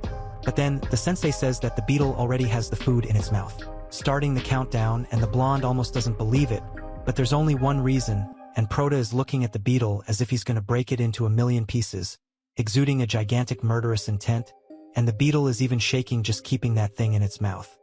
And so, they wonder if the beetle was taken, but the blonde one questions if that doesn't get in the way. However, the sensei says that the rules of the competition don't say that it's forbidden to intimidate the mascots, so they obey. And in most cases, no one would try such madness. And so the time runs out, and the lightning time beetle passes the control phase, and he talks to Fawn and Lien, saying that if he loses the battle again, he loses the competition, but he starts to not believe that because he was cheered by that lunatic who tames enforced sprouts. Then he starts to think that he's screwed because he has to win in the fight phase. And then, the teacher says that it's the fight phase. He says that both participants will choose a material to strengthen their mascots. And the strengthening time is 3 hours, and so the boy will get the fire dragon grass, as it will maximize the fire attribute of the flaming dog, while the lightning tempest beetle can become metallic to strengthen the defense. The toughest one will end up becoming a pot on the fire, and he starts to think that Parte should face the deadly flames, saying that there is no way he can defeat him. However, So just walks calmly to those boxes. He observes everything there, picking up something. Rizonho starts to hope that he chooses right because the techniques, Feng's techniques, are among the best in the class, and he is still better at dealing with the specific attributes, and she starts to wonder how he will deal with this. And so the sensei says that the preparation time is over, ordering the battle to begin. And so the dog goes up using its flames to try to devour the beetle and manages to bite one of its legs. And then Feng's friend starts saying that he surpassed himself again. In just 3 hours, he made the flaming dog's paws have the effect of flames, saying that he did well, and Song gets worried while Feng tells him not to compare himself to that guy who only knows how to brag, telling Parte to lose once and for all because he has things to do. However, the sensei talks to Feng saying that he should train more, and so, he wonders what is happening, and the sensei says that the flaming dog is being dominated by the time and lightning beetle. The shiny skin is turning all blue. So he wonders about this ice armor, wondering if that crazy guy changed the attributes of the mascot's ability, and they say that the metallic shell of the lightning time beetle turned. And he says that the ice armor should be weak against the fire attack. But since the flaming dog is fighting right next to him, the ice melted and got the dog wet. It was the dog that was at a disadvantage, since he was apparently erased as if he were Charmander in the rain, and he starts to think that to complete an attribute change in such a short time, he must have an absurdly deep understanding of the astral power flow, and his power must be at the rank set, and Parte just stays calm, emanating his aura that, in fact, is of legendary rank. Then he wonders if he really is messy hiding his claws, and the boy just says that he lost, telling him to fulfill what he promised. And so Fong thinks that guy is a monster, assuming that Parte only has the strength of a rank 7. But he says he doesn't feel any fluctuation of astral power inside him. And so he starts running, saying he's tired of that game and says he's leaving. But then, Parte just holds him, using a hand made only of astral power. And the kid falls face down on the ground and he says that it hurt, wondering what happened. Then he starts throwing from one side to the other, and his friend asks what he's tripping over, after all the ground is flat, asking him to help. And so, Parte says that they'll be fine in a while. Zong just smiles at the defeat that asshole took. And with that, looking at the beetle that was made of metal and is now made of ice, Zong thinks that even after the battle against the flaming dog, the ice has already been remade, and says that this wasn't a surface-level infusion, and he completely turned his shell into ice in just 3 hours, asking how Su did it. He says that he just threw an eternal ice crystal at him. It was the lightning time beetle who absorbed it and transformed itself. So the girl doesn't quite understand, wondering if the fear of dying awakened the full potential of the lightning time beetle. I talk here about the research work of Rankinov's professors Rolaw and Bailau, approaches and research on the training and fusion method between fire and thunder and strong creation maturation of the divine dragon's venal system, saying that both mention that the pressure of adequate astral power in a hostile environment can have an impact. And then,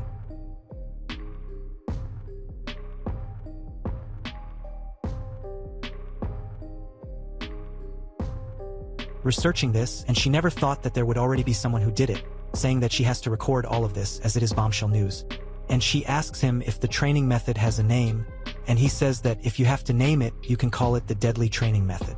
Because you would really kill the beetle if it didn't win, right? She questions about this deadly name, asking if the survival rate is low, and so the sensei looks at Parte, getting his attention, and goes to talk to Zone, saying that his friend is quite a person, asking if he can introduce them. But she says that not even she has introduced herself yet, because he is a third-year student at the Celestial Dragon Academy, and also a beast structure of ranked 6, and graduates that year, and the sensei apologizes for this confusion, saying that he is Jean, the mentor of Class 8 at the Celestial Dragon Academy, asking if the Prota can tell him his name, and he says it is Shu Kuang. And the animal moves its face in anger, with a completely calm face. And the sensei thinks about this name, saying that he has never heard of it in the beast training cycles. And he tells Prota that his training method is quite unique, asking if he is not from the city, asking if he can know where he came from. And he says that he has a little shop in a rank B city in the subcontinent. It is a little far from there. And he asks if he came from so far, asking if Shu came there just to visit them.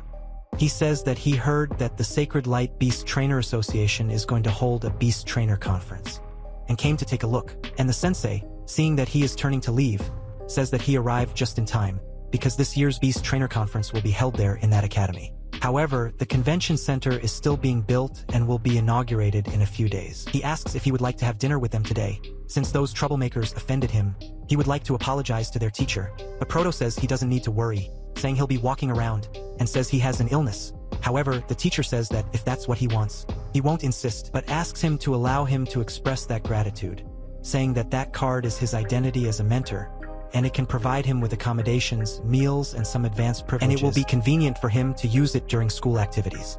However, Proto, looking at it, begins to wonder if he just wants to thank him or if he is being too suspicious, and ends up taking the card and says he will borrow it for now. The teacher says he doesn't need to pay attention. He can return it to him when he is leaving. And then Zong says he's going to go back to writing his thesis, while the professor starts using the identity tracking function. And then she asks what he's doing, and he answers with another question, asking Zong what stage her research project is at. And she says she's already completed the most complex part, about low-rank races that master high-rank techniques. And she just needs a few more data for comparison, and then she can finish. But Nielsen says he's going to put this project on hold for now. She questions him about it, asking what he means, and he starts to question if the girl didn't understand, saying that it's a problem with the direction of her research project and he won't pass his thesis defense. He suggests that she start researching the theory of deadly training that he mentioned before, and the girl starts to get shocked, questioning if all the research she spent the whole year doing is wrong. And he says that it's not wrong, but she's a smart girl, telling her to adjust her project now, since she'll have a chance next year, and says that all her older brothers and sisters had to go through hardships to become independent instructors. And he questions if she wants to be the weakest in the class forever, and the girl starts to agree with him while he says that she's a good girl, right after doing this huge brainwashing and maybe using the trust that the girl has in him to do something not so cool. He starts thinking about Prota, thinking that he uses astral power as a beast tamer. However, he also has a good command of the training area, saying that it is rare for a genius to appear in both areas. Unfortunately, he didn't get any useful information from him, and ends up calling someone, asking if he wants a research project that is almost complete. And Xiaoyu almost doesn't believe it and says that he'll accept any project, because he just stole the girl's project and is going to give it to another student. All this in exchange for him investigating a certain outsider, saying that he will send him his location. Meanwhile, Prada is making a huge purchase, advertising several books, and the attendant even tries to give him the card back. But he says that there is no way to take it now and she can return it later. And they wonder who this student is because he is one of the generous ones, and they say that most instructors don't like to rent books, but he took a lot at once. And looking at the card, she says that he must be one of the best students in the whole school, because he is a student of Professor Jim from Class 8. Then they are shocked because he is spending so many points, he must be getting preferential treatment for being the best student. So the boy goes to the library to read all that, and he thinks that the Chancellor was right, saying that the City of Sacred Light, it is a holy land that condensed the efforts of trainers from all over the world, and the amount of books there is enormous. And he says that the amount of beast training manuals is unmatched anywhere else, and they have training guides for dragons, beasts, food and demonic beasts, enhancement, strengthening, transformation, and even an encyclopedia. And he says that even though he has gained so much experience on his training journey, it has all been based on trial and error, and his experience barely scratches the surface.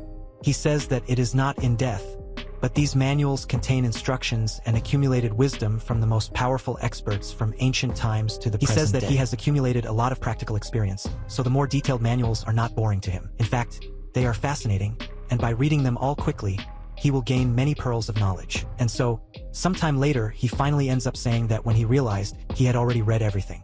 And he says that Professor Dean's card gave him access to a private reading room. And there he can read as much as he wants without being bothered, because that is very good. And he goes there to return the books, thinking that he spent a lot of points on that, wondering if he can transform those points into astral coins. But when he leaves the room, he ends up bumping into a student, and she apologizes, asking to help him pick it up.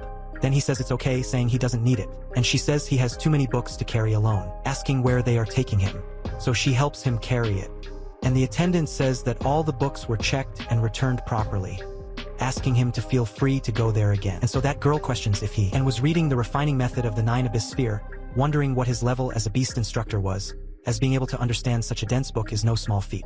And he says that it's nothing like that because he only took the book to his mentor, and he doesn't even know his level. After all, he hasn't passed the Beast Trainer certification exam yet.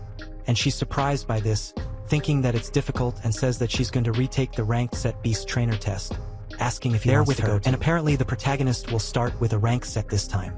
And right when they get there, there's a guy running from something really ugly. And so the instructor says that this place is for training vacations, and not pre-training for the race, asking what kind of instructor, runs away from the animal itself, saying that he failed, telling him to go back and start over, and the boy just agrees. Instructor says that he is not listening to him, asking if he wants to take a vacation with that girly voice.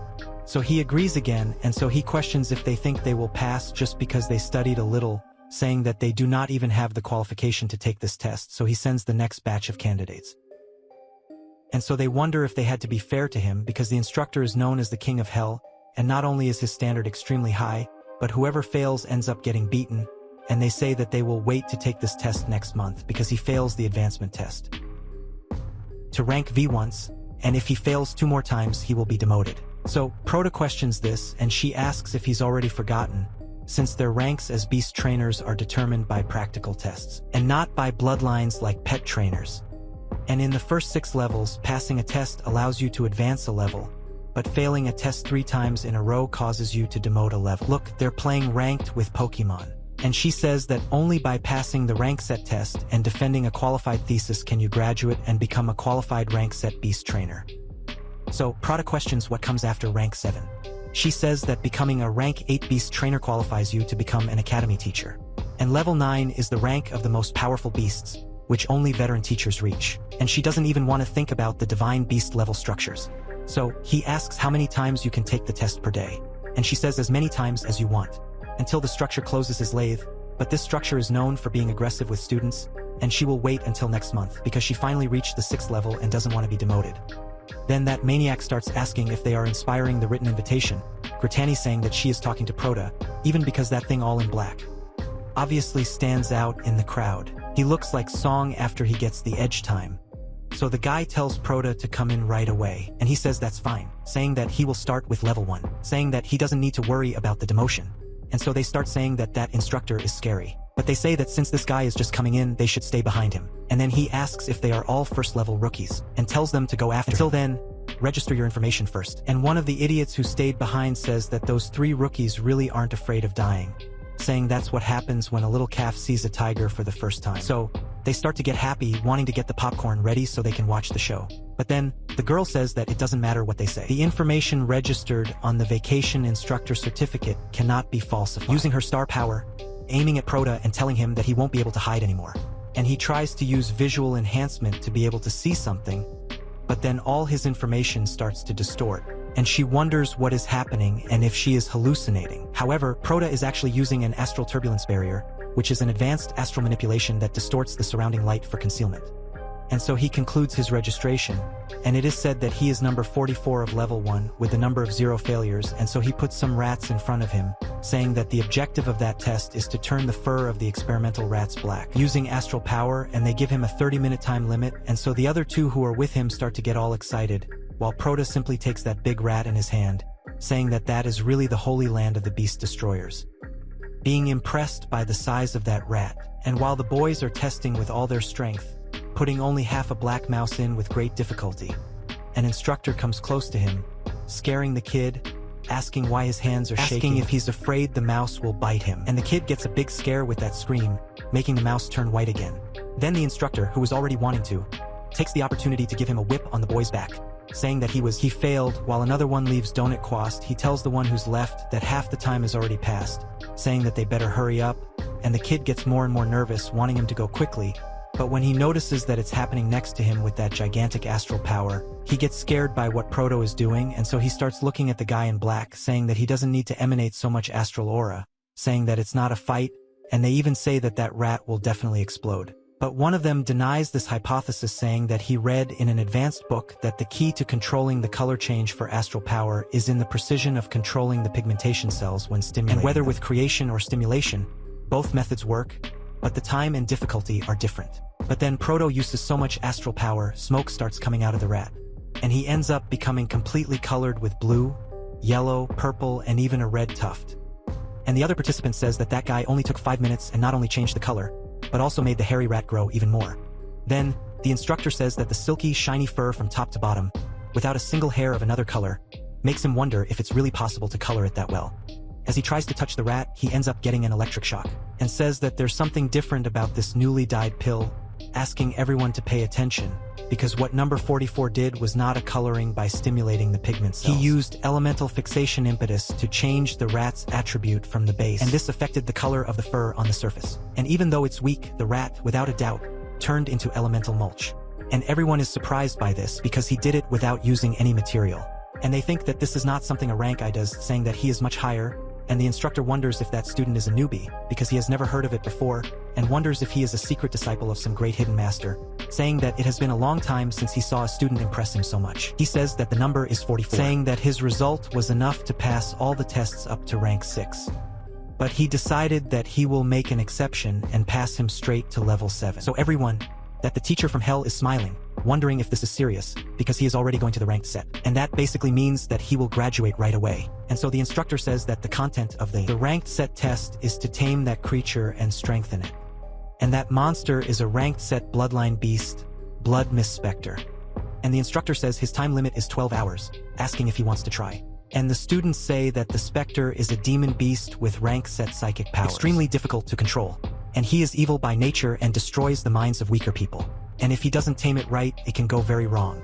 And if he's lucky, he takes mild brain damage, otherwise he goes crazy right away. And the guy, barely passing the first test, is already facing something like this, saying that the teacher really is a demon. But in this, the protagonist says he doesn't need 12 hours. 5 hours is enough.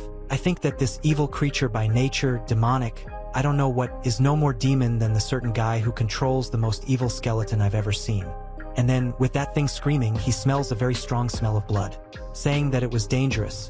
And the girl thinks that the power of the Spectre's psychic attack is terrifying, and its spiritual possession ability allows it to dominate living beings, devouring their soul and making them immune to any physical attack. And unless he has a secret treasure of sacred element or thunder, not even the 7th rank beast instructors would dare to mess with a creature like that. Then she wonders what Proto intends to do. So he orders to open it, ordering to end it once and for all. And so, the monster tries to make a demonic spirit possession of him, but Proto just dodges all the attacks, until the monster lowers its head, and he jumps on the monster's head, asking if he wants to try it. A delicious little lightning bolt. And so he summons that gigantic stand of that old man he faced back at the Sacred Kingdom's Lightning Mountain. Then the demon gets completely stunned and starts screaming, wanting to get out of them because he's scared to death of Proto. And he thinks that the beast is already taken and now he just needs to strengthen it. He says that according to the refinement of the 9 abysses, there is a method to strengthen demonic pets below rank 9. And this is the perfect opportunity to test the new technique he learned. He says that in a little while it will be the little skeleton's turn, and he thinks that the Spectre is terrified of lightning. So the best thing would be to resolve this weakness. And he says that first he will use the astral power to refine the herb or the talma and the thunder orchid and thus combine them. So after doing that, he simply throws it at the Spectre and those things enter his body and he turns almost like a ghost. And the girl wonders if that light she is seeing is a sign of evolution, and so Proto manages to do something absurd once again, and the inspector sees a calm expression on Proto.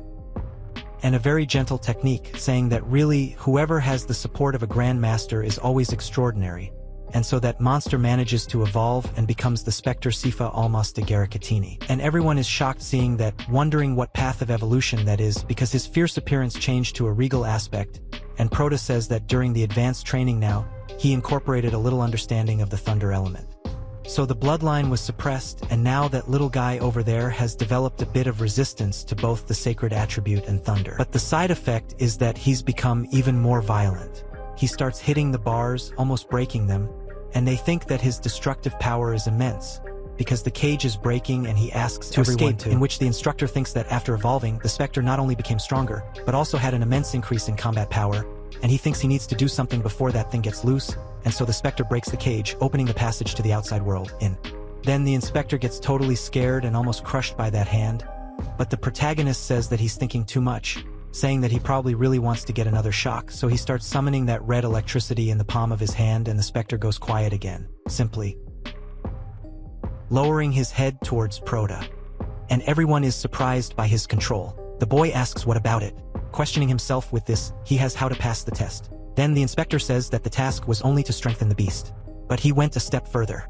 Perfects the evolution of the blood mist spectrum. And he says that he controlled it without breaking a sweat. And he thinks that this is more than passing. And says that he demonstrated his skills. And is even qualified to challenge the top instructors of rank 9. And everyone there starts asking to be pinched because they must be dreaming, saying that someone went from being a minor to rank I to rank 9 one day. And they question who this guy is. Meanwhile, one of the thousands of versions of Dumbledore watches everything from the sky, saying that it is wonderful, saying that it was a very pleasant training session. And the girl who is there notices that that clear and impeccable astral power must probably be from President Bai of the Beast Tamers Association, and they all greet the vice president and Proto starts to float towards him and he asks the boy to go with him, and at that the inspector starts to wonder if that boy is the vice president's disciple. But at that the vice president asks him to take off his mask, recognizing Proto as Longian's guest destination, telling him not to be surprised, saying that there are very few young people with unknown faces and such skill, so he is easy to recognize. After all, he is the trainer of the Skeleton Emperor of the Dark Dragon Hound and the Lunar Dragon, and he is awesome owner of Xiao Tao's mascot shop. And Proto thinks his investigation was well dedicated, asking why he called him. And he asks if the boy has ever heard of the Four Kings. And so it is said that the Four Kings are the 4 great sovereign beasts. They are the most powerful beasts in the history of the Blue Star. And the first of them is Virtuo Malefics. The second, the Abyssal Sovereign. The third, the Abyssal Sovereign. The sinister and transcendent Chaos. And they understand human language and are incredibly smart and have destroyed countless base cities. They can crush walls over 100 meters high with just a stomp. And the blood spilled by them is enough to reach mountains and flood valleys. And they are the greatest enemies of the people of the Blue Star. And he says that each of the 4 kings has a power above the celestial level. Proto is surprised by this ranking, questioning its highest rank among the 3 legendary levels. And he thinks that the surprising thing is that there are such powerful creatures right there in the Blue Star. Because even though he gave it his all, he barely entered the initial stage of the immense sea level. Dude, I'm liking this about this work. Apparently he's getting really badass. But he is still nothing compared to these crazy animals. And in this, Proto questions why he has never heard of them attacking human territories, if they are so dangerous. Then, he says that it is because the 4 kings were seriously injured by a human emperor in the past. At the cost of his life, the emperor sealed them beneath the caverns of the abyss. And now, with the legendary young guards dispatched throughout the 4 great districts, they shouldn't be able to invade their turf. However, the Proto question is, without certainty what is in his words, asking if the caves of the abyss opened. Then the old man says no, saying that if they had been opened, all the Blue Star base cities would be on high alert, and the problem is that everything in the Abyss Caves seems to be normal, but the Wastelands have detected an abnormal holiday migration. Then he asks if he told about this abnormal migration, and he says he also found one on the way there, which almost destroyed the entire train. So he thinks he is already threatening the lives of the citizen. And it seems that the security level of some base city needs to be increased. He suspects there is more to this anomaly than meets the eye.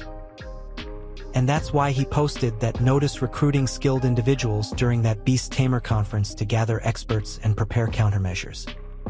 Then Proto questions whether the Trainer Association has such a big responsibility, and he says of course because he got a taste of it during the test. And compared to the pet trainers who focus on detailed pet battle techniques, the Beast Tamers value the ability to control, and that means the authority to make decisions and manipulate power. After all, they are the Beast Tamers, the ones who grant the power. And he then questions, why doesn't he send someone straight to the Wastelands just to investigate? And the vice director says he's already ordered most of the base city, who sends out an exploration team to investigate the situation as soon as it was discovered. But the Wastelands are vast and full of beasts, and the results will still take a while. He asks if he has any information on this matter, and Proto says that there is still a lot of information missing to assume anything. Instead of racking his brains on this, he would rather improve his strength, and he wants to learn the Beast Tamer awakening technique.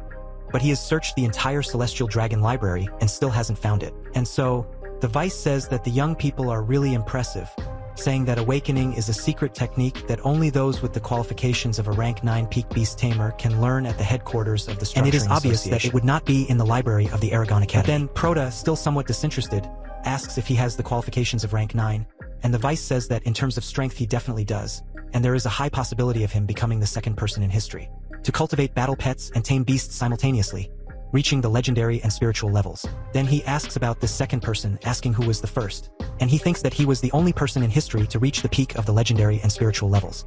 And he was an ancient human emperor who fought alone against the 4 kings. So, the boy becomes increasingly happy with this information. So, he tells him to stop wasting time asking to learn the awakening technique. But he says that not yet because he is only a rank 6 beast tamer. And, according to the rules, if he wants to reach rank 7, in addition to passing the test, he has to write a 50,000 word thesis.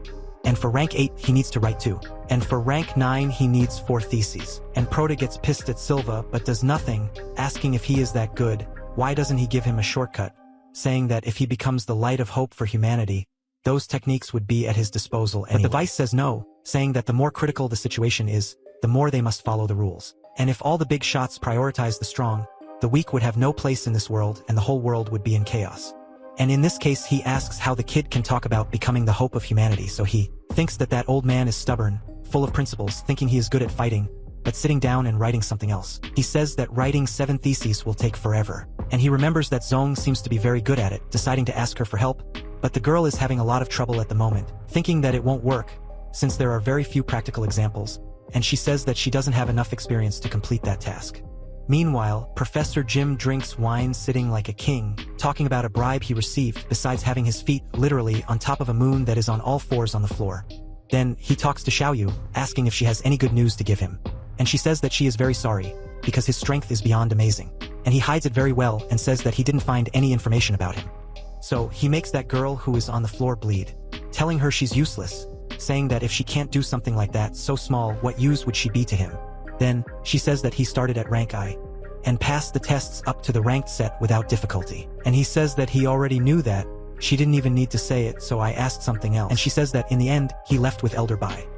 Surprised by this, asking if the old men from the Destroyer Association are also eyeing that goose that lays the golden eggs, thinking that she was too impatient. Then he tells her that she can go now and calls Long Shan. And he appears flying near him, saying that he's there. He says that there's a golden egg about to hatch, asking him to convince him, as always, telling him to use any method necessary. And so, Fan Longchong of the intermediate Rankinov, just like that big lion on your back, all cocky, says he understood, wanting to take a cup Rhoda and pull him by force.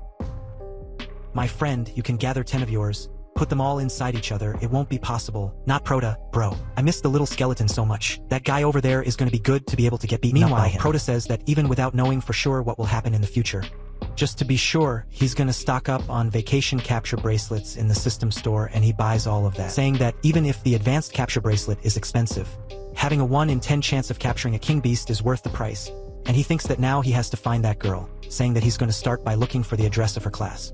The teacher's ID says that class 8 is from the celestial classes. But, just then, punching bag number 72 arrives, putting his arm on Prota's shoulder, asking if he was having a fight with the old boy from the Beast Tamer Association. However, Prota asks if he knows him to have given him all that intimacy, telling him to get out. Then he questions what he's talking about, asking if he didn't get the situation and starts to invoke his astral energy, and everyone turns at him looking at the size of that muscle man, saying that his astral energy is absurd and he must be an expert with his own title. And they say that that skinny guy was very unlucky to have angered an expert of that caliber. But then Prota shows that he is big, but he is not too. He is small and not half, and ends up spinning him around, pinning the guys back to the ground, breaking the ground with him. He can't even tell what happened, and everyone is shocked that the expert was thrown. And he says that's why he couldn't sense his cultivation, saying that he's using a secret technique to hide astral energy, and starts opening several portals, pulling his battle pets. And he says that he doesn't need to hold back anymore. From now on he's worthy of his attention. Asking all his lions to come, he says that those are Oroscarlade's lions. He says that he's known as the king of the spheres and they're all of Nova rank with superior bloodlines. But then everyone says that that lion is an earth animal, asking why he has wings, and 4 of them on top of that. And the blonde says that this is a subspecies that was cultivated, using 1,000th of the blood of the beast King Draco, a 100-winged abyssal emperor, and they have been cultivated since they were born, and they are invisible. Invincible on land, and now they are even stronger with wings, saying that no one survives the bites of the four mouths of such a beast. But then, Silver asks if it is really so, telling him to get ready, saying that he can come. Summoning the shitty dog in his golden, angry, shiny skin shine, saying that it is the celestial draconic dog of the great Ian. But, my friend, the shitty dog is really big. Look at his size in relation to Proto. And with that, he simply goes to the ground with that lion, slamming his paw at them and throwing them away. And so he talks about his scarlet lions. However, the Concago simply crushes them all, putting them under his paw and letting out his roar. And the blonde almost shits himself, saying that his lion's crimson auras lost face to that dog, saying that it's not possible, asking if that strong aura is from a king beast. And the Proto questions what he was really saying, asking if it was something about surviving. And the blonde starts to say that it was a joke, saying that it was a little joke, a trickster's prank. Then the Vice looks down from above, saying that the reality shock in the upper class is interesting. And so, in the buildings of the Celestial Academy experiment exclusive to rank 8 structures, a rank V lineage mascot, the Dragon Atinho, is in the hands of Jing's ass, and the students tell him that the mascot for the next day's task has already been prepared. Then he starts to pull the juice out of the tube and prepares to apply it to the animal. Then that cute little dragon turns into a totally diabolical creature and starts hitting his fence. And then the blonde goes back to Jing and he is surprised, asking why he came back so quickly and how it was. It was the search for the golden egg. And so he simply falls to his knees, and Proto appears, saying that the golden egg came to see him. Then Jing notices that something is wrong, saying that they met again. And then he puts his hand back and starts fiddling with his bracelet. He asks how he has been these days. Then the boy says that, apart from the fact that they are watching him 24 hours a day, everything is fine. But he says that he was wondering what his students would think seeing the methods that the instructor uses to improve the mascots in class, asking what they would think of it. Then he starts laughing at his methods and starts kicking the kids over there and puts everyone to sleep, saying that his shoes got dirty, asking what he does. Then those two start saying that they're gonna clean it right now, and Proto gets more and more disgusted, so they start asking if he's satisfied with them, saying that the instructor does everything for his own good. And the girl says that that little taste doesn't even compare to the difficulties of the world out there, saying that the instructor is their training. And he asks if Proto saw, surrounding him with several students. Then Sue says that after seeing this, he thinks that stubborn old man is a sweetheart and questions the right. What is he going to do now, since he gathered so many people to kill the witnesses and erase the evidence? So he says no, saying that he doesn't need to be silent because it doesn't matter what he says out there. The word that carries weight is rank 9 upper stage destroyer, and he just wanted him to understand what it means to be a transcendental vacation tamer, the best of the best, and says that even if he is a renowned expert, what would be the meaning, because he still has to ask him nicely for him to train him. And he questions if he wants to have the feeling of having true power in his hands, telling him to join them because he has talent, and he can make him the strongest beast tamer in history. But then Proto simply appears by his side, grabbing Jing's face and slamming her to the ground, telling him to shut up because the smell of shit is getting on your nerves. Well, what ideas? Nothing defines this protagonist better than this. I'm missing the little skeleton because there are a lot of people there to be chopped up. Huh? And Nia can only do that with Jing, and all the minions start going after the protagonist. And he asks if they're done yet, saying that whoever loves life can leave. But whoever is tired of living can go after him, and they start to notice that that aura is equivalent to a rank 9, telling them to be careful because he's an expert, and Jing down there on the ground has such a heavy pressure on his head that his eyes start to turn red, and he says that whoever kills that guy will receive a year of training, and if they capture him alive it will be 3 years of private training. And he wants him to suffer a fate worse than death. And the 3 top stage rank IXS start to notice that Jing is using astral communication. And they say it's 3 years of training, saying that with that, they reach the peak of rank 9 and start bringing their mascots, saying that they just have to survive, saying that they'll attack together because they have a chance to win. But while that crazy guy is talking nonsense, who appears? And it's exactly the protagonist of the work, cutting them in half. And Proto remains super calm, while Jim looks at that totally scared. Yusupin says he's going to be clear about something, saying that whoever takes a step forward dies, so he says he'll see who will gain his authority or the fear of death. And with that, everyone says they're going to run away because 3 rank 9 superior stage died with just 1 blow, with him wondering what monstrous little skeleton that is. But then one of them notices that the black skeleton is familiar, saying that it is a little skeleton from the Subcontinent Elite League, who beat up several members of his star single-handedly, and they, who apparently thought it was just an urban legend, end up seeing that it is true. And Jing says that even though he is so young, he is an incomparable trainer with the strength of a legendary ranking, and he notices that the one in front of him is Subin himself. And now he is scared shitless, so he says that he made a huge mistake by provoking him, asking him to please spare his miserable life, saying that he will give him everything he has. He asks if he will really give him anything if he spares him, but he also says that if he kills him, everything he has will also be his. He ends up grabbing him by the collar and throwing him far away, throwing him in the middle of the people. And he says that if they've heard of him, they know he has a pet training shop. And he says that little skeleton over there was personally trained by him. And they notice that little skeleton with the strength of a king beast, trained by a young man, and not even Jim could make a beast with that level of strength. So he wonders what Prota is up to, and he says that whoever wants to strengthen their mascot should think a little. And everyone there has more than 2 brain cells. Then he pulls something out of the parchment, saying that whoever doesn't want to get involved in that can leave, and whoever wants to should go with him, proving that they want to. So he won't wait long. And since they think he trains mascots, they start to get tempted. But some of them think he wants them to betray Master Jing. But one of them gets angry, saying that the master is a jerk, because Jing said he would train him and didn't teach him anything. They start to turn against him, but Jim asks what nonsense they are talking about, saying that they are a bunch of ungrateful people who not only despise his kindness but also want to attract him. But then they call him a scoundrel, saying that he always beats up those he doesn't like, and say that they are tired of it and he only gets the credit when everything goes right, and blames the others when it goes wrong, and everyone joins in on him while he tells them to stay away, saying that whoever gets closer will be expelled. But then one of them takes the lead and simply sticks that dagger in his stomach, and everyone else joins in, killing him easily. And so they give Supin Jin's identification, which he always carries with him. And with that, he can exercise the authority of a rank 9 instructor in that academy. But then he says he doesn't want the title of master, and he says they can call him Chief Supin from now on. And everyone there has the blood of the rank 9 instructor on their hands, asking if they know what that means. And they say yes, saying that no one has been here, nor seen instructor Jin Sufeng. And Chief Su has never entered that place, nor seen anything.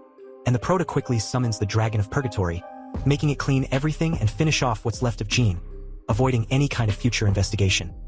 Meanwhile, in Dormitory 8, a girl goes to take Zong's food, but they notice that she hasn't even eaten the chicken noodles she loves, and they say that Tom Tom has been there for days without eating, and says that she will end up collapsing if she doesn't eat. However, the girl keeps thinking that she hasn't made any progress, wondering what to do, because she has to hand in a report on a new project by the next day, saying that if she can't hand it in on time, Instructor Jim will call and curse her for sure. Maybe if you play Ouija there, do an evil invocation, something, and you'll do something, right?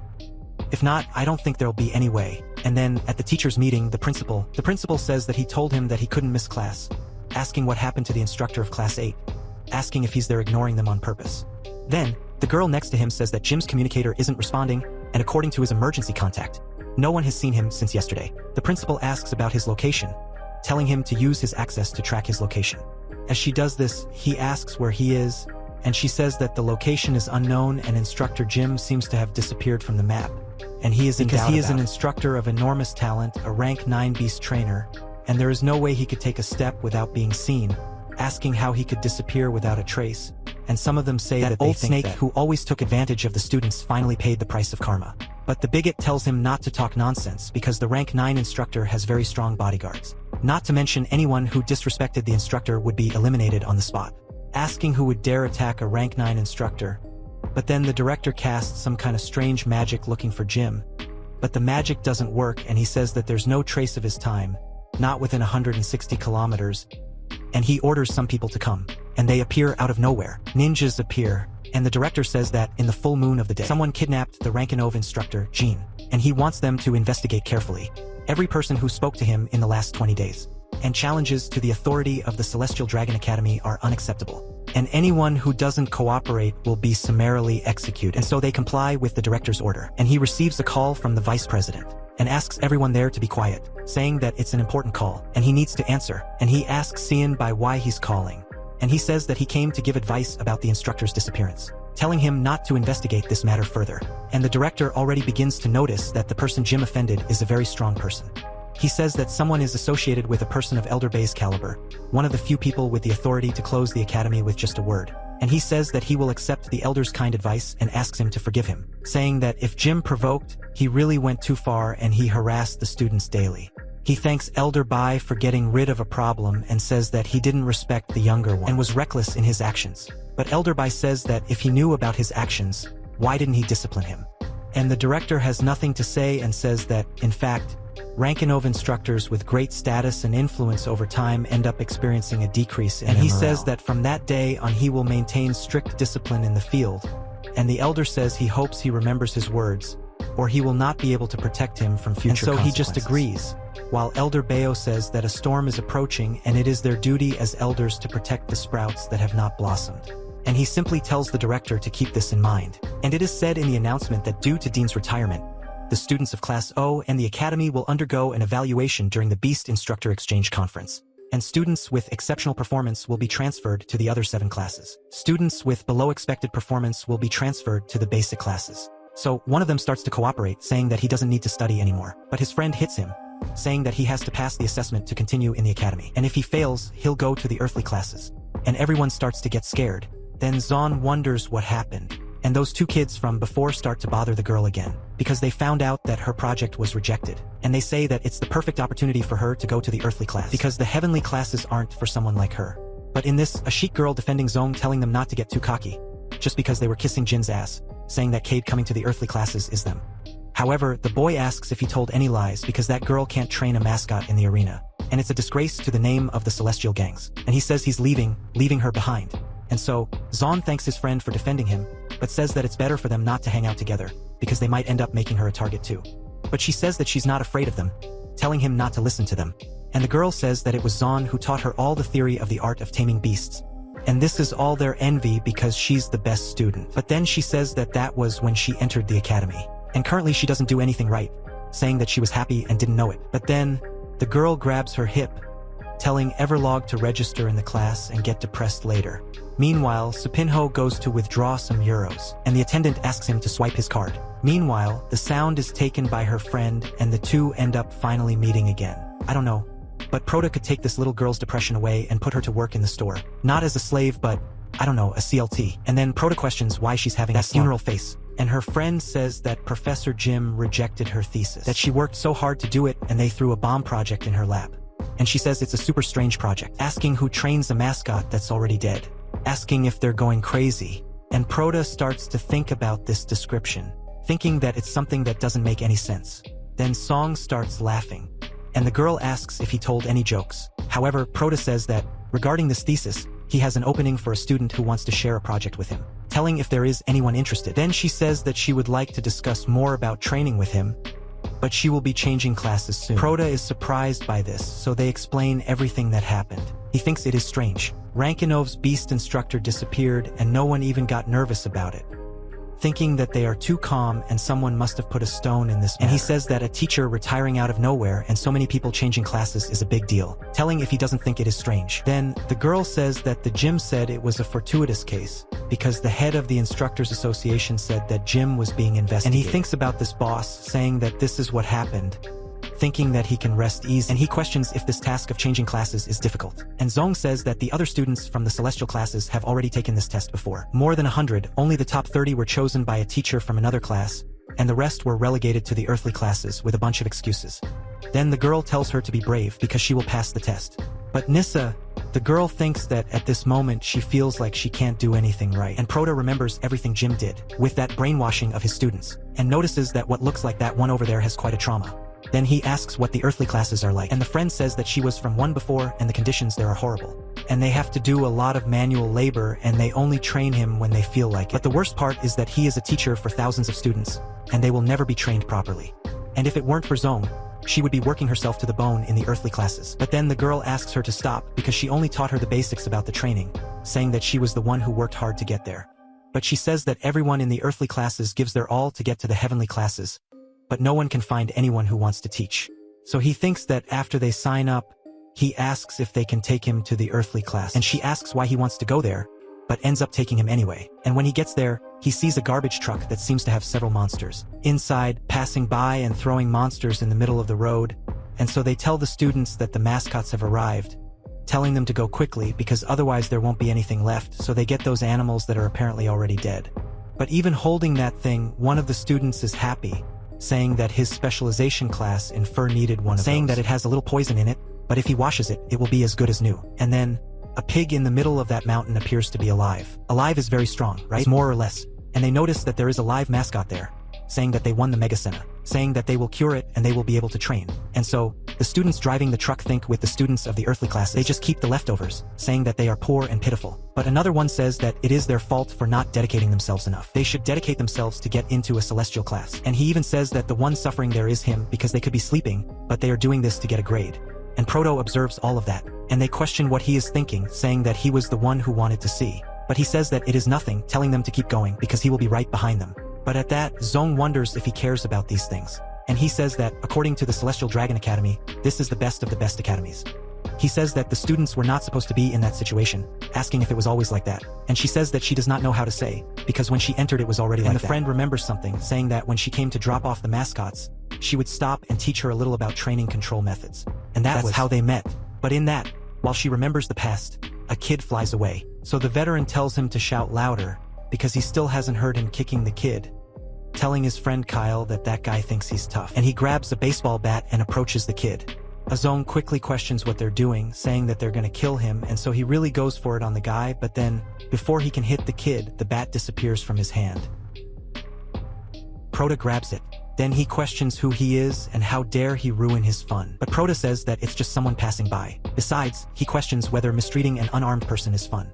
And then the two of them start laughing at him, saying that he is mistreating another person. And Prota doesn't. He understands very well, and the kid calls him an idiot, saying that the boy does this willingly, asking why he is getting involved if he doesn't know about the situation. Then the boy says that they promised that if he held on, they would teach him what would be on the transfer test. And because he was very asking.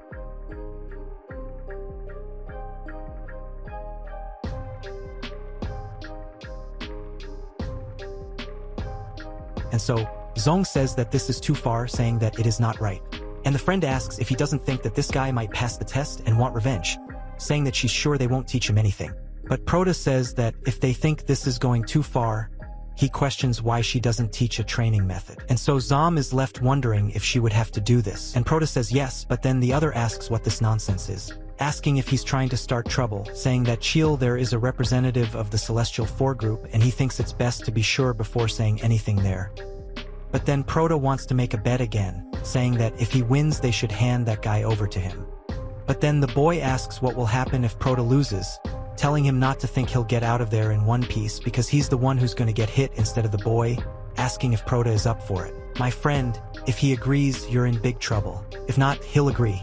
And then, the two are surprised by the bet proposal, as they are the best students in class 4, saying that it is too risky. Zong says there's no way to win, while her friend says she can't compete in that state, telling Prota that she just has to apologize and go back to studying for the testimony class. But then the guy says he knew that they would know the smell, saying they were the little dogs from class 8, and the ass kisser starts to say that they won't escape.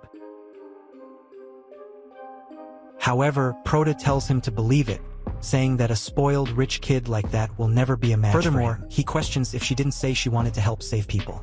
And she starts to get anxious and says she understood, saying she'll deal with Prota. And so he says that that trash thinks he's all that, saying he's gonna show what real cruelty is. And so they go to a place where there is a not-so-friendly group of people with some pretty ferocious beasts, and so they shake hands, and Prota tells her not to worry. No one from that place will lay a finger on them and tells her to just focus on the competition. And so she agrees. Meanwhile, Richie Rich says that the rules will be the same as always. Control and fight. And the first one to tame their beast wins a point. That the beast that wins also wins a point. Then he says that whoever gets 2 points wins. And she tells him to start. And so some beasts available for them to choose appear. And the girl looks at that a little scared. And he says that Carrie is the most chaotic and dangerous illicit faith in the battle arena. From the Earth District. And he says that since it is an illegal arena, there are only tough animals there, telling the girl to go home before she ends up pissing herself. So, she remembers the past, where she was attacked by an animal like that and still feels pain in her wound, shaking, and everyone tells her to get lost, calling her a weak little princess. And so, the friend says that Zong has a lot of traumas and Prota shouldn't have made her compete. But he says no, saying that she is trying to overcome her trauma. And the friend says that the boy met her the other day on the train, saying that he has no idea what she went through. However, Proto asks if she has heard the story of the fish in the bowl. She asks what he is talking about. He says that a fish was trapped in a transparent container. He couldn't see the bowl and kept trying to swim out. But after hitting his head a lot without being able to get out, the fish began to think that the world outside was fake and didn't exist. And the fish lived the rest of life in the vessel without knowing the truth. But she questions what all this talk is about, because if they lose, they will end up getting beaten up. However, Proto remembers that the bowl disappeared and the fish managed to swim, saying that she just needs to take the first step. And so, in the meantime, she starts to summon a huge dragon on her back. And Proto says that this is where her transformation will begin. And she calls the boy and he starts to get scared, saying how is it possible that that imposing and overwhelming aura comes from that person? Because it seems like it's another girl. And he tells her to stop pretending because he already won. So they must begin to tame. And that huge animal stands in front of him while the girl picks up that blue dog. So he thinks that most of the beasts he uses in the earthly group are those that were rejected by the heavenly group, that they are used merchandise and have already served the masters. If tamers practice, then they are resistant to normal methods of taming and training. And only those who deal with the earthly classes know this, and says that the girl has no way of winning. And so she quickly says that she has already finished taming her vacation, while he is still halfway through. And he is shocked, wondering how it is possible, wondering how she knows how to deal with used pets. And so her friend asks what is impossible. After all, Zong was born to tame vacation, saying that her old friend has finally returned. And so, a while later, he says that he has also finished, saying that now is the training of the beasts. And with that, he raises the bars, while Proto watches from outside. He thinks that the arena fence is electrified, and if a beast touches the fence during the fight, it will lose by being electrocuted. He says that it is better to use astral voice projection to warn Zong, but looking at the girl, he ends up realizing that she does not need his help, and the two finish their training and go to the fight. And with that, that bear starts to attack Zong's mascot like a lightning attack, throwing her directly into the fence. He sniffs that the fence is even electrified, and he says that his devastation was infused with lightning in part of his body, so the electricity will do little damage to him, saying that she has already lost. His friend thinks that he is cheating, but Proto tells her not to worry, because lightning is not the only thing that can resist electricity, and Zong's animal in turn awakens, a totally rocky appearance. And he says that this is an earthly armor, because the electricity is all being grounded. Then he uses that same palm to crush the bear on the ground, making the victory go to Zong. And in that cave he says that the little rich kid lost, saying that as they bet, the student from the earthly class is now with them, and his presence is no longer necessary. So they wonder how he could have lost.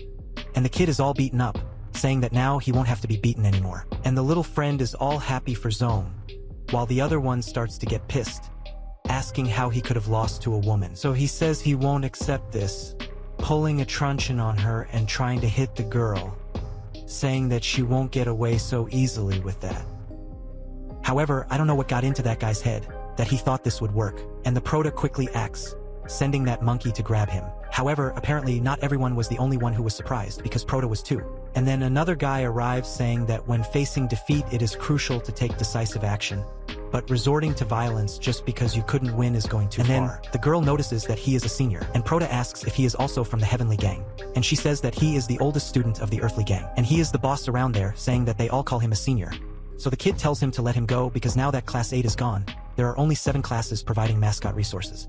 And if he dares to touch him, he can kiss class 4's resources goodbye and tells him to think carefully, because he is from the Shao family, and they always keep their promises. But then, the veteran monkey slaps that kid in the face, and he questions how he dares to attack him, and he says that Shao Tong was a great help to them. And even though in the earthly group they talk about victory at all costs, they still know that what is right and what is wrong is wrong. Besides, it's been a while since they've all been receiving a lot of his kindness with all of them broken.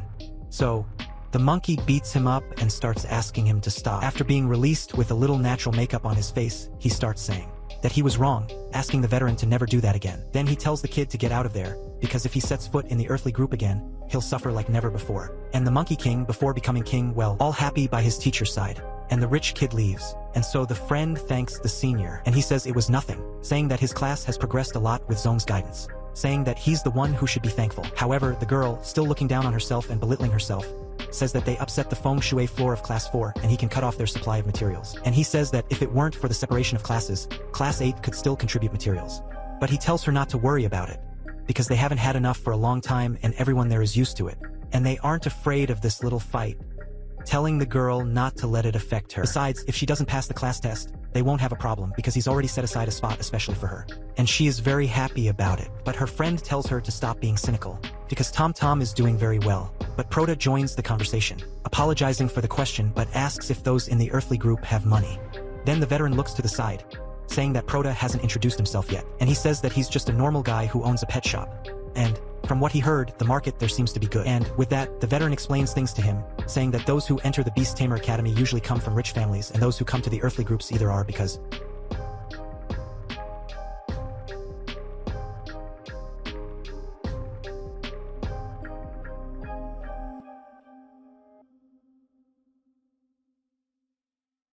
if I were you, I wouldn't talk to that guy in black like that, especially because you can see that his clothes are the same shade of color as his hair. Then Zong says that he misunderstood, saying that Shu saved him several times and he's not evil.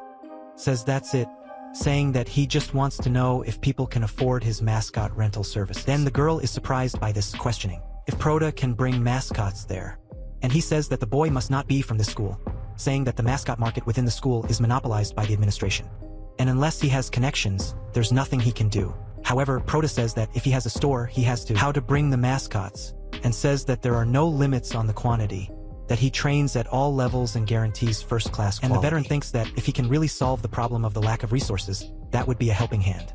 But he questions how he's so confident, asking what he has in mind. Proto says it's a trade secret, but says it doesn't hurt to try. And the veteran says it's okay, saying he'll take him to the most luxurious store in the region.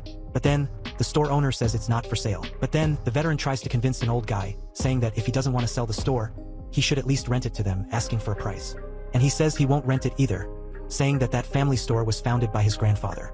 And Proto almost doesn't believe that that's the luxury store there. Then Proto asks if the veteran isn't the boss there, because he's not showing up, and he says that not even the boss forces the old guys. Proto asks to try it himself, asking the Chancellor to do him a favor and make available what he asked for, and he says that it is right now, and so he talks to Kuroa, saying that that is the main store in the noble area of the base city of the Sacred Light, saying that only the annual rent of that place is enough to sustain his fame.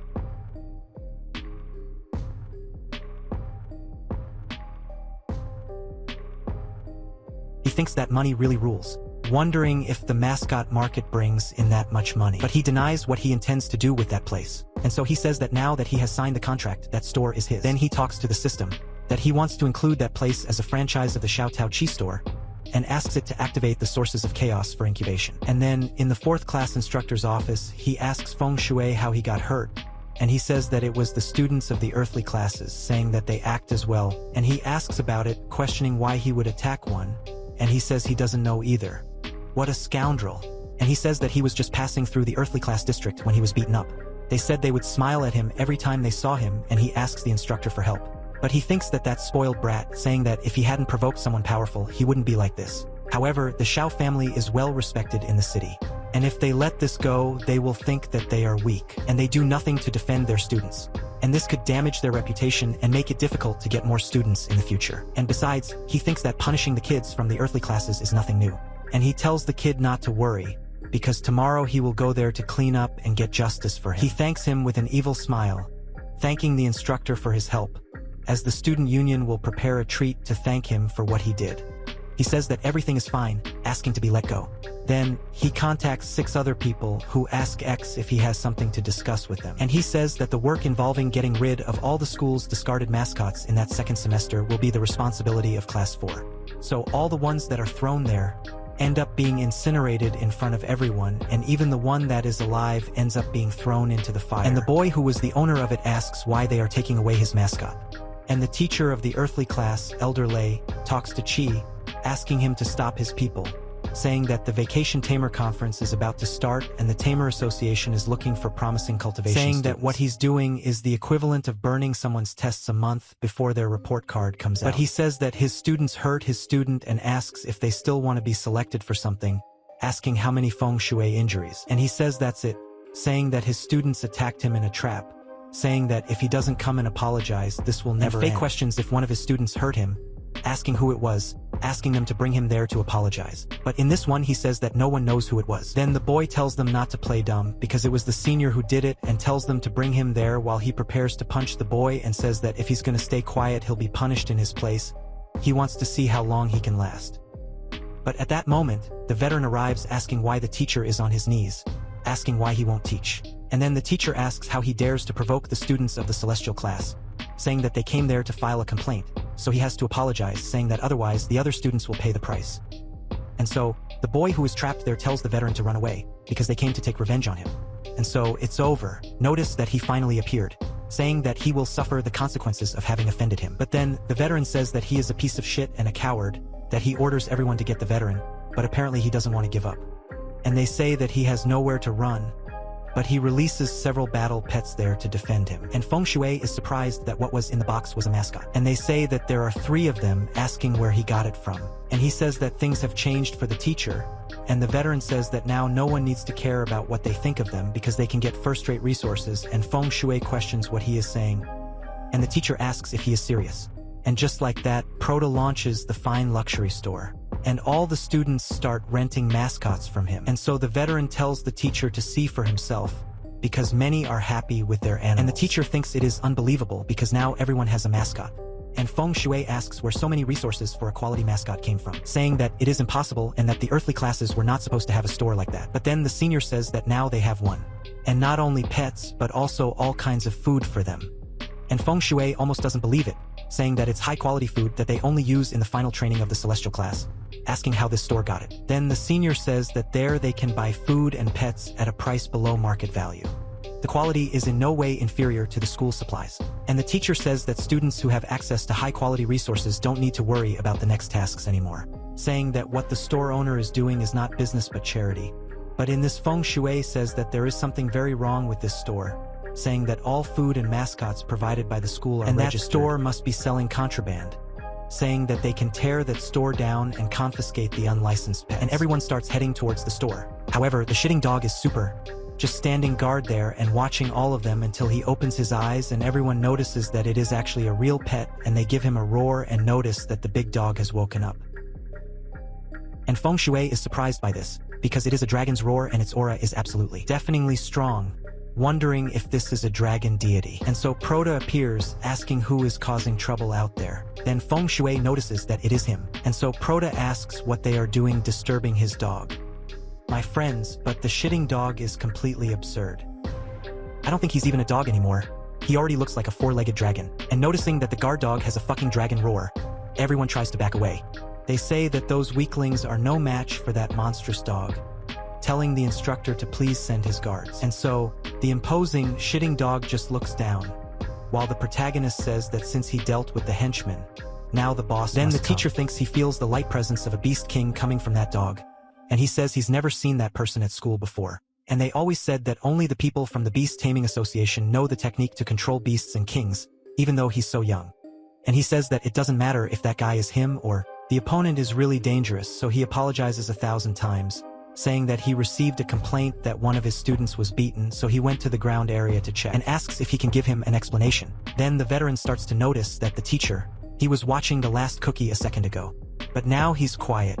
And Zong tells the students that they don't need to be afraid because Su will protect you, and they will explain everything to the teacher chides class 4. And the stuck-up guy says that it won't do any good to explain things, because the Chow family donates so much money to the school every year, and of course the teacher will be on his side, and he must be thinking about making them lower their guard to attack. And then Professor Teo says that, indeed, their justification was reasonable and, since both sides got beaten, they are even. And the boy almost doesn't believe it, but the teacher tells the boy that he still tried to launch a treacherous attack after the end of the fight, telling him to apologize to them. But he talks to the instructor, asking how he can defend them since he is his student there. But he says that what is right, and it is not about being the best student or not. And even if he were an emperor himself, whoever makes a mistake has to apologize. However, the truth is that he is looking at the huge dog that is about 5 meters in front of him and is completely changing his coat. He says that in addition to the apology, all medical expenses will be covered by Xiao Fengshu, and he questions if that will be enough to make up for that setback. They say that everything is fine with him, and the veteran asks if he heard, telling him to apologize. But the boy says that they were the ones who humiliated him and he still has to apologize. However, the veteran says that they only told the truth. It was him who was embarrassing, so Richie says that this is absurd, saying that they don't ask for waiting, since not even the instructor wanted to help him in that matter, so he can only count on his family, and he tells his guards to leave there, who are called as if they were Pokemon. And with that, they ask the young master what happened. And he says that those worms humiliated him in public. And with that, the professor sees and notices that they can fly, saying that the three are rank 9 with the title. But Professor Chi tells him to forget what happened while there is still time, because they already accepted the peace offering, telling him to think about it. So, the boy says he won't swallow this humiliation, saying he wants to see blood running to make up for it. He calls the instructor, saying that if they fill up together, that big dog won't be a problem. And Zong says that there are 3 people with titles, saying that it's already a big problem. But he thinks that if they get together, maybe it will work. And the veteran thinks they are singing victory before time. However, Proto says that those 3 over there are small fish. And they just reached rank 9. And the real guy is up there. Then they realize that there is someone else. And the old man notices that he was able to sense his presence, saying that he deserves praise for that. And here he is the elder of the Shao family, Shao Si. And the rich kid is surprised, imprisoned that his grandfather still has there, asking what he's doing. And he says that, through that old man's ropes, he summoned the Shao family's forbidden troop, asking if he thinks he's blind. And the kid starts to realize that he's doing shit after shit. And he talks to his grandfather saying that they were the ones who abused him. His injuries were caused by those guys. And he says that since the teacher didn't do anything, he had to do it, asking him to help and bring justice. But then Vatera doesn't say that he was the one who started it. But with all this chaos near Proto, the store sends him a mission, saying that a filial threat has been detected, and it will be difficult to establish himself there if this continues. And she tells Proto to develop his reputation in that city. And the reward will be a 50% discount coupon on the Chaos Spiritual Pools in one day. And so he thinks about this coupon. It's been a while since I've seen one issued, and it says that a rank 3 incubation pool costs 1,000 energy points, and he would save 500 points on each one. And even if the current income isn't very high, this can have a huge effect on the higher level, especially when he upgrades everything. But then an earthquake happens, and Shao, yes, summons a huge hand in the sky above all of them. They realize that it's Pao Mastral, and he questions if everyone there abused a member of the Shao family. And so, the boy is all happy, saying that his grandfather will fix this. And he is a genius who has reached rank 9, both in creation and as a vacation tamer. He's the strongest member of the Shao family in the last 100 years. And so, Faye asks the veteran to wait, asking him to listen to his explanation. But then Chelsea says he'll listen to what he has to say after they survive that slap. I think the strong people in these manhwas have cognitive problems. First I'll hit you and then listen. It's like shooting and then asking. But then, the shitty dog summons him on the dragon, breaking that palm very calmly. And the old man almost has a thing looking at that. And the rich kid notices that that big dog was really the incarnation of a golden dragon. And he says that only incompetent idiots abuse the weaker ones, saying that he deserves a beating for that. And the shitty dog, who's not even a big man, he ends up throwing the old man straight to the ground. And the boy is worried about what happened to his grandfather. And the veteran notices that it is unbelievable because the ranked Nova starter was knocked down in one hit. And Zong notices that Broda is absurdly strong, and the boy goes to his grandfather and he talks to Feng Shui, asking how he got involved with a master of that size. And he says that he doesn't know either because he seemed to be just the owner of a little store and he didn't know. And Proda, noticing that they have calmed down, asks him if they can hear the others. And he also talks to the teacher, asking if he isn't the teacher of the 4th class. He says that's how it is, asking him to explain everything. He tells Mr. Shao that it is his duty as a teacher to report that it was his grandson who attacked the people first, and that the store owners involved are innocent, saying that that student was the reason. And his grandson tried to persuade him to avenge him, and he ended up accepting. Then he questions what is going on, asking Feng Shui if this is the abuse he suffered, and he asks for forgiveness, saying that he did not intend to lie, saying that he will never do that again. But in that he says that he lost almost 100 years of cultivation because of him and orders him to be taken away, because he will punish him according to the family laws. And orders him to be taken away from there, ordering his legs to be broken and that he be banished for 5 years, and that he must never cause problems for them again. He starts to say that he does not want this, saying that he admits his mistake. But then the old man does not care and talks to Proda, saying that he did not discipline the new generation properly and many offenses were committed. By asking questions, you can find out the name of the brat, as you intend to reward him generously. And so, they notice that a man over 100 years old is being super respectful, saying that he never thought he would see the arrogant Shao family lower their heads. And the Proda approaches Shao Shi, saying that his name is Su Bin, and he can find out the rest. He thinks about this name, saying that he has never heard of a family only around there, noticing that he came from outside, wondering if that is great. And so the system congratulates the Proda, as the host's renown has increased. And so the mission progress is 47 out of 100. And everyone starts thanking the Proda, because if it weren't for him defending the edge, who knows what would have happened to the edge. That ensuring the safety of your customers is your store's duty, and if they want to thank you, just buy a lot there, and when they get stronger no one will look at them sideways. And they are all super happy because since the store only has good stuff, everyone wins. And the veteran asks if Proda needs some help, saying that he can give him a hand. And Zango also starts to say that he wants to help him, but he says that she has to focus on her studies. And he is already used to working alone. It is better than having more people. So they both think it is a shame, but he says that if they are offering themselves, he needs someone to take care of the store. And they both end up accepting. And the next day, a bunch of gold bars arrive for Proda and they ask him to accept. He asks the teacher what those are, and he says that it is a small token of his gratitude, and they hope to make up for yesterday's misunderstanding. With Chelsea saying that he gave a good lesson in feng shui, but he says he's busy now, asking if they want to buy anything. If not, they can leave. So the two of them wonder if he doesn't like gold. And then, when he arrives at the store, the students ask him if he has any more mascot food, and he asks the two of them to come with him, saying that he arrived last night, showing a root that looks like a dragon's body. And they think that ginseng is strange, saying that he's never seen one like that in the book, asking what food that is. And Zonga appears in the middle of them, saying that it looks like a bearded dragon with the color of ancient bronze, and has a slight purple aura. Thinking that it can't be, after all, the dragon ginseng of Purple Rue. And everyone is surprised by this because they said that this plant had been extinct for thousands of years. And Zong asks how much he is charging for this plant. And he says it's 320,000 astral coins, saying there's no discount. She quickly tries to buy it, but at that, Xiaoxi asks her to wait, saying he'll match the girl's bid. And the professor also says he'll match it, but he tells them both to wait because since she got here first, they can come back early tomorrow. And so, the professor thinks that such a priceless treasure has reappeared in the world and he has to wait until tomorrow, saying that this is a once-in-a-lifetime opportunity. So he asks to sell it, and Chelsea says that he'll pay half of the annual net profit of all the family's companies. And the professor questions if that's all, saying he'll match it, saying he can use his entire research institute exclusively for 5 years. And so, the crowd watching from afar notices that it's a huge fight between millionaires, looking like Batman versus Iron Man. However, even with that amount of offer, Proda says that if they want to spend that much money, he asks what they intend to do with it. The professor says that just by announcing that he got one of those, people will line up to come see that ginseng that was extinct. Thousands of years, and even the Association of Animal Trainers would respect him. Speaking here with that, he will become one of the best trainers in the world, and Chelsea says that she intends to exploit its commercial value in a multi-billion-dollar project. And when the research is finished, a part of the profits would be his. So he asks Zong, saying that he can't offer anything like that. Says that it's okay, asking only for her to say what she offers. Then she asks if he knows of the ancient dragon clan, the purple blood celestial dragon clan, saying that many instructors would love to restore their bloodline, but efforts have hit a roadblock due to lack of materials. And those purple rue dragon fires are something from that time. And with that, her research doesn't blow her mind enough, and she could revolutionize the entire field of research. Then, he asks if it's normal for the lack of resources to affect the development of beast training techniques. And she says that it's quite common, that almost all ancient cultivation techniques related to ancient species develop very slowly or stop completely due to lack of research materials, saying that it's almost impossible to progress. And so the professor says that many researchers claim that ancient species had a combat power that far exceeds what they have now in the Blue Star. However, the difficulty of restoration is immense.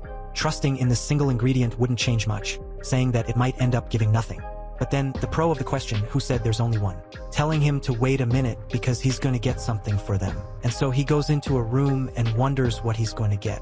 However, Zon notices Chelsea calling him Chef So, wondering if his name wasn't Shou Kwang. And so, half an hour later, he comes back with another one. And everyone is surprised, saying that everyone gets one so everyone can pass the money.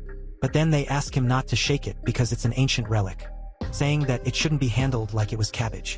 But the boy tells them to calm down, because he has more inside, and they are surprised that he has more. But Zong notices something strange, saying that he is bleeding, asking if he is okay. However, Proda looks at it and says that the blood is not his, telling them not to worry. And so, they wonder how it is possible for him to have more than one. And Chelsea says she has no idea, because he is over 100 years old and has never seen anything like it. And so, Zong starts asking him to let her help him clean. However, Chelsea starts acting like a huge toad licker, asking her not to worry because he cleans it himself, and the teacher calls him a dirty old man, asking if he is not ashamed of acting like that in public. But he questions about the shame, saying that he would do even worse, leaving Prota's shoes and saying that they are dirty, saying that he will clean them for him.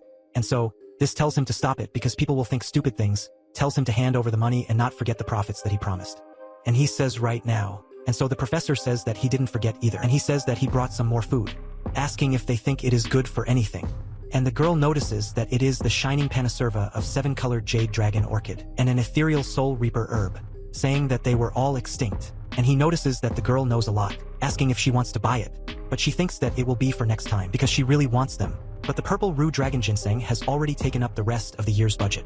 And so the professor thinks it's a shame because the Zong family used to be a prestigious family of trainers, but from what he's heard, The leaders are obsessed with research that has no business bearing, and it's gotten to the point where they can't even afford to buy materials, saying that it is a real shame. But the system doesn't even warn Prota, saying that the host is receiving additional financial transactions through the store, but he questions who said that he will accept those transactions, and speaks to the elder and speaks to the instructor, saying that his offers will be passed on to her. So both the girl and the two are totally surprised. And he says that's it, asking to give it to the girl, saying that the research money and access to the laboratory will be passed on to her, to buy materials for research and to make advances. Asking if they have a problem with it.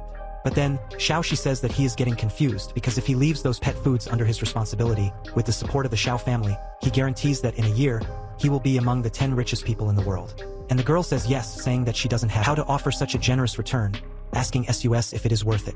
Then the system gives another warning, saying that the host's actions may lead to obtaining an illicit advantage through fraud, saying that the system does not tolerate this. But then he asks when did they get to the point where they measure a person's worth solely by the amount of money they make, saying that the Chaoso family is thinking about monopolizing the money in the coaching market. And the instructor also just wants to get more power. They didn't even show pity for the situation of the students in the earthly classes, saying that they want to continue abusing the weak with their strength, and saying that their actions do not match their positions. And so, the instructor says that the boss didn't tell any lies, and Chelsea says that she feels immense shame, and everyone sides with the boss because finally someone stood up for them. And so they think that it was about time. Then, Chelsea says that she didn't expect him to be a defender of justice and the oppressed. The instructor says that it is fair, and if he provides the food, he will teach everyone. And he will start helping the needy and destitute. However, Prota thinks to himself that he is not even dreaming that he is not interested in earning more money, saying that money from their dividends can be transformed into energy. It doesn't matter how much it is just toilet paper. He says that, in addition, high-level pet food is guaranteed to sell. And if they manage to monopolize their market, they're dancing with death. He asks the system to listen, saying that investing in Zong, in addition to giving visibility to the food, which would be a niche, and expanding the market, will also unlock new skills and pet training techniques, and any death and resurrection training technique he uses relies too much on forcing potential, and they need other training methods to strengthen themselves faster.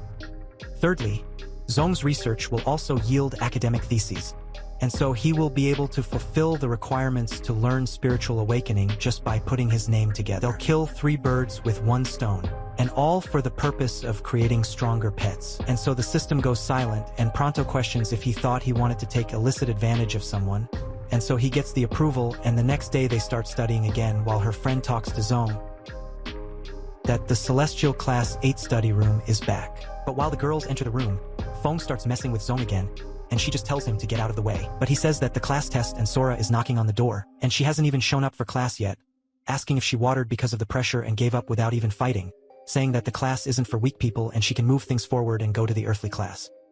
So, her friend tries to defend Zong, but she walks right past the kid, going to her things and putting everything in her backpack. And the idiot stays back there, talking to himself, taking a huge beating. So he sends Zong, taking one of her books, saying he spoke to the girl, asking if she's not listening to him, so she just tells him to return the book, and that idiot friend of his starts to make fun of him, while the blonde asks if she wants him to return the book, saying that he just has to apologize because she's always been good at apologizing, telling her to hurry up, because soon they'll start crying. But then, a very tall security guard, who looks like a closet, arrives and takes the kid's book, grabbing him by the collar, and he ends up recognizing that guy as his instructor's bodyguard. And then he throws the boy to the ground while telling Zong that she can ignore them, calling her to go. And so he's totally surprised and thinks it's strange that the bodyguard. The professor's court defended Zong, so he thinks that she and the professor are having an affair, and they convince themselves of this, saying that they knew because her behavior changed. Now she is well protected. And the blonde who doesn't have a good idea unit says that he will follow her and take some pictures. And then they will be the ones who will send. As they follow her, they notice that she is going to the high-level research studio, asking what she is doing. And Fen begins to assume that the professor is doing another type of research, wanting to take a look and find out. But while Zong goes there, a student says that it is good that she is back, and she asks what happened. They say that when he was training the tiger cub without prisoners, his claws started to bleed a lot and he has no idea why. Meanwhile, Feng finds it strange, asking why there are so many students from the Earth class there. While the girl talks about that tiger, saying that the kid stuffed him with spirit grass, and forgot to strengthen his muscles to hold on. And he notices that was it. And she says it's easy to fix, telling him to start doing something. And Sofen's friend says he can't believe they're using the Highline Research Institute, especially to learn something so basic. And Fen says he knew there was something, saying they must have broken into the lab, saying he's going to take pictures. and send everything to the coordination. But then that security guard notices that it's them again, grabbing the boy, and he asks what he did. Your friend, they're doing this without authorization. But he says he has to report something, saying that those students from the earthly class invaded the laboratory without permission. But then the security guard notices that those two are bigger idiots than he thought. And then Song arrives there asking what Feng is doing, and that idiot says he has found proof that she and the earthly class invaded the laboratory, saying that using equipment of that level without authorization is a serious offense, telling her to prepare for the consequences. She tells him to see for himself. And just like that, everything is written there, and he is surprised. And she says that that place was given by the instructor of Class 4, and everything there is being financed by the Xiao family. Then, the friend tells Zhong not to mix with that advance, and says that they still have to reactivate the Purple Blood Celestial Dragon project. Then, they simply leave, and they are surprised by this because if Zhong's research yields results, even if she drops out, the teachers would line up to read that thesis. So that's why she was missing. Yeah, my friends, while you're in class, playing with your cell phone and messing around, the girl has reached another level. And now I want to see what Proto is going to do with this new thesis, this new cultivation method that the girl is going to learn. Because I'm getting sad. After all, the shitty dog is becoming Proto's strongest animal. I miss the little skeleton and I want him to be even more huffy. Let's reach a celestial level because Proto still has to eat a lot of rice and beans. So, if you want the last part of this manhwa, because there are only 35 more chapters and I will post everything in full next time, leave a like, subscribe, and don't forget to comment skeleton down there so I can bring the next part. You in the next video.